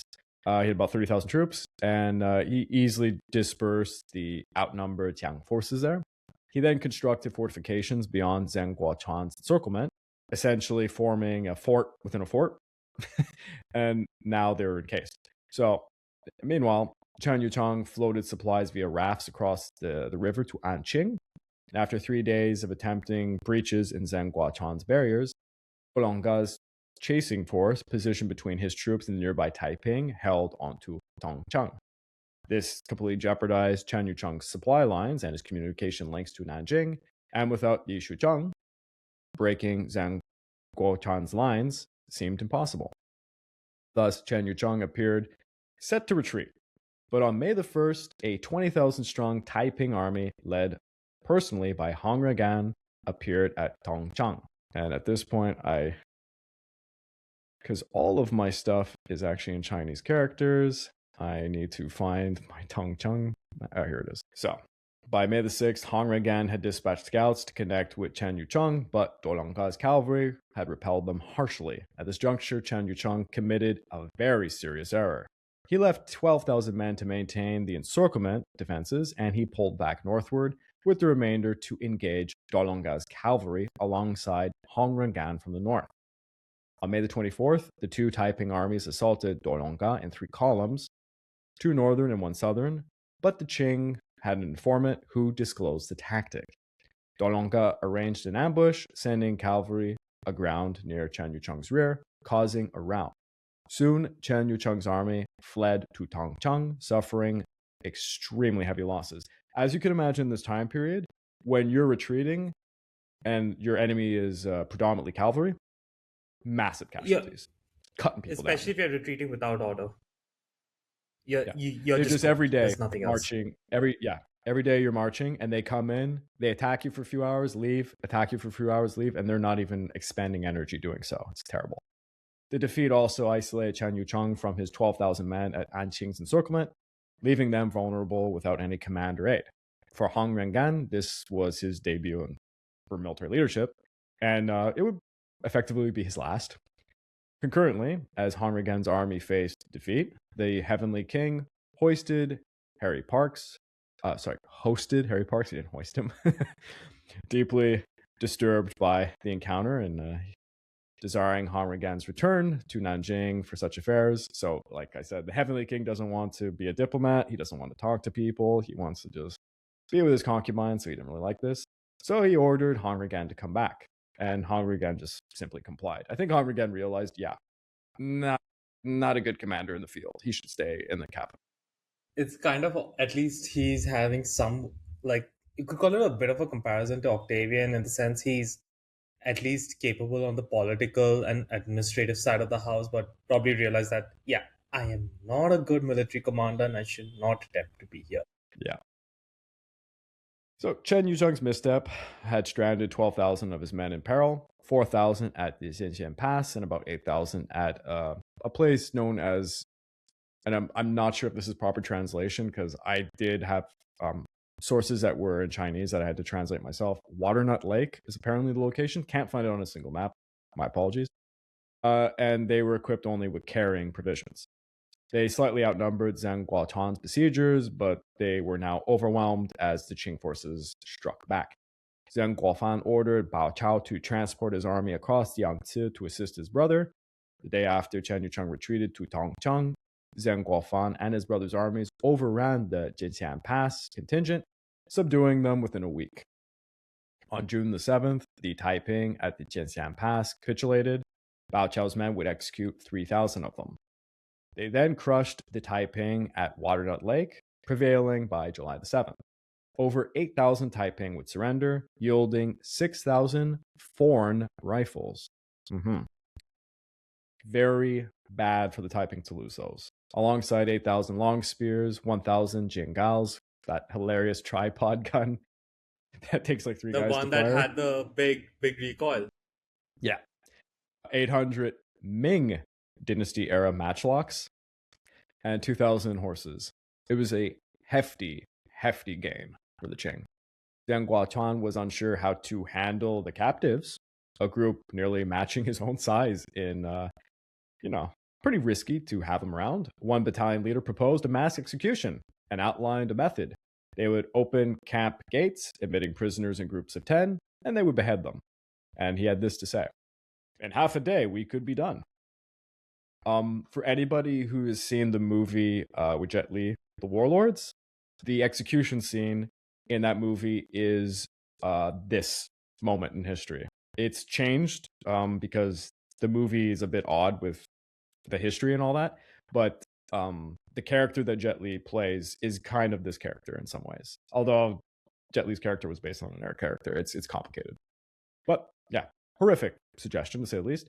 Zhang Guochuan lacked the resolve for this, and he delegated it to the commander, who claimed to have supervised the slaughter of 8,000 prisoners in a single day. So, is it fair to say Zhang Guochuan, he is fine leading forces and commanding them with proper military reasons, but doesn't want to kill anybody in like cold blood? Yeah. And these weren't just men. No, there was definitely women and maybe children involved. They reportedly began at 7 a.m. and they finished by dusk. Horrible. Evidently, Zhang Guochuan was profoundly disturbed by this massacre, understandably so. Again, I know people might not know what I'm talking about. In the movie, The Warlords, I don't know the actor's name, but the rift between Jet Li and one of his brother characters is this moment where, the guy couldn't believe that he would do such a massacre. And it's just it's a very interesting movie. I wish it focused more on the Taiping, but for some reason they chose a different route. And despite the triumph, Anqing's siege persisted. So I think that ends that episode of Tong Cheng. I'm going to put back this map. Anqing's siege persisted as Bao Chao and Zheng Guochuan repelled Taiping rescuers. Foreign ships were still delivering supplies, sustaining the difference. Zheng Guochuan attempted to urge the British to cease shipments, but he received no response from them. By mid-July, frustrated after learning a foreign vessel unloaded nearly 200 tons of rice to Anqing, he complained to Beijing. His grievance seemingly succeeded, as Prince Gong notified Bruce on July 18th, protesting the British aid to the Taiping at Anqing, and he insisted Qing inspections of all ships bound there. Bruce then barred any British vessels from going to Anqing. And by late summer, Zheng Guochuan intercepted letters from Anqing's defenders revealing that they were starting to starve. Chen Yucheng made a final attempt to relieve Anqing's siege, gathering his battered army's remnants with Hong Rengan survivors for a sweeping northern detour around Dulanga's units to reclaim the Jianxian Pass defenses. Chen Yucheng organized an all-out offensive, including a very risky bid to extract his family from Anqing by boat, amidst Zheng Guofan's naval barrage on departing vessels. August would feature barrages of gunfire, cannons, and blades amidst the fray. So I think, again, and I have to go back and find it. Here it is. Sorry for audio listeners. I keep doing this. I'm going to put up this picture because I love this picture. You can see the naval blockade over here as it's depicted. They're firing, and they would have had minor artillery pieces on the Chinese war junks. And you can see like people just dying in the waterways to the south here, trying to escape. And you can see even a pass over here where some people are trying to come out. And bombardment fires within the city. Well, at this point, I guess this is actually depicting the Zhang army forces actually overcoming the city walls, mind you, by desist. With the Taiping waves charging Zheng Guochuan's lines, emerging from Anqing and Chen Yucheng's positions. Corpses accumulated against the fortifications as survivors scaled them to reach the gunners. Then on September the 3rd, the night, amid the weapons going off, silence fell as Chen Yucheng conceded, burning the Jianxian Pass stockades and abandoning Anqing to the Qing. I just have a question. Do you think diseases would have been a massive loss of life? Because especially when you have like thousands of corpses that are not burned, it's just a recipe for illness, bacteria, flies to just breed. Especially since we are, I guess you would say, more southern, right? So it's an easier environment for the flies. Sorry to keep talking about this movie. There is a depiction of a siege against, I don't even know what city it's supposed to be in the movie itself. It could be Anqing, although there was a lack of water in that scene, I know that. Where it shows that the Taiping were basically starving to death and succumbing to disease. And they try to, anyways, negotiate a surrender, which the Qing, of course, would never abide by. And the Xiang army forces just end up massacring them anyways. But if anybody's interested in what trench warfare would look like during this war, again, check out the Warlords movie. So the blaze, is going through the town. It's offering quite a distraction. And there's actually evidence suggesting that a Qing officer had arranged a mass escape for the Taiping. In return for surrendering Anqing peacefully, the Taiping defenders could have been allowed to flee, regardless of what was actually happening. Civilians stayed in Nanjing, and some chained defenders to their wall cannons. So as Yang forces entered unresisted on September the 5th, the city was a nightmare. They discovered horrors that would haunt their memories. After the foreign supply bans, Anqing's people had consumed all the food that they had, then all the animals, including rats, and then only one commodity remained, as you can imagine. So when the Xiang army forces showed up, their markets were still operating, and they were trading human flesh at about half a tael per caddy. Yeah. Jeez. Common in this period. And in times of really bad civil wars in China, mind you. So that was about 38 cents a pound of human flesh. About 16,000 survivors were in the city. Zheng Guofan wrote to his brother inquiring about the population there. And here's a quote. When we conquer the city, the proper thing to do will be to kill a lot of people. We shouldn't let compassion lead us to err in the grand scheme of things. What do you think? So, accounts on the ensuing slaughter vary, but it's mentioned briefly that they separated women and children first and started to massacre the men. And actually, that's where we're going to end this episode. But a horrifying end. And the taking of Anqing back by the Qing forces meant that Nanjing wasn't open to attack, but it was open to being finally actually surrounded. They could be strangled now. So this is probably one of the most dire moments for the Taiping. Is it like the start of the Qing offensives because now they get the initiative? And you have to remember the Second Opium War is over now, so now they can actually direct most, like everything upon the Taiping. And the Taiping, I mean, for all of their countryside campaigns, for all the recruits, cut the head of the snake in Nanjing and it's over. Hey guys, this is Craig from the Pacific War Channel. Please don't forget to check out my YouTube membership or my Patreon account over at www.patreon.com/The Pacific War Channel, where you can join the ranks and gain access to a hell of a lot of goodies. At the base minimum, you get access to the exclusive monthly podcast, early access to all of my content, voting rights for what subjects I will tackle next, and at higher tiers, I have much more goodies to come. So please click that link and check it out. So, where we left off. Refugees across the provinces of Jiangsu and Zhejiang were pouring into Shanghai, seeking safety from the looming Taiping invasions. In 1862 alone, nearly 1.5 million were crowded into the Chinese and foreign-controlled quarters of Shanghai. And, you know, when such crowds gather, disease also gathers. And in this case, it's pretty grueling to say. The city was literally being choked with fecal matter, and boiling the drinking water, as was customary in this time period in Shanghai, well, it was the same water that was being used for the washing and the cooking, and usually that water wasn't always boiled. So by May of 1962, a cholera outbreak erupted, and just a little fact here, cholera would break out in the region for up until the interwar period. I interviewed the granddaughter of the famous Marine General Rupertus, and he had been stationed in the Shanghai area during the interwar period, just before the Japanese actually ushered in the Second Sino-Japanese War. And there was a huge cholera outbreak, killed a lot of people. So yeah, the region. Well, at least they not have someone like Wingate trying to manage the disease. Yeah. Oh my God. Imagine Wingate just hands everybody an onion. It's like, yeah, just eat this. You'll be fine. You'll be fine. So, yeah, cholera is erupting. You know, it's involving people are getting cramps, they're vomiting, they're having diarrhea. The deaths are spreading rapidly until June, when it becomes a full epidemic.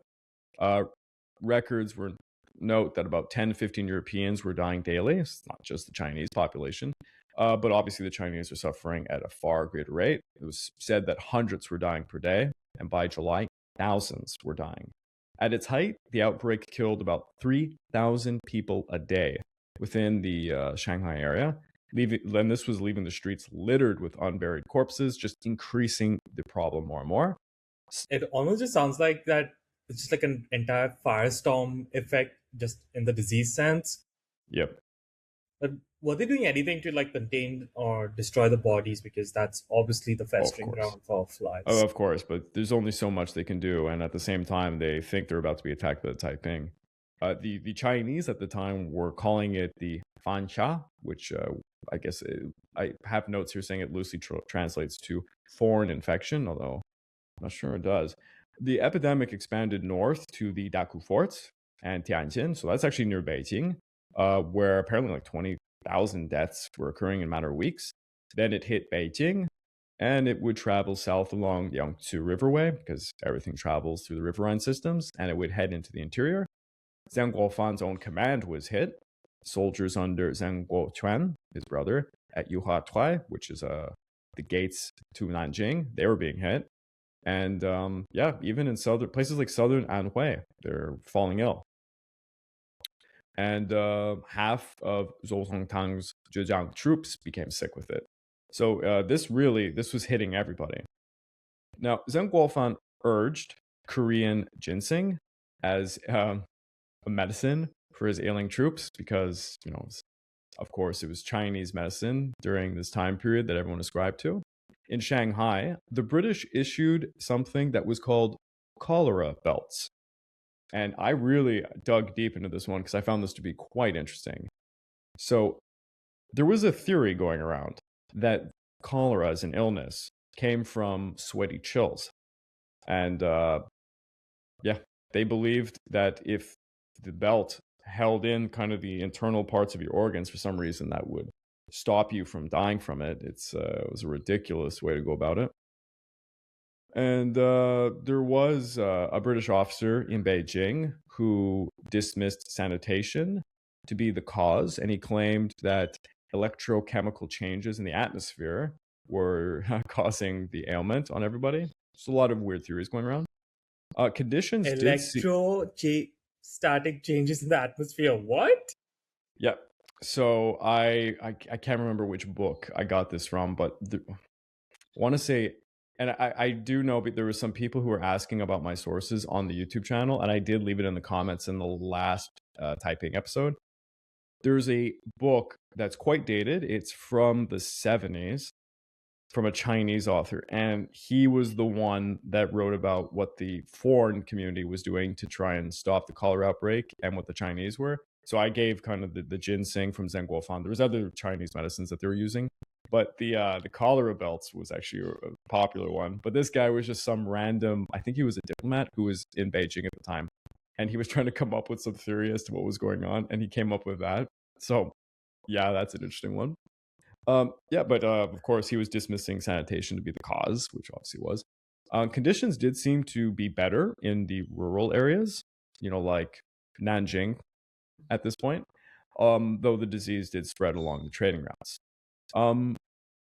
But the Taiping weren't as affected as the others because they weren't as densely populated. Because although the Taiping inhabit Nanjing, most of their forces are kind of like outside of the greater Nanjing area.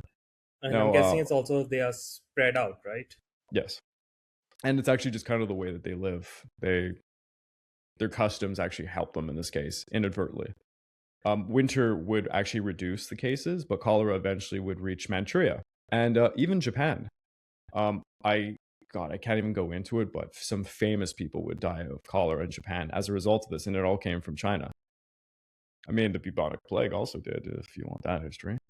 But so cholera wiped out about 1/8 of the population of Shanghai, and that's a population of several million at this time, mind you.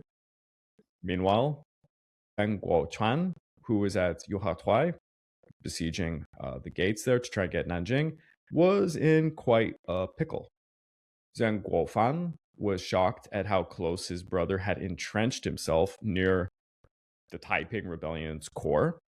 When cholera cut Zheng Guoquan's troops by half, reinforcements were coming in, but the Xiang army's strength at this time was something like under 30,000 men. The defenders were holding their trench lines against occasional Taiping sorties from Nanjing's southern gate. Now, at this point, actually, I'll keep up the map for now. Now, cholera gave Li Xiuquan the opening he needed to abandon the Shanghai campaign and move back towards Nanjing, something that the Heavenly King had long been urging him to do. Actually, perhaps we'll put up this map is a little bit of a closer look. So just to get a convenient excuse to withdraw without losing face. Exactly. Now, after long disregarding the Heavenly King, Li Xiuquan retreated to Suzhou in the late summer. He assembled 3 armies for a relief expedition to Nanjing, and he would coordinate this with some distinct objectives. One would be to assault Bao Chao, who was in southern Anhui. Another would be to strike the Xiang and Qing naval forces and supply lines. And the third would be led by him personally, and that would be to attack Zhang Guochuan, who was besieging Yuhuatai. By late September, his armies were moving, and he had about 120,000 under his direct control. Rumors were ranging wildly that he actually had something in the ballpark of like 500,000 people. When Zhang Guofan learnt of his advance, he shipped provisions as quickly as he could to try and counter it.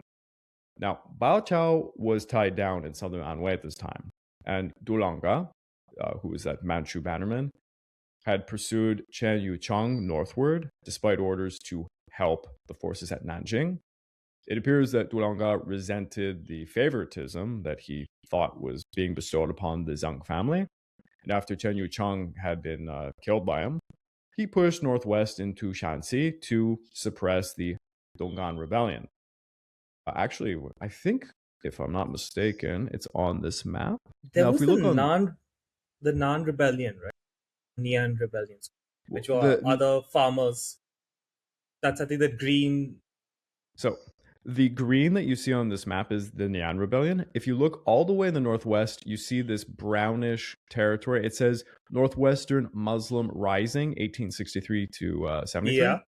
That's the rebellion in question. It's actually a few rebellions, but collectively we call it the Donggan Rebellion. For those interested, Fall and Rise to China podcast, I did cover it. It's a bloody one to be sure. It was a Hui Muslim-led revolt. Isn't every rebellion in China a bloody one?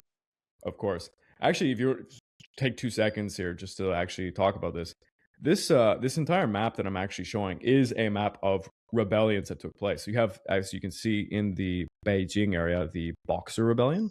So actually, I can zoom in a little bit here. So here is the Donggan Rebellion in the northwest. That's the brown. This pink one that happens about the 1900s is the Boxer Rebellion, which we'll do a series on because it is fantastic and very entertaining. You have the Nian Rebellion here in the green. The Taiping Rebellion is this purple is where they had the best strength, but the lines is kind of the greater extent of their rebellion. You have the original Cantonese Rebellion, which was part of the Taiping Rebellion, but it was like, it was just the Hakka aspect of that. You have the Guizhou Miao Rebellion, which was a tribal rebellion. The Yunnan Muslim Rebellion, so there was another Muslim rebellion. And if you look at the time, this is all in the same time period. So if you thought that the Taiping Rebellion was bad, Damn. This is all going on relatively simultaneously. This is absolutely insane. So if you're asking yourself, oh, why did the Qing dynasty collapse? There you go. It's a real internal problem. But back to the story. When Zheng Guofan, he learned of the advance, so he shipped the provisions as quickly as he could. As we mentioned, Duolanga, he basically just said, I don't care about the whole Nanjing thing. I'm going to go find some glory attacking the Hui Muslims in the northwest. And by the way, this would claim his life. It would be somebody else who would quell that rebellion, and he would earn a lot of fame doing so. But the attack on Yuhuatai had begun on October the 13th, as Zhang Guofan sent as many reinforcements as he could, but he really could just get a few hundred guys over there. I think at this point I can actually put up some of my artwork. Okay, we'll start with this one. This actually depicts the lifting of the siege at Yuhuatai, but I think we'll start here just to give a flavor. I have a lot of artwork about the battles that are happening at Nanjing for this episode. So, he wrote to his brother to try and keep his spirits up, arguing that Li Xuchang's logistics would have to be extraordinary, and it actually might bring him ruin on the way to Nanjing. But in honesty, in his diary entries, Zhang Guofan was falling into despair because he really thought that his brother was going to be killed by this. It said that he couldn't sleep, he was pacing around, he was suffering from nightmares. He allegedly even stopped receiving visitors, and he would only read the daily letters that would come his way, and this would just increase his worry over his brother's situation. On October the 24th, Zhang Guochuan reported after 7 days of assault that his forces were being repelled by the Taiping. The enemy was using explosive shells that were blooming like flowers against his men. 2 days later, Zhang Guofan discovered a further Taiping force of at least 100,000 being led by Li Xuchang's cousin, who was also known as the attending king. didn't want to get into it in the last episode. There's actually a bunch of other minor kings. But they're You mean inconsequential. newly promoted? Yeah, they're hastily promoted because Hong Xiuquan just doesn't want to deal with any governance anymore. He's just handing out titles and he's like, do whatever you got to do, right? Well, the attending king had left Zhejiang to assault the Shang army at Yuhatuai. But this report came to him very late. The army had actually already been marching for over 3 weeks at that point. And then no more letters came from his brother. Eventually, Zhang Guochuan had been struck by shrapnel from an artillery shell.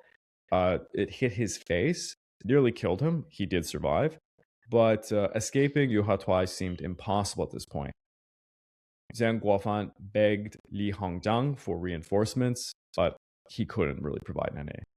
Though Li did suggest sending the ever-victorious army upriver using some steamships, an option Zhang Guofan did agree to, because let's remember in the last episode we mentioned he's pretty against foreigners and stuff at this point. But even that would take weeks. He ordered his brother to withdraw if the enemy had, opened a path. Zhang Guochuan refused, however, even though this seemed like an irrational choice. The defenses were quite strong, thick walls and trenches, but each Taiping assault against his defenses cost him thousands, while the Zhang army losses, as the Taiping threw themselves against his defenses, they were losing thousands of people, but the Zhang army losses were in the hundreds. But in the war of attrition, it seemed that the Taiping were going to win. The Taiping were using, their sappers to do tunnels to try and, blow up his defensive works. And the defenders were firing matchlocks upon them and trying to build secondary, internal walls to defend themselves. So if you want to think about something that's comparable, Caesar, the Battle of Alesia, he's, besieging this place, and then the relief expedition's coming. So he's now building his own fortifications to basically defend himself from both sides while maintaining the siege. The donut battle, as I like to call it. Yeah. It's, what do we call it now? In siegeception. It's such a stupid joke. Anyways, that's... Definitely worth a one-time episode that we are planning anyways, just for the audience. Absolutely. But it's a good comparison. It's kind of what's happening here, except... unlike in Caesar's case, where Caesar destroyed both sides, Zhang Guochuan is kind of screwed. Very, very screwed.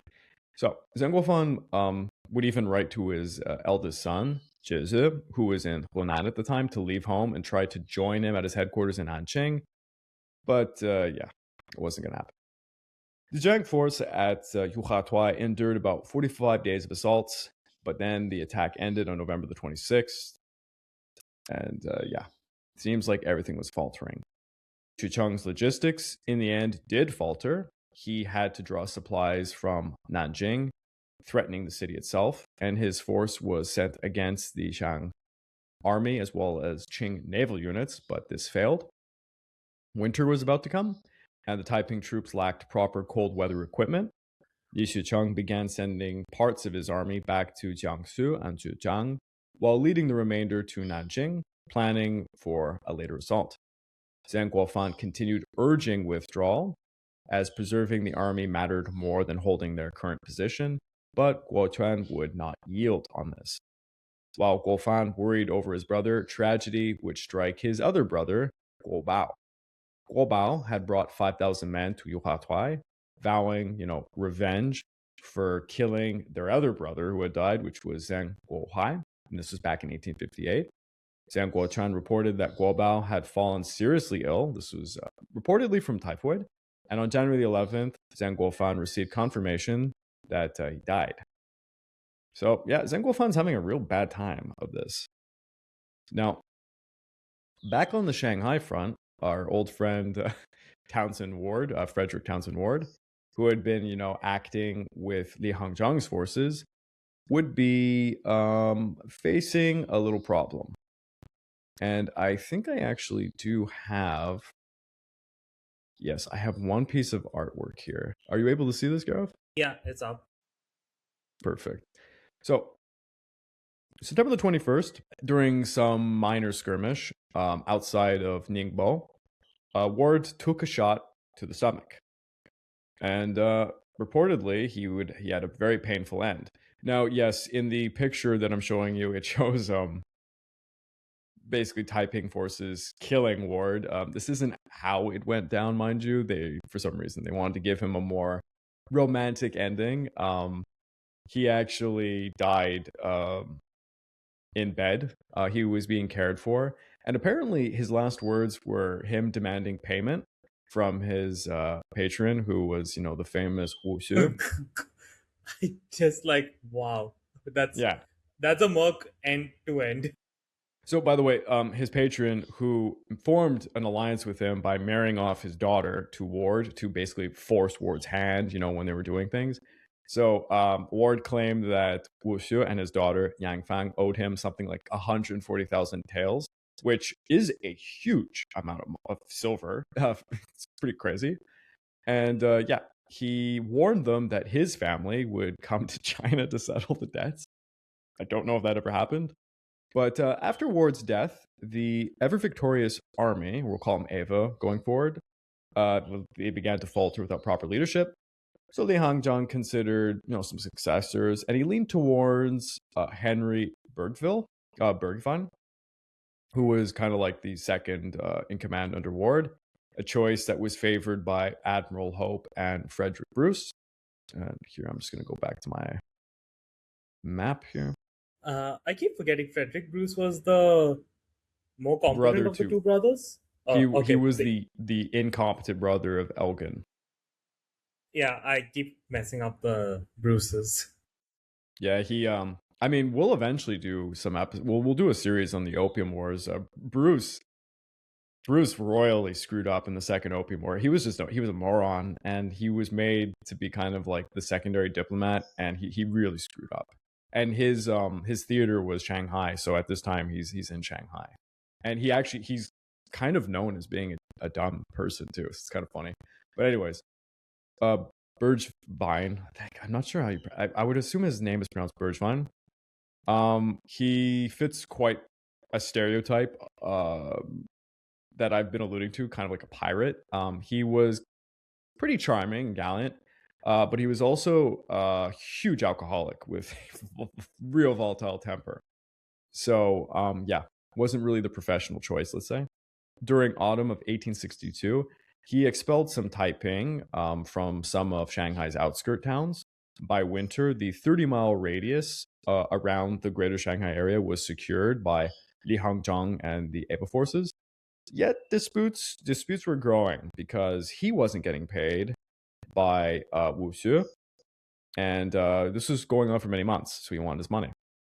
When Li Hangzhang ordered him to lead the Ava forces to attack Nanjing, Bergevine refused, since the proximity meant greater risk and fewer chances of looting, because he liked to fight in areas where the Chinese commanders on the Qing side weren't, because they would stop him from looting, and that's, these people are basically just mercenary pirates. That's what they want to do.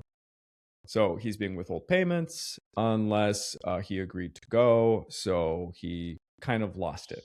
On January the 4th of 1863, he arrived at Ward's ex-wife's place.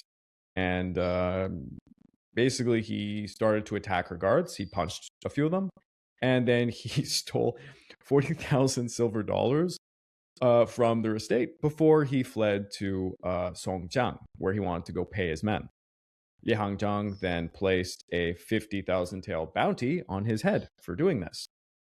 Bergevine fled, prompting Bruce to search for somebody more professional, a little bit more accountable to lead the Ava forces. And congrats, Bruce. Yeah. He also said that it probably shouldn't be an American, because they tended to, in his words, they tended to not be professional or honorable or accountable. So he turned to his fellow Brits, and he would find a young Royal Engineer officer, one Charles Gordon, who would later be known as Chinese Gordon. And I do believe I have some, perhaps, do I have any? I want to find a portrait of Gordon. Bear with me, everybody. Thought I had. Yeah, here it is. There's a portrait of Mr. Charles Gordon. If I were to just call, there's like a chips brand called Uncle Chips here. This just looks like the British version of that guy, like the guy's face. Yeah.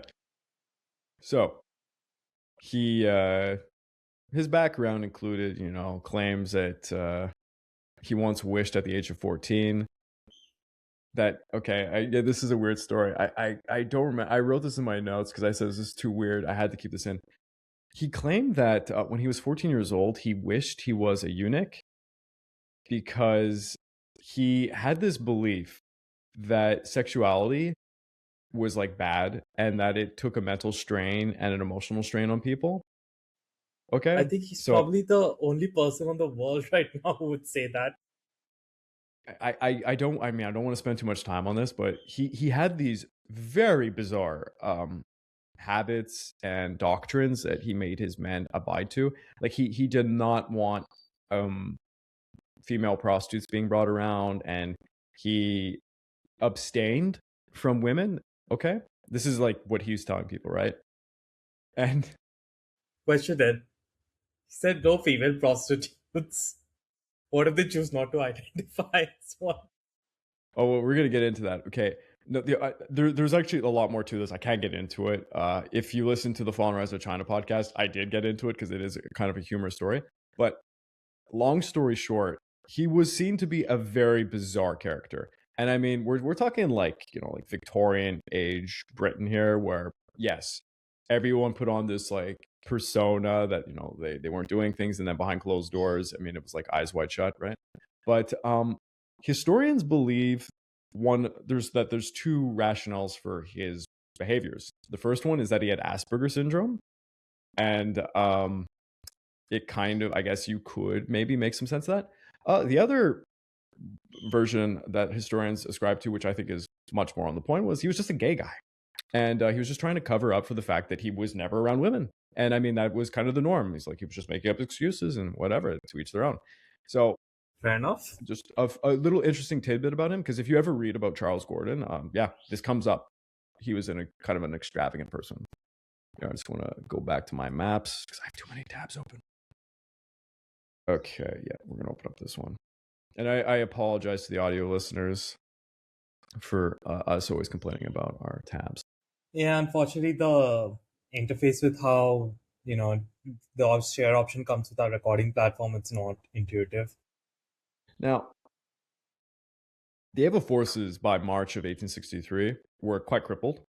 They had about 3,000 Chinese soldiers and 30 artillery pieces with 2 paddle streamers. Unlike predecessors who wanted close cooperation with Li Hongzhang, Gordon would basically...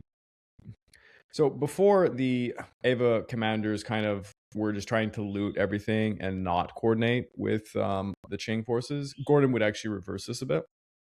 So he was working with a Qing commander named Chen Shuqi, and they began to do some campaigning in Jiangsu. Gordon's small vanguard force would move by the waterways to surprise attack walled cities with their superior artillery, while Cheng's larger army would follow behind to occupy. Now, by the summer of 1863, they neared Suzhou, and things looked quite promising until our old friend Bergevine reappeared. He had actually traveled to Beijing with U.S. Minister Anson Burlingame, who was the diplomat on behalf of the United States to the Qing dynasty, who was supporting him in an attempt to regain his command. Prince Gong agreed, but Li Hongzhang reportedly refused to reinstate the man who had assaulted Wu Shu's daughter and stole like $40,000 from him. Li then left for campaigning, while Gordon was about to assault Suzhou, leaving Bergevine behind. Bergevine, very pissed off, gathered about 70 foreign mercenaries, and he seized a Ava steamer, and he headed up the waterway to Suzhou to try and join the Taiping to fight Gordon. Yeah, it's coming full circle. He went over and he trained them, the Taiping forces, in all the tactics he could think of that would counter Gordon's men. So when the fighting began, the rebels gained some ground, surprisingly. Gordon even considered resigning this mission because of all the turmoil he was seeing. But then a larger shift in kind of the momentum gave, the Qing an advantage. Captain Osborne, was a British captain, had arrived on September the 1st to command some of the war fleet there. And Prince Gong planned to use these naval units to strike the Taiping along the riverways and patrol the coast. And I think, as you mentioned at the end of the previous episode, the Qing had now started to build like a small navy. Yeah, it was known as the Vampire Fleet under Osborne. So it's Osborne is training the Chinese on how to use these paddle streamers up the riverways, and they're basically just getting rid of the Taiping influence in the riverways to cut off their trade routes and such. And here I'm going to share this. So this is actually an artist picture of Gordon leading some of the fighting, and I believe this is at Suzhou. So with the Vampire Fleet there, they were definitely turning things a little bit. Now, back to Zhang Guofan. Zhang Guofan had advised against mixing ethnicities in, crews, warning that there would be conflict. And he actually had recommended that the crews of, this fleet be Hunanese, natives, which is interesting since they're not near water, so they wouldn't really be kind of the guys you think that would make good sailors. But anyways. But the steam gunships were... the Russians got the Second Pacific Fleet squadron to set sail somehow. Yeah, of course. But the Western-style gunships that were being used, they're being integrated into Zhang Guanfan's fleet, which included things that were colloquially known as long dragons, fast crabs, and saipans. So kind of like Chinese vessels smaller than war junks, for example. And they were really beginning to dominate the Yangtze River system. And Osborne was doing a lot of damage to the Taiping, but he received a letter from Prince Gong demanding that he make Hunanese admiral commander-in-chief, and that Osborne was to be demoted. They didn't want to have a foreigner leading all of this. The fleet would have to follow orders from Zhang Guofan and Li Hangjiang. Osborne protested this to his officials in Beijing, but Prince Gong actually held firm, and he took the Chinese side on this one. Rumors claimed that Prince Gong had no choice because Zhang Guofan threatened to cut supplies to the imperial government if he didn't abide by this. So yeah, maybe Beijing was right to fear Zhang Guofan in the end. But in the end, Osborne, he resigned. He just didn't want to do this. He refused to hand over his fleet. And this actually really embarrassed the British in the end. But the warships, I believe, were sold to the Chinese anyways in the end. So I think despite not having the professionals at the wheels, they still would be able to use them pretty well. Meanwhile, Gordon had persuaded Bergevin to switch back to the Qing side, but Bergevin's suspicion, Bergevin suspiciously wanted to keep visiting Gordon, and this is something that aroused some suspicions of the Taiping. So the Taiping didn't know what was going on, that they were actually talking and negotiating. And on top of that, he was getting drunk all the time and was making quite a scene. He began antagonizing the Taiping commanders. And he demanded that they procure him shipments of brandy and stuff instead of like getting ammunition for the battle that they were having and such. And apparently, on one occasion when he was really drunk, he shot through a Western officer's cheeks because they were getting in a fight. So he had just pulled his pistol out and grazed the guy's mouth. On October the 15th. At least it's better than being speared by Alexander the Great while drunk. Yeah, that's a good comparison. Alexander killing Clytus. Clytus. What was his name? The Black. Clytus the Black. Yeah, Clytus the Black. But this is all occurring during the assault on Suzhou. Bergevin's officers couldn't take it anymore, and they all defected over to the Qing, and this forced Bergevin to follow suit. He was immediately banished, and he would actually later try to return to the fight despite being exiled. He was captured by Qing troops, and this time they just drowned him. Yeah, they chained him up and they drowned him in a river. And then they tried to hide this fact from everybody. But I think Gordon knew. I think Gordon just didn't care. And no one really cared. This guy was just some pirate in the end. Local officials claimed it was a boating accident. Yeah. With him removed, the Suzhou campaign was still dragging on, notably. By November, the Taiping commander in Suzhou, who was Tan Xiaoguang, who was known as the esteemed king and was Li Sucheng's son-in-law, Tan planned to defend it to the very end. But many subordinate officers under him, actually, they wanted out. On November the 28th, a subordinate named Gao Yongquan, who was known as the receiving king, because again, everybody has a king title now, secretly negotiated surrender terms. I'm just gonna say, you're the Pacific King. Yeah, I'm the Pacific King, so I would be Wang. I don't know the Chinese word for Pacific, but yeah, Wang something. And on November the 28th, so the subordinate Gao Yongquan, he actually gets surrender terms with Chen Xueqi, the Qing commander, working with Gordon, and they propose that Tan be assassinated so that Suzhou could be opened peacefully with minimal violence. Gordon and Chen agreed to this idea. And on the morning of December the 4th, Tan hosted a banquet, and during his speech, Gao's mutineers simply stabbed him, and then they decapitated him, and they sent his head to Chen Shuqi. The gates were opened, and Gordon entered peacefully, part of the first group to enter the town, and he met with the mutineers' leaders, who had shaved their heads to surrender, and they trusted Gordon, as he promised he would not massacre them. Li Hangzhang would arrive by boat, he assumed control, and then events would turn. I've alluded to this in previous episodes. If anybody hasn't seen the movie The Warlords, 2007, with Jet Li, this is the infamous massacre scene.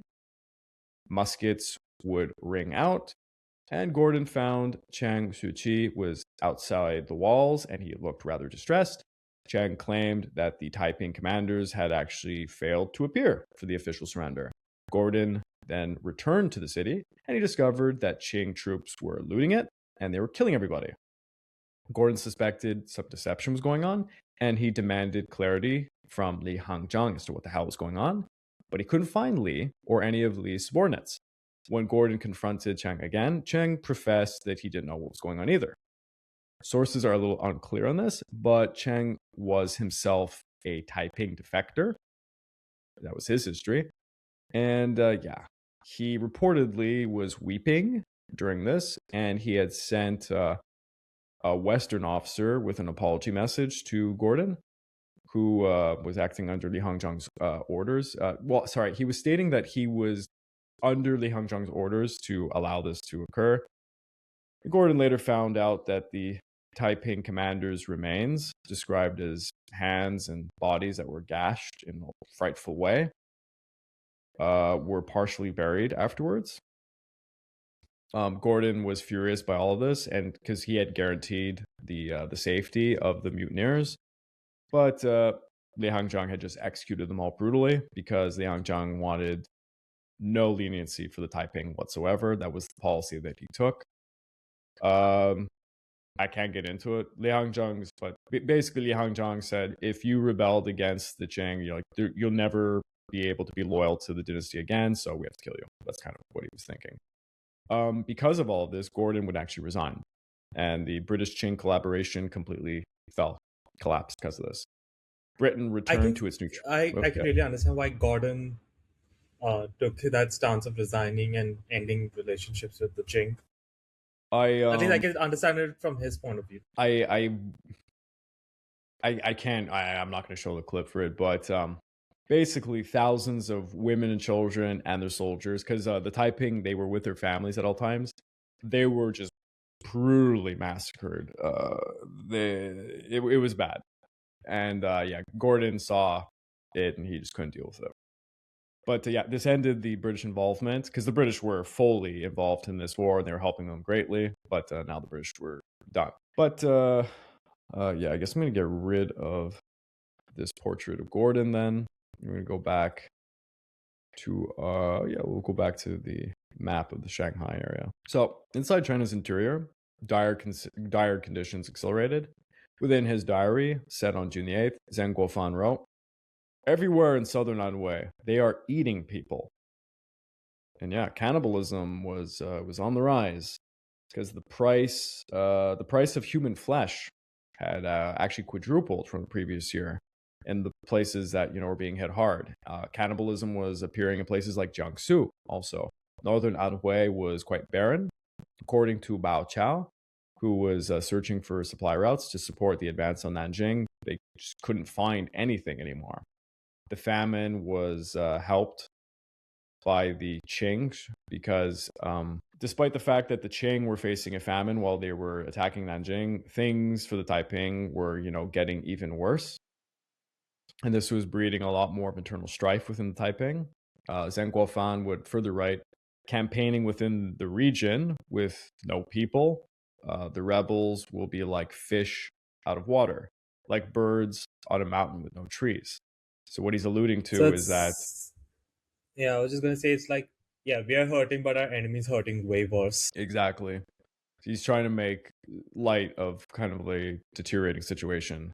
But yeah, that's the one thing that they don't mention so much with the Taiping Rebellion is when we talk about the death toll, a large reason there was such a high death toll was actually because of famine. Because the supply networks were completely cut off. So if you weren't around the coastline in China, you were going without food. On June the 13th, Zhang Guochuan finally captured the stone fort on Yuhatuai summit. And at this point, I would love to bring up some of the artistic work. Just trying to find one that actually showcases this. So here we have Zhang Guochuan's forces taking one of the forts in Yuhatuai. The west and the north gates were now opened to the Yangtze River system, defended just by some Taiping forts across the wide rivers corridor. On June the 30th, the Xiang Navy bombarded the forts and then took them and massacred all of the defenders. And this would give the Xiang army control over the Yangtze northwest of Nanjing. Li Xucheng had already departed in February of 1863 after failing to overcome the siege of Yuhatuai, and he instead marched into northern Anhui, searching for future supply lines, and he would suffer some severe hardships. His forces would actually starve, and many of them would resort to eating grass, and they were doing much worse than the undersupplied Jiang forces. When Zhang Guochuan seized the Yuhatuai fort, Li Xucheng tried to rush back to Nanjing, crossing the river in just 10 days before the northern Taiping forts fell themselves. The northern Anhui campaign reportedly cost him 100,000 men. Probably a lot of people actually deserted him. Then he had to leave again as Li Hangzhang just attacked Suzhou, and Zhou Zongtang was now targeting Hangzhou. And at this point, I think I'll put up another artistic rendition. We'll use this one. Nanjing's western gate was closed by the Xiang army, who were controlling the Yangtze River system. Its southern gate was sealed by Zhang Guochuan's Yuhatai hold. Zhang Guofan then concentrated on the remaining eastern and northern gates of Nanjing. Bao Chao besieged the Shen's gate, which is the main northern inland entrance, but he suffered a severe epidemic while he was doing it. Meanwhile, disturbances erupted in southern Anhui and Jiangxi, so Bao Chao redirected his forces to suppress them. Zhang Guochuan pressed further on Yuhatuai, capturing some bridges and some mountain passes to control the southeastern supply routes to the Taiping. By November, he focused on blocking the eastern approach to Nanjing. The eastern gate did remain open. It was defended by two major forts around a mountain, which is known as the Dragon's Shoulder, which has a fortress known as the Heaven Fortress atop of it. And then there's the Fortress of Earth at its base. By December, only the Eastern Gate and the Shen's Gate were still under Taiping control within Nanjing's roughly 23-mile perimeter. Residents of Nanjing lived in constant fear with only two access points. Around 30,000 people were trapped inside, including about 10,000 soldiers. After Li Hangzhang captured Suzhou in December, Li Xucheng returned and urged the Heavenly King to evacuate to Jiangxi. the Heavenly King reacted with fury, and he accused Li Xuchang of insufficient devotion. Wasn't he just right now just focus on ascending to heaven? Yeah, I mean, that's what he's been doing for. There's gonna be we're gonna get into his plan to ascend to heaven. It's gonna get fun, but yeah, he's locked up in his palace with his harem. The Heavenly King, he reacts with fury, and he's giving like no options to Li Xuchang. So Li Xuchang, he has no other choice. He begins to fortify for a prolonged siege. Heavenly King's suspicion of everybody around him intensified, and he starts to issue some brutal punishments. And he even threatened, he deems that everybody around him is threatening to contact outsiders, the Qing forces, and they're working against him. And he has people apparently publicly stoned and skinned alive. So he's completely lost it already. Yeah, I mean, he already lost it years ago. But he hadn't done such brutal. Well, they did do brutal things to the Manchu, but he's doing this to his own people. Rumors of Suzhou's fate reached Nanjing by the end of December, meaning that they were not going to get any more reinforcements, and they were pretty much trapped. In spring of 1864, Zheng Guofan instructed his brother to prevent even the women and children from surrendering themselves, arguing that forcing the Taiping to sustain the entire population within Nanjing would hasten their starvation. It's not the first time we've seen like a siege in history where such brutal decisions are made. At least here being a very prominent example. Vercingetorix, who was fortified, just forced out every woman, child, or old, and they just died in no man's land because no side would take them. This is the end game, and Li Hongzhang is not playing around.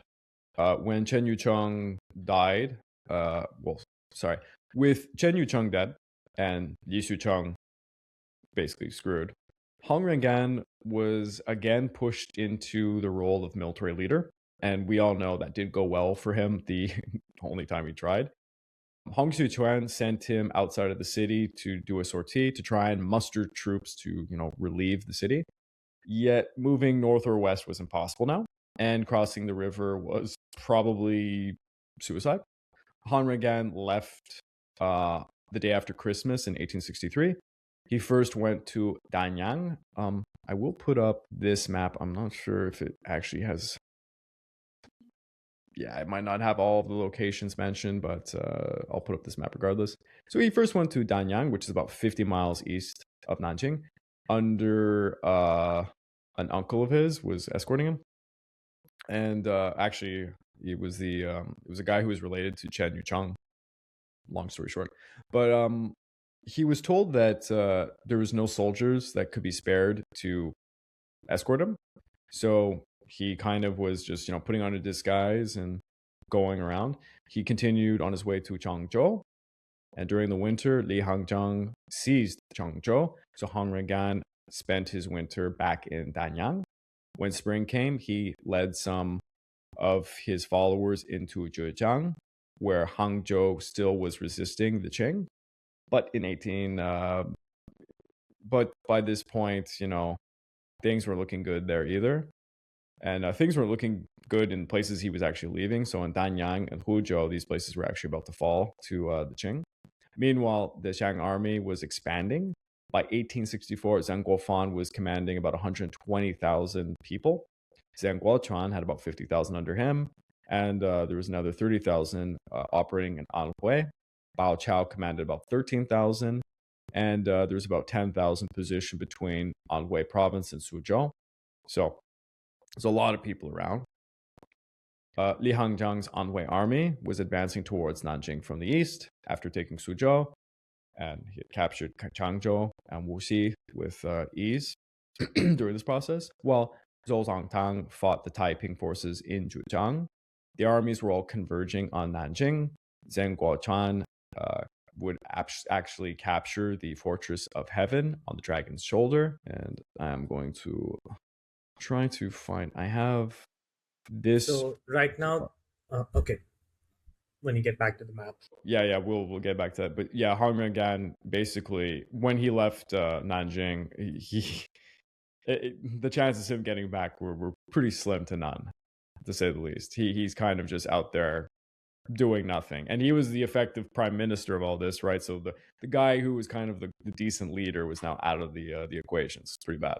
But yeah, so Zhang Guochuan, he captures the Fortress of Heaven on the Dragon Shoulder, and now he's positioned himself against the Fortress of Earth. From the elevated site he's at, the Shang forces could now build a stockade and camps so that they could hit the Shen's Gate and the eastern Taiping Gate, and this would effectively isolate the city completely. By late March, Hangzhou would fall to Zhouzhangtang, and some survivors would seek, some Taiping survivors would seek shelter in Huzhou with Hongrengan. So Hongrengan now is hunkered in Huzhou. I want to see if on our map, Huzhou is just south here. Here, I can actually zoom in right there. So the Taiping have basically no major cities left in the east. Only They the just siege have of, like Nanjing, right? yeah, like basically with Suzhou and Hangzhou gone, those being the two large cities that they had held, their influence in the east is just nothing. Their supplies, the little supplies that they were kind of getting on the riverway systems, is not happening anymore. But on the other side of this, the besiegers also are facing their own shortages. Though they controlled the Yangtze River system, by spring of 1864, major floods were hurting their supply lines. The Xiang soldiers were living largely on rice gruel to sustain themselves. Zhang Guochuan told his secretary at the time, if they didn't break the city that month, the whole army would actually just crumble. Inside of Nanjing, the first wheat crops were emerging, and this was around April. Zhang Guofan's men observed, because they were in elevated positions that could look into Nanjing now from their forts and mountain outposts. So they were kind of losing patience with this situation. And patience in Beijing was actually waning because they were not getting food either. Zhang Guochuan sought the prestige of capturing Nanjing alone. He wanted to take that honor. In doing so, he would reject Li Hangzhang's offer to reinforce him. Zhang Guofan was quite conflicted with the situation. He recognized his brother's drive, but he called it pretty imprudent. And he would write to him, "Why must you have the sole credit? Why should one person be the most famous under heaven?" Li Hangzhang understood this was a family issue, and he kind of refrained from getting involved. So he stopped even offering support for the brother. Let's bring up another. So it's just a case of one is wanting to be the glory hound and the other's trying to be really practical for the theater as a whole, you could say. Yep. Here's just some of the images of attacking at the gates of Nanjing. The siege deepened. The Xiang forces built a 3-mile supply road through a marsh to connect to the river to Yuhuatuai, but this masked the real siege effort, which was happening underground, without cannons strong enough to actually breach Nanjing's walls. By the way, Nanjing, just like Beijing, very thick walls. Like you need serious artillery to break these things down. Well, the Shang army was relying on the age-old method that has been kind of I'm just stable. surprised. Usually, sometimes armies, historically, when they see walls that are so thick that they know their artillery will take an inordinate amount of time to breach, why would they continue besieging it? Sometimes they would just bypass it. Well, what they're actually doing, they're tunneling. So their sappers have been working for months, mining and mining and mining, and they had even dug beneath the Taiping moats, because the Taiping had established moats, because the Taiping knew that they were going to try and do some sapper action against them. They were apparently going like 100 feet below ground, removing dirt and rocks manually by hand, mind you. The Taiping spotters could literally see visible signs of this because the grass would brown where they were tunneling.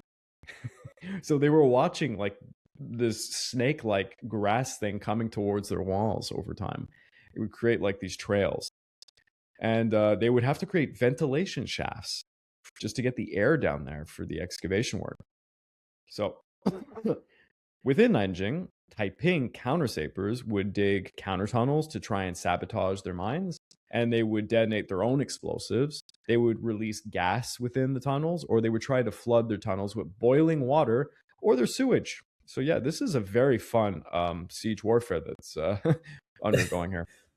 Like not in Chinese history I've read this, but at least like within the siege of Vienna, for example, Yeah, the tunneling war, you could say, between the Ottomans and the Austrian forces. legendary. And pretty brutal and scary at the same time. Do you ever? I don't want to get into this. The myth about the how the croissant was made there during the siege of Vienna. I don't know if you ever heard that.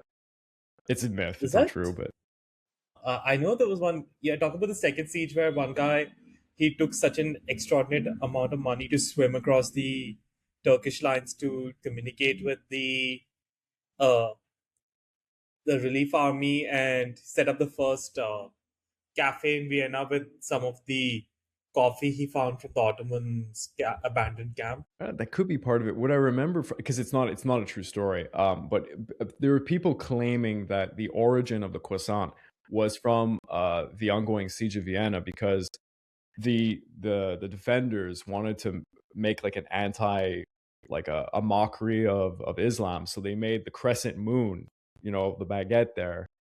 But it's not true, of course. But yeah, it was this kind of myth that was going around for a long time. But it came from there was something to do with the counter sieging during it. I know that had something to do with it. Like a baker, I think it was like a baker heard them tunneling under him, and he like attacked them with his kitchenware or something like that. I'm sure it's not a true story, but yeah, I just remember hearing about that. But yeah, so eventually the Zhang armies, they mine close enough to one of the walls. They detonate a mine near it, but it failed to create a gap. And this would actually allow the Taiping to reinforce the section very quickly. By June, the Xiang army detonated another mine in about I can't remember which side of the walls it was, but anyways, during this explosion, apparently 4,000 sappers were killed, and they were unable to breach it. On July the 3rd, after capturing the Fortress of Earth at the base of the Dragon Shoulder, the Xiang army gained a close enough vantage point to simply fire cannons over portions of the walls of Nanjing. So they began to do so day and night. And this would, disrupt the counter tunnelers on the other side. So now that the counter tunnelers were kind of taken out of the equation at this little corner of the Nanjing walls, they were able to actually do a real tunnel excursion. So they built this very extensive tunnel, extended about 70 yards, and they were advancing about 15 feet daily towards what was a 50-foot thick part of Nanjing's wall. The Taiping expected the attack, but the cannon fire obscured their abilities to counter-tunnel. By July the 15th, Yi Shicheng attempted a nighttime sortie to try and storm the entrance of the Qing tunnel, but the Xiang army repelled them. 3 days later, the tunnel neared its target for their explosives. Under pressure from Beijing and impatient himself, Zhang Guochuan ordered 6,000 cloth sacks filled with over 20 tons of gunpowder to be packed beneath the wall. The detonation would occur at noon on July the 19th. The fuse... Big boom. Oh yeah, big boom. The fuse burned for over 30 minutes. So the cinematic, the rope is like getting burnt. It took that long. The explosion. I'm pretty sure it's mostly to let the tunnelers get the fuck out of there. Yeah. The explosion convulsed the entire area, apparently, through wall sections outwards and upwards. So, like the Battle of Helm's Deep in Lord of the Rings. It's like, whoo, it's just going everywhere. The debris alone apparently killed 400 veteran Taiping fighters who were crouched around. Just like the Sylvian elves who were atop of the Deeping wall. When the smoke cleared, a 200-foot wide gap opened. And you know what? I think this is a good time to do this. So I have one clip from the Warlords movie that depicts the fighting at Nanjing. Can you see it, Gareth, by the way? Yeah. I know this looks weird because there's no context. For those who are about to watch this, it's from the movie. There's a play going on, and it's intertwining between the play and the music, and then the storming of Nanjing. It's actually kind of hard and incoherent, but I'll try to play it, and we'll see if YouTube tried to monetize me for it, but I think it'll be okay. Unfortunately, the movie doesn't go into depth about this part, but I think it gives a flavor for how the battle went. Yeah, it's just that, well, at least it kind of makes sense that now that the Qing forces had the breach to storm through. Long live the Empress Dowager. Yeah, I really think the Qing were saying that, like, she had just taken. She's not even the leader of the country, technically, but whatever. But yeah, so yeah, if anyone wants to check out the Warlords, it's you only get brief moments of the battles against the Taiping. At the very beginning, the Taiping massacre Jet Li's unit, which is an interesting fight. You get to see the massacre at Suzhou, and you get to see a little bit of the Nian Rebellion too, a little bit in this. It's an interesting movie. It's not really about the Taiping Rebellion per se. It's actually about the Qing side and stuff, but it's interesting, not to say the least. And I just wanted to give a little flavor to this. The Zhang army, they're beating their drums. They start charging from the Dragon's Shoulder towards the breach, all while shouting. They scramble over corpses and debris, and many of the men themselves, they're carrying inner city maps that were made because they have missions once they storm into Nanjing. The first group that slips through, they rush deeper towards the Heavenly King's palace, aiming to kill Hong Xiuquan, the self-proclaimed brother of Jesus, and any of his lineage. But Li Xucheng had anticipated this attack, and he spirited away Hong Xiuquan's son before they could seize him. Within the palace, Xiang troops found an unsettling amount of quietness, because, in truth, unbeknownst to them, Hong Xiuquan's dead. So, we're going to go back in time just a little bit here. It's spring of 1864. Li Xucheng addresses the Heavenly King, and he says this: "There is no food in the whole city. Many men and women are dying. I request a directive as to what should be done to put the people's mind at ease." Because obviously famine was inflicting the Taiping.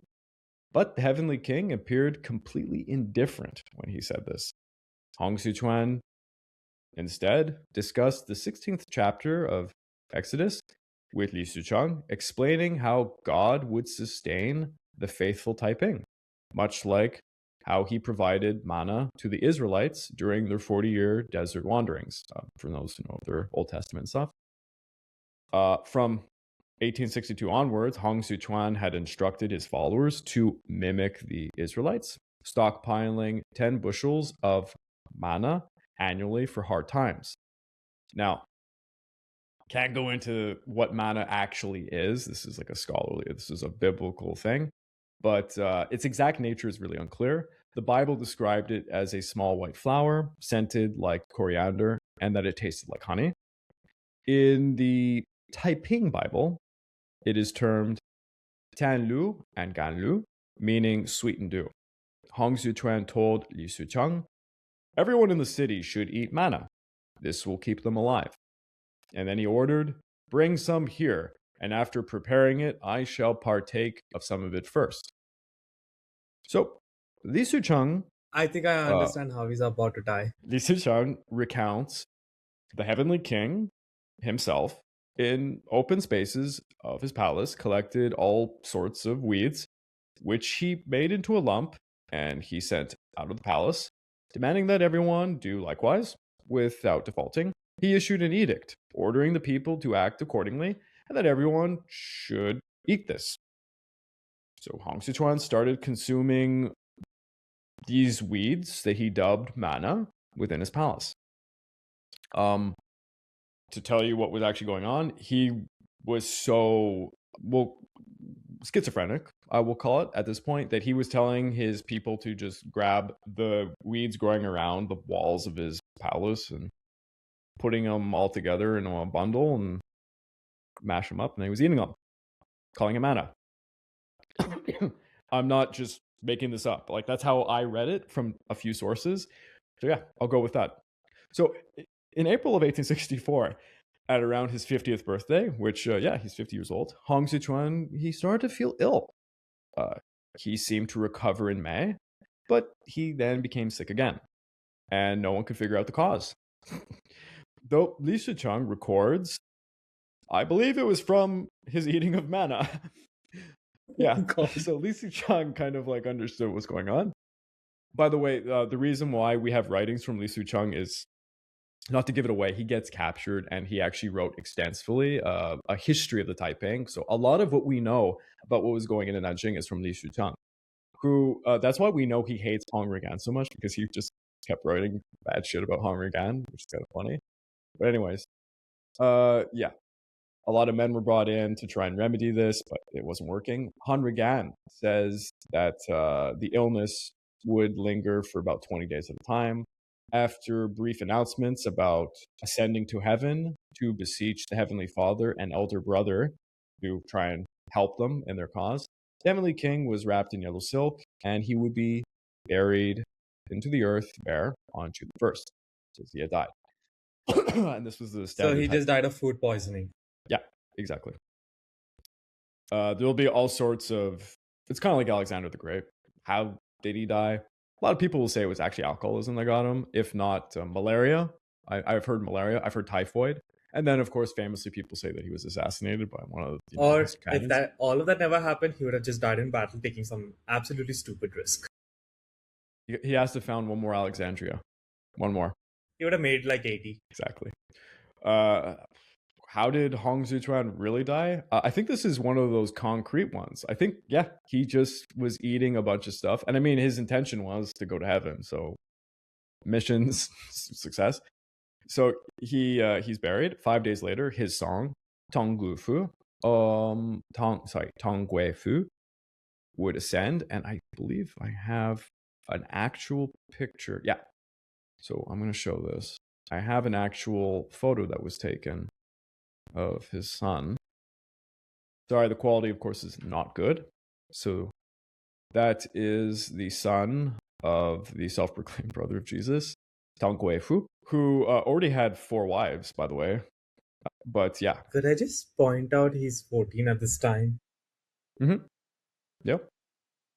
So he ascends the throne roughly 6 weeks into the siege. And he's 100% dependent on Li Suchang and Han Xiuquan. When the July the 19th explosion triggered the slaughter of everybody in Nanjing and the disorder, Tang Guifu stood confused with his 4 wives, looking at the chaos before him. He fled with his 2 younger brothers, but attempts to find safety failed as they tried, at multiple gates to leave, because, of course, every gate is being watched. Li Suchang located the royal party, and he tried to move them to safety. They hid in an abandoned temple on the city's western outskirts. This is on a hill, and this was actually overlooking, some of the Qing forces going everywhere. And the Qing forces would enter. The group, they were wearing Hunanese disguises, and they were preparing to try and, escape. Under the cover of night, as the Xiang troops looted and assaulted everywhere they went, Li Suchang said goodbye to the young monarch before the group charged through a saber breach, and they would vanish. So they actually did get outside. Yet Li Suchang's horse failed him. His guards abandoned him, and in the confusion, he just returned alone to the hilltop temple. Peasants mugged him. They took all the valuables from him and laid there bare. He was handed over to Zhang Guochuan's forces. So, one of the last great leaders, Li Suchang, is now captured. And I think at this time it'd be appropriate to put up, where is it? Excuse me, everybody. I just want to put up this. Yeah, this is the painting of the fall of Nanjing, or the Taiping Heavenly Kingdom at this time. And you can see this is one of the best paintings that was done. You can see such great details as them climbing over gates, charging over the Taiping, still trying to fight them off. And they're coming into the inner city here where they're burning and looting. And you can see even the forts on the hilltops in the background. Forts all the way to the corners here. It's just to show that the city is completely surrounded. Even on the waterways, there's ships and Qing forces everywhere. Excuse me. Zhang Guochuan would interrogate Li Suchang, question him about everything. Without Li Suchang, the remaining Taiping forces only persisted in pockets, but they would not be able to rebuild the major movement. So it's kind of So- like just isolating and crushing small pockets with, much fewer commitment of Qing resources in man. Yeah, because let's not forget the Taiping are not all in Nanjing; they're actually still campaigning everywhere. His capture has effectively ended the Taiping Rebellion, though. If you let's say you went onto the Wikipedia right now, there is an argument that the Taiping Rebellion would go on into the 1870s. Not really. This is really the effective end of it, but there were people who were trying to keep the movement going. And technically, the movement hits Korea in something known as the Donghak Rebellion, which maybe one day I'll do an episode on. I've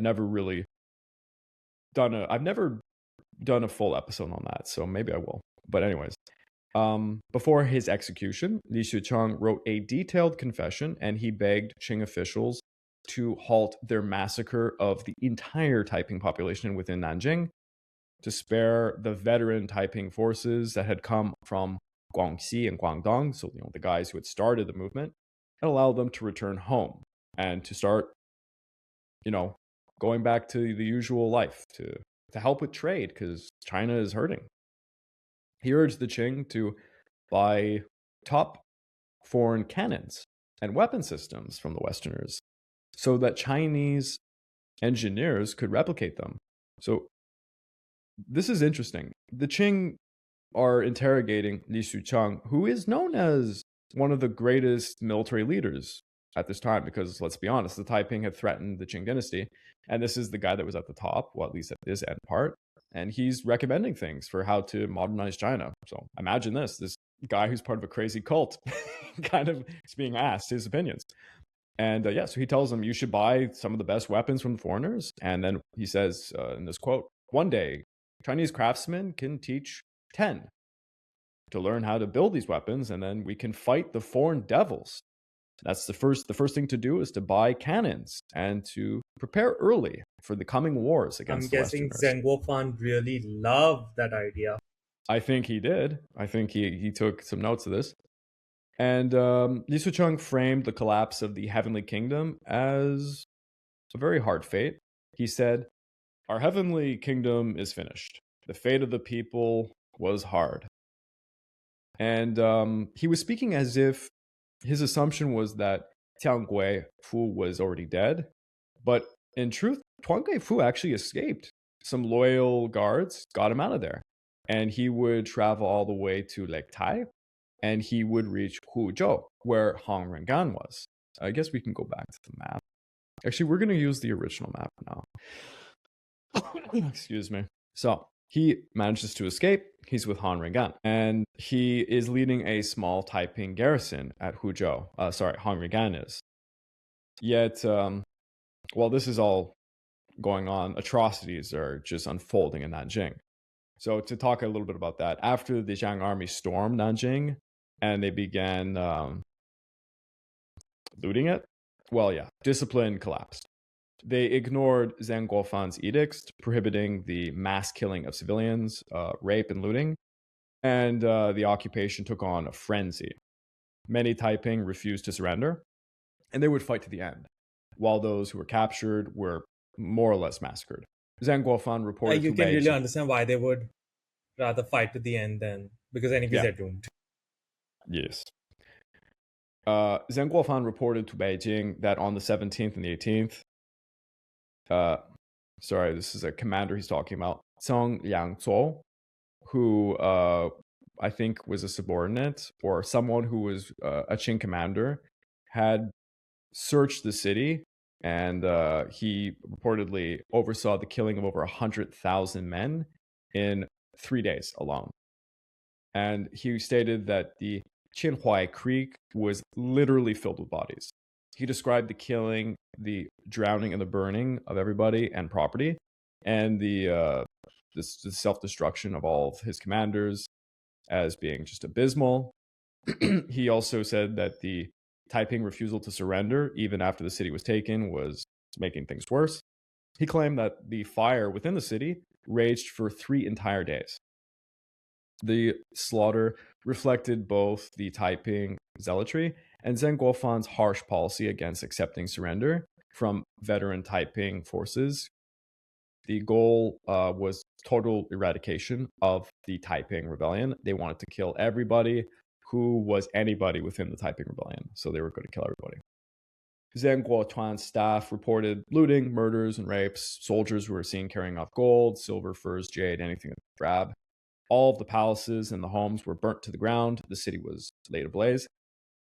Though there was some heavy rain on July 25th that kind of extinguished the fires.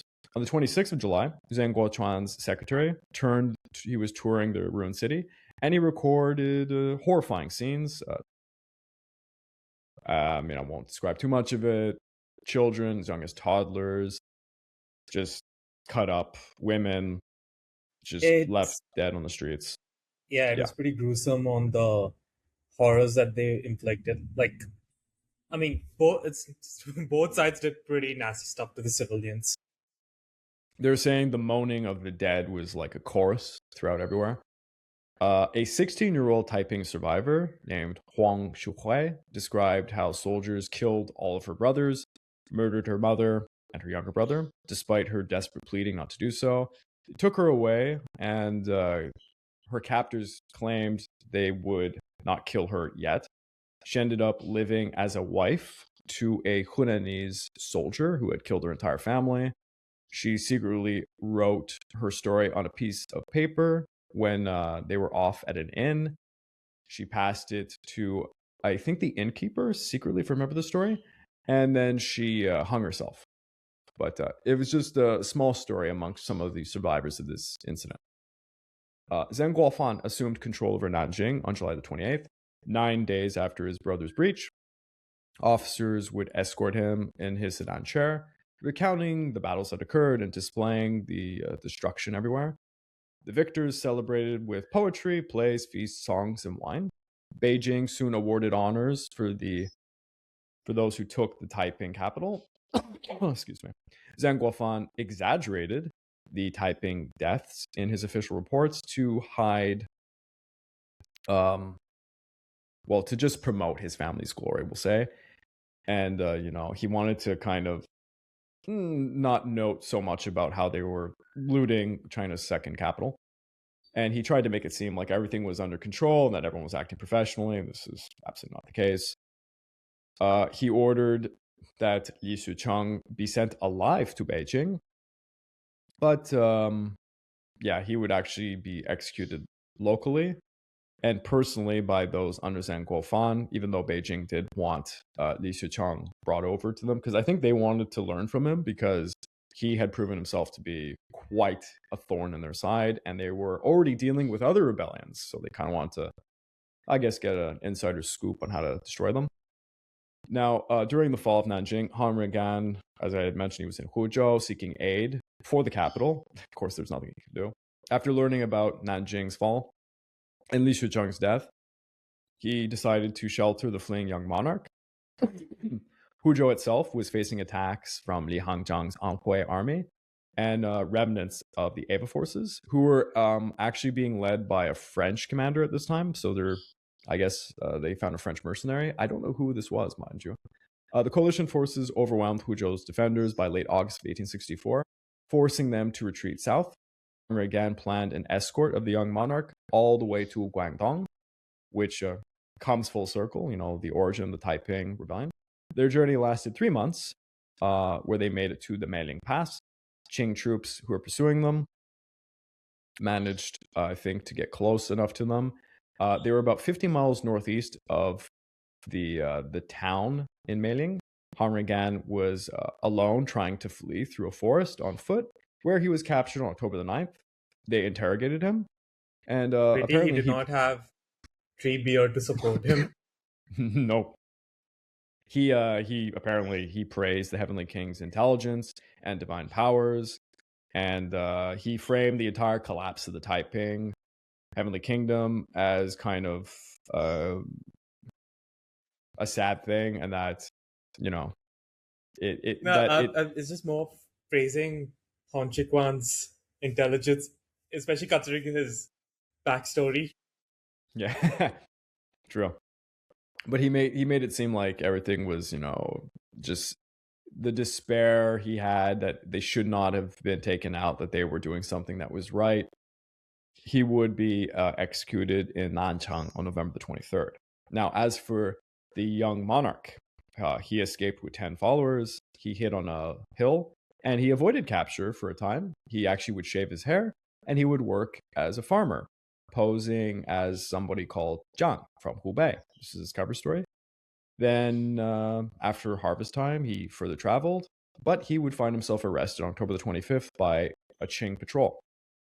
He pleaded that the Heavenly King had told him to simply study religious books and had forbid him from reading the Chinese classics and the ancient texts, telling him it was demonic.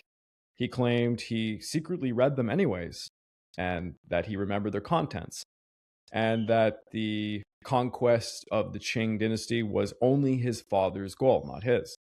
He offered to study Confucian classics to, prove that he would not form the Taiping Rebellion 2.0. He asked for his freedom, and they executed him on November the 18th, a week before he would turn 15. He was just a 14-year-old kid. Do I also mention that the fact that the execution method was a death by 1,000 cuts? Yeah, I'll just leave it at that. Yeah. So the Heavenly King, the young monarch, all of the kings, north, south, east, west, flank, shield, loyal, brave, all of them, they're dead. The Taiping Rebellion is basically over. There is some holdouts, but honestly, it's over. After Nanjing's capture, Zheng Guofan's victory became his personal triumph rather than the Qing's. He would become China's most powerful figure. The Xiang army would dominate eastern and central China as kind of a military dictatorship. He was completely outside of the Qing imperial court's control. Until the Taiping defeat, the court didn't really question it. Afterwards, well, that changed. Rumors claimed that Zheng Guoquan had urged his brother to abandon the failing Qing dynasty and found, a new dynasty. But Zheng Guofan demobilized his army on August of 1864, less than a month after taking Nanjing. And he relinquished all of his power, aiming to simply retain governorship over Anhui, Jiangsu, and Jiangxi, and to help restore Nanjing, because he felt really bad about the second capital being so utterly destroyed. Many people expected him to march on Beijing and oust the Manchu. He was a Han Chinese after all. But he disbanded and he avoided that. Kind of reminds me of, famous rule, what do you call it? Oh my God, Roman ruler. Salah. Reminds me of Salah a little bit. Just does this horrifying act. He's like, yeah. And he just walks away. Yeah, the only thing is Salah actually just, kind of got drunk with a lot of women in his mansion after taking complete power and then just died in bliss, probably. Contemporaries and historians completely baffled by this move. Zheng Guofan's cunning and ruthless nature granted him absolute power, yet he didn't seize all of China. Family and friends describe him as being one plagued with anxiety and depression. He reluctantly accepted command when he did in the first place. He doubted himself the entire time. He longed to just be a scholar because that's his true passion, apparently. And he truly believed in the mandate of heaven. Some suspect that he saw the Qing corruption and incompetence, but he understood what was going on and the downfall of the Qing dynasty. He could foresee it, but he never questioned the emperor's legitimacy, which is interesting. He might have, some people think maybe he feared the cost of ruling and he just didn't want to have to go through that. And either way, the Shang army disbanded. And in May, he requested sick leave as an excuse to hide from all of his critics. And he advised his brother to do the same. But Zheng Guoquan resented all of this. The Qing court targeted Zheng Guoquan and all of his subordinates for corruption, and they would harass Zheng Guofan indirectly by going after his family during his remaining 8 years of life. And they would deny him retirement. His dreams of scholarship, home, and peace never materialized. In 1867, he wrote about, just before his death, "I would be happier there than I am in this world." Can I just add that it's not completely related to the Taiping Rebellion. It seems like he was also used to help with the taming of the Nian Rebellion in Shandong province, but wasn't as successful.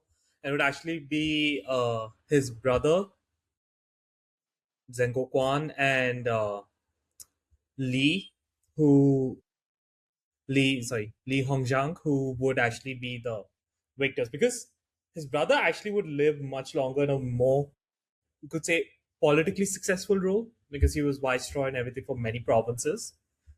And I think the most two interesting things I just want to say. Zheng Guofan, he actually, towards the end of his life, did take the heatings. He tried to become a more diplomatic, pragmatist view towards the foreign influence on China, especially in trying to gain their arms and technologies. And when he dies, he was found mysteriously dead in Hong Xiuquan's former mansion. Really? Yep. I know that. Oh, that's interesting. Well, he was a man riddled with despair over what he did. He, like I said, he legitimately did not want command. He didn't believe in himself, even though if someone had to argue who defeated the Taiping, yeah, you'd have to. I mean, it's obviously not just him, but a lot of it's on his shoulders. And he's seen as kind of the precursor to what is going to be called the modernization movement. His two direct subordinates, so that being Li Hangzhang and Zhou Zongtang, are actually they're going to be the guys who modernize China more or less, and they learn everything from him. I am going to now put up what is probably one of the most horrifying maps. I want to talk a little bit about the death toll. Whenever you look up the Taiping Rebellion death toll, it ranges crazily. It can be anywhere from 20 to 30 million people estimated that had died during this. There's really no accurate estimate because there was no, census that existed at the time. Numbers come from demographic projections of expected population growths. So, for example, a 1969 American study found China's 1913 population was still below pre-1850 levels, nearly 50 years after Nanjing's fall. A 1999 estimate suggested the hardest hit provinces, that being Anhui, Zhejiang, Jiangsu, Hubei, Jiangxi, lost about 87 million people between 1851 and 1864. 57 million dead from the war, the remainder unborn due to low birth rates. Nationwide projections suggest 70 million deaths, maybe 100 million deaths. I'm just going to say, the fact that the lowest estimate is coming in the 20 to 30 million range speaks volumes at the... Granted, while I'm pretty sure battlefield deaths or battle-related deaths would be maybe 10 to 15% at the very most. Yes, of course. Most of it's famine, of course, yeah. It was said that for decades, the scars of this would be seen everywhere, that touched these provinces. Remarkably, the Qing dynasty survived. Though gravely wounded, they would endure for 5 more decades. Did the Qing win? Not really. Zheng Guofan, with a lot of foreign aid, won really the battle against the Taiping in the end. The dynasty survived partly because of powerful economic interests that, were resting upon unequal treaties with the West. Zheng Guofan was a staunch conservative. He resisted foreign technology at first, but he would reluctantly start adopting it later, and he would be one of the people pushing for modernization. Li Hangzhang would become the great inheritor of his legacy and honestly one of the most important people in modern Chinese history.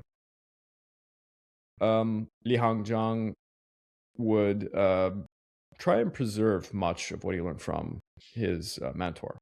But in the end, China endured immense suffering during, this rebellion and during the century of humiliation, for that matter.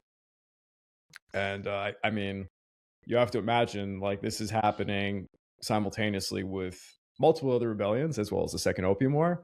This is probably one of the worst times to ever exist in China. It's undisputed bad. Yeah. I think the only kind of historical kind of event that is similar, you could call it like the Roman Empire's crisis of the 3rd century. Yeah. Rebellions, famine, plague, foreign invasions, though I don't think it was as prominent here, the foreign invasion aspect. But the rebellions, famine, definitely. If anybody is truly interested in some of the nerdiest subject matter related to the Taiping Rebellion, a very interesting paper was written about, and I forget the name of the author, the argument that the Taiping Rebellion was caused by climate change. And that might sound silly. It's quite true. This has to do with how there's been studies into the worst periods of rebellion and death in China, and how it always happens at the cusp of major climate events. Usually it's flooding that screws up the harvesting seasons, usually in places like the Yangtze River Delta. And mass famine causes a rebellion, causes further death, causes further famine. I on the face of it, it does sound absolutely crazy to even think of it. But I think I could give another comparison. The Cimbrian War started because of climate change, because the Jutland Peninsula, where these tribes were based, froze really badly for many years, and they just could not sustain themselves there. And that's why they migrated, and they had a conflict with the Goths, the Gauls, and the Romans. But in the history of certainly the Qing, Ming and the Qing dynasty, because that's the backgrounds I know the most, it just seems it goes they say it goes hand in hand. A famine occurs, the rebellion springs up because of the conditions, and it furthers the famine, and it claims more lives. It's this horrible thing that just keeps happening in this corner of the world. But that's the end of the Taiping Rebellion. Before I let anybody go, might make more sense to check us out on YouTube if you have a chance. And please, if you're going to come over, show us some love, say where you're coming from, because the transition period going over to the Kings and Generals podcast YouTube channel, I'm going to assume this is going to be a little painful. I know I have to do it because my Pacific War channel simply I can't have these nearly 2-hour podcasts and then have my 15-minute animated episodes. The algorithm doesn't understand, and I'm literally getting really hurt by it. So I'm really hoping it's gonna be a good home for it, and we're gonna be doing this for a long time. And going forward, we're gonna be looking for some more guests to teach us some history we don't know anything about. Hopefully we can really get into some interesting stuff. If you'd like to further support the channel, please consider checking out the YouTube membership or the Patreon account. You get access to the exclusive podcast series. You get early access to all the content I make, and voting rights for subjects I'll tackle next. Thank you, Gaurav, for being a hostage for, 7 episodes? Yeah, 7 episodes of the Taiping Rebellion series. My pleasure, and I think we are going to take a little break from series. We're just going to be returning to one-off episodes for the foreseeable future. But we have some pretty interesting topics coming up, folks. Yeah. And I guess, remember, kids, don't join a cult. You might kill 20 to 30 million people. Yeah, till next time.